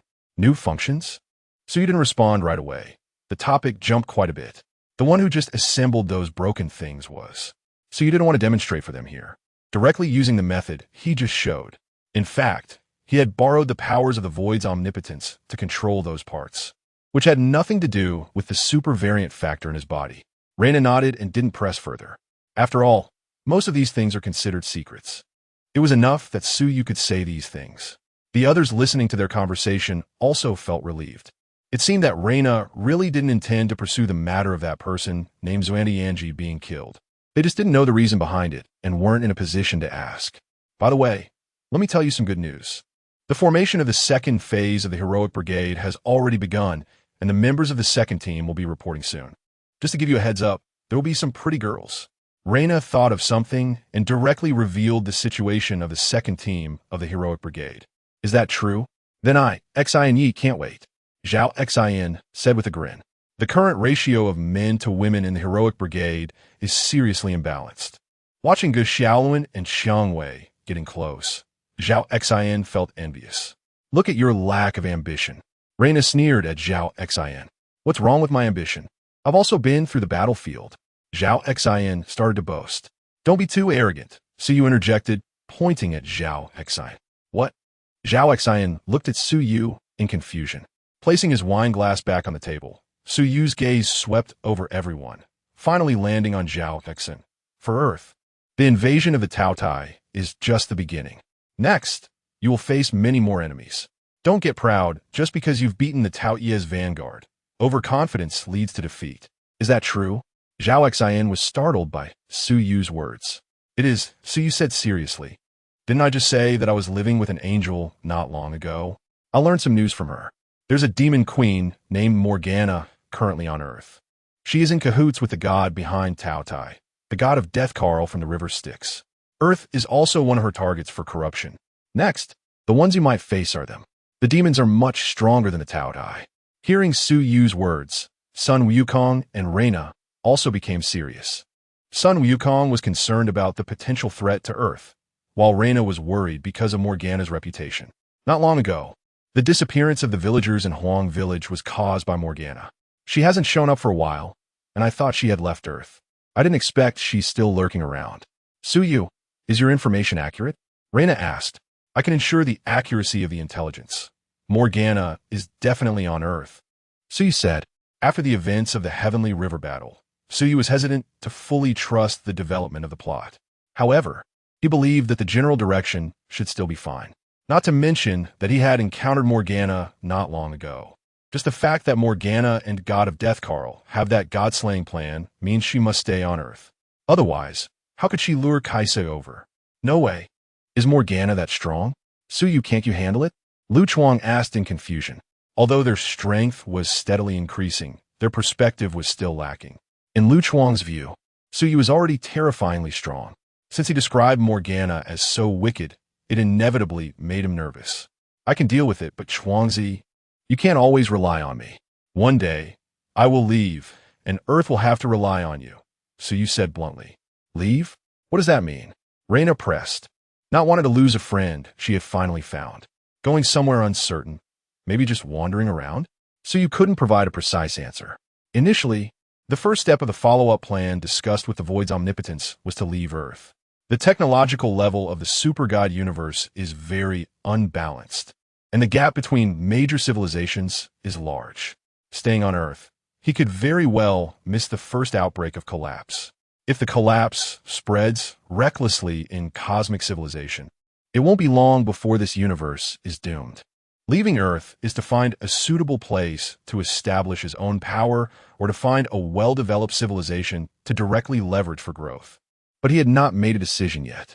Why do you want to leave? Isn't it good to stay on Earth? Isn't this your home? At that moment, Gu Xiaolun suddenly spoke up. Hearing this, Su Yu smiled and shook his head.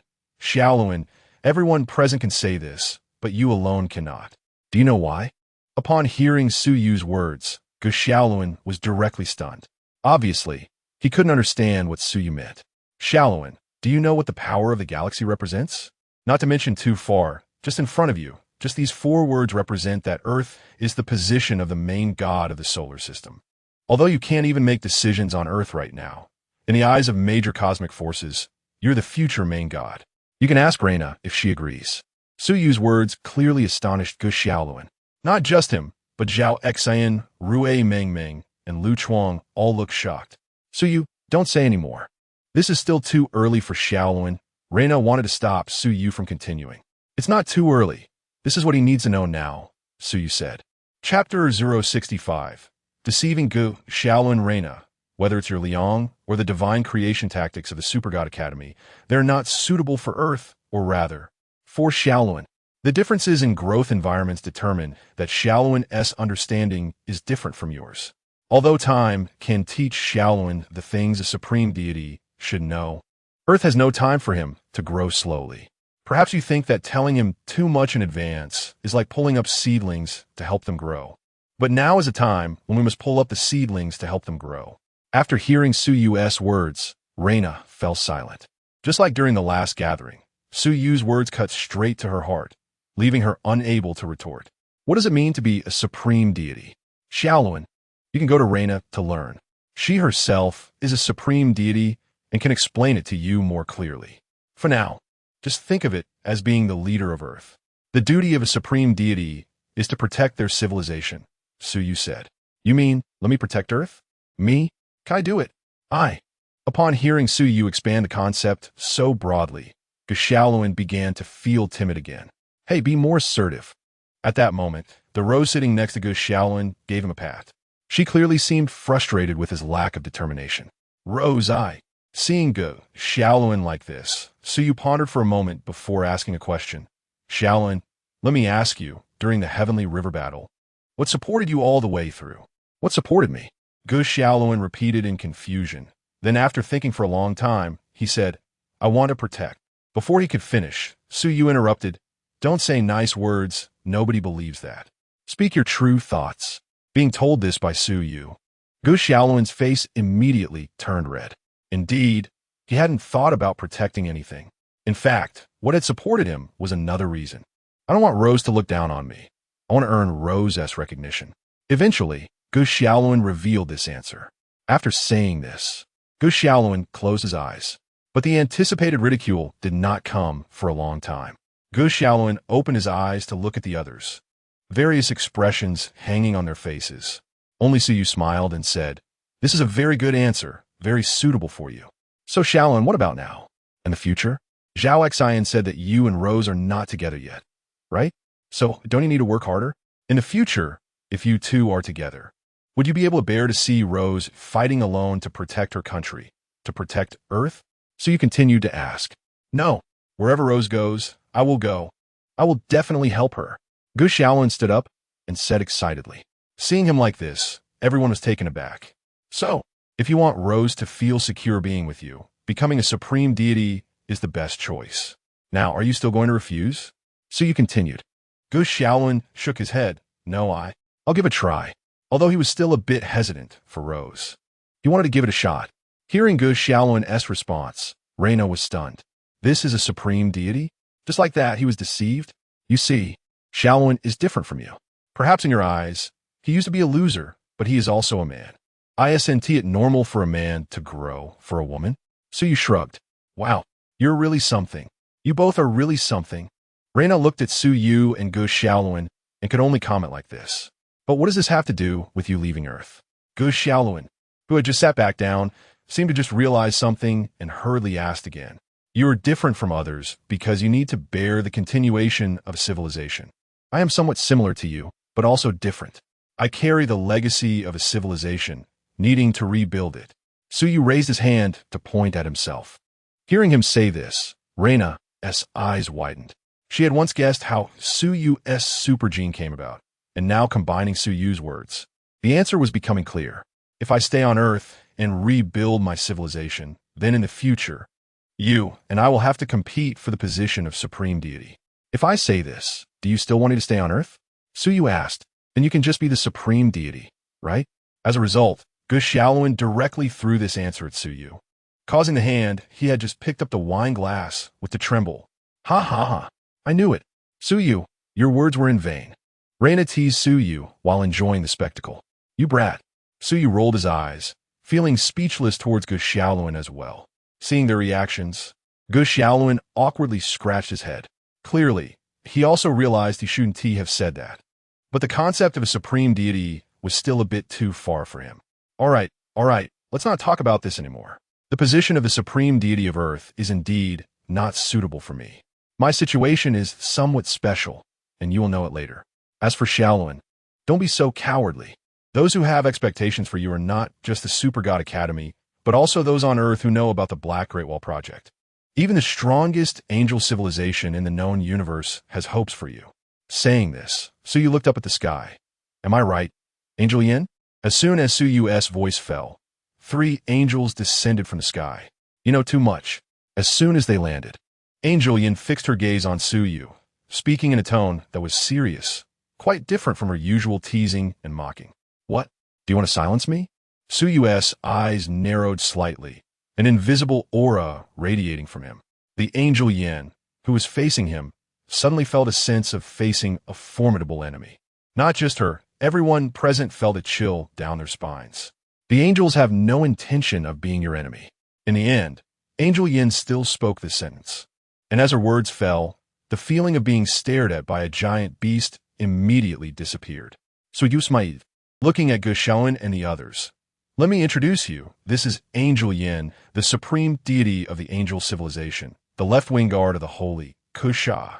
The two next to her are Angel Mo E and Angel Jue, who are Angel Yin's guards. After Angel Yin landed, Gu Xiaoluan and Rose's attention was focused on her. Gu Xiaoluan remembered her name because Su Yu had previously made him pay for the bill, while Rose remembered her because of what Su Yu said about the guardian angels. You called us down just to let us get to know them? Angel Jie asked in confusion as she watched Su Yu introduce the three of them to Gu Xiaoluan and the others. Chapter 066. The growth of the erosion, what else? You guys float up in the sky every day watching them. Why not sit down and have chat? It's just right, there's a gathering today, so we called you down. He said this. But what he really wanted was to see if Angel Yin would create a love triangle with Gu Xiaoluan and Xiangwei after coming down. In the original plot, these three are indeed in a love triangle, but it still feels a bit strange. It's not that they aren't, the three of them definitely have emotional entanglements. Hey guys, would you mind inviting all three of them to join us? So you looked at the others. Sure, Zhao Xin, wholeheartedly agree. Zhao Xin was the first to express his support. That's right. Welcome. Come on, Angel Girl, take a seat. Lu Chuang quickly added. But just as he was about to get chairs, he found that the number of chairs they brought was just right. Seeing this, Su Yu chuckled and raised his hand to summon Void Wanzong, directly creating 3 chairs. The Angel Yin, who had initially wanted to leave, dismissed that thought after seeing Su Yu's display. Although she had seen it from above, seeing it up close made her realize that this ability was quite extraordinary. Once Angel Yin and the others were seated, Xiangwei immediately took out a bottle of good wine. For their gathering, a few cases of beer would suffice. However, since angels are visitors from an extraterrestrial civilization, it felt a bit disrespectful to entertain them with beer. Angel Jue took the wine glass from Su Yu's hand and teased. Sister has been staying at your place for so long, and you Haven Tea properly entertained me once. You eat my food, break my windows, and I'm supposed to keep you around? Not plucking your feathers for decoration is already giving you face. Su Yu rolled his eyes in reply, not about to indulge the angel's bad habits. The previous bill was not compensated by Gu Xiaoluan. When Kaisa arrives, let her pay. If no one pays, then don't blame him for consuming all the data in the Heavenly Bases computation group. Speaking of which, Su Yu was also somewhat puzzled. Given the nature of the erosion, even the Heavenly Bases computation group under Hishi should have been nearly devoured by now. Why was there no reaction from the angels? Moreover, the erosion had not returned to the earthly Zhang soul. This point had been discussed with Void Wanzong, but they were both unaware of the progress on the erosion side. Su Yu had mentioned whether the erosion would trigger the collapse S avatar due to overconsumption, and Void Wanzong had confirmed that even if the erosion consumed all the data in the known universe, it would not directly evolve into an avatar. It merely released branches through the core of the earthly Zhang soul. Even if it wanted to become an avatar, it would first need to return to the core. What Su Yu and Void Wanzong did not know was that the database of the Heavenly Bases computation group had backups and recovery functions. The erosion had indeed devoured a lot of data, but the database would automatically mobilize stellar energy for backup recovery once it detected data loss during self-checks. This created a cycle where the erosion could not finish consuming the data and naturally would not return. With the addition of Angel Yin and the others, the atmosphere suddenly became a bit awkward. Although the three of them were indeed beautiful, Zhao Xin and the others only dared to look. Not one of them dared to initiate a conversation. Ultimately, it was Angel Yin who spoke first. She looked at Su Yu and asked, "You mentioned earlier that you were planning to leave Earth. Could you share your plans for the future? If possible."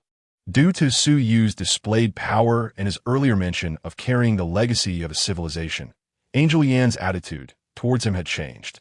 Although she did not fully regard Su Yu as a main god yet, she no longer treated him with the previous condescending tone she had used with children. Well, I really haven't thought it through yet, and I'll be staying on Earth for a while to make some preparations. What? Do you angels want to follow me when I leave Earth? Su Yu countered. After pondering for a moment, Angel Yin replied, if possible, we would. Su Yu sighed lightly at Angel Yin's somewhat straightforward response. You're just relying on your strength because you haven't been beaten up otherwise. Your mouth wouldn't be like this. Angel Yin raised her eyebrows, but did not dwell on this topic. After all, they knew that Su Yu had some resistance to angels, and her previous topic was indeed off-putting. But for the sake of justice, all of this was worth it. As for when to leave Earth, I truly haven't decided. If you wish, you can send someone to follow along when the time comes. But remember to bring your own food. I don't feed idle people, Su Yu said nonchalantly. The angel civilization was already within Su Yu's considerations. While he wouldn't go to the Melu heavenly court, choosing a civilization under the angels was still an option.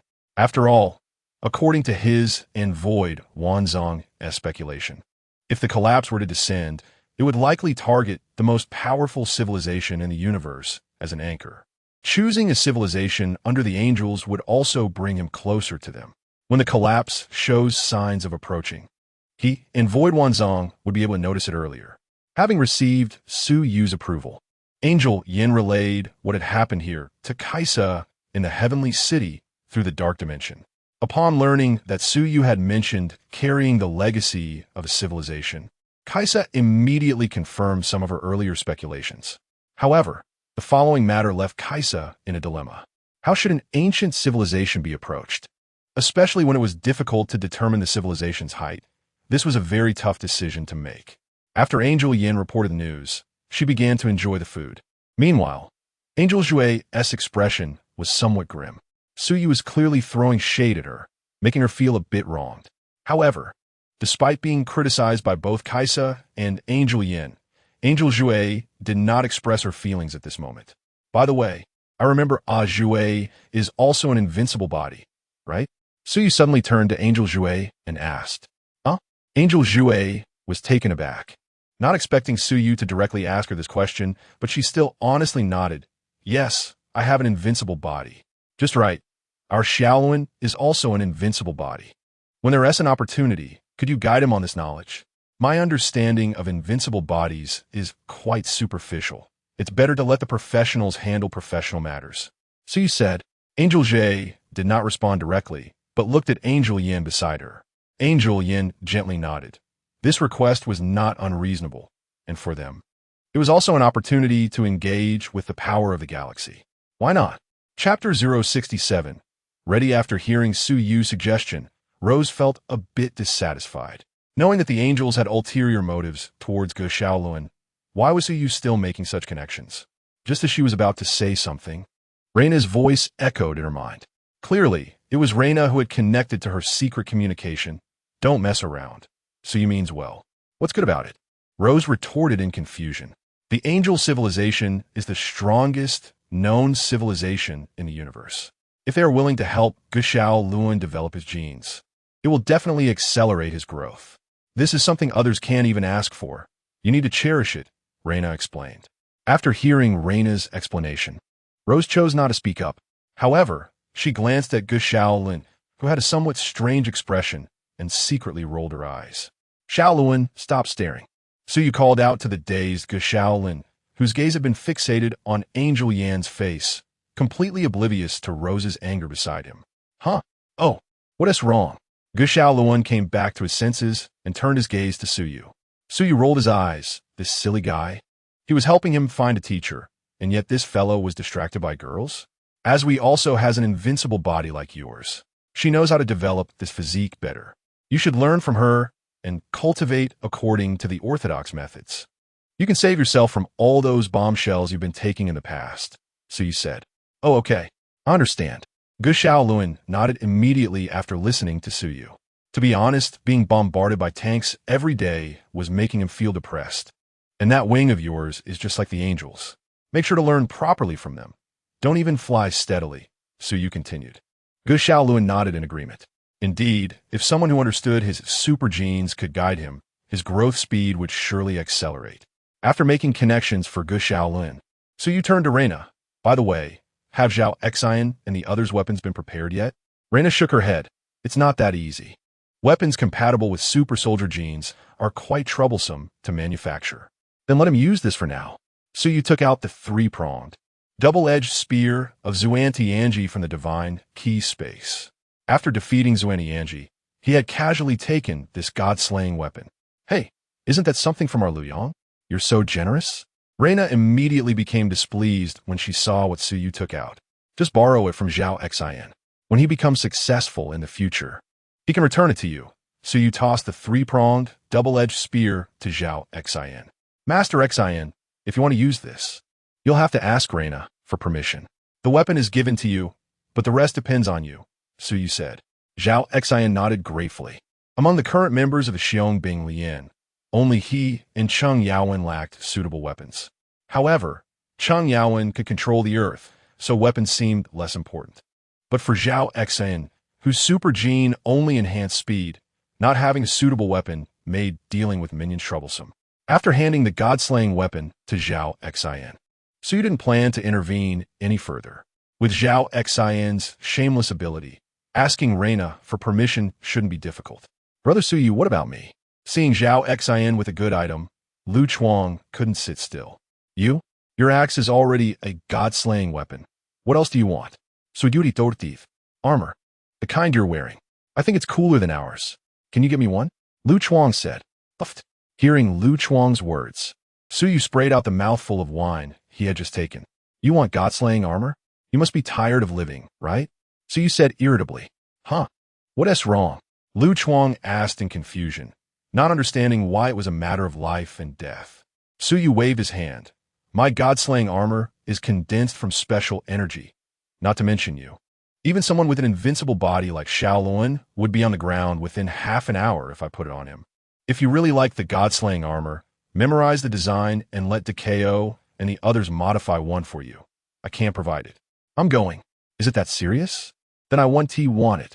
Lu Chuang shook his head vigorously upon hearing this. What kind of energy is that? So terrifying? Yi Xialun, hearing Su Yu's other remarks, also became somewhat interested. It's the kind of energy I use to defeat the Taotai flagship, Su Yu explained. Can I ask what that kind of energy is? Angel Yin, at this moment, also asked a question. Su Yu shook his head. Don't ask. It's better for you not to know about this. Really, I sincerely hope you never have to learn about this kind of energy in your lifetime. Seeing Su Yu's serious expression, everyone felt that there might be some very bad implications, so they stopped the topic. However, Angel Yin still noted Su Yu's words and transmitted them to Kaisha through the dark dimension. In the River Styx Galaxy, Death Song Academy. Carl put down the pen in his hand and picked up the parchment in front of him, checking it carefully. After not finding any issues, he finally sighed in relief. He connected to Morgana's secret communication. Cool ice, all my preparations are complete. How about you? Carl asked. Carl, you idiot. Where's my demon number 1? Without demon no. 1. What do you want me to prepare? Morgana immediately scolded him without any courtesy. Her attitude towards Carl had always been this way. I will send you demon no. 1 with the big clock. You can start preparing as well. Once you're almost ready, we can begin. I guarantee this time we can get the holy Kaisha offline. Carl said, it better be so. And have you found the information about that Su Yu I asked you to check? He is currently on Earth. He might also be a variable. Morgana asked. Cool ice, you know. I've been preparing all along. I just finished and contacted you, Carl replied. Damn. Hurry up and check. That little idiot is not that simple. Also, my name is Morgana. Don't call me that. Morgana said angrily before hanging up the secret communication. After cutting off the secret communication, Morgana rubbed her stomach. Damn it. Even after becoming a god, this period still hurts like hell. When I have time, I must research a godly body that doesn't have this period to benefit the universe. Atto, where have you gone? Chapter 068 Database Anomaly Time flew by quickly, and the sky soon darkened. The gathering on Su Yu's side gradually came to an end. After eating and drinking to his fill, Sun Wukong left first to return to the Giant Gorge. Angel Yin and her companions also did not linger for long and left as well. Xiaoluan and the others seemed to be unsatisfied with the fun they had, discussing whether to go get some more food for a continuation of the gathering. Suyu lay on the grass nearby, watching the dimming sky and enjoying the rare, tranquil moment. What are you thinking about? Reina walked over to Suyu and looked down at him. Suyu shifted his gaze upward, not thinking about anything, just daydreaming. Reina sat down beside Suyu. She opened her mouth several times, but could not utter a single syllable. If you want to ask something, just ask directly.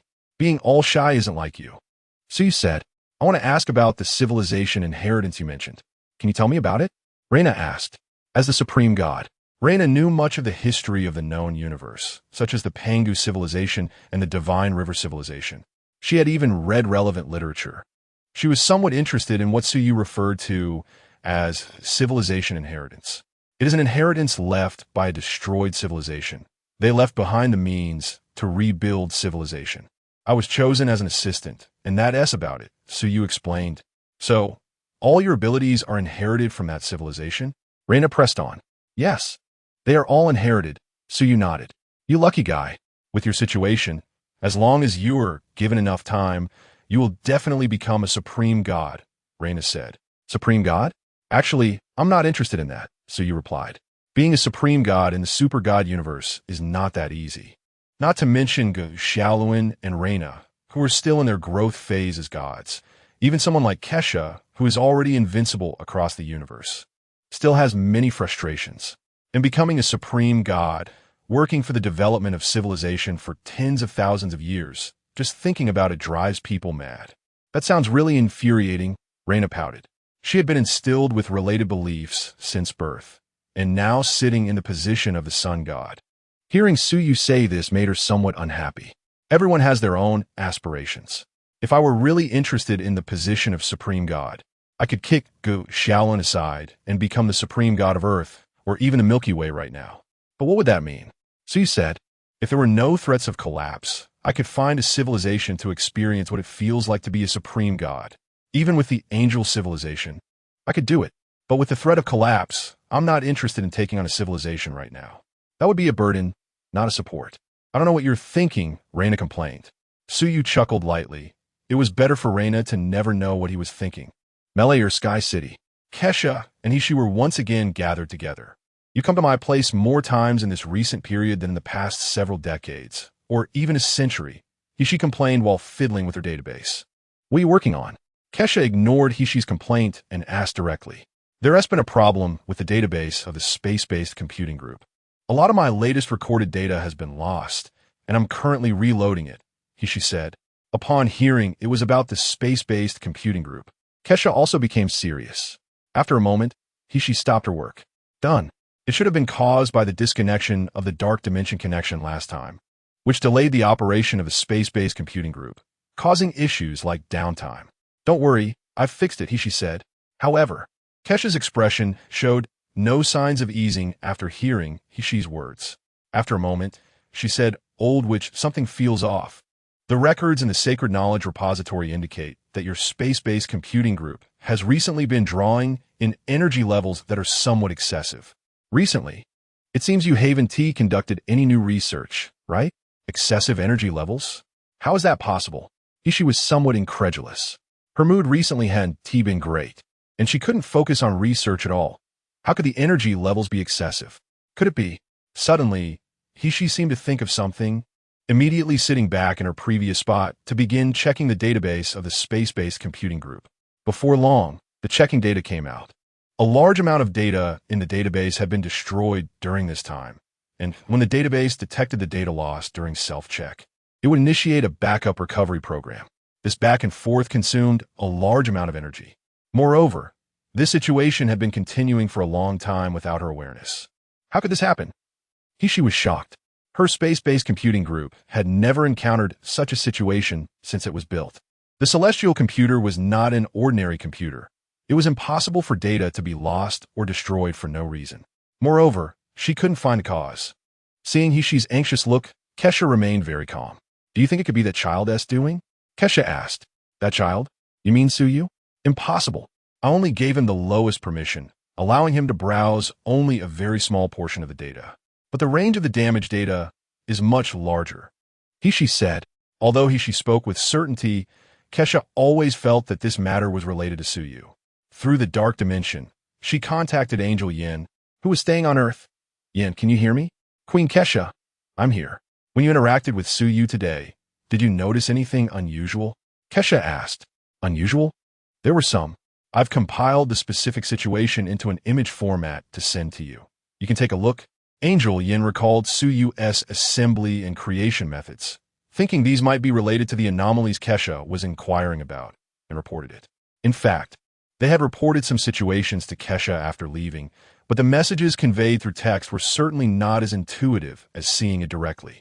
After cutting off the dark communication, Kesha viewed the image sent by Angel Yin. When she saw Suyu creating things out of thin air, directly making 3 chairs, the surprise in her eyes was impossible to hide. He, take a look at this first. Kesha shared the image data with he. After he finished watching, she was equally shocked.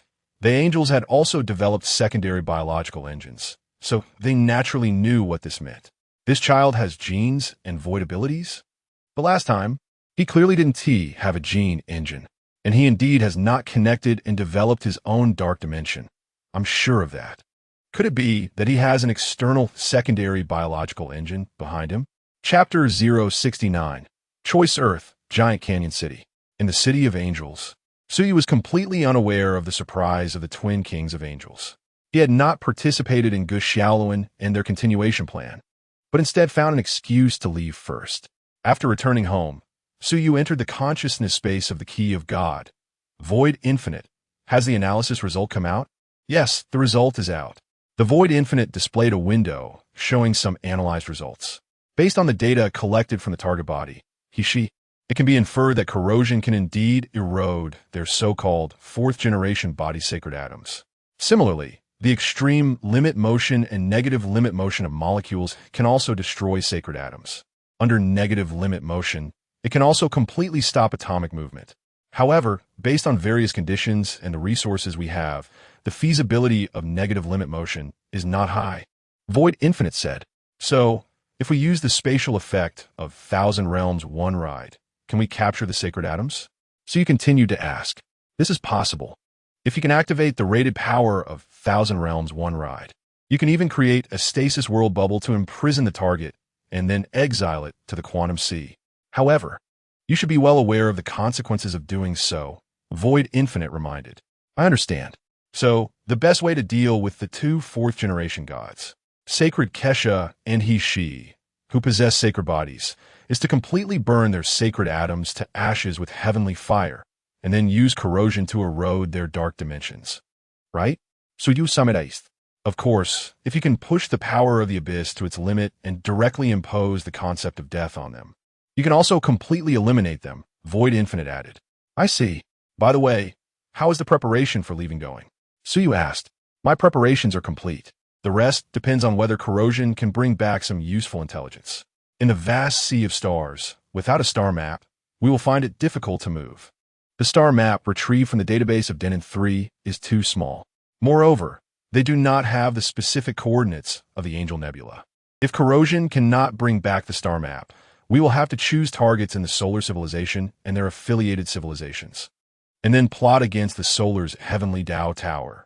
Speaking of this, Void Infinite paused. If we could cooperate with the angel civilization, the situation would be more favorable for us. I know, but that's difficult. The righteous order of the angels is not conducive for us to prepare for the collapse. To eliminate this, we would at least have to wait until Sacred Kesha goes offline. But if that's the case, the one in charge would be Gu Xiaoluan, the guardian angel of the galaxy. The romantic mindset of the angels would favor their male god. That would still put us in a passive position. So he was somewhat resistant to this proposal. Then, perhaps you could choose the Grim Reaper Carl from the River Styx galaxy.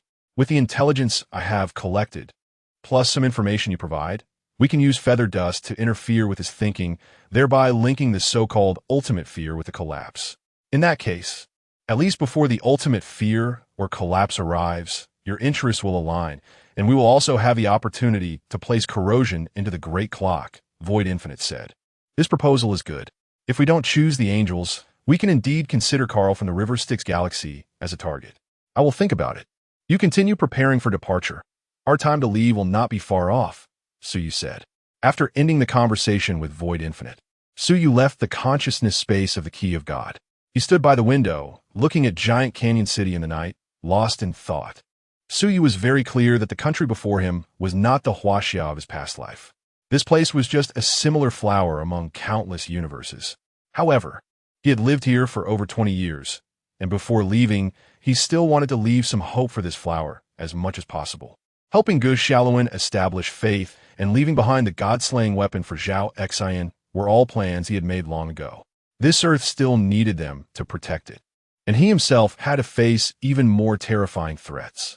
Bearing the hope of a civilization's legacy was far from simple. Even with Void Infinite's assistance, their chances of winning were still slim.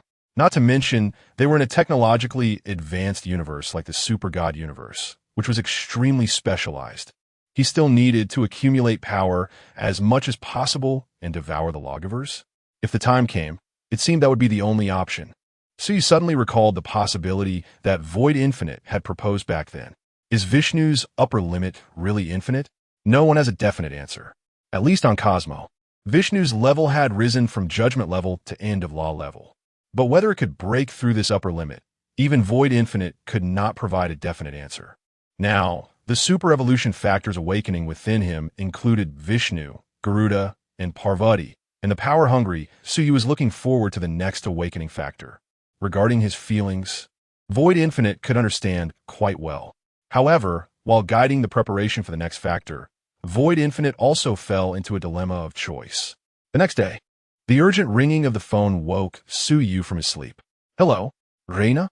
Suyu instinctively asked after picking up the phone, as he thought it was only Reina who would call so early to wake him. "Suyu, it's me." However, upon hearing the voice on the other end, Suyu suddenly opened his eyes wide. "Gu Xiaoluan? What do you want with me? I have something to ask you. Is it convenient for me to come find you?" Gu Xiaoluan asked. After telling Gu Xiaoluan the address, Suyu hung up the phone. He looked at his phone, feeling quite confused. What does Gu Xiaoluan want with him? Before long, Gu Xiaoluan arrived. Seeing him standing foolishly at the door, scratching his head, Suyu couldn't help but twitch his mouth. "Come inside.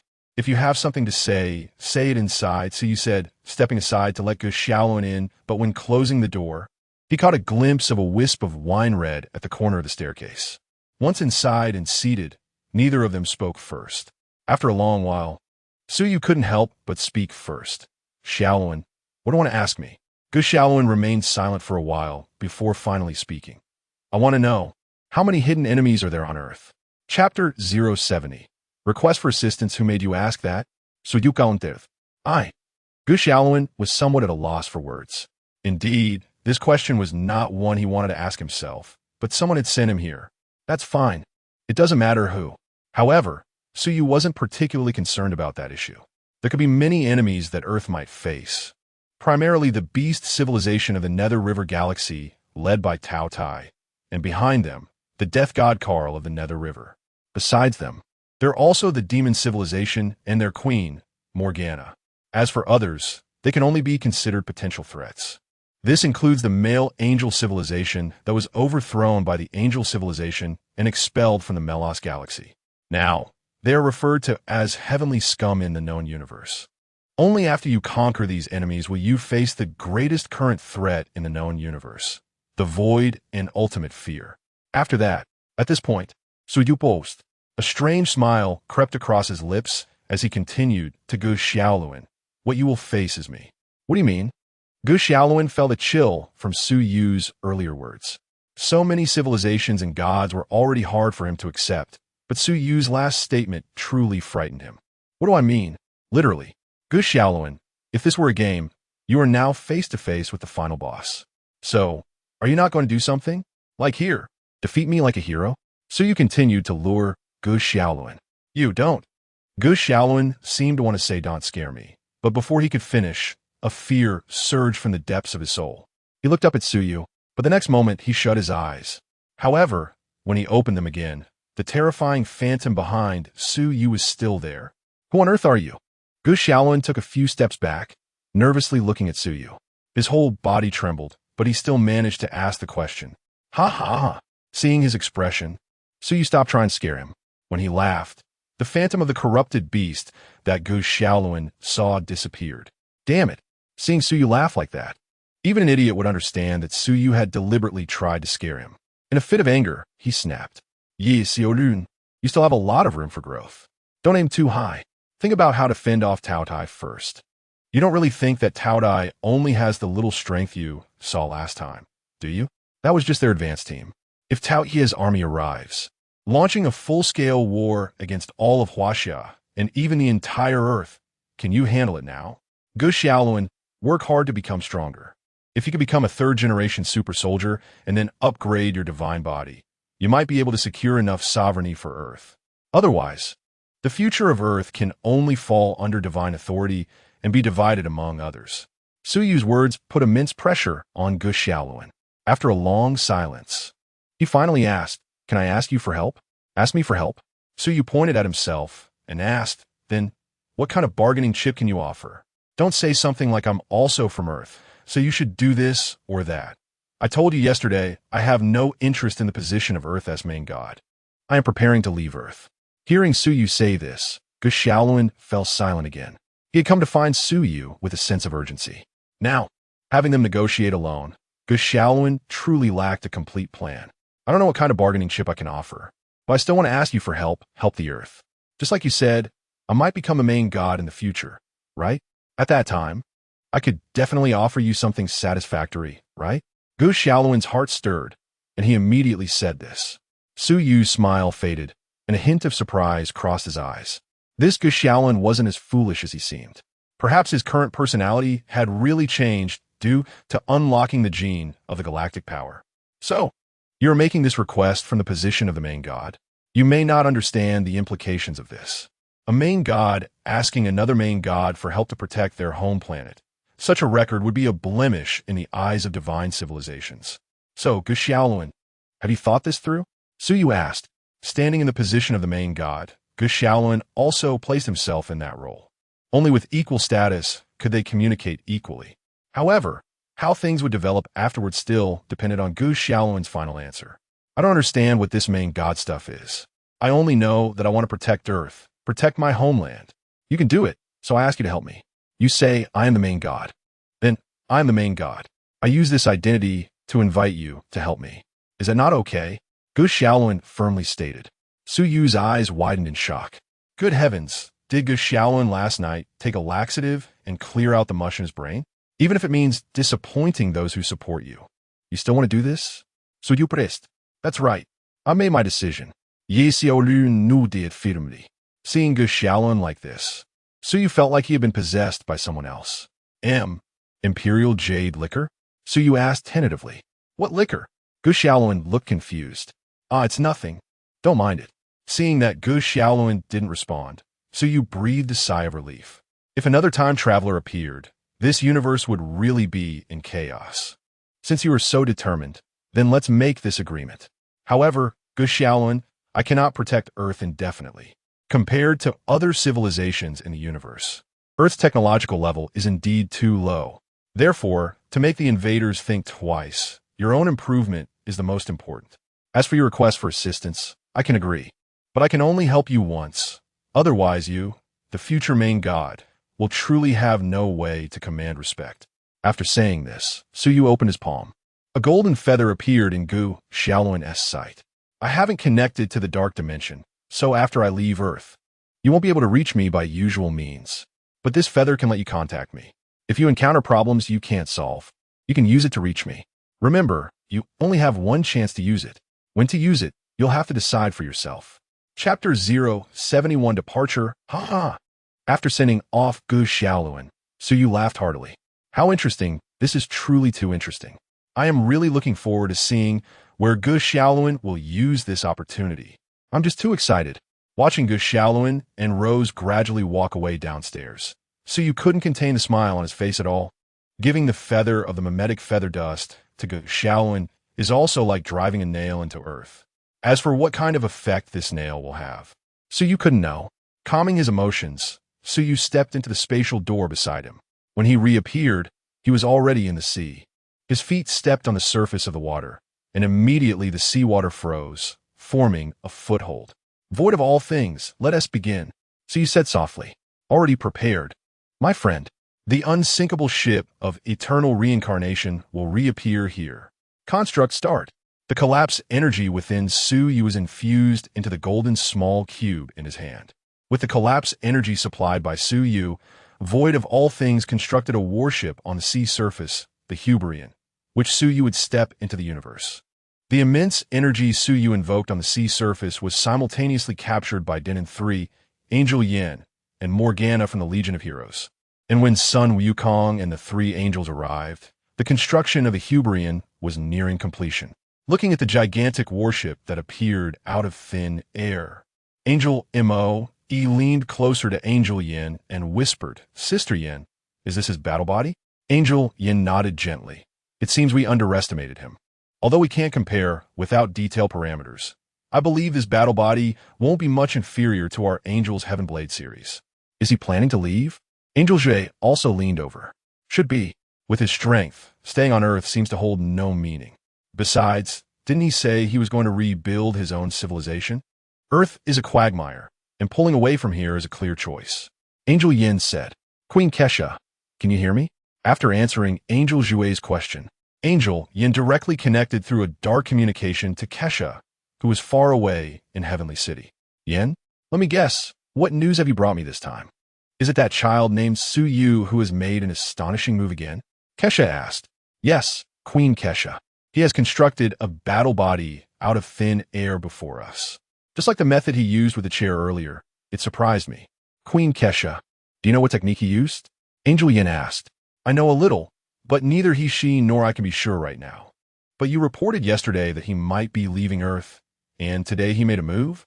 Kesha questioned. Queen Kesha, since Jue left his home, we have been monitoring him, but the only face-to-face communication was yesterday.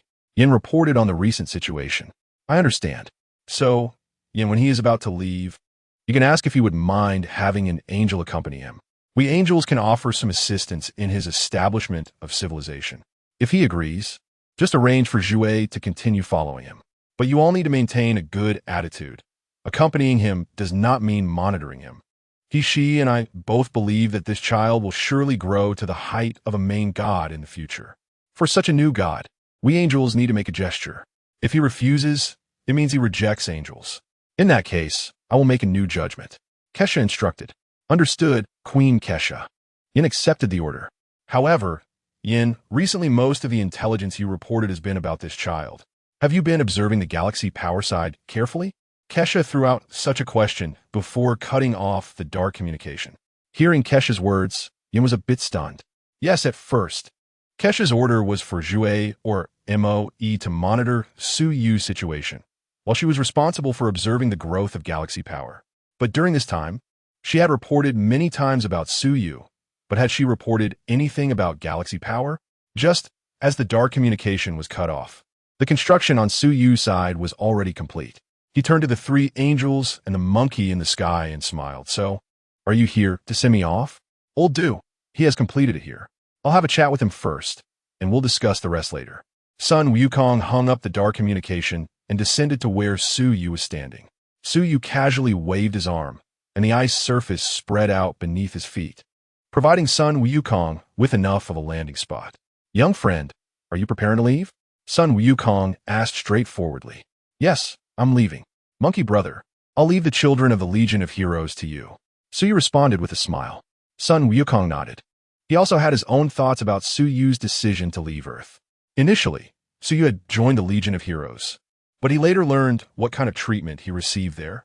During the Battle of the Heavenly River, Su Yu stood up and even killed a god from the solar civilization, which had already earned Sun Wukong's recognition. Even though Takeo had said many doubtful things about Su Yu in his ear, Sun Wukong believed that his eyes would not misjudge a person. Rest assured, I will take good care of those children, Sun Wukong said. Su Yu nodded. He didn't have much to say about Sun Wukong's words. Sun Wukong was willing to trust Takeo and those Denon people, but Su Yu was not. Not to mention, he was even less willing to believe in the Super God Academy, which had almost gone into hiding in the plot. Angel Yin, along with Angel Jue and Angel Mo.E, also landed. After watching Su Yu's conversation with Sun Wukong end, the three of them stepped forward. Are you leaving so soon? Suyu nodded. What? Do you really want to send someone to follow? If you agree. Angel, Yin replied. Her answer sounded a bit stiff, but that was also due to her personality. A habit formed over thousands of years is not something that can be changed in one night. Don't raise idle people. Suyuri Maindiv. Hearing Suyu's words, Angel Jue pouted in dissatisfaction. However, during the time she stayed with Suyu before, she really hadn't done anything productive, so there was no reason to refute now. Angel Yin chuckled. Please rest assured, we angels only want to provide some assistance when you establish your own civilization. I believe we can still help you with this, right? Chapter 072. The landing point in that case. Let's board the ship. Suyu replied and turned to walk towards the Huberian. According to his original plan, he intended to wait for Sure to return before leaving Earth. However, after Angel Yin expressed a desire to send an angel to accompany him during the celebration banquet yesterday, he decided to leave early. Allowing Sure to remain in the orbital computation group would promote its growth, and taking it back too early would be a loss for Suyu.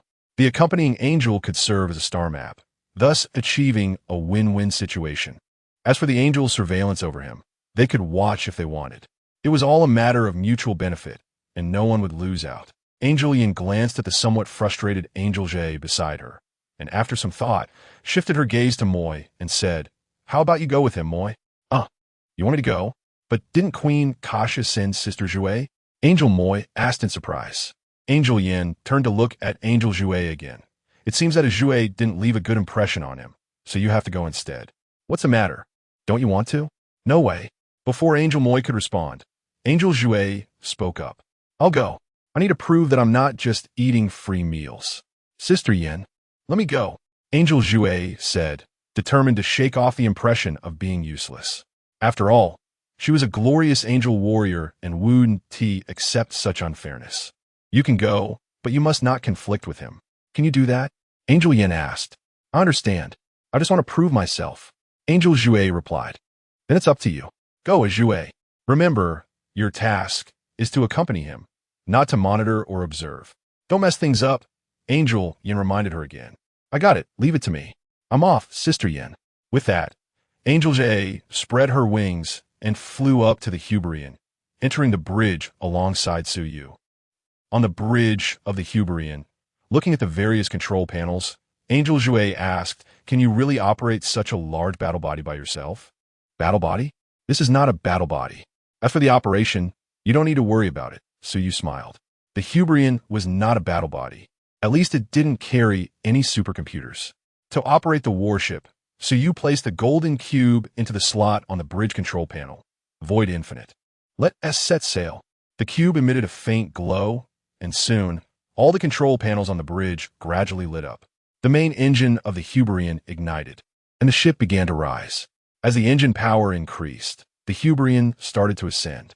On the sea surface, Angel Yin, Angel Moy, and Sun Wukong watched as the warship gradually flew away before leaving. Sun Wukong had to return to report the situation, and Angel Yin also needed to go back to continue observing the power of the galaxy. Not long after, the Huberian exited the atmosphere. At this point, Suyu turned to Angel Jie. You angels have been maintaining justice in the universe, so you must have a star map of the universe, right? Of course. We angels have a star map showing the locations of all known civilizations in the universe, Angel Jue replied. All civilizations? What if I need a planet where no civilization has emerged? Suyu continued to ask. No civilization? Can you tell me what your requirements are? Angel Jue asked, somewhat puzzled. If I want to rebuild a civilization, finding a relatively backward civilization to take over directly is the best choice. After all, Suyu's strength is there, and even some spacefaring civilizations probably wouldn't gain an advantage under him.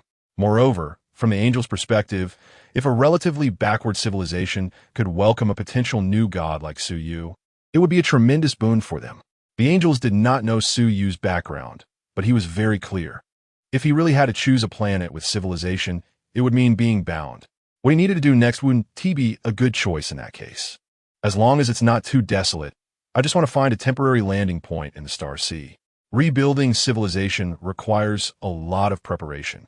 So you said, in that case, I recommend choosing near the Great Worm Bridge in various star systems. The Great Worm Bridge in the Chiwu star system is near Pluto. It's relatively far from the star, and the geographical environment isn't great. How about we first check other star systems? Angel Jue suggested. Then let's go check your angel star system first. So you counted the angel star system? Angel Jue was surprised. You want to establish a civilization in the angel star system? That would require. At this point, Angel Jue stopped talking. She wasn't clear about Su Yu's attitude towards justice, so she didn't elaborate. I know justice. I'm not trying to establish a civilization in the angel star system. It's just a temporary landing point. Do I need to pledge loyalty to justice for that? If so, then forget it, Su Yu said. If it's just a temporary landing, it should be fine. Can I consult Queen Kasha about this? I can't make that decision, Angel Jue asked. Do as you wish. You can consider me as a companion. Just think of it as a trip together. I want to restrict you from contacting anyone. That doesn't matter to me, Su Yu said, finding a spot on the bridge to sit down. He looked around the bridge at the various data display panels and felt that something was missing. Void Infinite. Don't you think something is missing here? Su Yu asked. Missing something? What's missing? Void Infinite was also puzzled. His construct should have no omissions. Missing a cabbage head. That's the soul. Can you recreate that? Su Yu suddenly said. Void Infinite. For Su Yu's request, Void Infinite simply ignored it. AI Hubrian was an onboard artificial intelligence, and recreating her wouldn't be difficult. However, for Void Infinite, creating another artificial intelligence would be redundant. So he was too lazy to bother. Seeing that Void Infinite seemed unwilling to create another cabbage head, Su Yu could only sigh in disappointment. He had only mentioned it out of habit. Whether it could be realized still depended on whether Void Infinite was willing to cooperate. Meanwhile, Angel Jue had already contacted Kasha through a secure communication channel. Jue, you contacted me. Is there something going on? Kasha asked, puzzled. According to the timeline, they should have already set sail by now. Queen Kasha, Su Yu intends to choose a landing point within the angel civilization to explore the star domain for a suitable place to establish a civilization. But he seems to be somewhat resistant to our angelic order of justice. In this situation, can I indicate to him where the angel civilization is located? Chapter 073. Is space jumping just a landing point? This is not a problem. After some contemplation, Kaisa agreed to let Asui guide Su Yu into the star system controlled by the angel civilization. As for whether Su Yu would establish his civilization here, Kaisa was not too concerned. She had already made the decision to go offline. When that day comes, even in this star region controlled by angels, there might be those who harbor dissatisfaction with the order of justice and rise up to attack the angels. If that day really comes, perhaps the civilization under Su Yu could become a haven for the angels. Of course, the premise is that the angels and Su Yu establish a friendly and mutually beneficial relationship. Thinking of this, Kaisa looked at He-She, who was still struggling with the space-based calculation group nearby. Old Witch, that child is coming to the angel star system. What do you think? Are you going to meet him? Who is coming to the angel star system? He-She, who was busy, clearly did not react at first, but the next moment, her actions froze. You mean Su Yu is coming to the angel star system? Manly girl, hurry up and get out of here. From now on, I'll close my doors to guests and one TC anyone. After saying that, He-She, ignoring Kaisa's dumbfounded expression, pulled her up from the chair and pushed her out of the room, looking at the tightly closed door in front of her and the dark energy gathering on it. Kaisa couldn't help but laugh. This Old Witch actually has this side to her. It seems that the child named Su Yu really left a considerable shadow on her. I'm increasingly looking forward to meeting that child. I hope there will be an opportunity, Kaisa murmured. Although she couldn't explain why, Kaisa believed that Su Yu would definitely not step into the Melu Heavenly Court, at least not in the short term. However, from the fact that Su Yu accepted the angel Asui to accompany him, Kaisa also speculated about a possibility. This child is the only one in nearly 100 years to so openly utilize the angels. I wonder what exactly he aims to achieve. And what can the angels do in this regard? Kaisa couldn't help but ponder. She had not given up on the future strength of the galaxy that the angels originally hoped for. But Kaisa also knew very well that while waiting for the growth of the galaxy's power over hundreds, thousands, or even tens of thousands of years, the angels might have to make unimaginable sacrifices. Before she went offline, she also wanted to leave as many possibilities as possible for the angels. If the growth of the galaxy's power made it impossible for the angels to continue to bear it, at least those kind-hearted children would still have a way out. On the bridge of the Hubrian. That's Suyu. Can I ask you a question? Angel Asui looked at Suyu, who was leisurely sitting in a chair looking out at the desolate starry sky, and finally couldn't help but speak up. What is up? Suyu turned to Angel Asui. Aren't you supposed to be going to the Angel Star system? Angel Asui asked. Suyu nodded, looking at Angel Asui in confusion. Isn't the Hubrian already in motion? Why is Asui asking this? Seeing the puzzled look on Suyu's face, Angel Asui continued to ask, isn't the speed of this journey a bit slow? Oh, you mean this? Suyu suddenly realized. Angels usually travel through the universe most of the time, relying on their space-time wings. Not to mention, the speed of the angels' combat bodies is far beyond what the Hubrian can compare to. The speed of my ship is not as fast as your angels' combat bodies. Suyu said. Angel Asui nodded, but inwardly thought this isn't just about not having the speed of our combat bodies. Even some spacefaring civilizations are probably much faster than your battleship. What's wrong, Asui? Are you in a hurry? All right, you're an angel warrior after all. And you have a mission, right? If that's the case, let's speed up, Suyu said. Seeing him get up, Angel Asui also focused her mind. So it turns out we haven't been moving at full speed. It seems Sister Yin was right. We underestimated him. Angel Asui thought to herself. However, the expected acceleration from Angel Asui did not occur. Instead, she witnessed another method of increasing speed. Void Wanzong, directly send us to the Great Worm Bridge. Our guest seems to have other tasks at hand, Suyu said. Void Wanzong, Angel Asui repeated in confusion. There was no one else on the bridge besides her and Suyu. So who was this Void Wanzong? And what did it mean to use the void? The mention of Void Wanzong made Angel Asui start to have wild thoughts. However, when a spatial door appeared in front of the battleship, all her previous thoughts were thrown out of the window.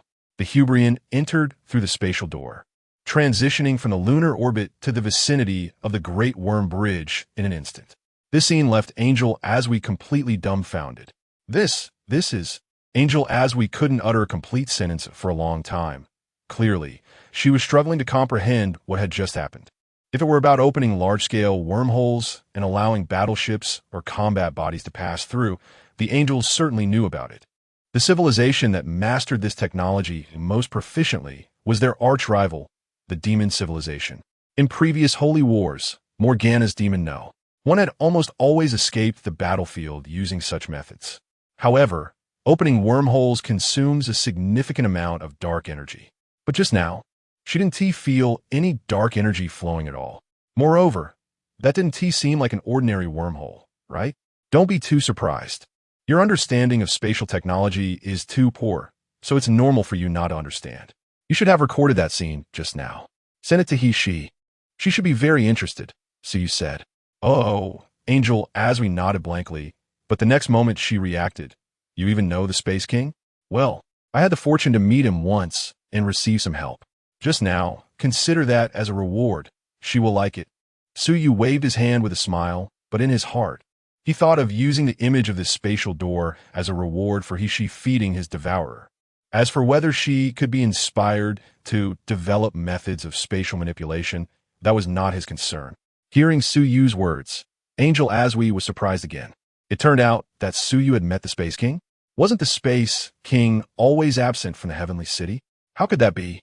Suddenly, Angel Asui recalled the recent rumors circulating in the angel network about the Space King seemingly finding the male god, descending to the mortal realm, and couldn't help but link these two matters together. Hiss! Angel Asui shivered. If this really was the male god of the Space King, she thought about all the things she had done earlier and felt that the entire angel civilization was in trouble. Chapter 074. Prevention and Speculation in the City of Molotian. Kesha, who had just returned to her palace, felt puzzled when she received a dark communication request from Angel Chasing. What could this little angel Chasing want to report? I should have said that there was no need for timely reports on Suyu's actions while accompanying him, right? After connecting to the dark communication, Kesha immediately pointed out Angel Chasing. She was keen on establishing a friendly relationship with Suyu and didn't want it to be disrupted by the little angel below. I'm sorry, Queen Kesha, I didn't mean to. I have a piece of footage regarding the spaceship that Suyu took while traversing space. Suyu asked me to send this footage to King Tianji as a thank you for his assistance. But I couldn't reach King Tianji, so I could only contact you. Angel Chasing briefly explained the situation.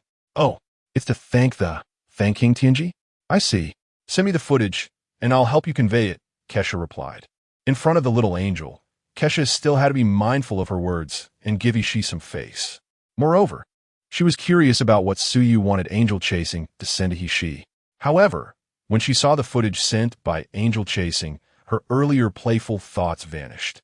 This was indeed something Ishii would be interested in, different from the space traversal technology they were familiar with. Thinking about how Ishii had shut himself off from guests upon hearing that Suyu had come to the Angel Star system, Kesha suddenly laughed. It seemed that this little guy hadn't taken the previous matters to heart. This so-called thank you should also be for Ishii opening the access to the Tianji computing group, Kesha speculated. Through the Sacred Knowledge Repository, Kesha forcibly connected to a dark communication with Ishii. Old witch, stop hiding in your shell. That little guy has prepared a nice gift for you. Do you want to take a look? A gift? You better not be messing with me, tomboy. Ishii's response came quickly. Kesha didn't continue to tease Ishii and directly sent the footage over. After watching it, Ishii became excited. This is a good thing. Kesha, this should be the application of that space technology that forcibly moved me away back then. If we can analyze the relevant technology from this footage, our angel's application of space technology could make significant progress. Oh no, I should say it will make considerable advancements. After all, this technology belongs to others. If he is willing to share it, he probably has even better things hidden away. However, exchanging this footage for access to the Tianji computing group doesn't seem like a loss. This way, I feel a bit better. I won't talk to you anymore. I'm going to study it now. With that, Ishii directly cut off the dark communication. Naturally, Suyu was unaware of the conversation happening in the city of Meloshan. If he knew, he would definitely laugh. Kesha and Ishii thought the thank you was for access rights, but what he truly wanted to thank was not that. After crossing the Great Worm Bridge and arriving at the Angel Star system, Suyu had Angel Chasing guide him to find a planet without much civilization to serve as a landing point. With Kesha's previous consent and guidance, along with his own speculations, Angel Chasing didn't disturb Kesha this time, but instead guided Suyu to a planet that had just begun to develop civilization. After arriving at this planet and leaving the spatial coordinates, they set off on a new journey without stopping. This time, their destination was the Underworld River Star system. You want to go to the Underworld River Star system? Angel Chasing asked in surprise. Yeah, Tautai is the first cosmic civilization I've encountered, so I naturally want to experience it there, Suyu replied. I don't recommend you do that. The people of the Underworld River Star system worship the god of death, Karl, and the entire star system is a bit more chaotic compared to others. I don't think you'll have a pleasant experience there, Angel Chasing advised. Don't worry, I also don't think it will be a pleasant journey.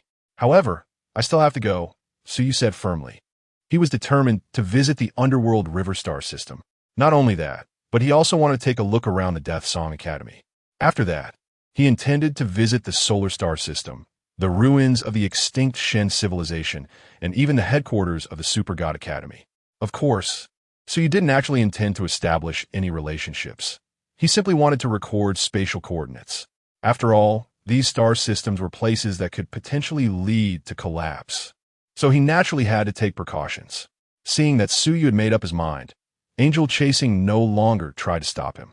After marking the coordinates of the Underworld River Star system on the star map, the Huberians set sail. However, this time, Suyu didn't initiate a space jump, but allowed the Huberian to travel through the universe at what could be considered a slow speed. Angel Chasing felt this was a waste of time, but for Suyu, this was incredibly precious time. In the desolate cosmic space, there was a lot of energy, and all of this could serve as nourishment to promote Vishnu's growth. A while had passed since the awakening of the Pavani factor, and the new factor's fusion with Vishnu was nearing completion. It was time to consider awakening the next factor. The suggestion given by the Void Eternal was to awaken the Judgment Level Collapse Beast Chio's factor. According to him, Chi was sealed at the bottom of the sea after being defeated, lacking sufficient evolution. Otherwise, this collapsed beast, after growing, might very well become the first end of law-level collapse beast of the new era. Moreover, Chi also had the ability to devour. If he could merge with Vishnu, it would undoubtedly enhance his strength further. As for the concern of awakening too many factors leading to mental instability, the Void Eternal felt that it wasn't a worry for now. After all, Vishnu's growth was stable, and at least for the moment, the risk of losing control was not significant. If you really worry about losing control, you could also awaken Mitra in advance to impose rules on yourself. However, whether awakening Mitra will grant you the same abilities as Apollonia is still uncertain. After all, according to her, that was her personal talent. The factors of collapse beasts could indeed bring powerful strength, but there were also significant risks after initiating man-made collapse. After much consideration, Suyu ultimately decided to awaken Mitra first. As for whether he would have the ability to impose rules, that would only be known after Mitra awakened. Chapter 075. Awakening Crisis. By the time they arrived at the Underworld River Galaxy, a long time had passed. During this period, Kesha had already set off for her place of demise. When Suyu learned this news, he once asked Angel Chasing, "Isn't Queen Kesha going to Earth? Aren't you going back to join her?" Angel Chasing shook her head. "Queen Kesha didn't ask me to rush back, so I will continue to stay here with you." Suyu merely shrugged at this answer. After all, to him, Angel Chasing was just an artificial star map. They hardly communicated and basically went about their own business. Fortunately, both had things to do. Otherwise, the loneliness of the universe might truly drive one mad. Just as they arrived at the Underworld River Galaxy, Suyu suddenly asked, "Hey, Chasing, have you ever thought about what will happen to you angels if one day Kesha falls?" "Fall? Queen Kesha? How is that possible?" "Queen Kesha is the king of gods, who in the known universe could." Before Angel Chasing could finish her words, Suyu interrupted her. "Don't be too confident.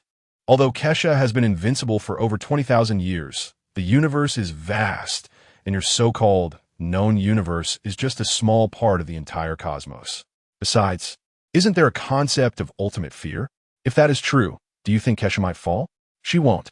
I believe in Queen Kesha." Angel Chasing's answer was firm. Looking at her resolute expression, Suyu sighed heavily. "I really have nothing better to do than to discuss this with you. Forget it. You should go chat with your angel sisters." After waving Angel Chasing away, Suyu turned his attention to the simulated star map. According to the spatial coordinates marked by Angel Chasing, he navigated the Huberian towards the star region where the Death Song Academy was located. Facing the oldest and most devoted god in this super god universe, Suyu really wanted to meet him in person. However, before that, he still needed to deliver a gift to the god of death, Karl. Near the closest star to the Death Song Academy, the Huberian was stationed there. Given the material of the Huberian, getting too close to the star could damage the ship's hull, so Suyu had to proceed on foot from there. Noticing his actions, Angel Chasing asked in confusion, "Suyu, what are you going to do?" "Just borrowing some stellar energy. What is wrong with that?" "Suyuri Tortif. What is wrong? This is the Death Song Academy of the Underworld River Galaxy, and the god of death, Karl, is right here. You're coming here to borrow stellar energy? Aren't you afraid of Karl's displeasure?" Angel Chasing asked in surprise. "Don't worry, Karl won't mind me borrowing some stellar energy here. Just stay on the Huberian and wait for me to come back." Suyu waved his hand and dismissed Angel Chasing's concerns. In fact, he was hoping that the god of death Karl would mind and even come stop him. However, Karl was probably being closely monitored by GXN and might not have time to deal with issues regarding the star. It was possible that his companion, Snow, might come instead. After leaving the Huberian, Suyu directly activated the artificial collapse and flew towards the star. Even though he had already acquired the supermutation factor of Pavani, it was impossible to approach the star without injury. Therefore, before reaching the limit distance, he would still need to rely on Garuda's self-healing ability to repair his body's damage. This is enough, getting closer. Even Garuda's power might not be able to maintain it, Suyu thought after flying forward for a while, when he heard a reminder from Void Wanzong. Suyu stopped advancing and began to channel the collapse energy into his gene sequence. Under the guidance of Void Wanzong, Suyu continuously stimulated the part of the gene sequence related to Midora with the collapse energy. To maintain the energy supply, they specifically chose to be near the star. so that Vishnu could absorb energy faster and better. However, contrary to their expectations, during the awakening of the factor, not only was the myriad factor awakened, but another factor was also awakened. The sudden awakening of the factor caused a malfunction in the fusion of the myriad factor and Vishnu. The supermutation factor was frantically moving within Suyu's body, damaging it. Fortunately, Garuda's power was continuously repairing the body, and with the star providing energy for Vishnu, otherwise, Suyu would be in serious trouble this time. Void Wanzong, what should I do next? Suyu asked. Void Wanzong was also somewhat at a loss. After all, the transformation surgery for fusion warriors was not refined to a 100 level. The occurrence of rampage during factor awakening was not uncommon. Now, there were only two options. One was to persevere and wait for Vishnu to absorb enough energy to integrate the raging supermutation factor into itself. The other was to awaken another collapse factor capable of countering or suppressing the Shisha factor. Awaken another one? Void Wanzong, you can't be joking, right? So you asked in surprise. I'm serious. Don't worry, my friend. I don't want to lose you as a collaborator here, Void Wanzong replied. Then what is this factor you mentioned that can suppress Shisha? I remember you said there are 6 factors in my body, right? So you asked. The preliminary detection results indicate 6 types, but now, as the factors gradually awaken, I'm not so sure anymore, Void Wanzong answered. This was not because Void Wanzong was unwilling to tell the truth, but because the factors in Suyu's body had exceeded his expectations. In the initial prediction, the Shisha factor was not supposed to exist. Therefore, when the Shisha factor awakened, Void Wanzong was also taken aback. Damn, you unreliable guy. If you're not even sure, how can you say we should awaken another one to improve the situation? Void Wanzong fell into silence, which was rare for him. Indeed, if his speculation was correct, then the Shisha factor should not have appeared. But if the speculation was wrong, then Suyu should not have encountered this crisis now. To hell with it. I don't care anymore. Since it's all a gamble, let's go for a big gamble. Suyu was already on the verge of madness from his body being torn and repaired repeatedly. He did not want to endure it any longer. Vishnu, is this all you can do? Devour my bones, flesh, and everything else. I want to see how far you can grow. Chapter 076. Sister is coming. Vishnu, is this all you can do? Swallow my bones, flesh, and everything. I want to see how far you can grow. Seemingly inspired by Suyu's determination, or perhaps spurred on by his words, Vishnu's progress in energy absorption significantly increased. Even the distant stars responded to Vishnu's sudden outburst. The fiery tongues swirling around the star continuously converged towards Suyu's location, churning violently. Naturally, Carl from the Dead Song Academy was already aware of the abnormal situation occurring near the star. However, since Xin was watching him from above, he did not go to check personally, but ordered Snow, who was waiting nearby, to investigate. When Snow arrived near the star, all he saw was Suyu enveloped in scorching energy and the massive ship gradually melting in the universe. Angel Jue was also startled by the scene before her and immediately contacted Kaisa to report the situation. Queen Kaisa, Suyu's current condition seems a bit dire. After hearing Angel Jue's account, Kaisa frowned. Are you saying that the child went to absorb energy near the star close to the Dead Song Academy and is now possibly in danger? Yes, my queen. I couldn't stop him. Everything was fine, but for some reason, a terrifying energy began to spread around his body. I'm still on his battleship, and has been sounding alarms continuously. What should I do, Queen Kaisa? Angel Jue asked. First, synchronize the visuals to me. I'll assess the situation and make a conclusion, Kaisa instructed. Soon, the scene that Angel Jue was witnessing was transmitted to Kaisa, who also passed this image to He-She. The twin kings of the angel civilization were shocked by the sight before them. Kaisa, did that child go to upgrade his divine body? He's actually mobilizing the energy of Star. That's quite a commotion, He-She exclaimed. I'm not sure. This is what Aswi reported to me. He-She, you understand this better than I do. Do you think this is a kind of divine body upgrade? Kaisa asked. He-She first nodded, then shook her head. To be honest, I can't be certain right now. After all, his super genes are too special, not to mention the various abilities.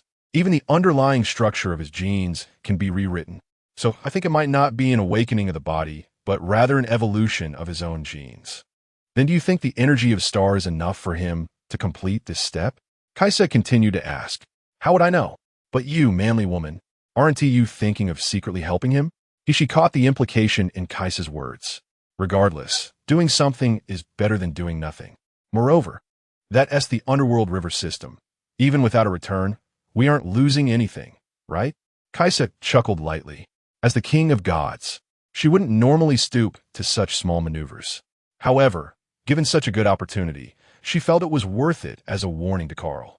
Since you've decided, I will fully support you with the space-based computation group, she decisively replied.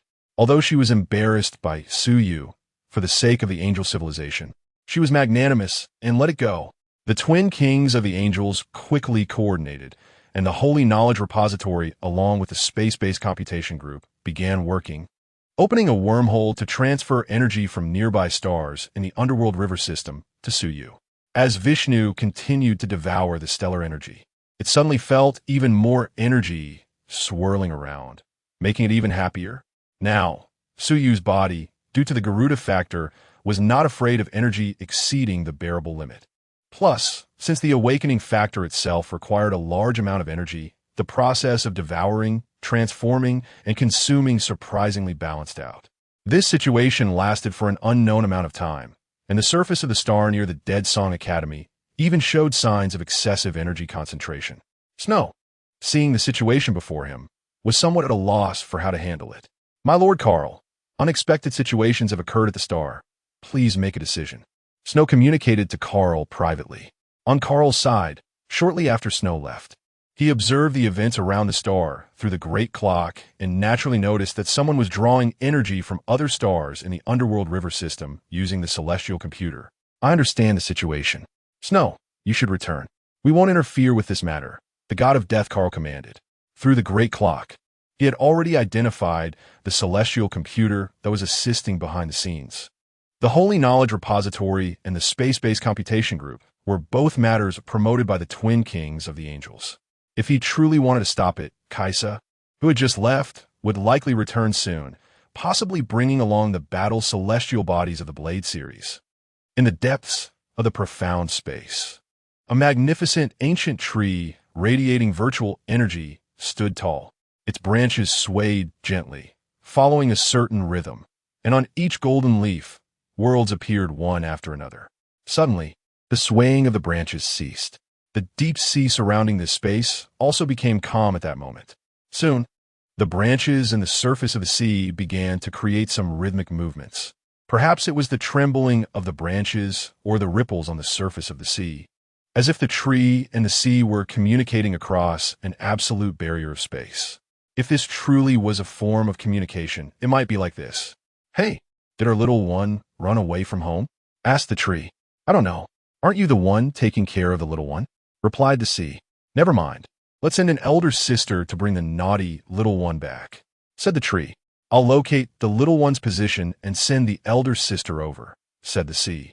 As the branches swayed, countless energies converged into a sphere radiating warm light. It passed through the spatial barrier and descended into the deep sea. Good child, remember to bring the little one who ran away home, as if sending off the glowing orb. The branches and leaves of the magnificent ancient tree rustled. Meanwhile, the calm sea stirred waves as the orb submerged, sending it off to the distance. Chapter 077 Good News and Bad News. As for the movements of the tree and the sea, Suyu was still unaware. At this moment, he was still struggling to withstand the impact brought by the supervariable factor.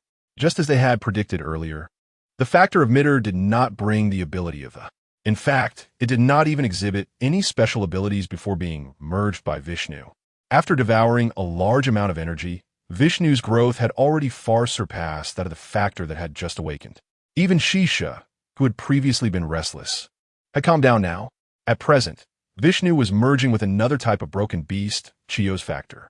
The side effects produced during the merging process of these two factors, which also had devouring abilities, were almost tearing Suyu's body apart.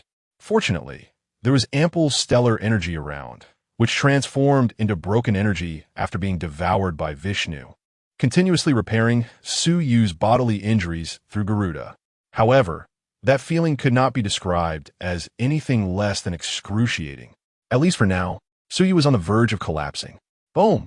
Suddenly, the stellar energy surrounding Suyu's body was all scattered by a shockwave. His body began to change.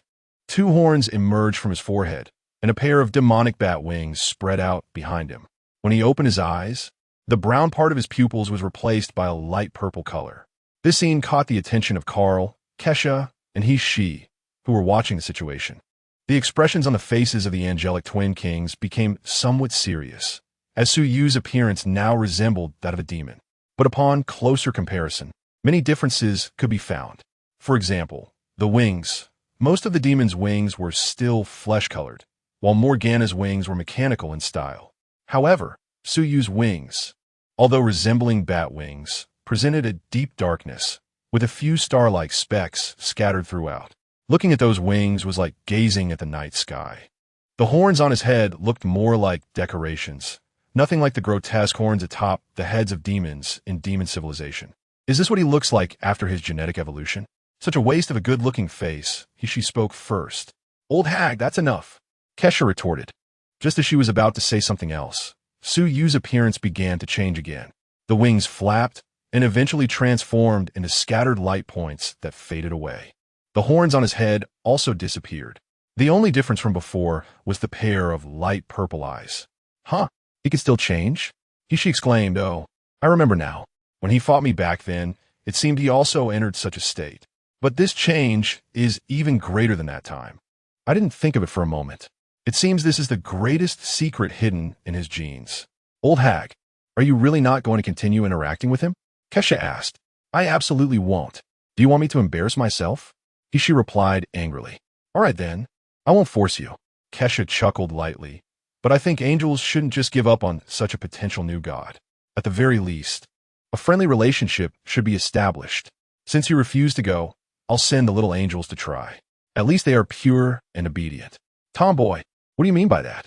She suddenly got anxious upon hearing this.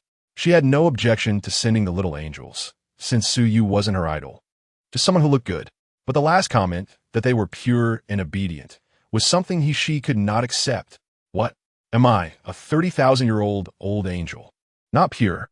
Leaving aside the commotion among the angelic twin kings, Carl was watching Suyu's series of transformations with wide eyes.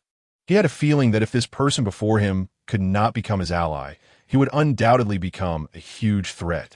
After thinking for a long time, Carl sent the process of Suyu's transformation to Morgana.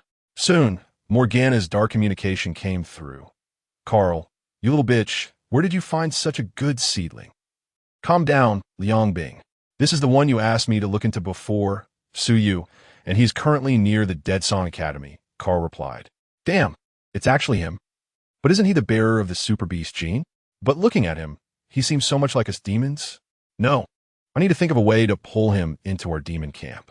After saying this, Morgana didn't care whether Carl responded or not, and directly cut off the dark communication. In response, Carl just chuckled lightly. A new god, until he firmly establishes his beliefs, is best handled by Liangbing. If Liangbing cannot solve it, then he can only be taken offline as well. The void must descend. As soon as Carl's voice fell, Snow appeared beside him. However, Snow's current situation was not very good.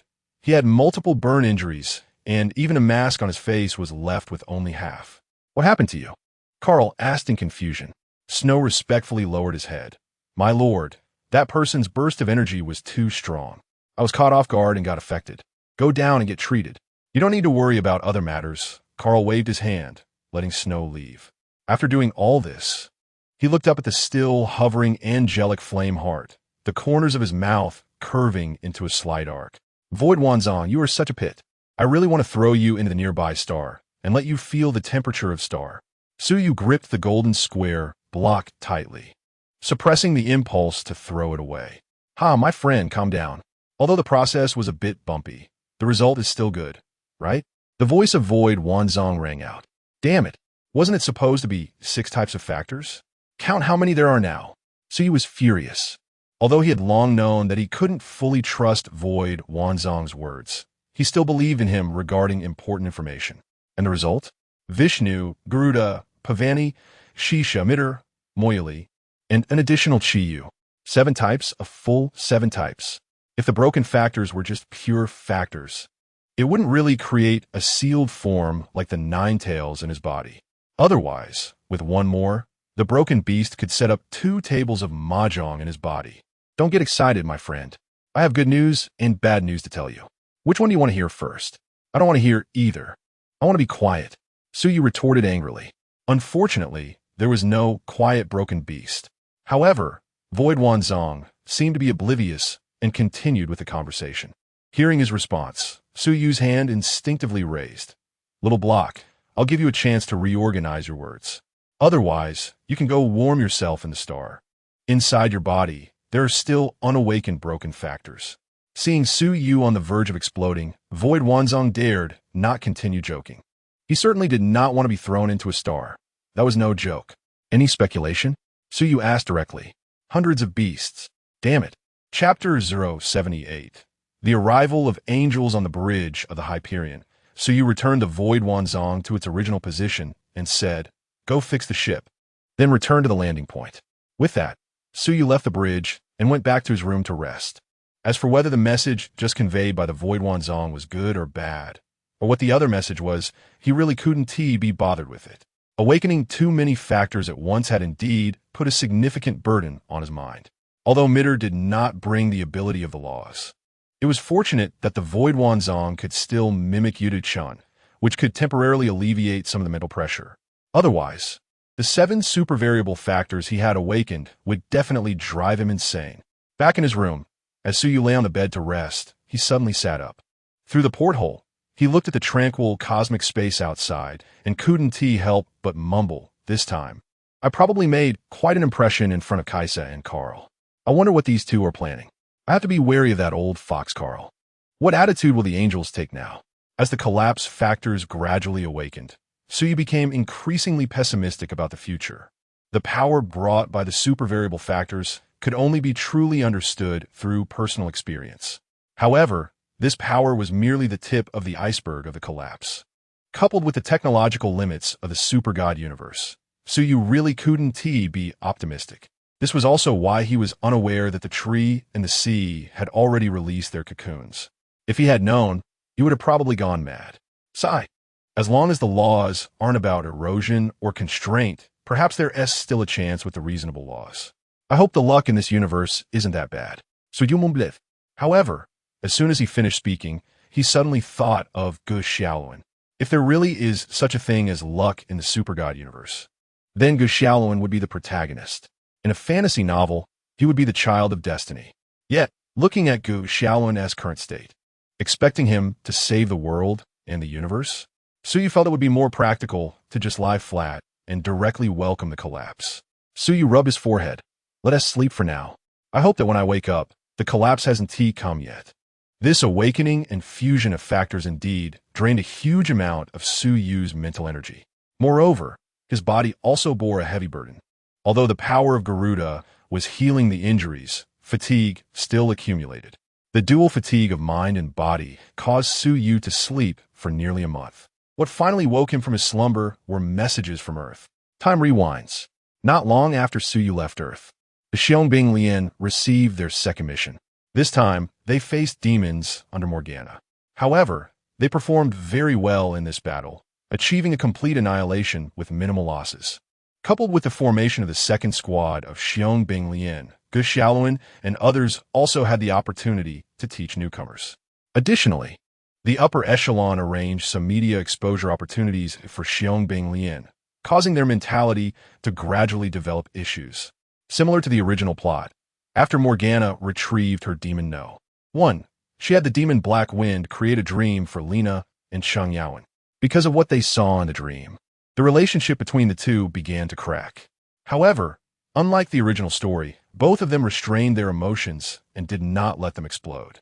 This made Morgana, who was hiding in the shadows, a bit anxious as she was planning to sow discord within the Xiangbing Lian.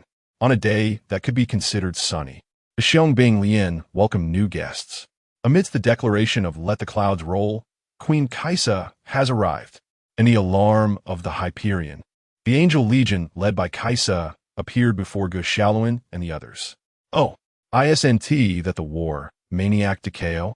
After seeing you, it seems all the matters have the most reasonable explanations. Kaisa, sitting on her throne, spoke first. On the deck, Takeo looked up at Kaisa with a serious expression. You are the holy Kaisa? What are you doing on Earth? Let me see this. Earth.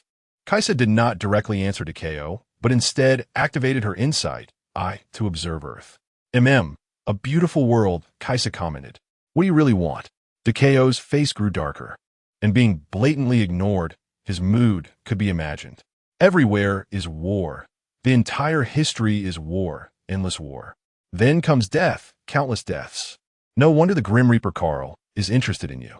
However, Kaisa was still reading information about Earth, completely ignoring Takeo's feelings. Aren't you here for war? Takeo questioned. For war? Kaisa seemed to be intrigued by this statement, and finally turned her gaze back to Takeo. You overestimate yourself. We don't need to use war to talk nonsense with you. Kaisa replied dismissively, causing the expression on the war maniac's face to change rapidly. Damn, who is this person? That high and mighty old woman is really annoying, Gu Xiaolun mumbled quietly while looking at the holy Kaisa sitting on the throne. Chief, can I say a few words? Gu Xiaolun looked at Takeo. Takeo thought for a moment and nodded. Go ahead. Gu Xiaolun stepped forward and looked up at Kaisa. Hey, you old lady sitting on the couch, what are you doing here?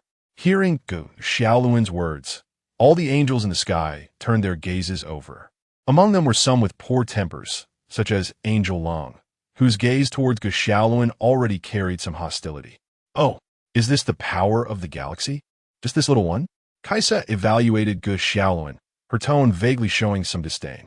Holy Kaisa, negotiations should have the appearance of negotiations. Takeo interjected, as he had already realized that the angels probably had other purposes for coming this time. Negotiations? What negotiations? I'm done talking with you. Kaisa shifted her gaze away, clearly not wanting to engage with Takeo any further. At that moment, Angel Yin turned to Kaisa. Report, Queen Kaisa, we have captured Morgana's specific location. However, it is uncertain whether she has upgraded to the 4th generation divine body. If we execute the full power of the heavenly blade judgment now, we may be able to defeat Morgana again, but it would harm the Earth's residents. Let them choose for themselves. Kaisa's words represented an affirmative attitude. Angel Yin flapped her wings and flew into space, preparing for the full power of the heavenly blade judgment. Chapter 079. Gu Xiaolun's confidence stopped. Stop. Seeing this scene, Takeo could no longer sit still. He shouted loudly, wanting to make the angels halt. You cannot stop the angels from judging the demons, nor should you. Kesha said, Gu Xiaolun, you are the heir of the power of the galaxy, the god of the future. You should learn how to make choices like a god. Kesha's words seemed to be a reminder to Gu Xiaolun. In fact, she indeed meant it that way. Gu Xiaolun fell silent, her words reminding him of what Suyu had told him back then. As the main god, one must bear the hopes of civilization. At this critical juncture of choice, Gu Xiaolun was caught in hesitation. He didn't know if he should accept the angels judging demons on Earth, even if it meant sacrificing the lives of Earthlings. If it were him, how would he choose? Under everyone's gaze, Gu Xiaolun thought of Suyu. His words would definitely be like this. After a moment, he made a decision. Stop! Gu Xiaolun shouted, attracting Kesha's interest. Gu Xiaolun, do you know what consequences your refusal will bring? I don't know. Gu Xiaolun's answer left everyone present, including both angels and humans, stunned. But I know that no matter whether I am a god or not, I cannot accept sacrificing innocent people. If the angels want to judge demons, then go judge them in the universe. What does it matter on Earth? We can solve our own problems here. Gu Xiaolun said firmly. Oh, is that so? Kesha's tone rose slightly. Although Gu Xiaolun's answer couldn't be considered perfect, it was certainly more pleasing than the previous one. Meanwhile, in the control room of Demon Number 1, the communication officer reported to Morgana, Queen, the Holy Kesha is coming again and has already descended above the South China Sea Fleet. Hee. These bitches seem to have eyes in every corner of the universe. Morgana sneered. Queen, the Holy Kesha has locked onto us and is preparing to launch the Celestial Blade Judgment. Demon Otto also brought bad news, which startled Morgana. What? So urgent? Morgana exclaimed. Open the wormhole and bring demon number 1 to hover over Juxia City. Earth civilization will stop them. Then calculate a safe location and prepare for evacuation. Upon hearing Morgana's order, the demons in the control room immediately sprang into action. Demon No. 1 appeared over Juxia City through the wormhole. Queen Kesha, Morgana has teleported to hover over Juxia City. If the celestial blade judgment strikes Juxia City, millions will perish. The angel Yin in the universe reported the latest situation to the holy Kesha. The power of the galaxy. Morgana has arrived at Juxia City. You said you could handle it yourself, so show me how. The holy Kesha looked at Gu Xiaoluan, wanting to know where his confidence came from. Originally, Gu Xiaoluan just wanted to affirm his stance, but now he felt like he was pushed onto the stage. The eyes of those around him gathered, and Gu Xiaoluan felt an immense pressure. At that moment, Morgana's projection appeared above the Juxia, facing Kesha. Holy Kesha, you bitch, chasing us across the universe to condemn us for your so-called righteous order. That was a judgment made by Kesha alone. That is the judgment of a god. Kesha mercilessly interrupted Morgana. The judgment of a god? Can the judgment of a god allow you to oppress these children here? Morgana retorted. Kesha was too lazy to pay attention to Morgana and turned her gaze to Gu Xiaoluan. Who? Gu Xiaoluan took a deep breath and exhaled heavily. He pulled out a golden feather from his pocket. I need help. Seeing Gu Xiaoluan seemingly making a wish on a feather, everyone was puzzled. Look, Kesha, you've pushed these kids to this point.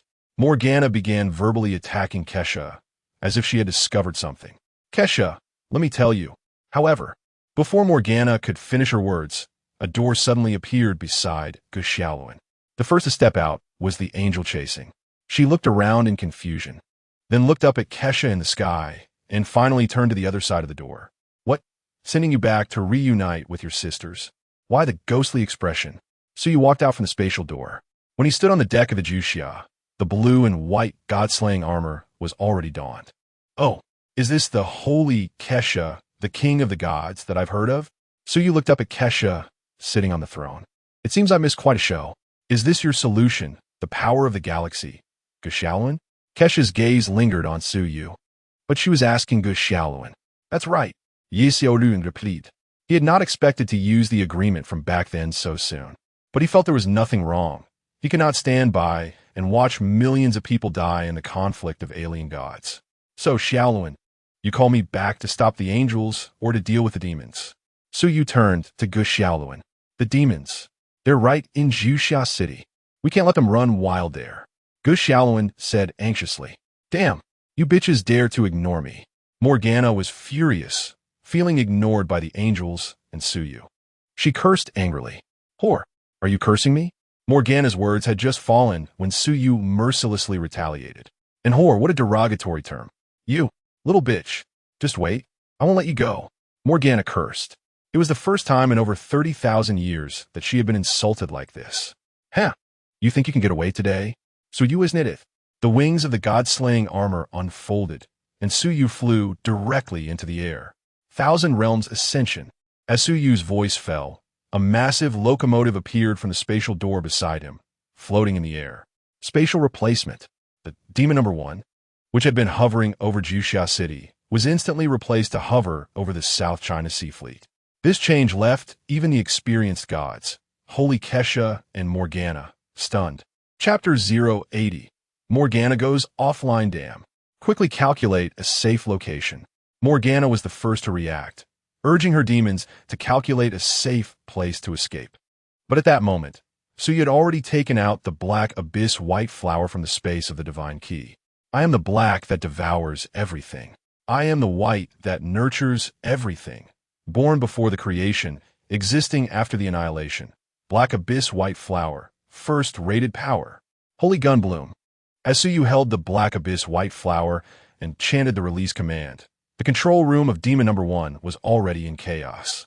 Queen, the spatial readings around us are abnormal. We can't read the wormhole coordinates at all. The wormholes are all sealed. Queen, the local attack is ready. It's the same attack that annihilated the Taotai energy barrier. Damn, I won't spare that little bitch. Ato, take people with me and buy time for them to calculate the wormholes. Morgana was furious. Her face flushed red as she led Otto and a group of battle demons straight out of demon number 1. But just as they took off, Suyu had already aimed the black abyss white flower at demon number 1, and the gunlight containing the power of annihilation instantly pierced through demon number 1. Bitch! Demon number 1 was Morgana's biggest trump card, and seeing it destroyed made her curse out loud. But the next moment, Suyu appeared in front of her, and after releasing the attack, he put the black abyss white flower back into the space. It seems your mouth can't learn to be disciplined. Then let me teach it a lesson. Subtle force, open heaven. A punch opened the heavens, ruthlessly smashing into Morgana's face. This demon queen, notorious in the known universe, was sent flying. Bang! Morgana, who was knocked back, crashed into an invisible wall, a spatial barrier created by the Thousand Realm space lock. At this moment, the space was completely sealed off by the Thousand Realms, preventing anyone from leaving. Queen, seeing Morgana being attacked, Otto rushed up anxiously. But now he was just a second-generation super soldier, unable to withstand even one punch from Suyu, and was directly sent flying by a deadly force crescent moon. Bitch! Morgana still couldn't learn her lesson, wanting to take out the dark, soothing silver chains and demon claws from her dark dimension. But with the pressure of the Thousand Realm Spatial Authority, no wormhole could be opened, leaving her with no way out. Suyu sneered at Morgana, taking out the already scrapped demon claw from the space of the divine key. Want this? Seeing the damaged demon claw, Morgana's eye twitched, her heart pained. Over the years, she had only managed to collect a bit of dark soothing silver to forge a pair of demon claws and a dark soothing silver chain. As a result, after her last encounter with Suyu, one of her claws had been confiscated. Morgana, you truly are the most useless god in the known universe. Even this tool for your livelihood holds no value in my hands. Without the spatial wormholes, what do you have left? Should you beg your sister?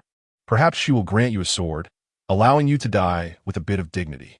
Suyu continued to mock Morgana. Seeing Suyu casually toss the demon claw into the sea like trash, Morgana nearly blurted out another curse. However, seeing the indifferent look Suyu cast her way, she closed her mouth. No more words? Then let's end it. As Morgana fell silent, Suyu lost the desire to continue talking. The holy judgment of heavenly fire appeared in his hand. 2 handguns fused together, the ignited flames coalescing into a blade. Holy judgment of heavenly fire, 0 rated power. Suyu raised the heavenly fire great sword horizontally across his chest, chanting the release incantation. Heavenly fire unsheathed. Flames erupted from the sword, engulfing Morgana's body. In her final moments, Morgana did not look at Suyu, but gazed into the distance, at Kaisa, who had been watching the battlefield. The emotions reflected in her eyes were of no interest to Suyu. He did not believe Kaisa would intervene at this moment. Even if she wanted to stop him, Suyu would not hold back. When the flames dissipated, Morgana had vanished. Although her body was also a 4th-generation body, it was different from Kaisa and Hishi's sacred forms. While she could also reassemble atoms through her data body, the previous strike of heavenly fire had incinerated all the atoms that constituted her divine body. With Morgana dead, Suyu naturally wouldn't let the remaining demon minions go. The initial strike of Holy Gun Bloom had destroyed demon number 1, but most of the demons that had come out to fight alongside Morgana were still alive. If left unchecked, their numbers could still wreak havoc on Earth. Although the combat power of the demons was concerning without demon number 1 and Morgana, that was only true for super soldiers of equal strength. Putting away the holy judgment of heavenly fire, Suyu took out a long spear that was entirely pitch black. Utilizing the properties of the Black Abyss, Suyu directly unleashed the Annihilation Domain. This space was sealed off, and Suyu was not worried about the Annihilation Domain affecting others. However, to those outside, this scene was terrifying. Black particles emanated from a spear, and the demon soldiers contaminated by the particles would lose their lives in an instant. Watching the demons continuously fall from the sky and into the sea, everyone felt a chill run down their spines. Even the angels were stunned into silence by the sight. After the last demon soldier was claimed by the Annihilation Domain, Suyu put away the Black Abyss and released the spatial barrier. His figure vanished, and when he reappeared, he was already beside Gu Xiaoluan. It's done. Suyu's voice made Gu Xiaoluan shiver. I can't believe it. You just killed that demon queen? Gu Xiaolun looked incredulous. He felt that Suyu took down Morgana faster than they dealt with ordinary demon minions. Not killed, just temporarily taken offline. If someone is willing to spend resources to rebuild her body, she might come back to life. Suyu said, "What? It can be done like that. But isn't she a god? Rebuilding her body should require a lot of resources, right? A super amount?" Gu Xiaolun asked while gesturing. "It will indeed cost a lot of resources, but in this universe, you're not the only one who is a sycophant." Suyu Peitigi Illuminates shoulder. Glancing over at Rose. Chapter 081 Interrogation You. Was about to say you old man, but remembering that had just taken down a demon queen, he swallowed his words. "All right, enough of the useless talk. The angel queen is still here, so you should deal with your own matters first." Pushed towards and stepped aside.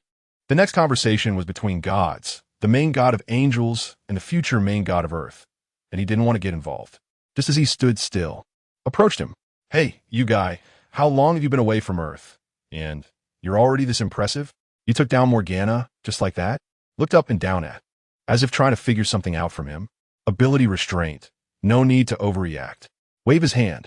If he really faced a fully powered Morgana, he might have to put in some effort. But he had destroyed Demon Number 1 first and then directly banned the wormhole algorithm. What else did Morgana have left? If it were, or they might still struggle a bit, but for Morgana, it was just a matter of waiting for her demise. By the way, how did you become so powerful all of a sudden? Did your genes evolve again? You should be at least a third generation now, right? Pressed on. "I don't know. I just had to become stronger to survive," sighed. If only the collapse were as easy to deal with as Morgana. "If you don't want to say, then don't," pouted. She always felt that was just brushing her off. "All right, you will have the chance to know in the future. But looking at you, you haven't been sleeping well lately. Third generation divine body, and you're almost getting dark circles under your eyes," teased. "What? Is that true? But speaking of which, I really haven't been sleeping well." As she said this, glanced at who was standing at a distance. "I ran into some trouble with. We've both been dreaming about things that happened in the past lately. The matter of the sun and the dinner system, right?" Asked. "How did you know?" Was astonished. Shrugged. This matter actually had little to do with. However, was persistent, wanted to understand the situation, even trying to reconcile things, but she was repeatedly ignored and humiliated by. It was only due to her kind nature that she didn't explode. If it were, he would have dug up ashes and burned them again for such an attitude. "I only know a little about the dinner and the sun. If you want to know the whole story, go back to the sun and ask. Although it might be a bit biased, you can generally find out the truth. As for what happens between you two in the future, that's none of my business. After all, I'm not involved, and I'm not even on Earth." TCH, not a good friend at all, scoffed. Was about to retort her when he suddenly noticed that the scene had quieted down.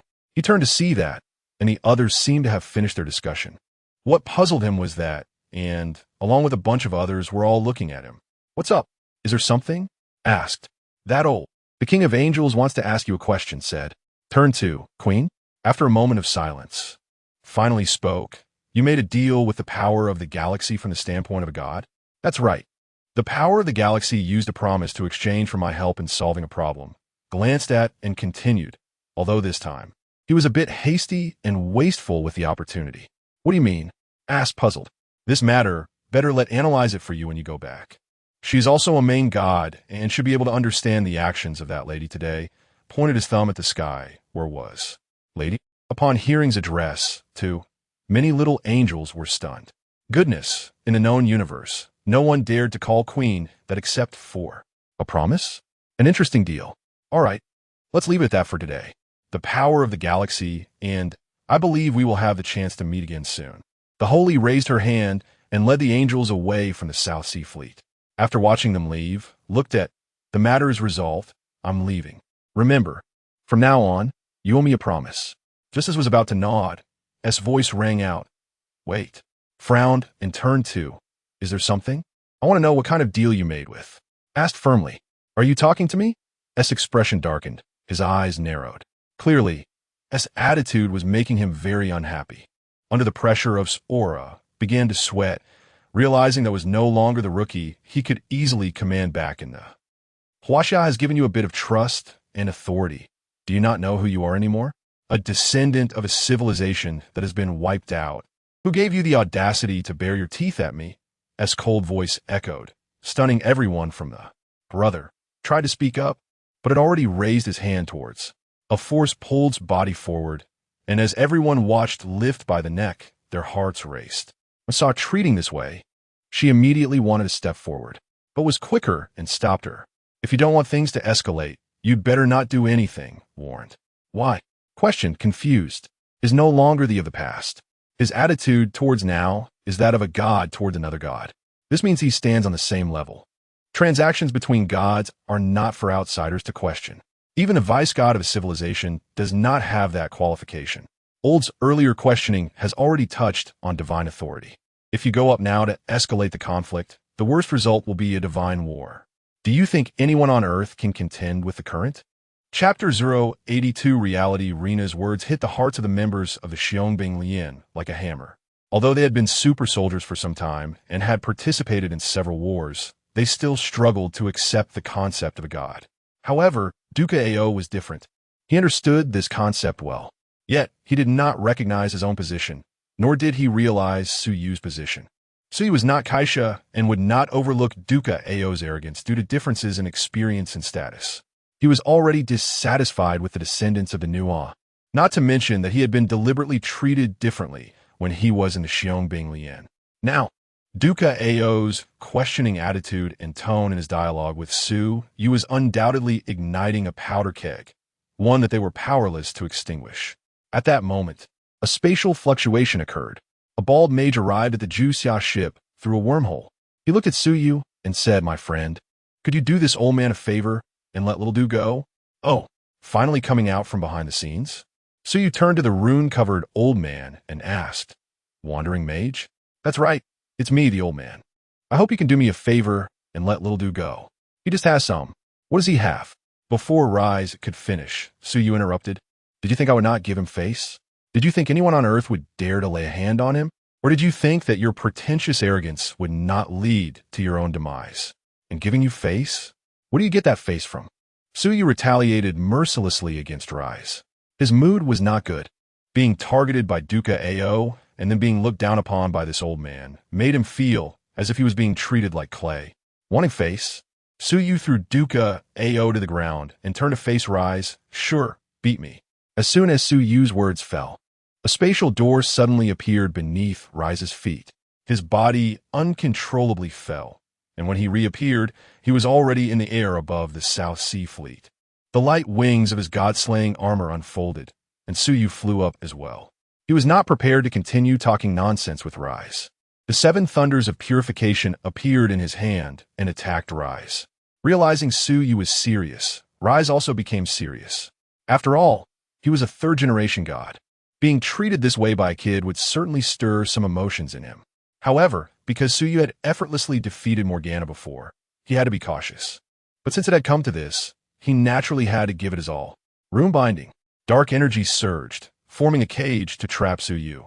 Seeing Su Yu caught, Rise gathered energy balls in both hands, preparing to continue his attack. However, what he did not expect was that the 7 thunders of purification in Su Yu's hand changed shape, transforming from a sword into a gun, a sniper rifle. Raising the gun, Su Yu did not even aim before pulling the trigger. The dark energy cage could not block the bullet, which crashed directly into the energy ball in Rise's hand. Boom! With a loud explosion, the energy ball composed of dark energy shattered, sending Rise flying backward. Su Yu, having broken free from the energy cage, activated his light wings and chased after him. The 7 thunders of purification transformed back into a katana, and in the instant he passed by Rise, he slashed twice. After their figures crossed, they both came to a stop, and Rise's expression was exceptionally grim. When he turned back to look at Su Yu, both of his arms fell straight down, plunging into the sea.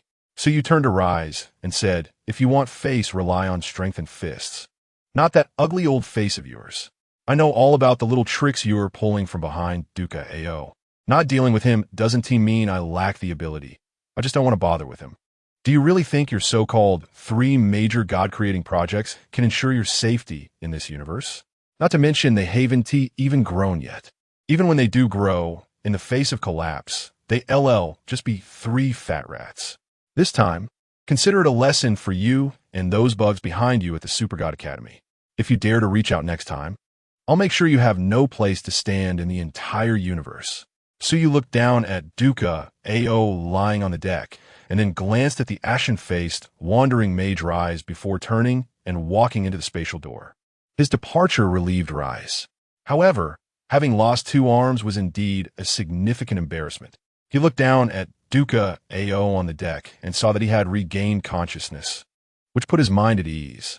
Duca Ao, as a link for negotiations between the Super God Academy and the upper echelons of Earth, could not afford to have any incidents right now. As for the little tricks, Suyu mentioned that Duca Ao was plotting in secret.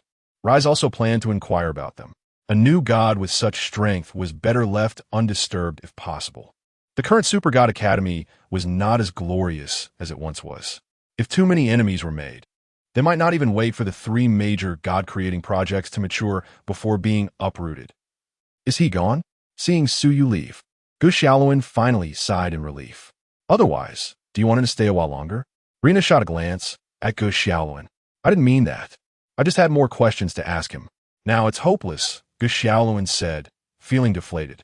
Today, he truly felt the pain of being roasted on a fire. Stop thinking about it. Although he regarded you as a main god, you are still far from it. Xiaoluan, focus on your studies. You have much to learn. Yes, I know, Sister Na. By the way, he said today, matter could be analyzed by you, Sister Na.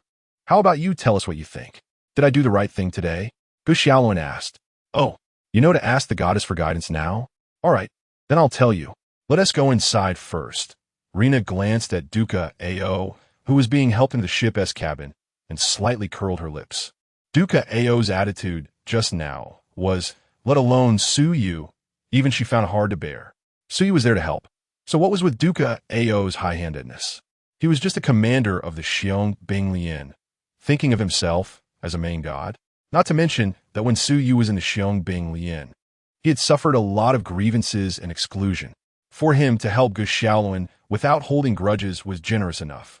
Moreover, due to the recent tense relationship with Cheng Yaowen, Rina also began to feel displeased with Duca Ao, the descendant of the Nuo. Did Duca Ao really not know what was going on with Cheng Yaowen during the Nuo Star System War? Chapter 083, Meeting Kesha in the Past. Rina would never have thought so much. However, her earlier conversation with Suyu made her contemplate a bit more.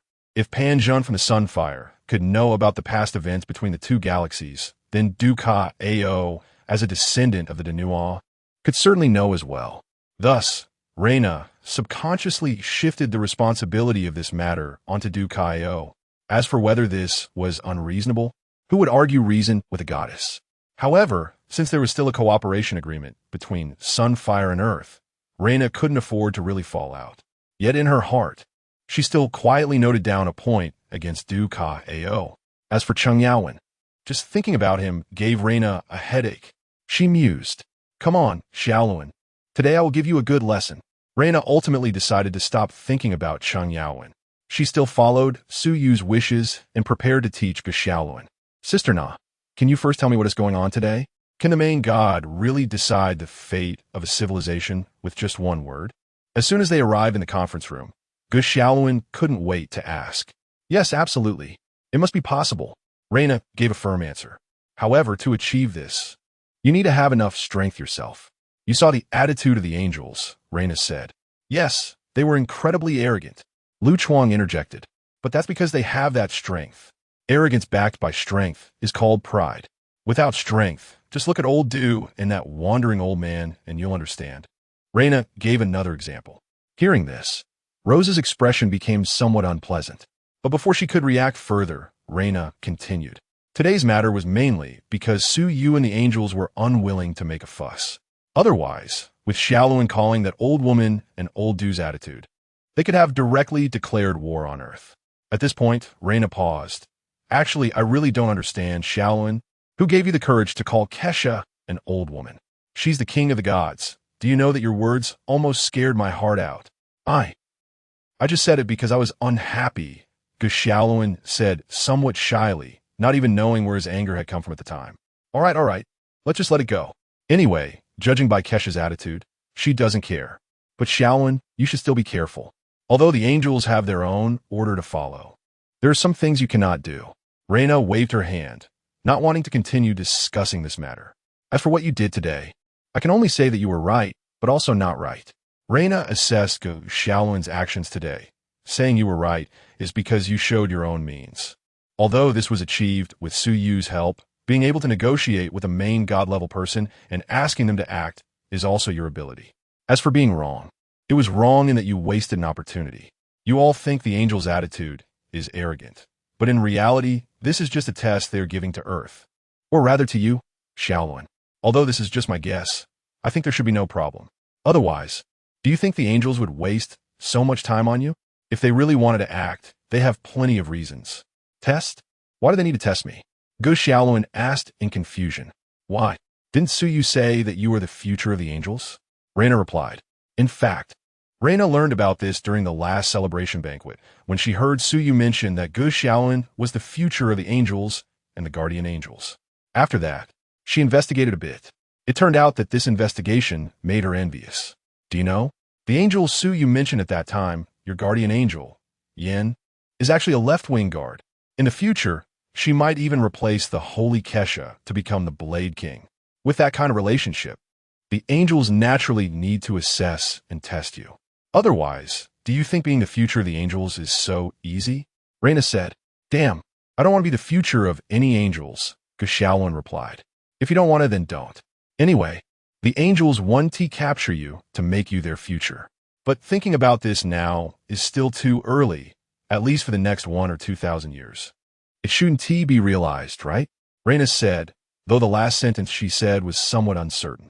While checking the database of the Dao Tower, Reina saw some encrypted information from within the Sunfire. This included speculations about the consequences if Pan Zhun continued to exert pressure on the entire known universe with the righteous order of Holy Kesha. These things she had previously been too lazy to look at, but after seeing some things on Earth, she forced herself to start engaging with this content. However, her words made everyone from the Xiong Bing Lian fall into deep thought, especially Cheng Yaowen, who was leaning against the outside of the conference room. After hearing Reina's words, he slowly left. On the other side, after leaving the giant canyon, Su Yu did not return directly to the landing point in the Angel Galaxy, but appeared in the stratosphere. Here, there was a floating island where Kesha and her Angel Legion were stationed. Su Yu's sudden appearance naturally attracted the attention of the little angels responsible for guarding. Watching the little angels flying towards him, Su Yu just smiled and moved forward. He dodged the little angel's block and landed directly on the floating island. This action made the angels gathered around Kesha become alert, with those like Lung having already drawn their flame swords. Talking about the power of the galaxy, Su Yu walked in front of Kesha and then directly sat down. As he made this move, Shukong Wanzong constructed a stone seat for him. Seeing Su Yu's display, Kesha slightly narrowed her eyes. She raised her hand to stop the angels from speaking and looked at Su Yu. Coming uninvited is not exactly a polite action. Polite? To be honest, I haven't seen much politeness from the angels either. Besides, I haven't even cough. Kesha lightly coughed a few times, interrupting Su Yu's words. Su Yu wasn't foolish and naturally understood Kesha's meaning. Seeing that Su Yu didn't continue speaking, Kesha finally felt relieved. The scandal involving she had been suppressed by her efforts. If Su Yu were to expose it here, she would lose face. So, tell me, you came to see me, you and T just want to ask me that question, right? Kesha adjusted her sitting posture and began to converse with Su Yu. Indeed, there are some other matters, but I still want to ask. After all, I'm quite curious. Are the angels satisfied with the current power of the galaxy? Chapter 084 Meeting Direct Confrontation. The growth of a god takes time, and so does the power of the galaxy. It's still too early to say whether I'm satisfied or not, Kaisha replied. Su Yu nodded but glanced briefly at Angel Yen. The angels present had been paying attention to Su Yu, and his glance was not subtle, naturally catching their eyes. What's the matter? Are you interested in my left-wing guard? Kaisha teased. No, I'm just feeling sorry for your left-wing guard. Her future looks bleak, Su Yu lamented. As soon as these words were spoken, even in front of Kaisha, a few angels couldn't help but laugh. Among them, Angel Lung's laughter was the most ostentatious. Angel Yin was somewhat annoyed by this remark and shot Suyu a fierce glare before shifting her gaze away. All right, let's not joke about my left-wing guard anymore. Suyu, can you tell me your purpose for meeting me? Kaisha said calmly. She did not maintain her usual high posture with Suyu. This was a lesson learned from he-she. After all, she didn't want to end up like he-she and Morgana, being rubbed into the ground. The purpose is simple. I want to meet the Celestial King and ask Queen Kaisha to help me relay this request. How about it? Suyu stated directly, no longer elaborating. Oh, may I ask what you wish to see her for? Kaisha felt a curiosity rising within her. What happened between Suyu and he-she was unknown to others. But Kaisha was well aware. They both, in theory, should not want to see each other again, especially he-she, who had directly closed her doors to visitors upon hearing that Suyu was in the Angel Galaxy. Last time we met, I left something with the Celestial King. This item is something I need to use recently, so I want to retrieve it. However, as Queen Kaisha should know, I don't have the convenient dark dimension communication methods like you all, so I had to come here, Suyu shrugged. Upon hearing this answer, Kaisha became puzzled. Old hag, did he leave anything with you? Kaisha questioned he-she through dark dimension communication. I don't have anything of his stored. He-she answered directly. When she left Suyu's place, she didn't even drink a sip of water from him. It's not like she inhaled a couple of breaths of air there, and it should count, right? Very important? Kaisha asked. Very important and very dangerous. If it's not retrieved soon, it could lead to the Angel's irreversible downfall. So, I still ask Queen Kaisha to help me arrange a meeting as soon as possible. Suyu stated frankly. Kaisha's brow furrowed slightly, and the other angels also looked at Suyu with unkind expressions. Saying it could lead to the Angel's irreversible downfall seemed a bit exaggerated, didn't it? Tomboy, don't agree to him. I don't want to see him, not at all. He-she directly expressed her position in the dark dimension communication and then cut off the communication. Sorry, Celestial King, he-she doesn't seem to want to see you. Kaisha responded. Suyu's brow furrowed. He came to Kaisha to arrange a meeting with he-she to retrieve the corruption. Allowing this guy to remain in the Celestial Calculation Group for too long was already too much. Who knows if it would really cause trouble if it continued. After all, the key of corruption is different from other divine keys. It inherently retains a certain aggressiveness. If not, how did Otto end up with that green hat? Wasn't he it because of the trouble caused by corruption in Ye Village? In that case, I'll have to use my own methods to retrieve the item. Having said that, Suyu stood up, preparing to leave. Please wait a moment. At that moment, Kaisha suddenly spoke up to stop Suyu. What is the matter? Suyu turned to look at Kaisha. You all stand guard around. I have something to discuss with Suyu. Kaisha instructed Angel Yin and the others. The surrounding angels obeyed Kaisha's command and flew off to patrol the area around the floating island. After they left, Kaisha constructed a dark energy barrier to block any prying eyes before continuing. There are some things I would like to discuss with you as well. If possible, please stay a little longer. How about it? Suyu didn't refuse this request from Kaisha. He sat back down and raised his hand to signal. Queen Kaisha, please go ahead. I asked before, you made a deal with the power of the galaxy, right? If I also want to make a deal with you, what kind of chips do I need to put on the table? Kaisha got straight to the point, asking this question directly. Make a deal with me? Suyu looked somewhat surprised. He truly didn't expect Kaisha to have this intention. After pondering for a moment, Suyu understood. Kaisha was preparing for the chaos that would ensue after her offline status. Queen Kaisha, are you trying to leave a way out for the new generation of angels? Suyu openly stated the answer he estimated in his mind. Kaisha looked slightly surprised. If it were he-she wouldn't be surprised if she guessed her intentions. After all, he-she was aware that she had thoughts of going offline. Moreover, he-she also knew Suyu's strength. But for Suyu himself to have such a guess proved that he had also deduced her intention to go offline. How could this not surprise Kaisha?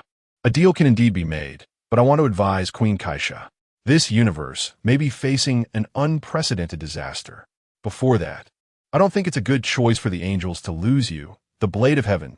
Suyu bluntly pointed out Kaisha's thoughts. An unprecedented disaster? Kaisha's brow furrowed even tighter. You're not going to say the ultimate fear, are you? Suyu shook his head. I don't know whether the so-called ultimate fear exists or in what form it exists. However, what I am referring to is not the ultimate fear, but something even more difficult to deal with and more terrifying. In the past, Suyu might not have mentioned the collapse to anyone, but now he had changed his mind. With the awakening of the collapse factor and his experience in battling Morgana, Suyu increasingly felt that overcoming the collapse in this world would be more difficult than imagined. However, to achieve his goals, they must defeat the collapse. Therefore, in this universe, he also needed to seek some allies. At the very least, when he faced the collapse, he couldn't allow someone to stab him in the back and cause trouble. And Kaisha, an existence that has dominated the known universe for thousands of years, was a very good choice. Chapter 085. Deal reached. So, your goal is to form an alliance?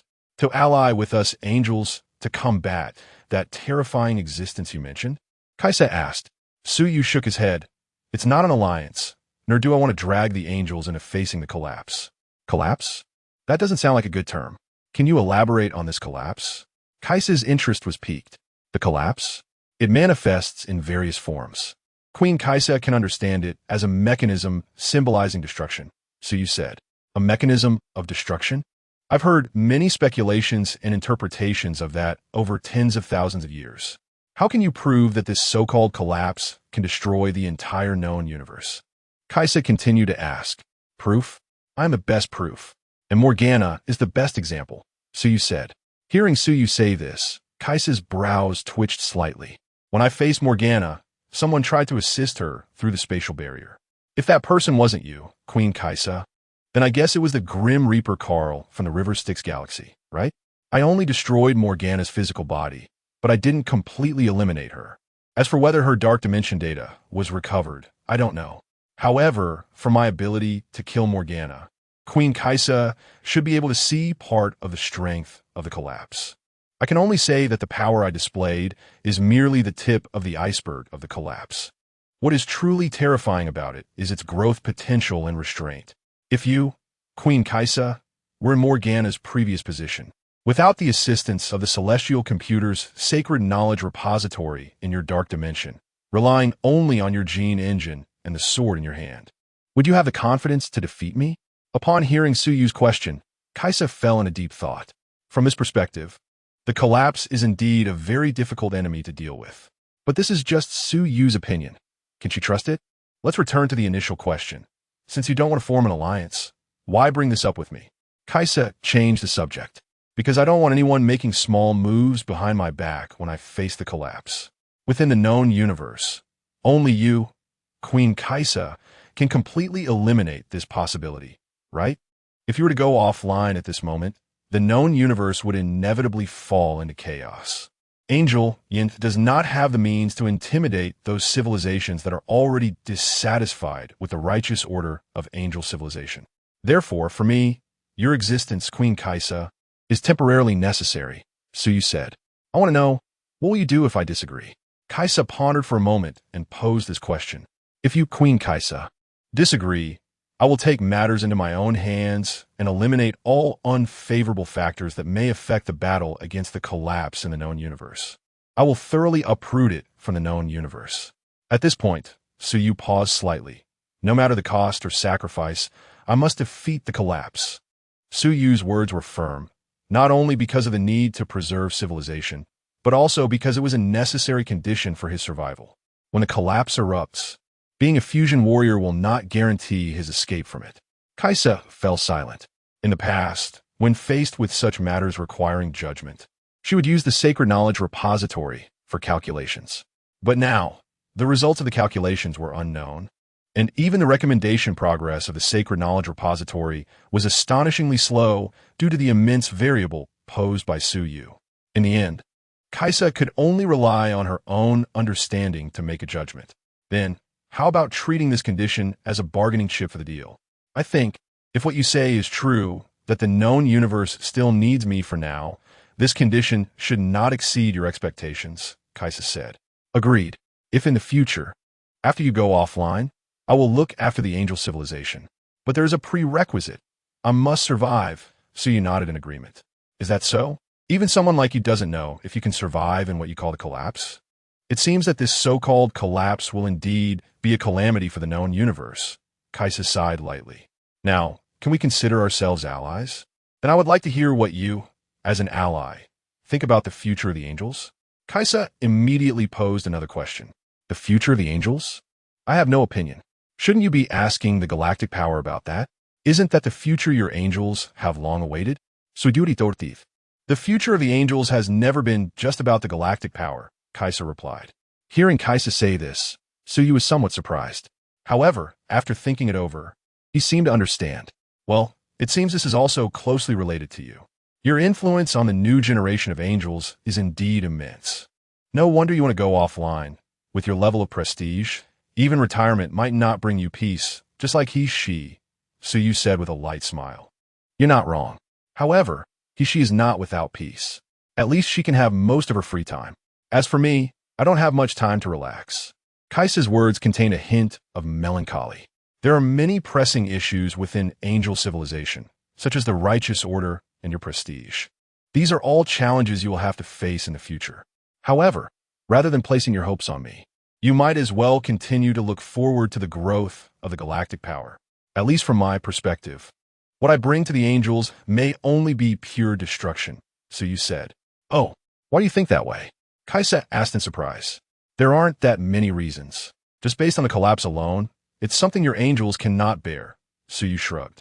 Not to mention, he had also thrown a worm into the celestial calculation group of the Celestial King to undermine their foundation. For tens of thousands of years, you're the first person I've met who is so unique. Would you mind if I match you with a guardian angel? Kaisa asked. A guardian angel? Queen Kaisa, you should spare a thought for those adorable ones who believe in you. Besides, when it comes to my guardian angel, is she protecting me, or am I protecting her? Suyu rolled his eyes.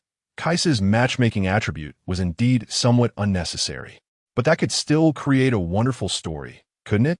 Kaisa said with a smile. Chapter 086 Gene Code that could also become a beautiful story, couldn't it?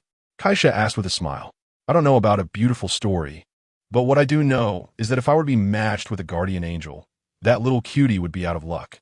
At least as long as she doesn't abandon her identity as an angel, she shouldn't expect any sweet romance. Isn't that just harming someone? Suyu waved his hand, quite rejecting this proposal. Is your attitude related to your genes? I think you don't need to worry about that. Even if it's a beast body gene, it can still. Please don't say any more. Thank you very much, Queen Kaisa. Suyu was really feeling a bit helpless. If only Kaisa had the same old man attitude as Old Man Rise, he would have just started a fight with her. But when it comes to the matter she mentioned, how could he just resort to violence? To prevent Kaisa from continuing to meddle, Suyu directly gave her a hint. I know that since your left-wing guardian angel Yan first saw me, you should have been paying attention to me, or rather, observing me, right? But I think you still haven't figured out the underlying sequence of my genes. I can clearly tell you that I am not the super soldier you defined. If you were to label my super gene with a code, you could call it a fusion warrior. Moreover, not long ago, when I awakened the stellar awakening factor near the Death Song Academy in the Underworld River Galaxy, it was either you or she who secretly helped me, right? Besides the two of you, I can't think of anyone else in the known universe who would use a celestial computer to mobilize the power of stars for assistance. At least that old six. Death God Carl definitely wouldn't be so kind. I am very grateful for that, but being a guardian angel is out of the question. Those little cuties under your command should go find their suitable male gods. After saying this, Suyu stood up directly. By the way, I'm going to visit she in the Celestial City to retrieve my things. Will you give me a coordinate for the Celestial City or arrange a guide to take me there? Upon hearing Suyu say this, Kaisa also gave up on her intention to meddle. However, when she heard that Suyu was going to find she immediately became serious. Can you tell me what you have over at she? According to she hasn't taken anything from you. It's not that she took it, but rather it's something I stored, or rather, something I misplaced. Suyu dodged the question. He really didn't dare to confirm whether Kaisa would go crazy if she found out he had thrown a super virus capable of infinite evolution into the celestial computing group. It would be a bit of a loss if they just parted ways after he had finally managed to bring such a logistical officer on board. Then let Aswi be your guide for a while longer. She has been following you this whole time. Kaisa didn't dig deeper. After all, once Suyu met she, the answer would be revealed. Okay, once I've finished my business, I'll send her back. Suiduri plaiv. Kaisa removed the soundproof barriers around them and summoned the angels back. Suyu is going to meet the Celestial King in the Celestial City. I will arrange everything here in advance. You are responsible for guiding him, Kaisha said to Angel Aswi. Angel Aswi blinked her eyes, and to be honest, she was a bit reluctant to go. Not to mention anything else, it was just too boring to follow Suyu around in the universe. Even though there was an angel network to relieve boredom, it still couldn't stand the fact that there was really nothing to do. She would rather travel alone through the universe than follow Suyu and sit in a spacecraft that wasn't even faster than her flying. Aswi? Not getting a response from Angel Aswi, Kaisha called out again in confusion. Queen Kaisha, Aswi, has other tasks. Angel Yin saw Angel Aswi's embarrassment and spoke up to cover for her. Oh, Kaisha glanced at her good apprentice, then turned to another angel. Lingxi, you take Aswi's place as the guide. Yes, Queen Kaisha. Angel Lingxi accepted the order. Upon hearing this name, Suyu immediately looked over. He scrutinized Lingxi. Apart from appearing a bit silly and cute, there was nothing particularly special about her. Yet this little cutie had the most glorious achievements in the original work. The Lingxi law, killing enemies and oneself without delay. Is Kaisha planning to use the weapon of causality to balance me? Suyu thought to himself. However, he didn't refuse Kaisha's arrangement. After all, it was just a guide. It shouldn't lead to any trouble along the way, right? Then, Queen Kaisha, we're heading to the Angel Nebula. I wish you a relaxing time on Earth. Suyu bid farewell to Kaisha and stepped into the space portal. Then, Queen Kaisha, I'm off. Angel Lingxi reported to Kaisha before stepping into the space portal.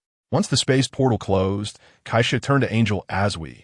Aswi, tell me, why don't you want to continue being his guide? Ugh, Queen Kaisha, it's not that I don't want to. It's just that sailing through the universe with Suyu is really too boring. Moreover, his old ship is terrifyingly slow. Even at full speed, it's not as fast as I fly with my time-space wings. Angel Aswi complained. Really? Given his strong combat power, how could his combat celestial body be so poor? Angel Lung asked in surprise. Perhaps it's due to outstanding computing power? Angel Yin also speculated. Angel Aswi shook her head. So you said that his ship is not a combat celestial body. Upon hearing Angel Aswi say this, all the little angels except Kaisha were shocked. In long-distance travel through the universe, even if it's not a combat celestial body, it should at least have some speed assurance, right? Otherwise, wouldn't the vast journey through the universe be a death sentence? Perhaps he is simply exploring the known universe. After all, he has the means of spatial movement, and doesn't he need to rely on the speed of warships or combat celestial bodies, right? Kaisha said, yes. What you said makes sense, Queen Kaisha. As soon as Kaisha finished speaking, a little angel expressed agreement. However, this agreement not only failed to make Kaisha happy, but instead made her feel a bit melancholic. But in this case, Lingxi is going to suffer. I wonder if she can adapt to such boring days. Angel Lung said with a sneer. Her sharp tongue was not only venomous when it came to Yin, but also didn't spare others. Chapter 087 Arrival at Molotian City, Angel Galaxy. After passing through the spatial gate and returning to the Huberian, Suyu stretched lazily and slumped into the captain's chair on the bridge. Lingxi, could you please mark the location of Molotian City on the star map? Suyu said to the angel Lingxi, who was still looking around. Oh sure, male god. Lingxi replied, walking directly to the star map and entering the coordinates for Molotian City. Wait, what'd you just call me? Suyu yawned, but halfway through, he realized that Lingxi's title was a bit off. Male god? What's wrong? Aren't you the male god of the heavenly base king? Wasn't the heavenly base king sent down to Earth for you? Lingxi was also a bit confused. Wasn't this a rumor that had been circulating in the angel network? How did the male god seem unaware? Hearing what Angel Lingxi said, Suyu almost fell out of his seat. Who spread that rumor? I'm the male god of he, she. That old lady would probably grin and bear it at the sight of me. And I'm the male god? Suyu was completely bewildered. What was going on? If it were said that Kaisha matched him with a little angel and he didn't know, that would make sense. But the other target of this rumor was the heavenly base king, he, she, which didn't quite add up. He genuinely wanted to know who in angel civilization had the audacity to tease he, she. Lingxi was also stunned. So the rumor was false? What was the heavenly base king's inexplicable offline action all about? Wasn't the heavenly base king supposed to visit Earth to see Suyu? In fact, The rumor had turned out this way, not because the little angels were too gossipy, but because she had never come out to refute it. Plus, some old angels with vast powers managed to extract from she that she had indeed gone to Earth in the Chihu star system, and then combine that with what Angel Yin and others said about a noteworthy person named Suyu on Earth, along with Suyu mentioning to Queen Kaisha that he wanted to meet the heavenly base king without avoiding them, which led to the current version of the rumor. It could be said that this latest version of the rumor had just been confirmed not long ago. Initially, Kaisha didn't even mention Suyu's name. Come on, this is just a rumor. You angels have an internal communication network, right? Hurry up and clarify this for me. I don't want to be associated with your heavenly base king, Suyu urged. Oh, okay. Angel Lingxi nodded and then really went to clarify in the angel network. As a result, this stirred up a buzz in the angel network. Huh, so the heavenly base king didn't find the male god? Then why did she go offline suddenly? What a pity. I thought our old leader was close to something good, but it turned out to be false news? Yeah, our two old flowers of angel civilization seem to be stuck like this for life. As the topic continued to be discussed, even Kaisha faced some teasing. Of course, this teasing came from the retired old angels. They had survived the Battle of the Angry Sea, and while they respected Kaisha and she, they were not as rigid as the current little angels during their leisure time. Kaisha looked at the messages scrolling wildly in the angel network, feeling the probing gazes from Angel Yin and others around her, and she inwardly sighed. It seems the old hag has lost face for sure. Old hag, don't you want to make a statement about the discussions in the angel network? Kaisha connected to the dark planar communication with she. A statement? What statement? This rumor was brought up by you, the tomboy. Now that it's clarified, I'm just glad. She replied. Okay, it was my fault. But old hag, do you want to know how Suyu refers to you? Kaisha asked with a smile. While the discussions in the angel network were heating up, Kaisha checked what was happening on Lingxi's side through the Sacred Knowledge Repository. After looking, she almost laughed out loud. Refer to me? I don't want to know. Hishi's attitude was firm. She had no desire to know or be involved in anything related to Suyu. Kaisha didn't care and directly sent the visual information retrieved from the Sacred Knowledge Repository to Hishi. This damn little brat, I seem to have no way to deal with him. It makes me so mad. Hishi's angry voice came through. All right, old hag, what he said isn't wrong. Moreover, from our perspective, it seems reasonable for him to say so. Kaisha comforted. Damn it, tomboy, he didn't say you, right? Hishi felt very unbalanced. Being called old wasn't about her. So you didn't say anything about me, but that doesn't mean others didn't.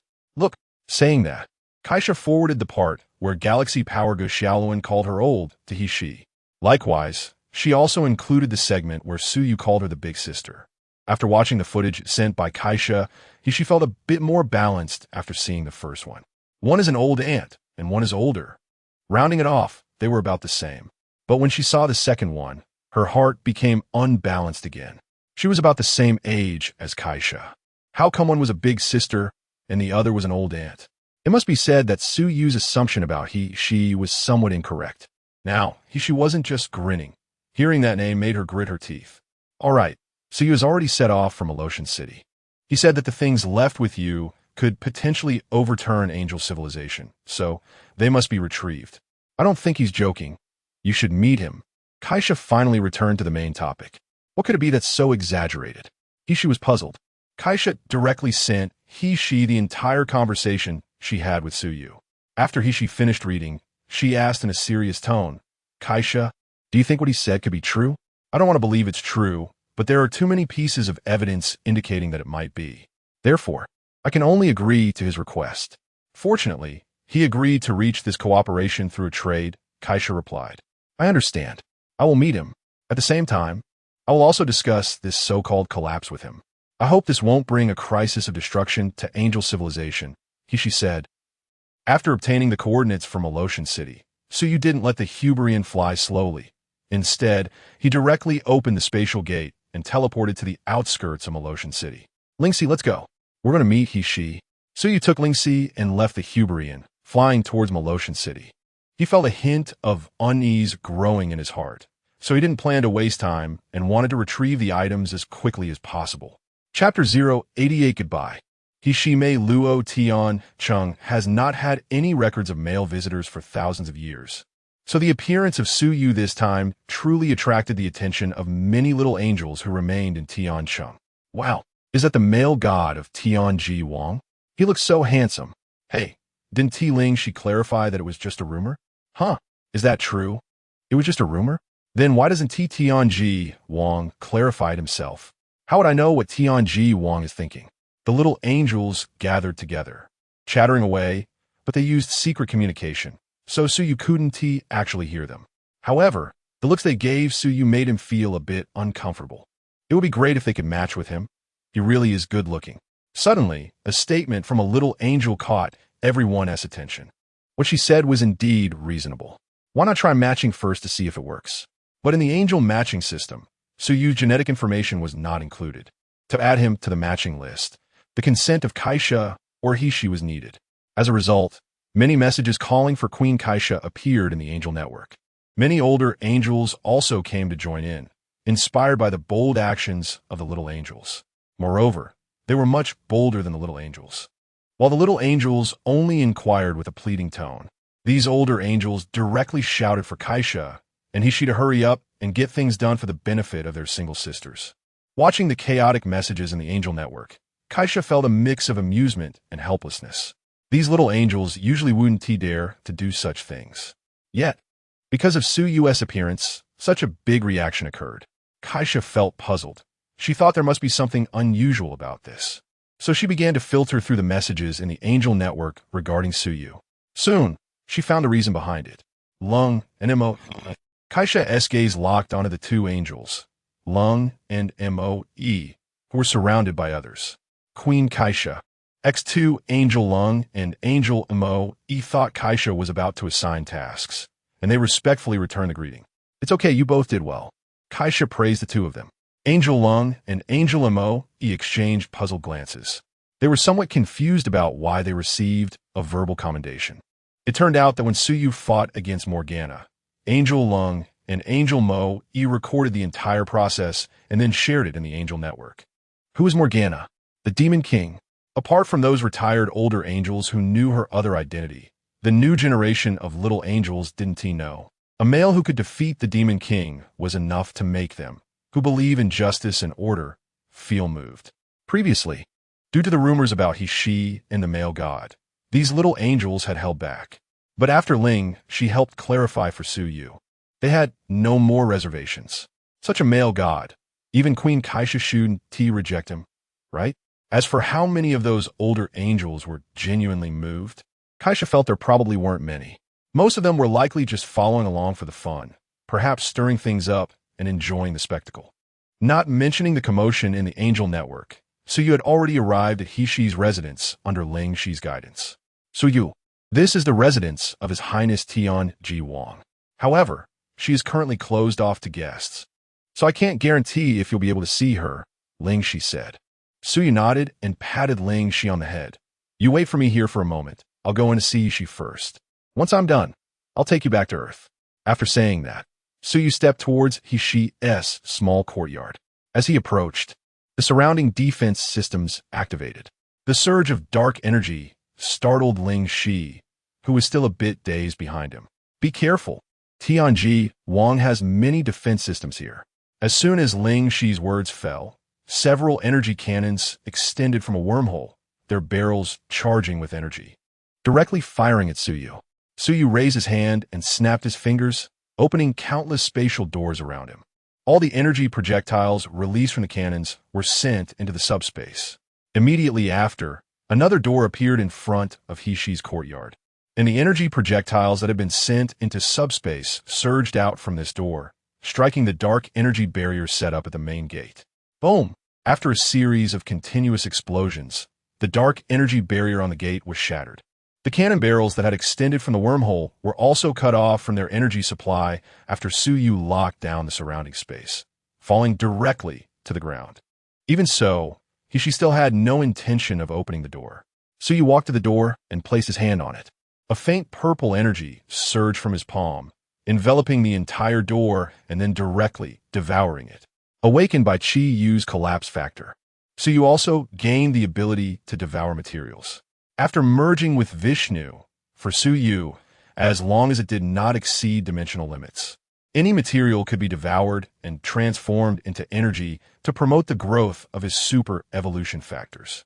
Watching Suyu step into He-She's small courtyard, she was left stunned on the spot. It seemed that the relationship between Suyu and Tianji Wang didn't appear very harmonious. Would they end up fighting? Upon entering He-She's small courtyard, Suyu immediately saw He-She sitting in the pavilion, looking in this direction. Suyu walked over and sat down opposite her under her somewhat resentful gaze, picking up the teacup in front of him and taking a sip. A bit sweet, Suyu commented. He-She rolled her eyes. You really don't understand any manners. Ever since I first met angels, I haven't felt any polite attitude from them. If you have that kind of attitude, then naturally I will have the same attitude, Suyu shrugged. All right, I can't argue with you. He-She changed the topic. She was well aware of the various interactions between angels and Suyu. From the moment Angel Yin wanted to record his genetic sequence to the incident where angels crashed through his window, there was indeed no politeness to speak of. So, why did you come to see me? I don't seem to have taken anything from you, He-She directly asked, unable to understand what Suyu could have stored here. This is a bit embarrassing to say. Do you remember the access permission to the Tianji computing group that I took from you back then? Suyu asked. Chapter 089 Negotiation. With He-She hearing Suyu's words, He-She immediately reacted. He-She, so, the things you stored with me are saved in the heaven-based computing group. Yes, Suyu admitted. He-She, you used this to access the database of the heaven-based computing group? Exactly, Suyu continued to admit. He-She, and now, if you take it back, it means you have obtained the entire database of the heaven-based computing group? Even the encrypted data I have would be taken away, right? He-She's tone rose higher and higher, and by the end, it was almost a roar. It won't. However, this time, Suyu gave a negative answer. What I put into the heaven-based computing group is a program. From another perspective, it can also be called a super virus. It can promote its growth by devouring data, and I can't guarantee how much information I can retrieve after taking it back. You. He-She repeated you 3 times, but ultimately couldn't form a complete sentence. Her face turned red with anger, and tears were even rolling in the corners of her eyes. Is it fun to bully me like this? Suddenly, He-She asked a question. This caught Suyu off guard, but thinking back to their last meeting, due to some misunderstandings, he had beaten He-She up. Even part of her divine body was shattered.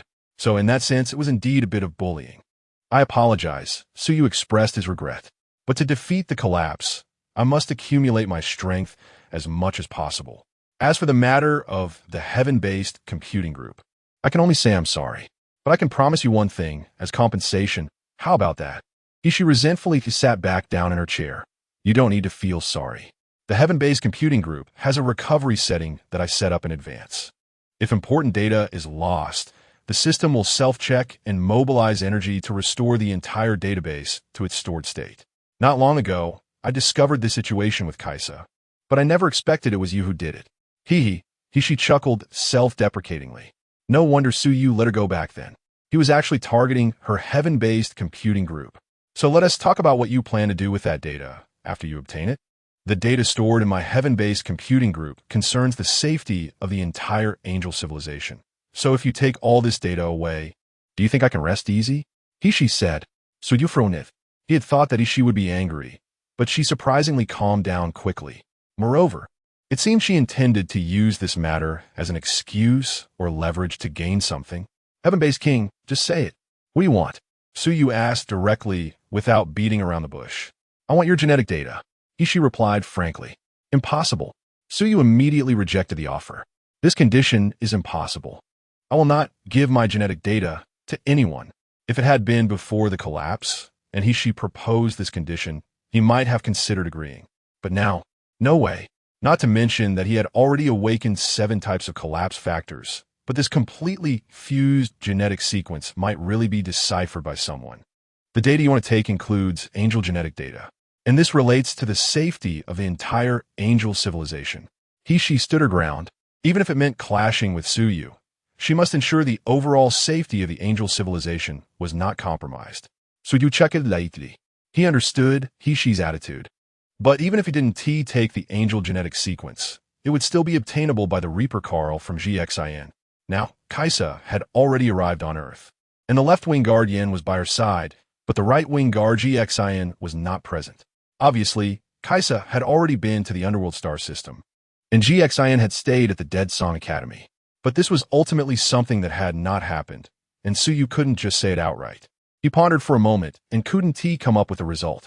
In the end, he could only set his sights on Kaisa. Vianji Yicheng. Suyu raised his hand and directly summoned Qianjia Yicheng above Hishi's courtyard. Then, he activated spatial transfer, transporting the divine Kaisa, along with her angelic guards, back to the heavenly city.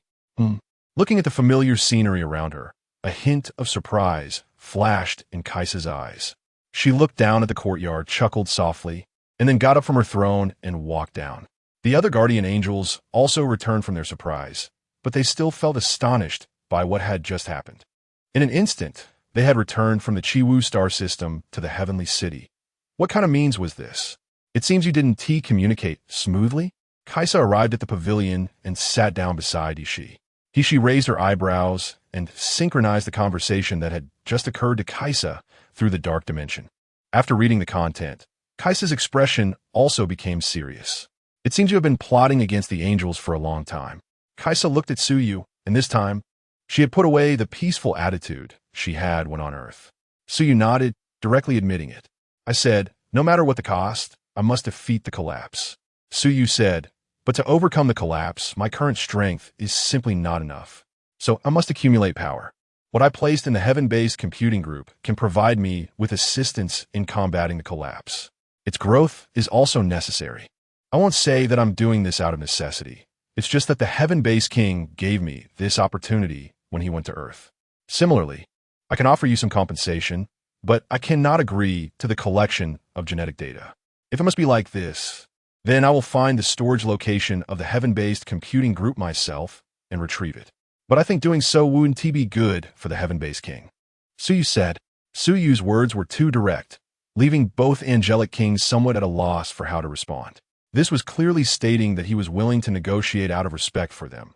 But if he didn't want to negotiate, he would take action himself. This attitude was genuinely not friendly at all.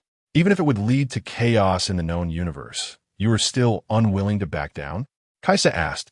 Suyu raised his hand, and the great sword formed by the heavenly fire, Holy Judgment, appeared in his hand.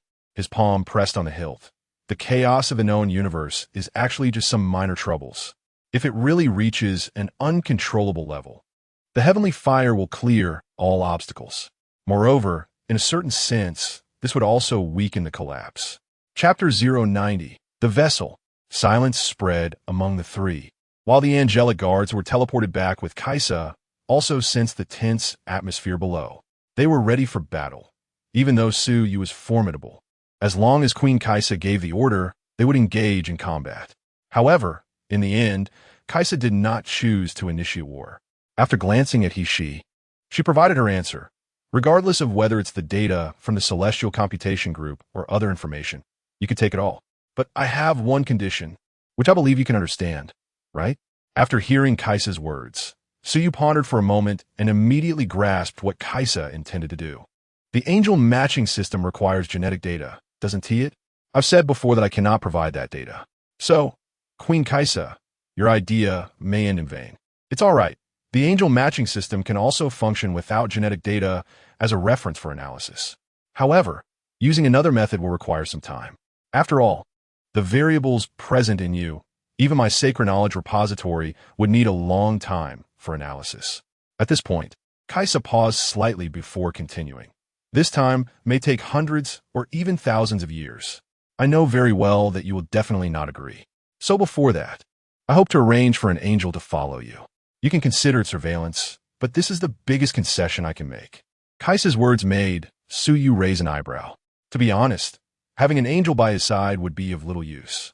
With the power of the Thousand Realms, he could easily shake off any accompanying angel.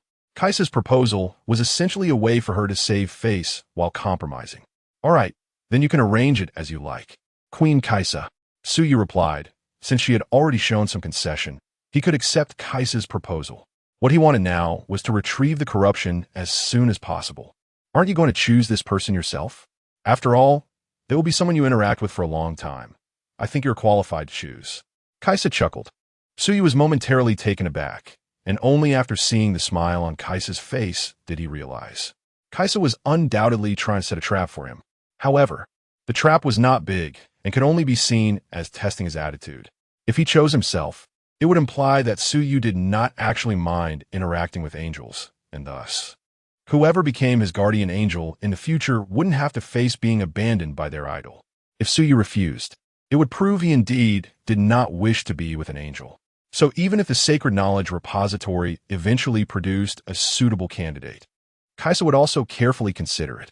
Suyu found this somewhat troublesome. None of these powerful beings were easy to deal with.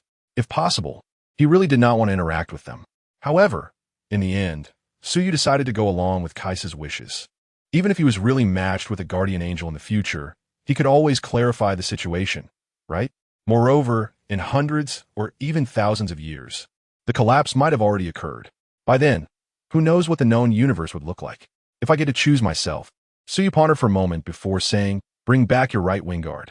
The right wing guard, Ji Xian, was matched with Zhao Xian from the Xiangbing Lian according to the original plot. However, before that, Ji Xian had suffered a lot. Later, she was almost harmed by that old fellow Huayi.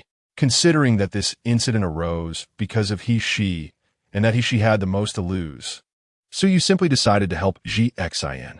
At least, she wouldn't have to be disemboweled by the god of death, Carl. Oh, you probably haven't seen my right wing guard?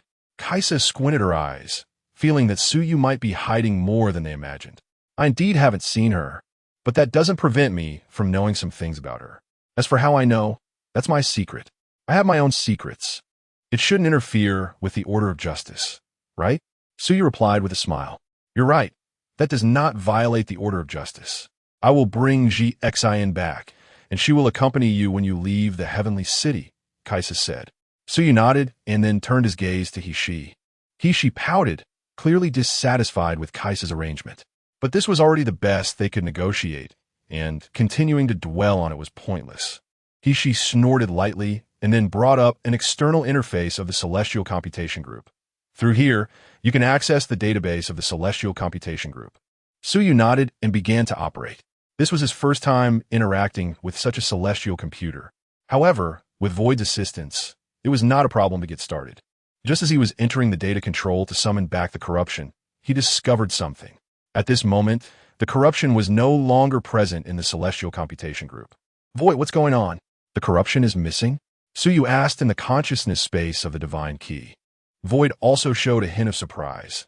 There are indeed traces of the corruption here, but where it went I don't. Wait, it might have left through the connection. Hearing Void say this, Suyu became tense. He had a bad feeling that the earlier ominous premonition was not a good sign. Queen Kaisa and the Celestial King, I want to know if the Celestial Computation Group has connected with any other celestial computers recently? Suyu asked. Seeing the serious expression on Suyu's face, Kaisa and he-she immediately guessed that something might have gone wrong.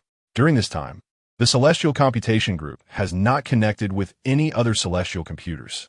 In fact, the number of times I have used the Celestial Computation Group during this period can be counted on one hand, he-she directly answered.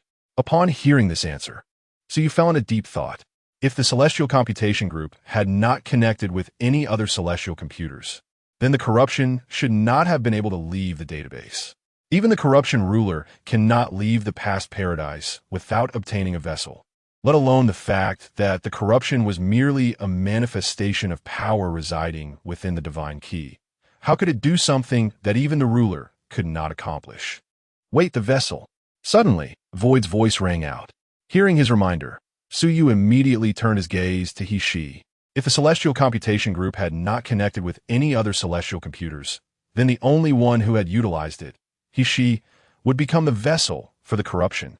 Chapter 091 Erosion. He-she Suyu raised his hand, and Kaisa, who was sitting beside he-she, instantly teleported to his side. In his hand, he was already gripping the handle of the black abyss white flower. What do you mean by this? He-she clearly did not expect Suyu to react this way. But Kaisa beside her vaguely sensed something. Kaisa, if you don't want to incur too much loss, immediately cut off all connections with the Molotian city. This way, at least you can preserve your holy knowledge repository. Suyu did not respond to Hishi's question, but warned Kaisa beside him. From Suyu's attitude, Kaisa could sense the urgency and seriousness. After thinking for a moment, she cut off all connections between the holy knowledge repository and the facilities in the city, keeping only the connection with the angels. The sudden shift in atmosphere below immediately alerted the guardian angels in the sky. They flapped their wings and dove down. Just as they approached the pavilion, Suyu shouted loudly to stop them, "Don't come over. Your presence will only complicate things." Some small angels were halted by Suyu's shout, but angels Yin and Lung did not care about such matters. However, as they dove down, they crashed straight into the spatial portal and were thrown back among the smaller angels. Angel Yin and Angel Lung took that feather to gather all the angels in the city. 2 golden feathers appeared in front of them. The 2 exchanged glances but did not make any other moves. "Go execute his orders." Just as Suyu was about to say something else, Kaisa's voice rang out. Upon hearing Kaisa's command, Angels Yin and Lung immediately took hold of the feathers and flew in 2 different directions. The other guardian angels, wielding their flaming swords, surrounded the pavilion below. Hishi quietly watched the entire process, saying nothing and keeping her gaze fixed on Suyu. "Erosion, stop hiding. Since you can detach from the database of the Heavenly Base Computing Group, you must have developed some intelligence. So you should understand that you cannot escape." Suyu stared intensely at Hishi.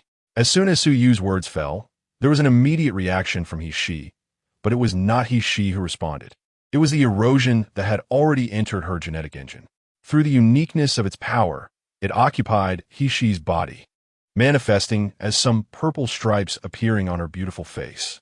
Seeing Hishi's transformation, Kaisa looked very surprised. She did not expect that her best friend could be controlled so silently and effortlessly. Unlike Kaisa, Suyu was very aware of the terror of erosion. After being sealed in a black box for tens of thousands of years, it could still cause chaos in the 8 Layers village. Let alone now, having devoured a large amount of data to strengthen itself and achieved a certain state of evolution. For the Hyperion universe, erosion was the doom of all civilizations. This was just the beginning of erosion developing some intelligence. If it had managed to leave part of itself in the database, it could have been retrieved by Suyu using the Xidagarba's soul retrieval, evading Suyu's sight. The main body would hide within Hishi, connecting with Kaisa through Hishi's identity to seize control of the holy knowledge repository. After further development, one could only imagine what level of power this erosion ruler would have when the collapse arrived and the core of the ruler was born. Perhaps one wouldn't even have to wait until that time. Once erosion occupied the holy knowledge repository, it would equal occupying all the angels and the combat celestial bodies of the Heavenly Blade series and Heavenly Base series within Molotian City. By then, it could achieve the feat of overwhelming the combat celestial bodies itself. Whether I can leave is not for you to decide. By controlling the so-called Heavenly Base Computing Group, I can connect to and control all the defensive measures of the entire Heavenly City, even aiming them at those lovely angels. Fusion warriors. Can you sacrifice them all just to hunt me down? Hishi's voice echoed, but the words were clearly those of erosion. Is that so? Then you could try. Without saying another word, Suyu thrust the black abyss white flower towards Hishi. Clearly, the other party had anticipated his move. Her wings spread behind her, and she flew up into the sky to evade Suyu's attack. Human collapse. Suyu did not dare to be careless. This was the first time he truly faced the collapse, not like bullying someone weak like Morgana. As soon as he made his move, he activated human collapse. Flapping his wings behind him, he chased after Hishi, who was soaring in the air. Suyu, having accelerated in an instant, was much faster than Hishi. But just as the black abyss white flower was about to strike Hishi, a wormhole appeared, and Star Fate flew out, deflecting Suyu's attack slightly and leaving a scar on Hishi's shoulder. Star Fate flew at high speed, circled around, and turned to attack Suyu. A handgun of heavenly fire appeared in Suyu's hand, and he pulled the trigger at the direction of Star Fate's attack. The scorching energy bullet collided with Star Fate, resulting in an explosion that sent Star Fate flying away. Taking this opportunity, Suyu closed in on He-She and brought the black abyss white flower down hard towards her head. The king's sword appeared out of thin air in He-She's hand. She raised it to block Suyu's strike. However, the immense force still pushed it downwards, causing it to plunge into the lake. Just as Suyu prepared to pursue, the defensive program within the heavenly city activated, and hundreds of dark energy cannons emerged from the wormhole, ruthlessly targeting Suyu and opening fire. The sudden attack caught Suyu off guard, and he couldn't block all of it. At the same time, Star Fate, having been knocked back, charged at him again, leaving a deep wound on Suyu's chest. Rain of divine light. Faced with the cannon fire from the defensive measures, Suyu showed no mercy. After all, the angels were wealthy. If he broke something, they could just recreate it. Surrounded by golden ripples, dozens of heavenly fire, sacred judgments appeared, firing wildly at the dark energy cannons around him. In an instant, all those cannons were destroyed. At this moment, the wound on Suyu's chest had also fully healed. Garuda's recovery ability was more than enough to withstand the current level of attack from Star Fate. As Star Fate continued its offensive, Suyu aimed his palm at it, unleashing an extreme cold aura that enveloped the rapidly approaching Star Fate, the lake below, and even the entire courtyard of He-She, freezing everything into black solid ice. Chapter 092, Holy Gun Reflux. A flicker of firelight reflected in the black solid ice, as He-She possessed stellar drive technology. Under the impetus of the eclipse, it also connected to the space-based computing cluster to assist in energy retrieval, directly breaking a hole in Suyu's black ice and flying out. Meanwhile, Kaisha received a dark communication. Queen Kaisha, the defense measures of the Sky City have suddenly gone out of control and are attacking us. We can't hold on. Caught off guard by the suddenly uncontrollable defense measures, the angels suffered heavy casualties in an instant. Kaisha furrowed her brow, stepping forward, her figure appearing beside Suyu. But just as she was about to act, Suyu stopped her. Queen Kaisha, do not use any algorithms or the assistance of celestial computers. In the face of the eclipse, those are merely toys. Then how do we deal with it? I cannot watch the angelic civilization fall like this. Kaisha's attitude was quite poor. After all, she had become like this entirely because of Suyu. Hearing Kaisha's words, and seeing the mocking smile on He-She's face, Suyu understood that they had already attacked the little angels inside the Sky City. If I can control it for 1 minute, can you completely destroy it, Queen Kaisha? Suyu asked. I can't do that, Kaisha replied directly. It wasn't because she couldn't act against her old friend He-She, but because their sacred bodies could not possibly be destroyed within a minute. Destroying sacred atoms was not easy. Then it has to be done this way. Suyu made a decision, and, at the same time, he silently apologized to He-She in his heart. It seemed that from the very beginning, He-She had always been the one at a disadvantage with him. This time, He-She would have to be sacrificed. Judas, grab it. Suyu swung his arm, and Judas, which he had unknowingly grabbed, was thrown out. Upon seeing Judas, a look of terror immediately appeared on He-She's face. Anything related to the collapse feared the power of constraint. Of course, if your collapse power exceeded the limit of the constraint, it would be another story. However, the eclipse hadn't grown to that level yet. The moment it saw Judas, it flapped its wings, trying to escape. But how could Judas's capture be so easily evaded? Golden chains formed a heavenly net, binding He-She tightly within.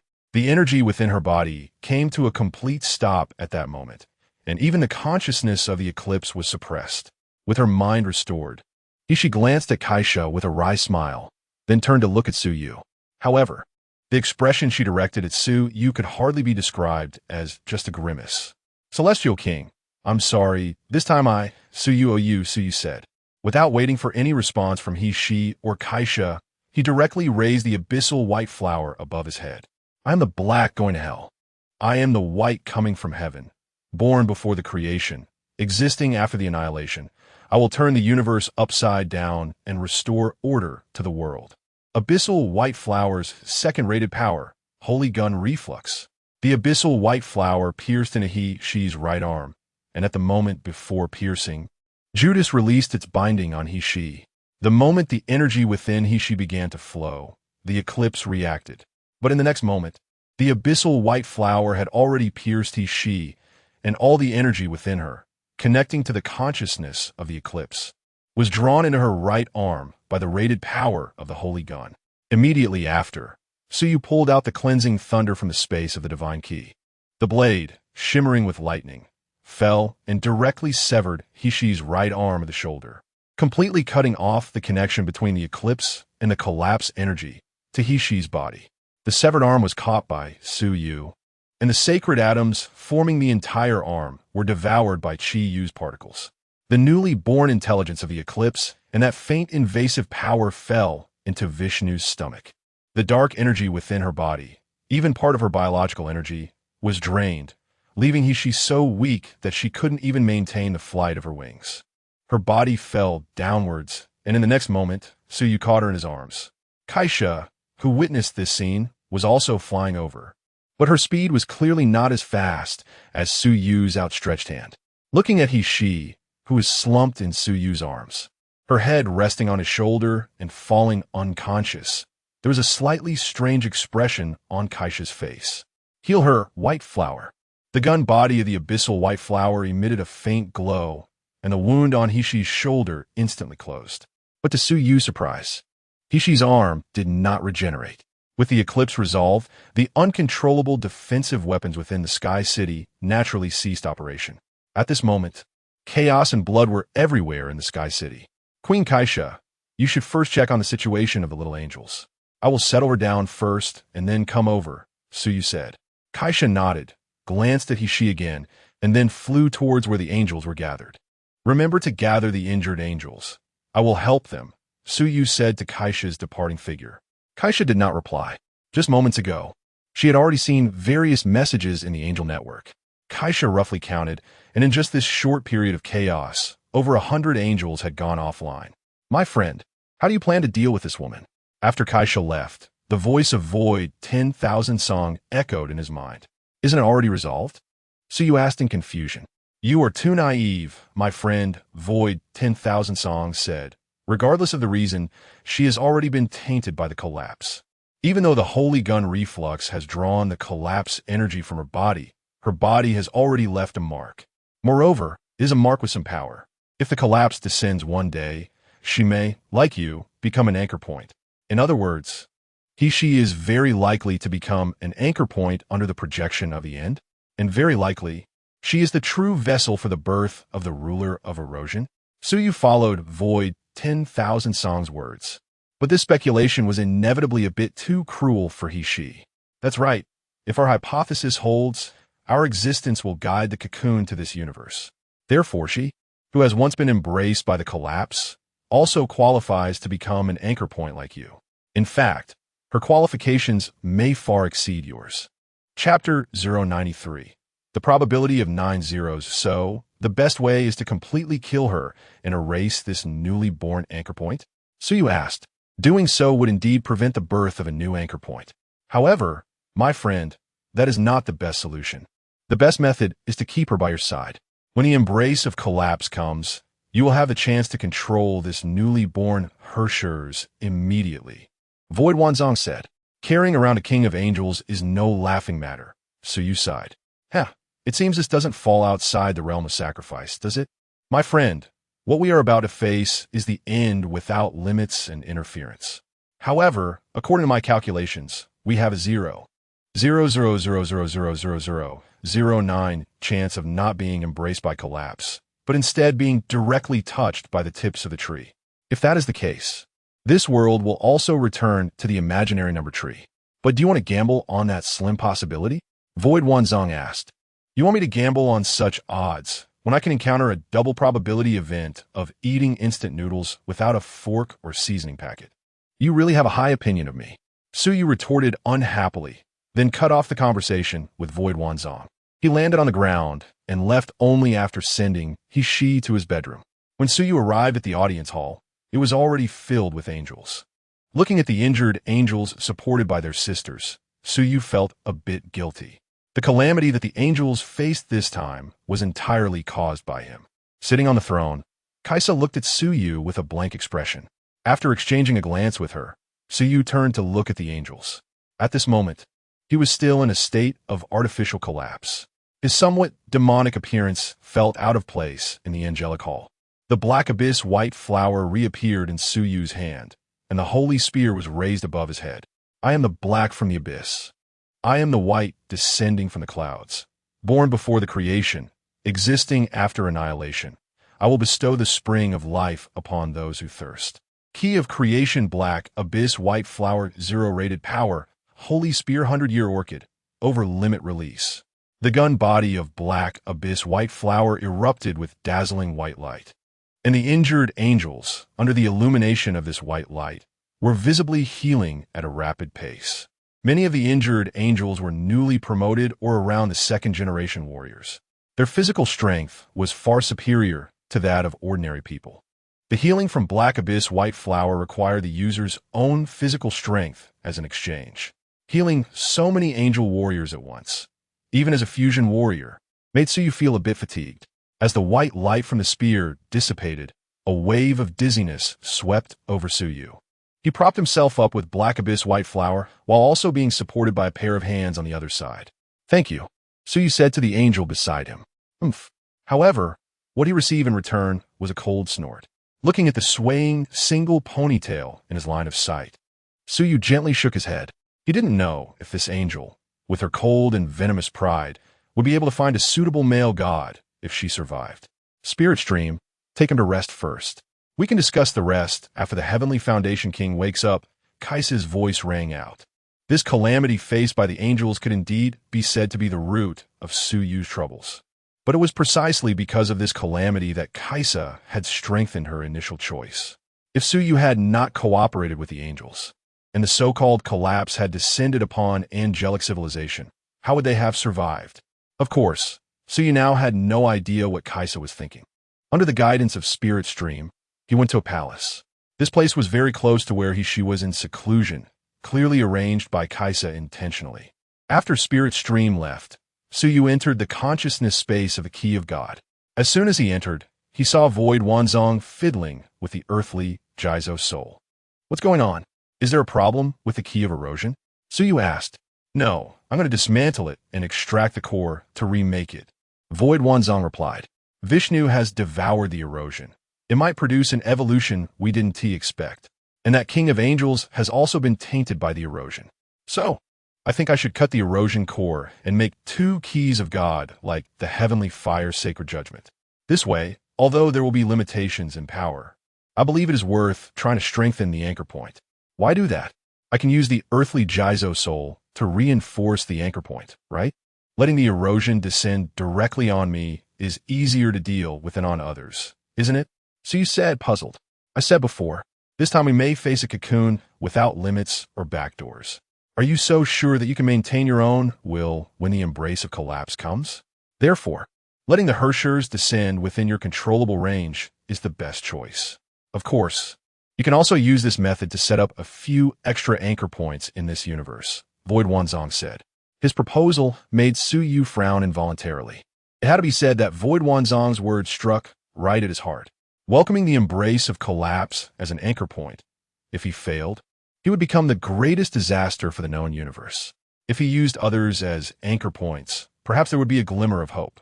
But who should he choose as the anchor point? Looking at the heavenly fire sacred judgment placed aside, Su Yu suddenly thought of Reina. Damn, forget it. Letting that neurotic woman become the Hershers of flame, with stellar energy and molecular vibrations. Wouldn't she ignite the entire galaxy? Su Yu shook his head vigorously, dismissing the thought from his mind. Isn't soul steel needed to make the Key of God? Can you construct that special metal? Su Yu asked. Soul steel is not just metal. It is a substance made up of countless ultramicrocomputers. But saying it is metal is not wrong. It can barely be classified within the category of memory metal. This substance was manufactured by the civilization we are in. It is not difficult to construct. The reason it couldn't be done before was simply because you couldn't provide enough collapse energy for me to exert my powers, Void Wanzong explained. Damn, are you saying that I was too weak before and held you back? I really should have thrown you into a star back then. So you said unhappily. Haha, my friend, don't be so agitated. What I said is the truth. Instead of staying here with me, you might as well go see that lady. I think she should be waking up soon, Void Wanzong said. As soon as his words fell, Suyu was kicked out of the consciousness space of the Key of God. That place was fundamentally reliant on the Wanzong library, and Void Wanzong had complete control over it. Chapter 094. The Collapse Disease in the secluded courtyard of Moloshan City, where she lives. Suyu arrived and saw Angel Yin standing at the door. Is Kaisa inside? Suyu asked. Angel Yin frowned slightly. She was somewhat unable to accept Suyu directly calling Kaisa by her name. However, since Kaisa herself hadn't said anything, she felt there was no need to overstep. Queen Kaisa is here, and His Highness Tianji has already awakened. Hearing this news, Suyu nodded gently. However, he had no intention of going in. Knowing that she was awake, he was preparing to leave. But just as he turned, Kaisa's voice came from inside. Come in. Some things are better discussed face to face. Suyu frowned slightly but still turned and walked in. When he entered the room, he saw Kaisa sitting on the edge of the bed, leaning against the headboard, alongside Hishi. Without either of them speaking, Suyu could sense that something was off. Hishi's condition was very poor. With her fourth-generation divine body, she should have been able to recover quickly. Moreover, what troubled Suyu even more was Hishi's attitude. Earlier in the battle, she had looked at him with a gaze full of resentment. Yet now, Hishi appeared unusually calm. What happened? Suyu asked directly. After exchanging glances with Hishi, Kaisa slowly spoke. Hishi's genetic sequence has mutated. After careful consideration, Kaisa used the term mutation. However, upon hearing this answer, Suyu's heart sank. Earlier, he and Sukong Wanzong had felt that they seemed to have overlooked some important factor. Now, he finally realized collapse resistance. In the super god universe, there is no concept of collapse, so the creatures of this universe naturally wouldn't have collapse resistance either. However, Hishi had been tainted by erosion. Even if it was only for a short time, the collapse had been expelled from her body by the holy gun. Backflow. But the taint of collapse wouldn't simply disappear. The most effective known means to heal the erosion of collapse is to use the blood of the Saint Shania. Unfortunately, Suyu did not possess such a thing in his body. Moreover, the Black Abyss White Flower also lacked the efficacy to suppress the spread of collapse disease. Is it very serious? Suyu asked. Hishi bit her lip and then spread her wings. However, her originally pure white wings were now covered in scattered purple spots, and even the feathers were not neatly arranged. Suddenly, Hishi started to cough violently, her wings folding behind her, looking very pained. Kaisa gently patted Hishi's back. The situation is even worse than you see. Hishi can't even connect to the Tianji calculation group now, and even her genetic engine has stopped running. Hearing Kaisa's words, Suyu immediately understood the seriousness of the situation. For the technological gods of the super god universe, the genetic engine and external celestial computers are fundamental to their existence. Just like the power of the galaxy, Gu Xiaoluan, who possesses what can be said to be the strongest genetic sequence in the super god universe. But without complete configuration, he currently cannot exert any power. Aren't angels supposed to have genetic backups? And what about the dark dimension? Can't we use such means to repair the genes? Suyu asked. Kaisa shook her head. Hishi's dark dimension data has been damaged. As for her genetic data, it is all recorded in the Tianji calculation group. Now, the entire Tianji calculation group is in a state of disconnection. Therefore, we can't access her genetic backup at all. I'm sorry. I didn't expect things to develop to this point, Suyu said. But he knew that such an apology was very pale. It's not your fault. However, it was not Kaisa who answered Suyu, but Hishi herself. This was also her first time speaking since Suyu entered. If you think about it, the entire situation has turned out like this because of me, Hishi said with a bitter smile. If I hadn't been attracted by your unique genes back then, I wouldn't have hurried to Earth to meet you. If I hadn't put on a high profile because of my identity as one of the three angel kings and instead directly explained my intentions to you, we wouldn't have had that misunderstanding. So the main reason things have turned out this way is still on me. However, we didn't anticipate that the collapse you mentioned would manifest in such a way. If such a disaster were to descend upon the known universe, I really can't think of any civilization that could rely on its own strength to overcome the crisis. Kaisa followed up on Hishi's words and made an evaluation. In fact, what you witnessed today is just the tip of the iceberg of collapse. For you, erosion is indeed a difficult and even insurmountable enemy. But this is just one manifestation of collapse. Moreover, this is not even complete erosion. Perhaps in the near future, when the ruler descends upon this universe, you will truly understand the horror of collapse, so you said. Upon hearing this, both Kaisa and Hishi's expressions became serious. But before they could speak, Suyu continued, "Moreover, there is even worse news for you." This statement made Kaisa and Hishi tense up. The two of them, over 30,000 years old, really hadn't felt such emotions for a long time. When was the last time they felt tense? Was it during the Holy War with the demon civilization? Or even further back, during the Battle of the Angry Sea? Although it was unexpected, His Highness Tianji has already been tainted by collapse. And it is a collapse with some degree of power. So when the collapse descends, she may become an anchor point, leading the true ruler, the ruler of erosion, to descend. If this speculation turns out to be true, perhaps the angel civilization could indeed be completely destroyed by the ruler of erosion. Suyu did not hide this time, and directly told the angelic twin kings the possibilities he had speculated along with Su Kong Wanzhou. So, what should we do to prevent this future? Hishi asked. There is no way, Suyu answered straightforwardly. Even if I go offline, it wouldn't work? Hishi pressed. Suyu shook his head. He had indeed considered whether erasing Hishi would remove this newly born anchor point. But in reality, this was merely a futile effort. Even if Hishi, as the anchor point of the ruler of erosion, was erased among the known universes, angels were still one of the civilizations most likely to be embraced by collapse. Therefore, to survive under the impending embrace, the angel civilization could only seek other methods. Chapter 095. The Blessing of True Self. Due to Hishi's physical condition, Suyu and Kesha did not stay with her for too long. However, after leaving, the two did not part ways, but went to Kesha's palace to continue their previous discussion. Kesha also had a pavilion here, where she sat facing Suyu, while her left-wing guardian angel, Yin, stood respectfully by, listening to their conversation. Suyu, I want to know what you mean by collapse in Lowrider. Before, I could understand your reluctance to speak. But now, our angel civilization may have already been drawn into this disaster, so I must know what we are facing, Kesha asked seriously. Collapse can be said to be a compound term. It can refer to a type of energy known as collapse or represent any disaster.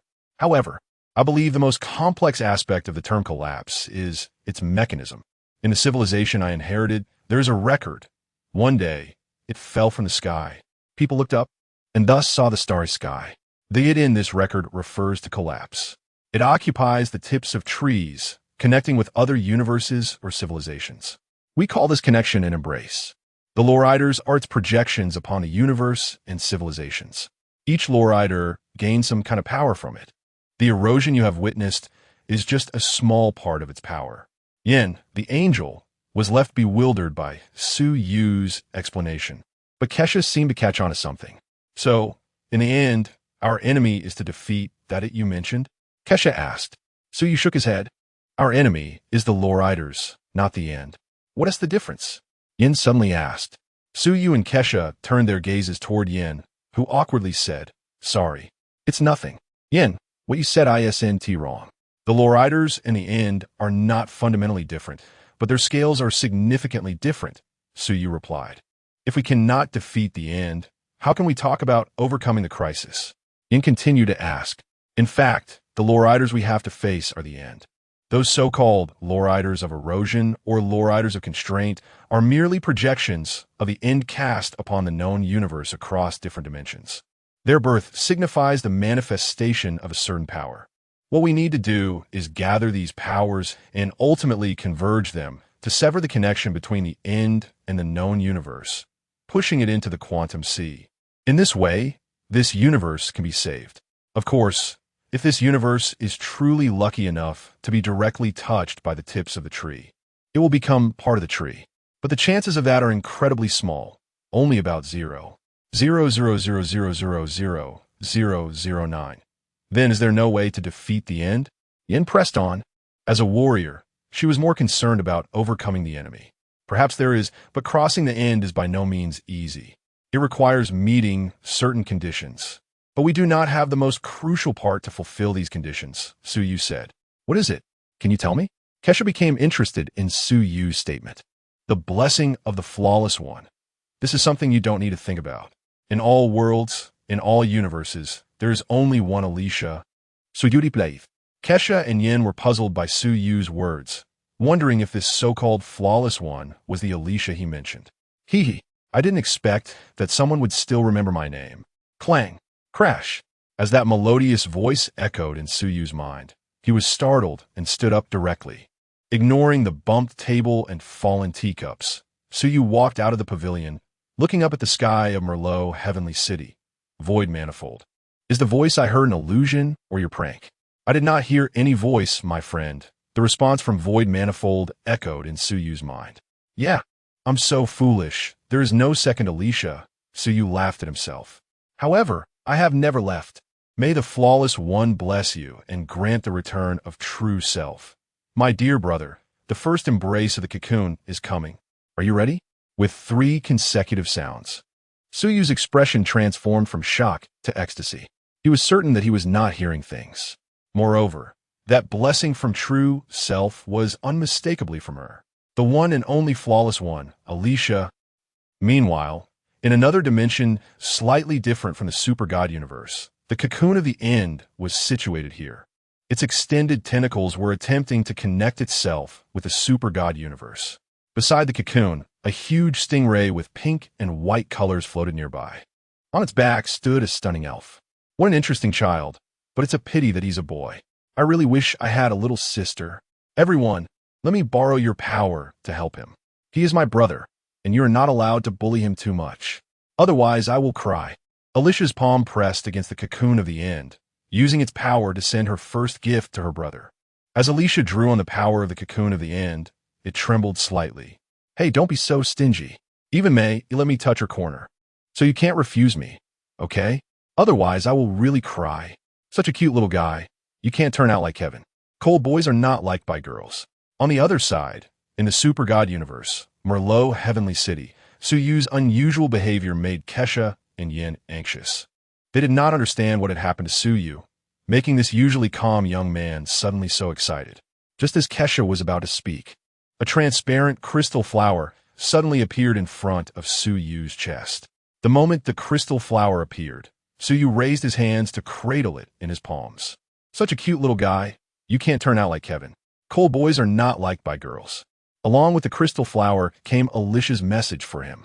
However, upon hearing this message, Su Yu's expression turned indescribably strange. Really, she truly lives up to her reputation. Su Yu whispered. He then carefully put away the crystal flower. Chapter 096 Hope Beyond the End. What was that just now? Kaisa looked at Su Yu in confusion. At this moment, the broken teacups and teapots in the pavilion had been cleaned up and the seats were rearranged. Su Yu sat down again. But his mood was slightly more relaxed than before. It is hope that transcends the end. Su Yu said firmly. Queen Kaisa, I know you are very curious. But I'm sorry. I don't even know how to explain what just happened to you. I don't know how she returned. Perhaps she never left. But she is there now, and I really can't explain the form of our connection. Su Yu said, So, that just now is what you call hope beyond the end. A crystal flower? Angel Yin seemed to struggle to understand the logic behind this. Although it's not certain yet. I know this is a gift from Alicia. Since she sent this crystal flower first, I believe it will play an important role at some moment in the future. With that said, Su Yu paused slightly before continuing. Let us talk about the collapse and the cocoon. Alicia told me that the first embrace of the cocoon is coming. I don't know which Herschers will be born first, but with she as an anchor point, the chance of the corrupted being born is higher than that of other Herschers. Therefore, I want to take her away. At least, when the corrupted Herschers is born. I can't let her be born directly in Marrow City. Otherwise, the celestial computer here and those battle bodies will become toys for the corrupted Herschers. Take away the celestial king? Angel Yin asked in surprise, clearly not expecting Su Yu to have such an idea. Are you sure she is willing to leave with you? Kaisa looked at Su Yu with a half smile. Su Yu didn't take Angel Yin as surprise to heart. The only reason she could listen in here was because of her position as a left-wing guard. However, Kaisa's words made Su Yu fall into deep thought. Given the grudges between him and she, it was clear that she would not be very willing to leave Marrow City with him. Not to mention, she's current state is still quite poor. Let me talk to her. If she really doesn't want to leave, Then we'll see. Suyu said. He thought about taking Hishi away, partly because if the corrupted Hershers were born in Marrow City, it would grow rapidly, posing a great threat. Secondly, he didn't want to leave this mess for the angels. Although the justice order of angel civilization is quite controversial, since it exists, there is a reason for its existence. At least, many civilizations that have not reached a certain level can develop steadily because of this justice order. Whether they will resent angel civilization in the future has nothing to do with him. Suyu. Okay, then let Hishi decide for herself. But if you take Hishi away, what about GXIN? Previously, you chose GXIN to stay by your side, Kaisa asked again. Together, right? ISNT GXIN Hishi's disciple. If Hishi comes with me, I can't be expected to take care of her daily needs, right? With GXIN around to take care of her, I can save a lot of trouble. Suyu said, hee, that's quite a good calculation. Kaisa chuckled, but her words seemed to carry a teasing tone. Regarding the collapse, I hope Queen Kaisa can keep it confidential for now. After settling the matter about he-she, Suyu brought the topic back to the collapse. That is not a problem. The collapse, like when the void and ultimate fear were discovered, if widely spread, might really overturn many people's perceptions and bring chaos to the known universe, Kaisa said. That is true. However, regarding the void, you can still study and explore a bit. For the collapse, I genuinely hope you want to encounter it a second time, Suyu said. Speaking of which, I have a question. Angel Yin suddenly asked. Oh, Queen Kaisa, has your left-wing guard suddenly become enlightened today? Suidutis Dian. Angel Yin's expression was somewhat unusual. This question was not something she wanted to say herself, but was prompted by Kaisa through dark plane communication. Suyu's words made her feel a bit flushed. It seemed her stereotype of not liking to think had become widely known. Ask away. I will answer anything I can, Suyu said. You've mentioned the term anchor point several times before. I want to know what it means. For example, the Celestial King? Angel Yin asked. The anchor point is just our hypothesis. Suyu first answered this question, then explained to Angel Yin and Kaisa. This universe should not have a collapse. Perhaps in the future, there is such a possibility, but it should not be now. However, my appearance, along with the super variable factor within me, which you call a super gene, can transform energy into collapse. And the God Key, which drifted to this universe and ultimately fell into my hands, became the first anchor point of collapse in this universe. I have mentioned before that the collapse occupies the branches of the tree, using this to connect with this universe. Its embrace of this universe is instinctual. However, due to dimensional differences, the consequences of this embrace are often filled with errors. But for us, for this universe, it is also a trial, a selection of civilizations by the collapse. If we can successfully embrace the collapse, or transcend the end, I believe both the universe and civilizations can be sublimated, just like destruction and rebirth continuously occur. Then, what is the tree you mentioned? Angel Yin asked. This is a question I cannot answer. It's not that I don't want to say, but with my level, I cannot describe the existence of the tree to you. Perhaps you can think of it as a higher dimensional existence, Suyu said. Like the void? Angel Yin frowned and asked, as she didn't want to mention this forbidden term. But at this moment, it was the only thing she could think of.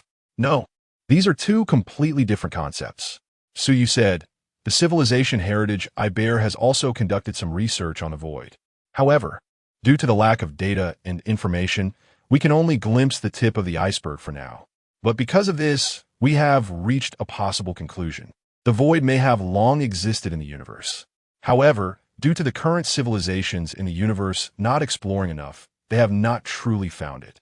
Chapter 097 Anchor Point. What exactly is the void, and what is the ultimate fear? This requires you to verify for yourselves. Let's return to the topic of collapse and anchor points. As the first anchor point of this universe, the probability of collapse descending upon my civilization will increase. However, collapse corresponds to civilizations.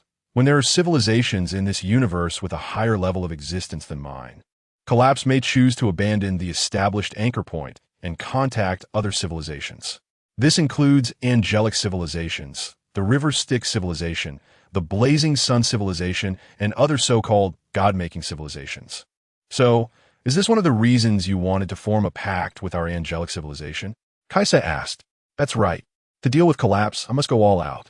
During this period, I don't want anyone causing trouble behind my back, and secondly, I don't want the angelic civilization to be significantly weakened, allowing those civilizations suppressed by the angelic order of justice to start rapidly developing technology, thus expanding the scope and scale of collapse. So you said, she became an anchor point because she was affected by what you call collapse, and the technological level of civilizations can also become an anchor point. Are there any other possibilities besides these two situations? Kaisa asked. Yes. For example, characteristics could also become an anchor point. However, this possibility is purely speculative, unlike the first two, which have already undergone some verification by us. So you said, characteristics, huh? That's indeed a vague concept. Can you elaborate more on this topic? Kaisa pressed. For instance, among the Herschers, there is one known as the Herschers of Flame. Their power is to manipulate molecular vibrations. Theoretically, their maximum output could rival the brilliance of a dying star. If we were to select such a Herschers within the known universe, Queen Kaisa, who do you think would be the most suitable? Suyu countered. After a moment of silence, Queen Kaisa provided her answer. The light of the sun, exactly. This is one hypothesis for characteristics as anchor points, supplementing with stellar energy along with their own powers. If the Herschers of Flame were to descend upon the entire universe in such a manner, igniting a galaxy would merely be a matter of raising a hand. So you can conclude, if that's the case, it would indeed be a terrifying sight. The Herschers, Tian Shi, Yin murmured. So, do you have any countermeasures? Kaisa asked. If I said I didn't, would you be very disappointed? Suyu smiled wryly. Actually, I do have some means to deal with collapse and the Herschers. However, in this universe, the development and comprehensiveness of technology are very unbalanced. Many known Herschers would be quite tricky enemies if they were born in this universe. But now, I have some hope. Alicia's return will bring new possibilities. Suyu said, it seems you really trust this flawless person named Alicia. Kaisa remarked.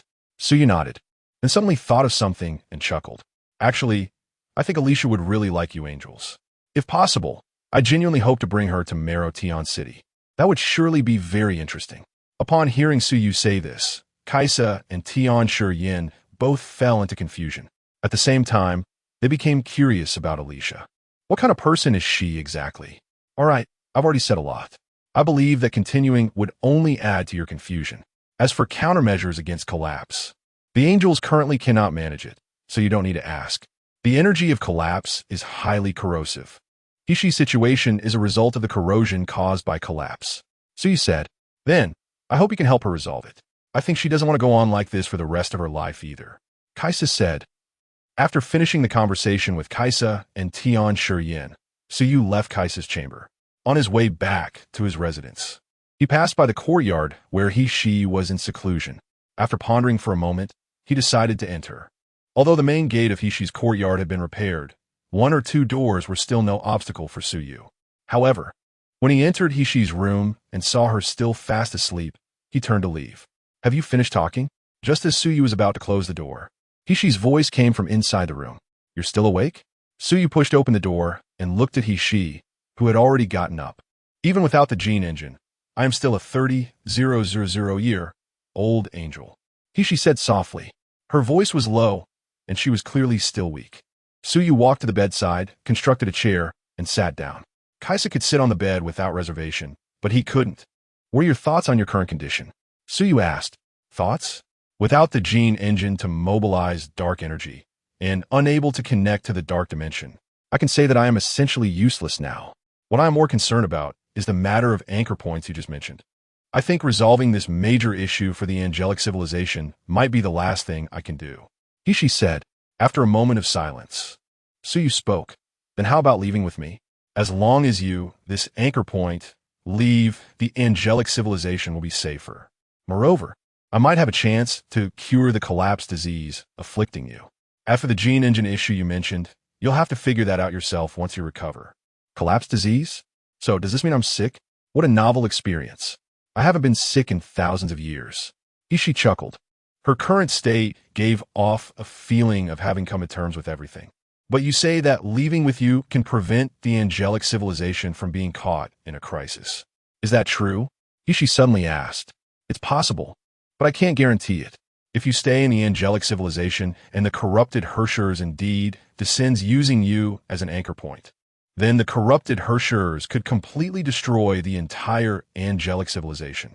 If you leave the angelic civilization, even if it still faces Hershers, if they are other Hershers, it might still preserve some foundation for the angelic civilization.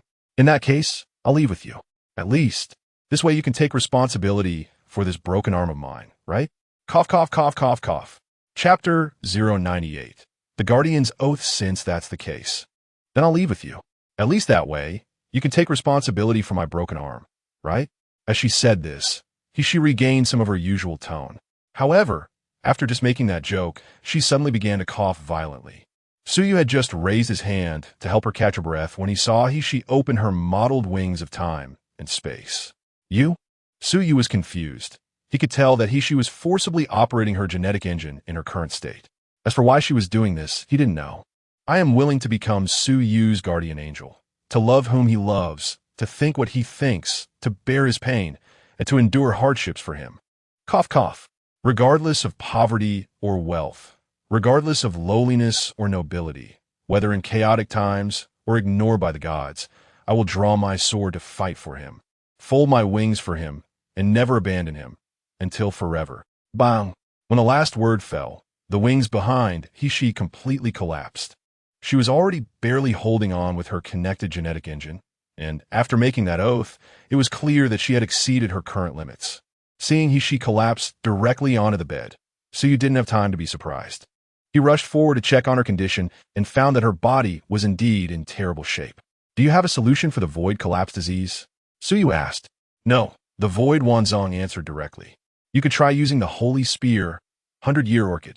At least it can alleviate her condition and activate her genes. Who knows, she might even be able to produce antibodies herself. After hearing the suggestion from Void Wanzong, Suyu immediately took out the black abyss white flower. Holy spear, 100-year orchid. Release. The gun body of the white flower shone with brilliance, and that power began to spread from Suyu's palm gripping the handle, finally flowing into she's body. Under the healing of the black abyss white flower at its zero-rated power, she's condition improved somewhat. Looks like you really care about me. She chuckled lightly. Suyu rolled his eyes. I just don't want you to go offline while I'm visiting. Otherwise, I really don't want to deal with all the troubles that come after. And what's the point of making a pledge for no reason? I should have made it very clear that I won't accept a guardian angel. But you promised Kaisa that you wouldn't refuse once the matching system produced a result. She said, isn't that a matter for hundreds of years later? By then, I might not even be in this universe anymore. Suyu candidly expressed his thoughts. You think we can't guess your thoughts? That's why I made the oath. Genetics, or whatever, is no longer important. With how I look now, being able to bind you to the angelic civilization is already a contribution, she said. Hearing her say this, Suyu's expression immediately darkened. But before he could respond, she added, besides, your face really does match my preferences. Being by your side and being able to see this face often is not a loss. Suyu pushed away she's hand that was reaching for his face and said irritably, can a face chosen by the Honkai be bad? Without this face, I probably wouldn't even qualify to be an anchor point. What does that mean? She was puzzled. Honkai, like you, is all about looks. Suyu said bluntly. Hearing Suyu call her superficial, she not only didn't get angry, but instead laughed outright. All right, you should rest well. I'm leaving. After placing she back on the bed, Suyu left without hesitation. Being schemed against by he really made him furious. Just as he was about to confront he felt the crystal flower he had hidden in his chest suddenly turn cold for a moment. Because of that, he held back his anger. After leaving she's residence and returning to his temporary palace, Suyu immediately took out the crystal flower. Truly worthy of you, Alicia. You protect anything that looks good, don't you? Suyu gritted his teeth as he looked at the crystal flower in his hand. What he didn't know was that in another dimension, Alicia was also watching him through the cocoon of the end, and her expression was equally furious. Forget it. Once Alicia shows up, I'll just hand she over to her. With she's looks, Alicia definitely won't refuse. In the end, Suyu had no other choice. After all, who could really be angry with Alicia?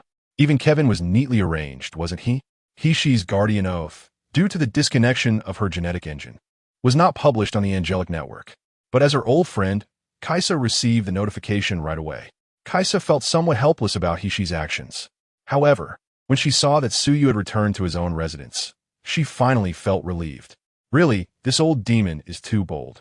Kaisa shook her head with a bitter smile. Before Suyu appeared, Kaisa had firmly believed that everything was under control. However, during her first meeting with Suyu, he had already killed Morgana in front of her.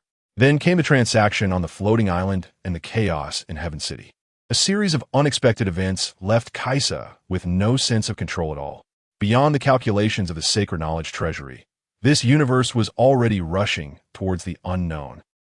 Meanwhile, in the Dead Song Academy of the Underworld River Star System, Liang Bing, how does the new body feel? Death God Carl asked as he looked at Morgana sitting at his desk. Pretty good, Morgana replied with a slight smile. Did you get the information on that kid? Morgana asked. Death God Carl nodded. Over 20 years ago, he was born on Earth in the Chiwu star system, but for some reason, we can't find out exactly where he was born or what his parents were like. The Great Clock has completely lost track of him. He grew up in the Giant Canyon City. Using Earth terms, he was supported by neighbors. However, the information in his Dark Dimension records completely cut off a few years ago. It's as if he has already died. As for the power within him, the Great Clock speculated that it comes from the legacy of some ancient civilization. Moreover, the Great Clock speculation indicates a strong possibility that it is related to the once most powerful Panga civilization. Hearing Death God Carl's words, Morgana raised an eyebrow. Wow, we really caught a big fish this time. But Carl, that guy is not easy to deal with. At least as the queen, I have no means to handle him. So, does your Great Clock have any predictions? If we can make him welcome the extinction of a star along with Kaisa, perhaps we can let him die there as well. Chapter 099, The Growth of the Xiangbing Lian. Are you sure your method will work? That kid's spatial abilities are far superior to yours. At that time, you couldn't break through the spatial barrier to rescue me either, Morgana sneered at Carl. According to the big clock, it might be able to hold him off for a while. How long exactly? I'm not sure yet, but at least it should last around 3 minutes. To ensure the plan's success, I will personally meet him, said Death God Carl. All right, let's do it your way. I, the queen, am going back to rest. I'll leave my subordinates to you. Revive them quickly, so I can head to Earth sooner. Morgana waved her hand, brushed her butt, and jumped off the table. Watching Morgana's departing figure, Carl gently shook his head. He didn't understand why Morgana insisted on reshaping her divine body when the benefits of being a phantom were so numerous. As for the demons Morgana mentioned, they were indeed giving Carl a headache. Morgana didn't know, but Carl was very clear. The genes of Morgana's subordinates had all been completely defined as death. Although there were gene backups, reviving them would be a bit troublesome. Even with his vast resources, he needed some time to prepare. But Morgana was the type who wouldn't act without seeing results. She definitely wouldn't go without seeing her subordinates. In desperation, Carl could only turn his attention to the civilizations that believed in him. Snow, take the demon genes and go around the galaxy. Revive them and bring them back. When upgrading, think of a way to make Liang Bing not realize that they were revived using the beast body civilization's biological resources, Carl commanded. Is my duty. My God. Snow accepted the order and then turned to leave. Time waits for no one. Death God Carl looked at the items on the table, paused in silence for a moment, and then continued to work diligently. After leaving Death God Carl, Morgana returned to her residence. This guy Carl was indeed quite attentive to Morgana. The decor and furnishings here were all to her liking. However, at this moment, Morgana was not in a good situation. She stood by the window, looking at the lifeless Dead Song Academy outside, with a look of gritted teeth, not knowing what was going on. In fact, Death God Carl had long sensed that something was off with Morgana. According to their interaction over tens of thousands of years, Morgana would always scold him a few times during their conversations to vent her frustration. But since he revived Morgana and upgraded her to the 4th generation body, she hadn't said a single curse word. This was very unusual for Morgana. Earth. After the last angel's arrival, the invasion process of the glutton had indeed slowed down a bit. But once the angel mysteriously left Earth, they immediately launched a new round of attacks. However, this time, due to Su Yu burning Morgana and pushing back all the demon forces on Earth. Duke Ao escaped the beheading operation by the demons. However, in terms of control over the Xiong Lian, Duke Ao still faced some setbacks. The incident that occurred with the South Sea Fleet had too many soldiers as witnesses. This news reached the upper echelons of Huaxia. They questioned Duke Ao's judgment at that time, especially regarding the decision to dissuade a clearly potential super warrior. Even with various explanations from Duke Ao, it was still not understood. Moreover, the relationship between Reina and Cheng Yaowen had not improved, leading to the Xiong Lian ultimately disrupting the 1st and 2nd divisions and reorganizing the Xiong Lian into 2 groups to head to the battlefield to resist the Glutton's invasion. During a previous invasion by the Glutton, Qilin, who was responsible for evacuating civilians, sustained a fatal injury. Her super genes were activated, and after a twist of fate, she joined the Xiong Lian. However, due to not having engaged in specific training, she could only follow Gu Xiaoluan's team to the capital North Star. Yet this time, without the angels assisting in defense, even North Star was in a precarious situation. The second group, led by Lu Chuang, was active in the Southern Theater. Their achievements were indeed better than those of the first team stationed at North Star. Moreover, their team had Reina, a powerful weapon, making encounters with the Glutton quite disastrous for them. As for Sun Wukong, after coming down from the mountains, he returned to the ship Giant Canyon. The coastal defense work basically fell on his shoulders. It must be said that without slacking off, Sun Wukong was truly a tough opponent for the Glutton. With a few strikes, he could smash battleships, making the Glutton see him as unreasonable. Night fell. After Gu Xiaoluan and the others returned to the military camp, they did not immediately rest. They still had to hold an online meeting to summarize the day's achievements. This had become a daily necessity for the Xiong Lian, as they used this method to build confidence. Everyone is here, so let's get started. I'll go first. Lu Chuang was the first to speak. Today, we had only minor skirmishes on our side, no large warships. However, I feel that these bastards might be preparing something big. How about on your side, monkey? Is there any news? It's about the same here. Lu Chuang, I think your idea is very likely, Sun Wukong said.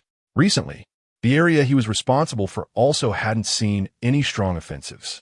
This was different from the frenzied attacks of the previous days, so he was a bit worried. What's going on? The offensive on your side has weakened? But we haven't seen that here. Gu Xiaoluan had a bitter expression. Today, he and Rose have been running back and forth near North Star, providing support everywhere. Xiaoluan is right. There are no signs of weakening on this side of North Star. Instead, the offensive has intensified. Perhaps the Glutton wants to capture North Star in one fell swoop. Rose interjected. What should we do? You can't let your side fall. Otherwise, monkey, why don't you go support them? We'll cover you on the coast, Lu Chuang suggested. All right, then I'll head to North Star tomorrow for support, Sun Wukong said. Actually, we could let the monkey scout in space. His eyes can still catch the movements of the Glutton's warships. What do you think? Reina suddenly spoke up. That's a good idea, Sun Wukong replied. After this period of fighting, Sun Wukong's lingering grievances towards Reina had mostly disappeared. However, the two still occasionally exchanged barbs, and everyone had gotten used to it. By the way, we received some intelligence on our side.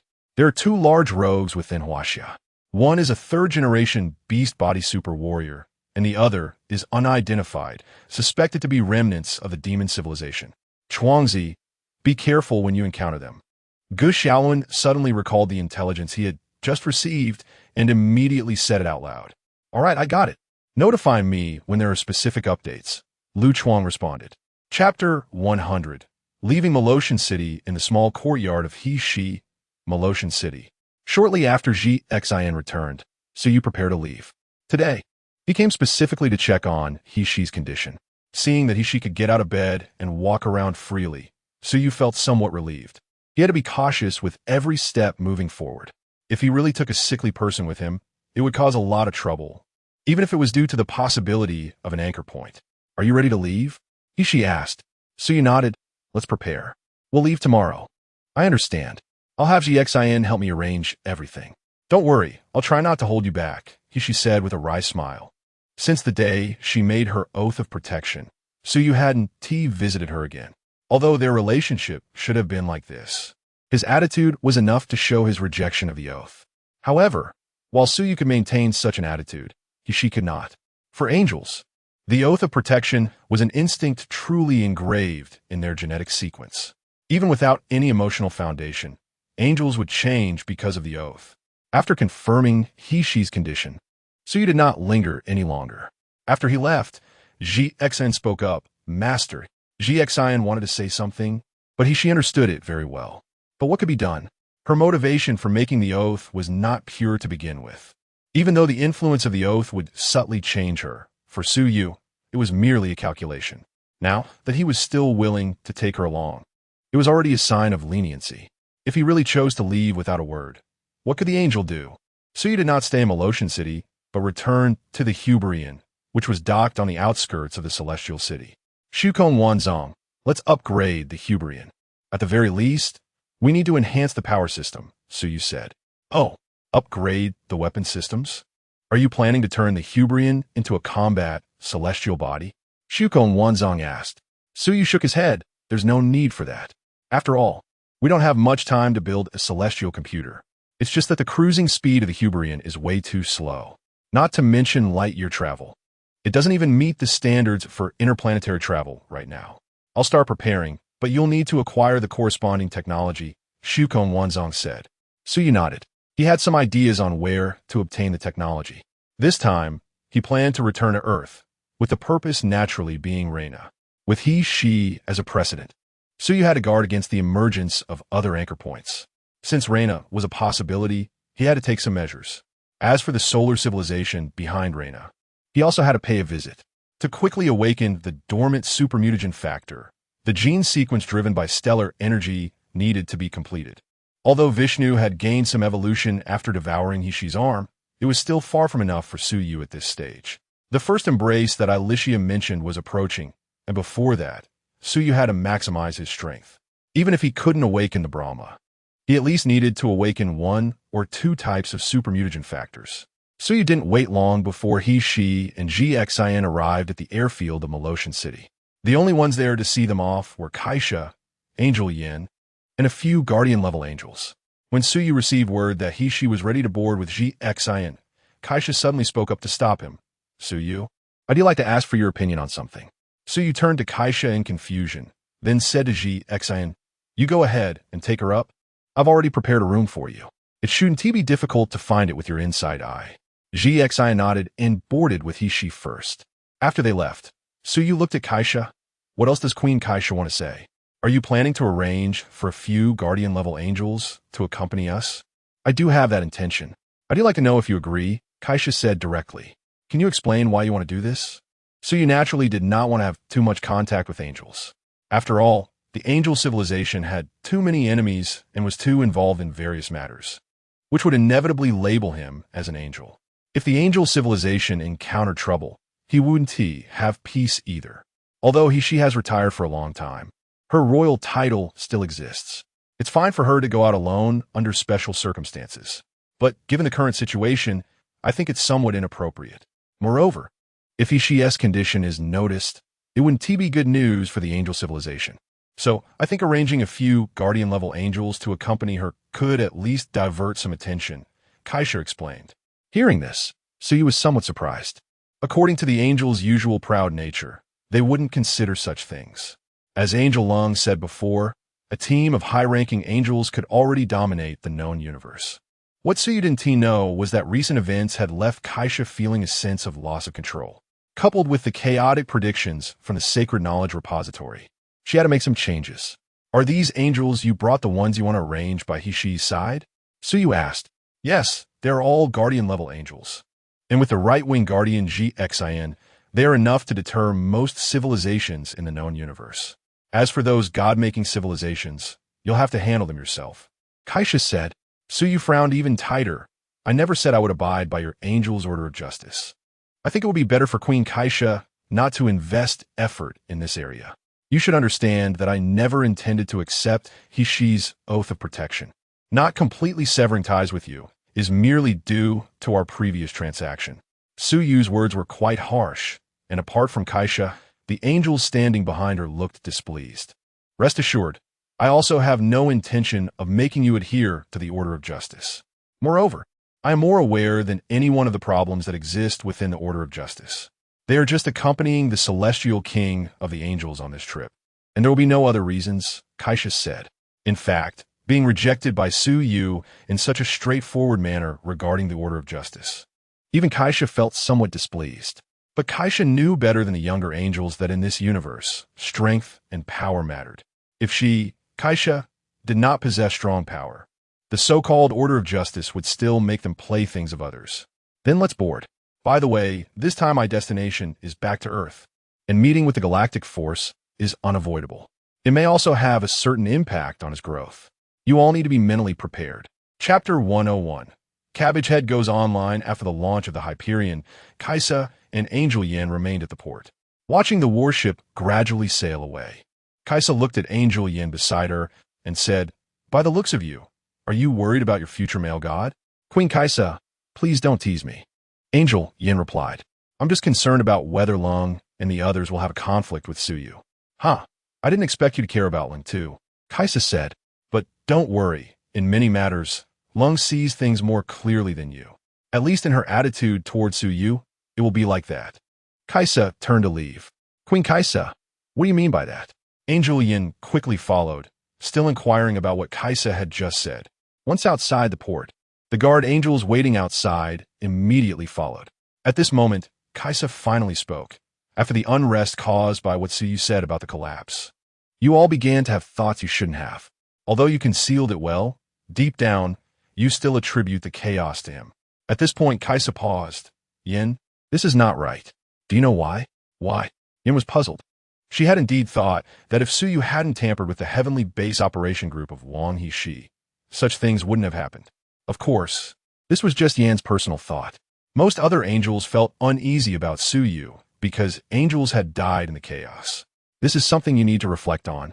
Whenever you figure it out, you'll have grown, Kaisa said with a light smile. On the other side, aboard the bridge of the Hyperion, Suyu sat in the captain's seat, watching the Hyperion gradually sail out of Malotian City. Once they entered the starry sky, Angel Lingxi walked up to the star map. She was about to input Earth's coordinates when Suyu stopped her. "Lingxi, no need to bother." "Huh?" Lingxi turned to look at Suyu in confusion, and after a moment she realized. Suyu was someone who came from Earth, so he naturally didn't need coordinates.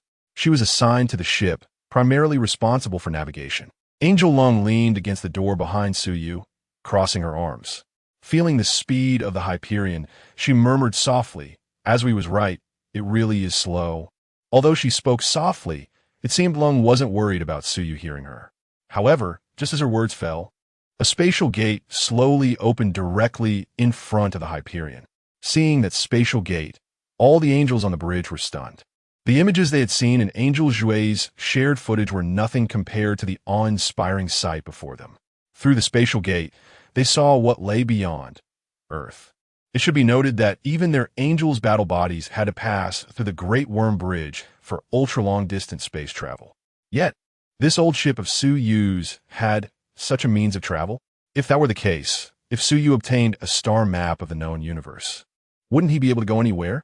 Hyperion, all fire control systems activated. Entering first-level combat readiness, crossing the spatial gate. Suyu's hand pressed on the small square of Void Wanzhong. "Yes, boss." Hyperion, all cannon ports ready, prepared to fire at any moment. However, the response to Suyu was not from Void Wanzhong, but from another pleasant voice. "What the hell?" Suyu was startled. "Cabbage Head?" As soon as he finished speaking, the display screen in front of him showed the little figure of Cabbage Head. "AI-chan is not Cabbage Head." "Huh, with you here, that's what the Hyperion is all about." "All right, let's cross the spatial gate." Suyu said, "Okay." AI-chan raised a small fist and shouted. The angels on the bridge all looked at this scene with bewildered expressions. But Suyu didn't have the time to explain. At that moment, the Hyperion passed through the spatial gate and appeared in orbit outside Earth. Radar enemy detection. All cannon ports open. As soon as they crossed the spatial gate, AI-chan unhesitatingly began searching for enemy targets around them. However, there were no signs of any other ships in the vicinity of the Hyperion. Tiamat didn't continue attacking Earth? Suyu wondered. According to his calculations, Tiamat should have continued the attack. With your level of detection radar, of course, you can't detect Tiamat's ship signals. What? Do you need us to help? Angel Lung asked. Upon hearing Angel Lung's words, Suyu finally realized. Tiamat's technological level surpassed that of Earth, and even the Earth technology of the Collapse universe was the same. Without upgrading the Hyperion's detection system, it was impossible to find Tiamat's ships, since they aren't showing up. Suyu was about to say that since Tiamat wasn't showing up, they could ignore them when a torrent of energy suddenly shot out from the empty starry sky. The target was none other than the Hyperion. Suyu's brows furrowed, and the next moment he had already disappeared from the bridge. When he reappeared, he was standing on the deck of the Hyperion. That torrent of energy was also blocked by him raising his hand. After blocking the attack, Suyu returned to the bridge. Under the devouring of Vishnu, Tiamat's attack had caused no damage to either Suyu or the Hyperion. Calculating attack direction. Charging Hyperion's main cannon. Understood, boss. AI-chan immediately began charging the Hyperion's main cannon. Main cannon charging 30. 80. 100. Hyperion main cannon. Moonlight throne charging complete. AI-chan reported. Fire. Even without seeing the enemy fleet's trace, it was quite easy to analyze the opponent's hidden position based on the attack direction. Not to mention, the current Hyperion was under the control of Void Wanzong. With its capabilities, doing all this was simply a piece of cake. As for Tiamat's photon energy barrier, it might be able to resist a nuclear bomb's attack. But under the bombardment of the Moonlight Throne, which was powered by collapse energy, it was nothing but a thin sheet of paper. As the energy released from the Moonlight Throne struck the hidden Tiamat vessels, a massive explosion spread out, revealing other Tiamat warships. AI-chan launched collapse energy fission bombs. Suyu ordered, not wanting to waste too much time dealing with these Tiamat. Boss, the Hyperion is currently not equipped with collapse energy fission bombs. However, AI-chan poured a bucket of cold water on him. Damn it, Void Wanzong is such a scam. The weapons are not fully equipped, so you can plunge. Chapter 102 Reunion. My friend, using Hersher's energy fission bombs in a universe without collapse is not a good idea. The voice of Sukong Wanzong echoed in Suyu's mind, unlike AI-chan, whose voice appeared directly on the screen. Anyway, the collapse has already come. These weapons should be prepared. Suyu said nonchalantly. Due to the weapon issues, they did not continue their attack, while the Taotai side made new moves. Their warships slowly retreated towards the Mars orbit. The scene of Suyu withstanding the attack reminded them of the enemy the advanced fleet encountered during their first invasion of Earth. That person was someone whom the god of death, Karl, had decreed must be reported immediately upon discovery. Report the appearance of that person to King Shurho. I really don't understand why my god Karl would be interested in a kid from Earth. Just that warship. If we unleash our firepower, we could blow it up in an instant. Idiot, that is my god Karl's decree. Why are you talking too much? Besides, that guy's only worthy of smelling my god Karl's farts. My god Karl paying attention to him is his honor. Suyu naturally did not know about the conversation on the Taodai fleet. The Hubrian was currently breaking through the atmosphere, flying towards the city of Juxia in Huaxia. However, when Suyu arrived in Juxia, what he saw was a scene of the city being half destroyed. Obviously, during that time, although Tao Ye's attacks had been stopped, some cities still suffered significant damage in the battle. Standing on the deck, Suyu could only sigh softly. This result was the consequence of the choices made by Huaxia's leadership. Since they made their choice, they had to bear the consequences. Before he left, he had already cleared the threat of Morgana for Earth. To end up in such a state, one could only say that this was what Earth in this universe was destined to experience.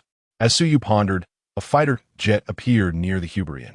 The pilot flew around the Hubrian several times, collecting information to send back to the Juxia ship. Seeing Suyu on the screen, Du Cao was taken aback.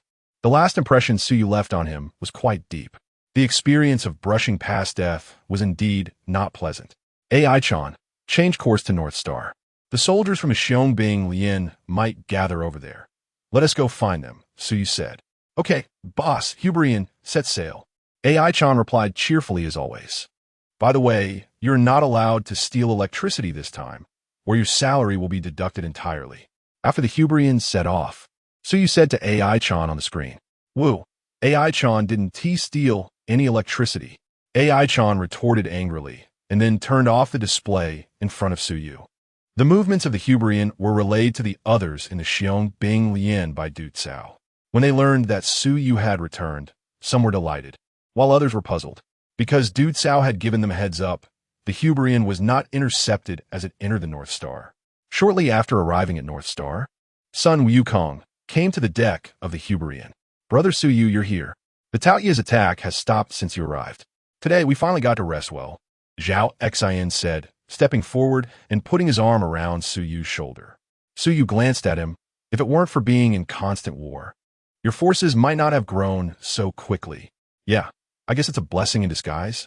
Zhao Xian's smile faded a bit, and it seemed that they were still affected by the sacrifices made during their growth.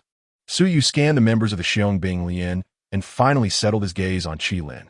Initially, because of him, Qilin did not enter the Xiong Bing Lian in the first batch. But now it seems she had indeed walked this path. What are you looking at? Lost in thought, Reina teased, noticing Suyu staring at Qilin and playfully hit him. Just a new face, looking a bit more, Suyu shrugged, not minding Reina's personality, which he didn't find off-putting. Suyu, you came back for something? After the others were seated, Chang Wei asked. Seeing her and Gu Xiaoluan sitting together, Suyu chuckled inwardly. These two had inadvertently gotten together ahead of time. I'm here to find Reina. I plan to go to Liang, and having her, the main god, with me will make things easier, Suyu said. Looking for me? Going to Liang? What? Did someone provoke you again while you were out? Reina asked in surprise. She remembered that Xuan Yangji was eliminated because he had provoked Suyu. Moreover, Suyu was ruthless, directly taking away Xuan Yangji's genetic sequence. For that, Panjin had thrown quite a fit. If she hadn't helped mediate, Panjin would have long sent someone to trouble Suyu. Her question stemmed from this concern, thinking Suyu might have had a conflict with someone from Liang while traveling through the cosmic galaxy. Not really. Just want to make a deal with you guys from Liang. This matter involves some secrets. It's better if we discuss it privately later, Suyu said. Stop being so mysterious. Just so you know, you didn't fulfill your promise to the goddess last time. If you don't perform well this time, don't expect my help. Reina warned. Chapter 103. Half-month deadline. What is up? Suyu shifted his chair a bit further away from Reina. Going shopping again? What? Are you scared? Reina provocatively glanced back at Suyu. Suyu rolled his eyes. My legs are shaking. After a few exchanges, the others burst out laughing. Come on, let us have a drink first. Lu Chuang somehow managed to bring several boxes of beer and distributed them to everyone. I can go back with you, but not right now. The situation with Tao Tai is changing, and we believe Tao Tai will likely concentrate its firepower on the North Star. If you want to go back with us, you'll have to wait until we repel Tao Tai's attack, Reina said. Suyu raised an eyebrow. ISN to your Mangdangshan ship still under construction? Mangdangshan ship? What is that? Gu Xiaoluan and the others looked confused. They hadn't heard of it. Suyu tapped his head. Due to his involvement, the plot had changed quite a bit. He instinctively felt that everyone had gathered at the North Star, and the Mangdangshan ship should have been completed by now. You can ask the KO for the specifics when you get back. He knows. But my situation here is a bit urgent. If you can't leave, it could be a problem. How about this? Brother Suyu, can you help out? Lu Chuang suggested. Helping out ISNTA problem. I originally planned to take out the Taotai battleships docked near Earth's orbit before landing, but my battleship's weapon systems malfunctioned, which allowed them to slip away. Suyu said, so that's why Taotai didn't attack today. You scared them off? Gu Xiaoluan exclaimed in surprise. How about this? I'll stay on Earth for a while, say half a month. After helping you deal with Taotai's invasion, Reina, you have to come with me to Liang. It will be a bit troublesome if you don't help me with my matters, Suyu said. All right, it's settled then. Reina finally agreed. After all, there was no harm in going back to Liang, and she hadn't been back for a while. The last time she went back was when Sun Wukong caused a ruckus in Liang. After finalizing this matter, the rest of the time was spent drinking and chatting. Sun Wukong accompanied everyone for a while before leaving. He wanted to ask about the Mangdangshan ship. This matter, Ducao hadn't mentioned to him. Once everyone dispersed, Suyu approached Reina. What's up? It's late, and I still need to go to bed. Can it wait until tomorrow? Reina was unhappy with Suyu's interruption. It's nothing. I just wanted to let you know that this time when I leave Earth, you might not be able to come back for a long time. So, before you leave, it's best to say goodbye to everyone, Suyu reminded her. What do you mean by that? Reina was taken aback. She and T thought about just leaving like that. I'll tell you the specifics later. Today I just want to give you a heads up. Just know it, Suyu said. Damn, why are you being so mysterious? Can't you just say what you need to? Reina was even more displeased. Suyu always spoke halfway, which was annoying. Suyu smiled and ignored Reina's complaints, donning his god-slaying armor and flying back to the Hyperion. As soon as he stepped onto the bridge, he saw Ji Xen anxiously asking Angel Lung something. What is going on? Suyu asked, puzzled. Hearing Suyu's voice, Ji Xen's eyes lit up. She pulled Suyu away from the bridge. Something's wrong with Master. You need to come and see. Upon hearing it was about he-she, Suyu abandoned his intention to break free from Ji Xen's pull. He-she was currently one of the key targets that needed close attention. There could be no mistakes. When he followed Ji Xen to he-she's quarters, he saw he-she lying in bed with a pale face. Suyu approached to check on he-she's condition, while Ji Xen spoke beside him. Not long after you left, Master felt something was wrong with her body. I wanted to find you, but Master said you had something to do and told me not to disturb you. Then, not long ago, she fainted. I went to find Sister Lung and the others, but they didn't know how to contact you. Don't worry, it's just that the corruption has spread a bit more. I'll help her first. Wait a moment. Suyu interrupted. Ji Xen took out the Black Abyss White Flower and used it as zero designated power to alleviate the pain caused by the collapse of corruption for he-she. The healing effect of the Black Abyss White Flower was excellent. In a moment, the painful expression on he-she's face eased significantly. Before long, she woke up. What is happening to me? He-she asked. Suyu put her back on the bed.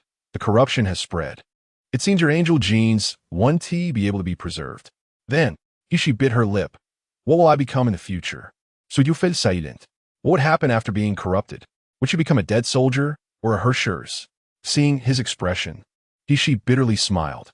It seems that 1T be a good result, right? All right, as long as I'm here, you 1T be in any immediate danger. Suyu interrupted he-she's words. He had originally wanted to ask if Voidmonzong had any good solutions, but he had already asked this before, and the answer from Voidmonzong was just the Black Abyss White Flower.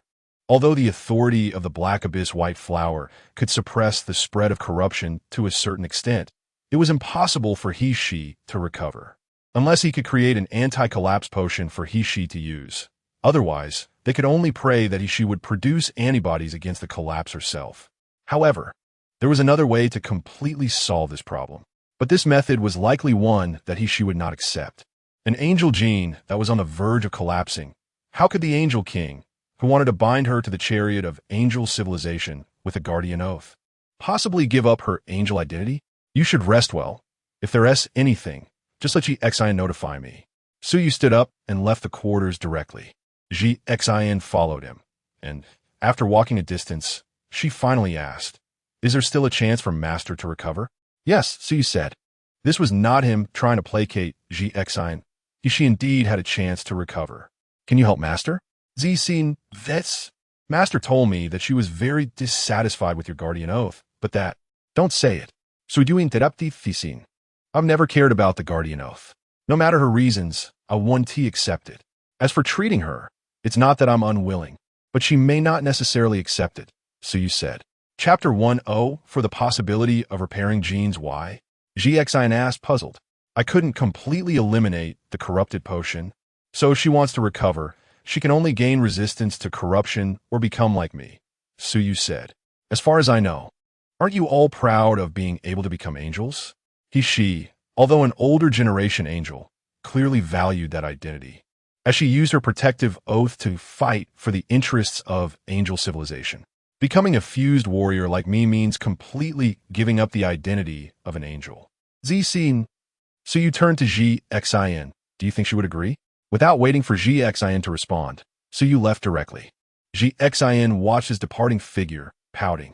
She wanted to ask why Suyu was unwilling to accept the angel's protective oath. However, Suyu rambled on so much that she didn't even have the opportunity to ask. Nevertheless, she did gather some information from Suyu's words, which was that he now had a way to heal he-she. When Ji Xen returned to the cabin where he-she was staying, he-she was leaning against the headboard waiting for her return. What did you ask? He-she asked directly as soon as Ji Xen came back. I asked if she could heal you. Xin replied. A flicker of hope crossed He-Shi's eyes. She herself found it hard to accept her current state. Seeing the expression in He-Shi's eyes, Xin bit her lip and repeated Su Yu's words. Is that so? To give up the identity of an angel? That's really a difficult choice, He-Shi said with a bitter smile. After returning from He-Shi's side, Su Yu went back to his cabin. He entered the consciousness space of the key of God and found the busy void mantra. Her condition is not good, and I'm a bit worried if she can hold out until the ruler arrives, Su Yu said. I don't think that's a reason to worry. The ruler of the previous civilization's invasion only completely erupted after the host died. So whether she is alive or not won't affect the cocoon's projection, Void Mantra responded. But what if she becomes a dead soldier? Wouldn't that have an impact? Suyuprist. Void Mantra paused in her actions. That reminds me. Based on the birth conditions of all rulers from 2 eras that I have collected, if she really becomes a dead soldier, she is likely to lose her anchor's function. But I don't think she will become a dead soldier.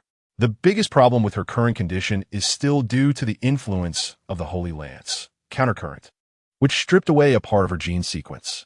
As long as we can repair the damaged part, her condition will improve significantly. As long as you get that lady's permission to collect her genes, I can analyze the missing data.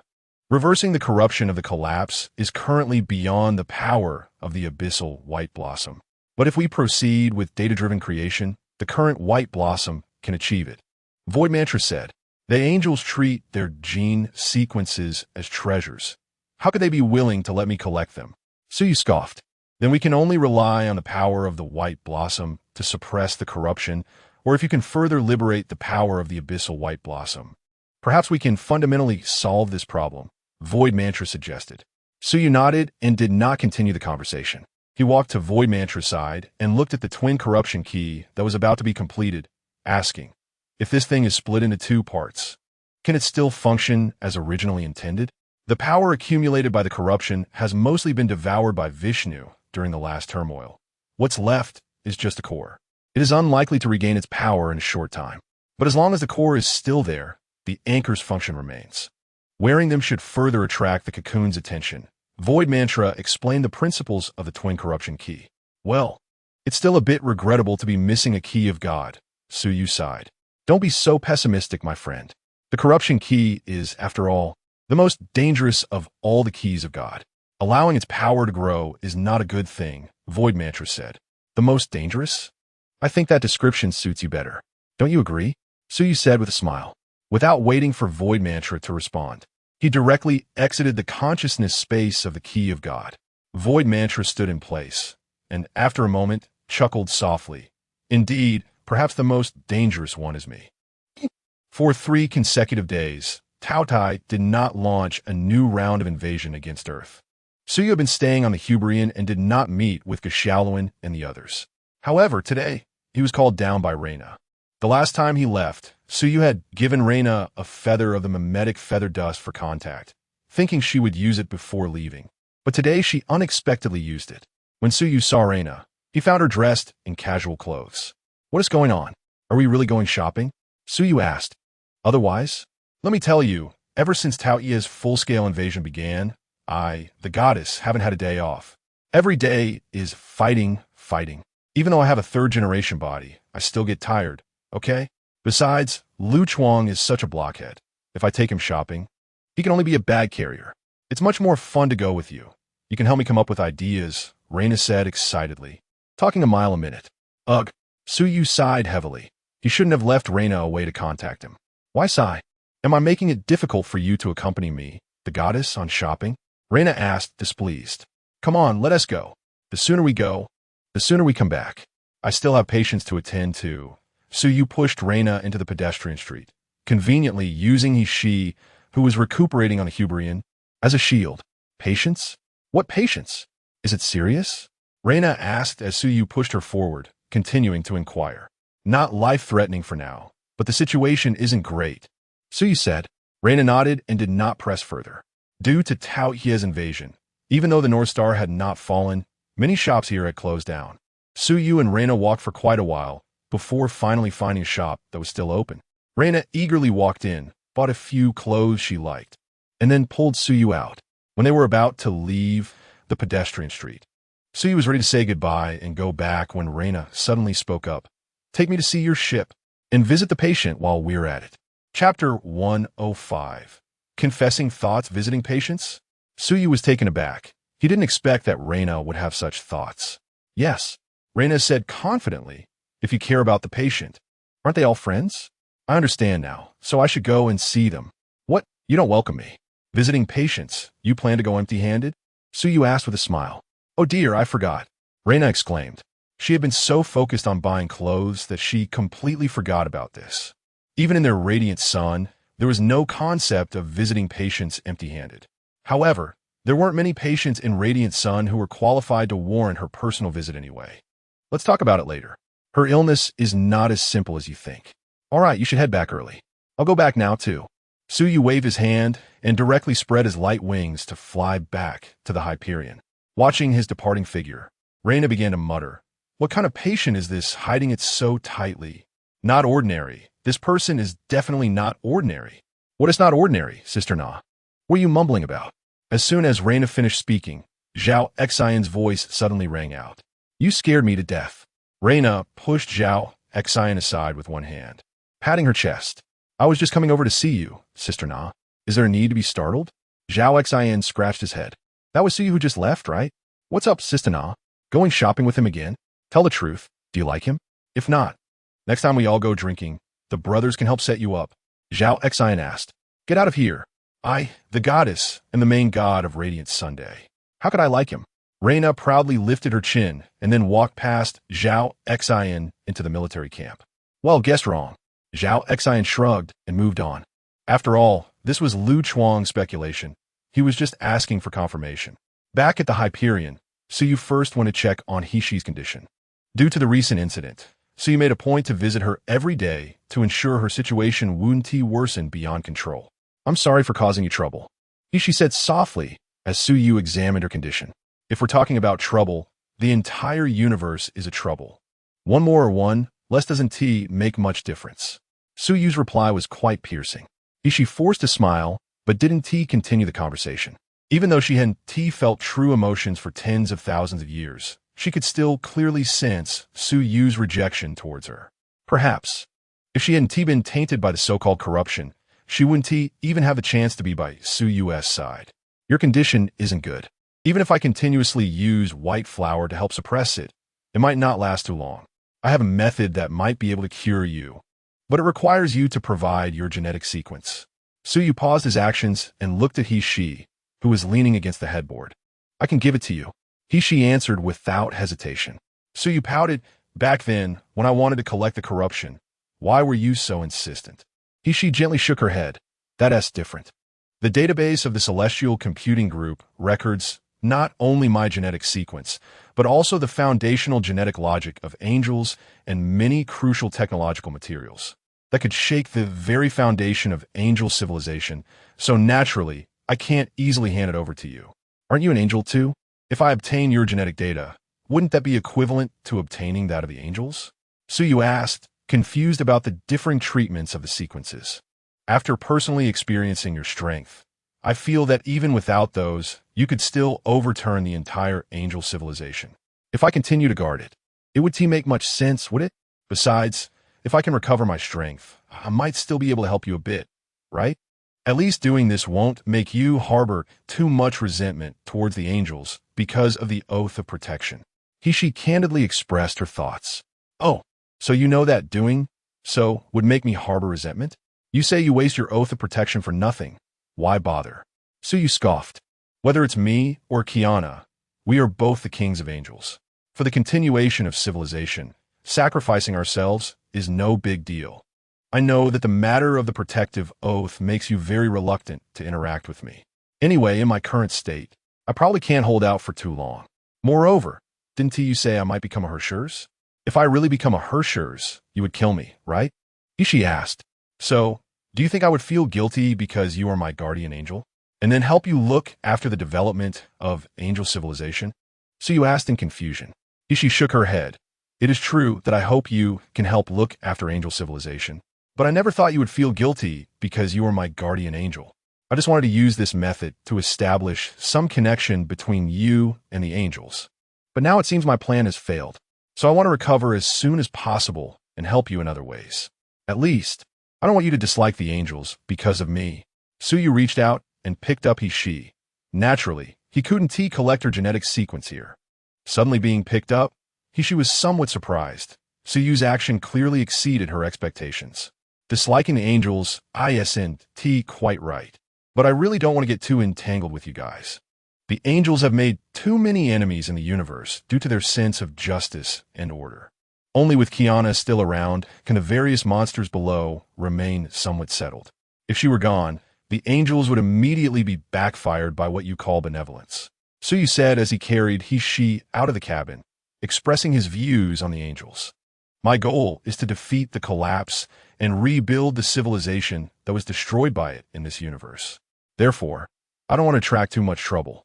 The deal I made with Kiana back then was merely a one-time thing, not a promise to always protect angel civilization. My understanding of you angels isn't that deep, and I haven't taken your protective oath to heart. This might be cruel to you, but at least you don't have to waste your energy on me. As for the Hershers matter, you don't need to think too much about it. What I need is to recover the Hershers' powers. It doesn't necessarily mean I have to kill the Hershers. At this point, Suyu paused slightly before continuing. Once we get through the crisis of the corrupted Hershers, you can take these little angels on the ship back to Heaven City. Chapter 106. The plan begins in the medical room of the Huberian. Suyu put she down and pointed to the medical pod in front of him, saying, "Lie down." After that, he turned and went to the control panel to prepare. She looked at the medical pod in front of her, thought for a moment, then took off her clothes and lay down inside, completely bare. When Suyu turned around and saw this scene, he was momentarily stunned. However, seeing she lying in the medical pod with her eyes closed and her cheeks flushed, Suyu said nothing and directly manipulated the control to close the pod's door. Then began the gene collection process. As the nutrient solution filled the medical pod, the needle for gene collection pierced into Hishi's body. If it were the technology of the angel civilization, there would be no need for such primitive medical equipment. So this experience was somewhat novel for Hishi. The gene sequence collection was completed quickly, but Suyu did not open the medical pod. Instead, he injected some medications into the nutrient solution. These medications could provide some relief. Although not as direct as using the rated power of the Black Abyss White Flower, they were still beneficial for Hishi's body. At that moment, Xin suddenly appeared. As soon as she entered the medical room, she saw Suyu seriously staring at the data on the panel. "How is the master?" she asked. "It's fine, you don't need to worry. The treatment will be over soon. Just wait here for a while," Suyu replied. Xin nodded and obediently stood aside. Although Suyu had not accepted Hishi for the angels, making a vow of protection meant he was a god. Even if the other party did not accept it, it was still the same. Therefore, Xin's attitude towards Suyu was very respectful. More than half an hour later, the nutrient solution in the medical pod receded. The pod lid opened, and Hishi sat up. Suyu took off his coat and draped it over her, then leaned down to carry her out of the medical pod. The damage to the gene sequence is quite severe. I need some time to analyze it before I can start the repair work. During this time, you need to endure a little longer, he said. I understand. Hishi nodded obediently. Actually, I don't quite understand. Isn't Xin your disciple? Can't she directly connect to the orbital computing group? Suyu asked in confusion. Hishi explained. Although Xin also has the authority to connect to the orbital computing group, she is Kaisha's right-wing guardian, and given the nature of the angel civilization, she mainly connects to the sacred knowledge repository. In the orbital computing group, she only has a very basic level of access. So, only you have high-level access to an orbital computing group comparable to the entire sacred knowledge repository, while other angels might not even be able to connect. Suyu asked, That's right. After all, the benefits of connecting to a single celestial computing machine far outweigh the drawbacks for the entire civilization, don't you think? Hishi said, That's quite wasteful. Suyu rolled his eyes. But looking at it this way, you really are a wealthy woman, he teased Hishi. Have you been tempted? I can give you the highest authority of the orbital computing group. Hishi seduced Suyu. Behave yourself and don't think about anything weird, or I'll throw you down. Suyu glared at Hishi. This woman starts acting mischievous as soon as she gets a little favor. Hishi pouted in annoyance, but obediently held her tongue. After sending He-She back to her living quarters, Suyu left. Obtaining He-She's gene sequence was just the beginning. The key was still ahead. In the consciousness space of the divine key, Void Wanzong also received He-She's gene sequence. He was conducting a preliminary analysis when Suyu entered. "You look surprised," Suyu said curiously. "I'm indeed a bit surprised," Void Wanzong replied. "The development of genes in this universe is truly astonishing. I remember you mentioned before that the genes of angels are said to be the most perfect gene sequence in the universe, right? While I can't be certain it's true, their gene sequences do have some exceptional qualities. However, there are significant downsides. Although the angels do well in terms of countering gene attacks, they cannot resist if faced with a ruler or a gene virus." Suyu sighed. "Yes, if an eroding ruler descends and we can't contain it. Just that one ruler could destroy all known civilizations in the universe. The gene engine, celestial computer, and combat celestial bodies make it feel like Superman entering a child's playground. There's no challenge at all. This is indeed something we need to pay special attention to. And not just the eroding ruler, but also the ruler of death and the ruler of constraints. When facing these rulers, the life forms in this universe may face the disaster of extinction," Void Wanzong said.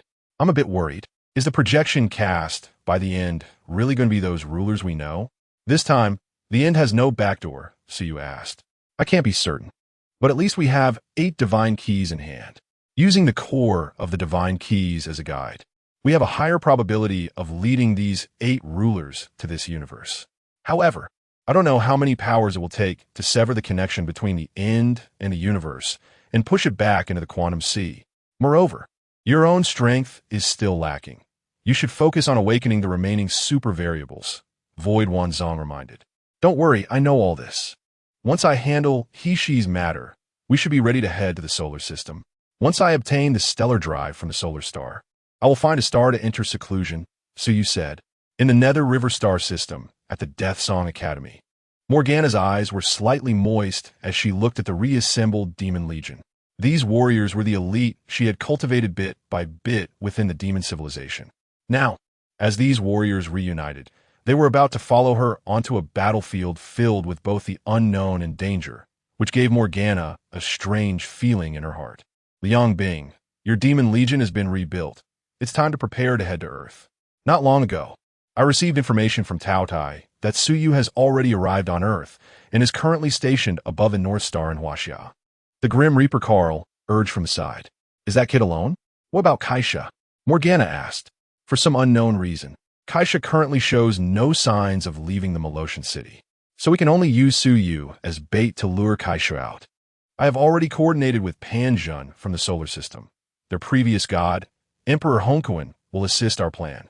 Chapter 107, Sudden Invention de Ongkun. That old thing really isn't dead? But Carl, the star from the Emerald Guild can only be used once. If you blow that kid up, what will you use to blow up Kaisa? Morgana asked. Liang Bing, you don't need to worry. Last time, when that guy named Suyu absorbed energy from the star near the Death Song Academy, the twin angels used a celestial computer to draw more stellar energy for him. Because of that, it seems that the star near the Death Song Academy has undergone some changes. Through the calculations of the Great Clock, it was discovered that this star has entered its decay phase ahead of time. As long as we get someone from the Sun Fire to catalyze it, the Death Song Academy will become the grave of the Holy Kaisa. The Grim Reaper Carl explained. Wow, you really underestimate Kaisa. Morgana said. Do you think a method that has been used once can be used a second time? There will always be a chance to lure Kaisa over, right? Liang Bing? The Grim Reaper Carl said. Morgana squinted her eyes. She had already guessed Carl's intentions. Attracting Kaisa would be the most effective for her, Morgana. Hee. I've noted this down. Morgana snorted coldly. Prepare my battle celestial body. I'm going to Earth to eliminate that kid. For several days, Suyu and Void 10,000 Song had been holed up in the consciousness space of the Key of God. Done. Among the busy two, it was Void 10,000 Song who spoke first. He had dismantled the core of the erosion ruler and created the twin god keys. Suyu turned his head to take a glance and then pouted. It looks really ugly. Unlike the katana used during the earthly tomb soul binding, these two god keys look more like decorations. Don't define its function by its appearance. The Eden Star is just a ball as well. Void 10,000 Song said nonchalantly. All right, I get it. But Void 10,000 Song, what kind of soup did Otto pour into you to make you look like him inside and out? Suyu pointed at one of the objects created by Void 10,000 Song. Isn't this the family crest of the Apocalypse's family? I said. Don't pay attention to these details. As long as it can enhance the anchor point, isn't that enough? Void 10,000 Song replied. Void 10,000 Song. I have a very serious question to ask you. When Velvy was making you, did she include a formatting program? I want to format you right now. What do you think? So you asked seriously. That joke is not funny at all, my friend. Void 10,000 Song shook his head. How's it going on your end? Is the fusion of the gene sequences reaching the expected goals? Void 10,000 Song walked over to Suyu and asked. The progress is quite good so far. Repairing the damaged genes to the expected values is feasible, and I have recorded the data. As for the fusion situation, it's not so optimistic. I have tried many kinds of gene data, and the best result is only about a 30% chance. It seems that fusing the angel's genes into a warrior is not that easy. So you said, then it seems we need to collect more gene data from other civilizations. Moreover, our previous assumptions have deviated somewhat.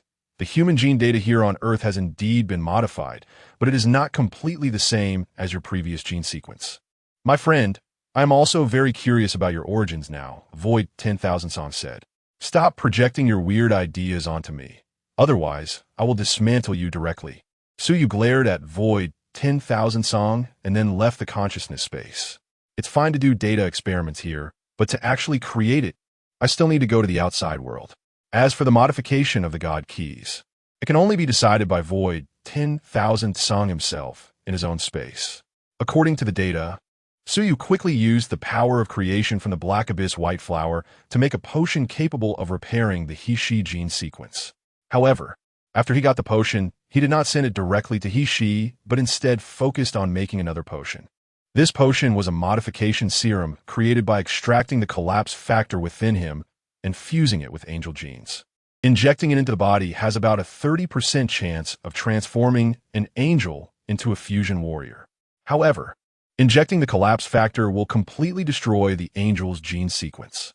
Just like he said at the beginning, this potion can only be useful for those willing to give up the glory of being an angel.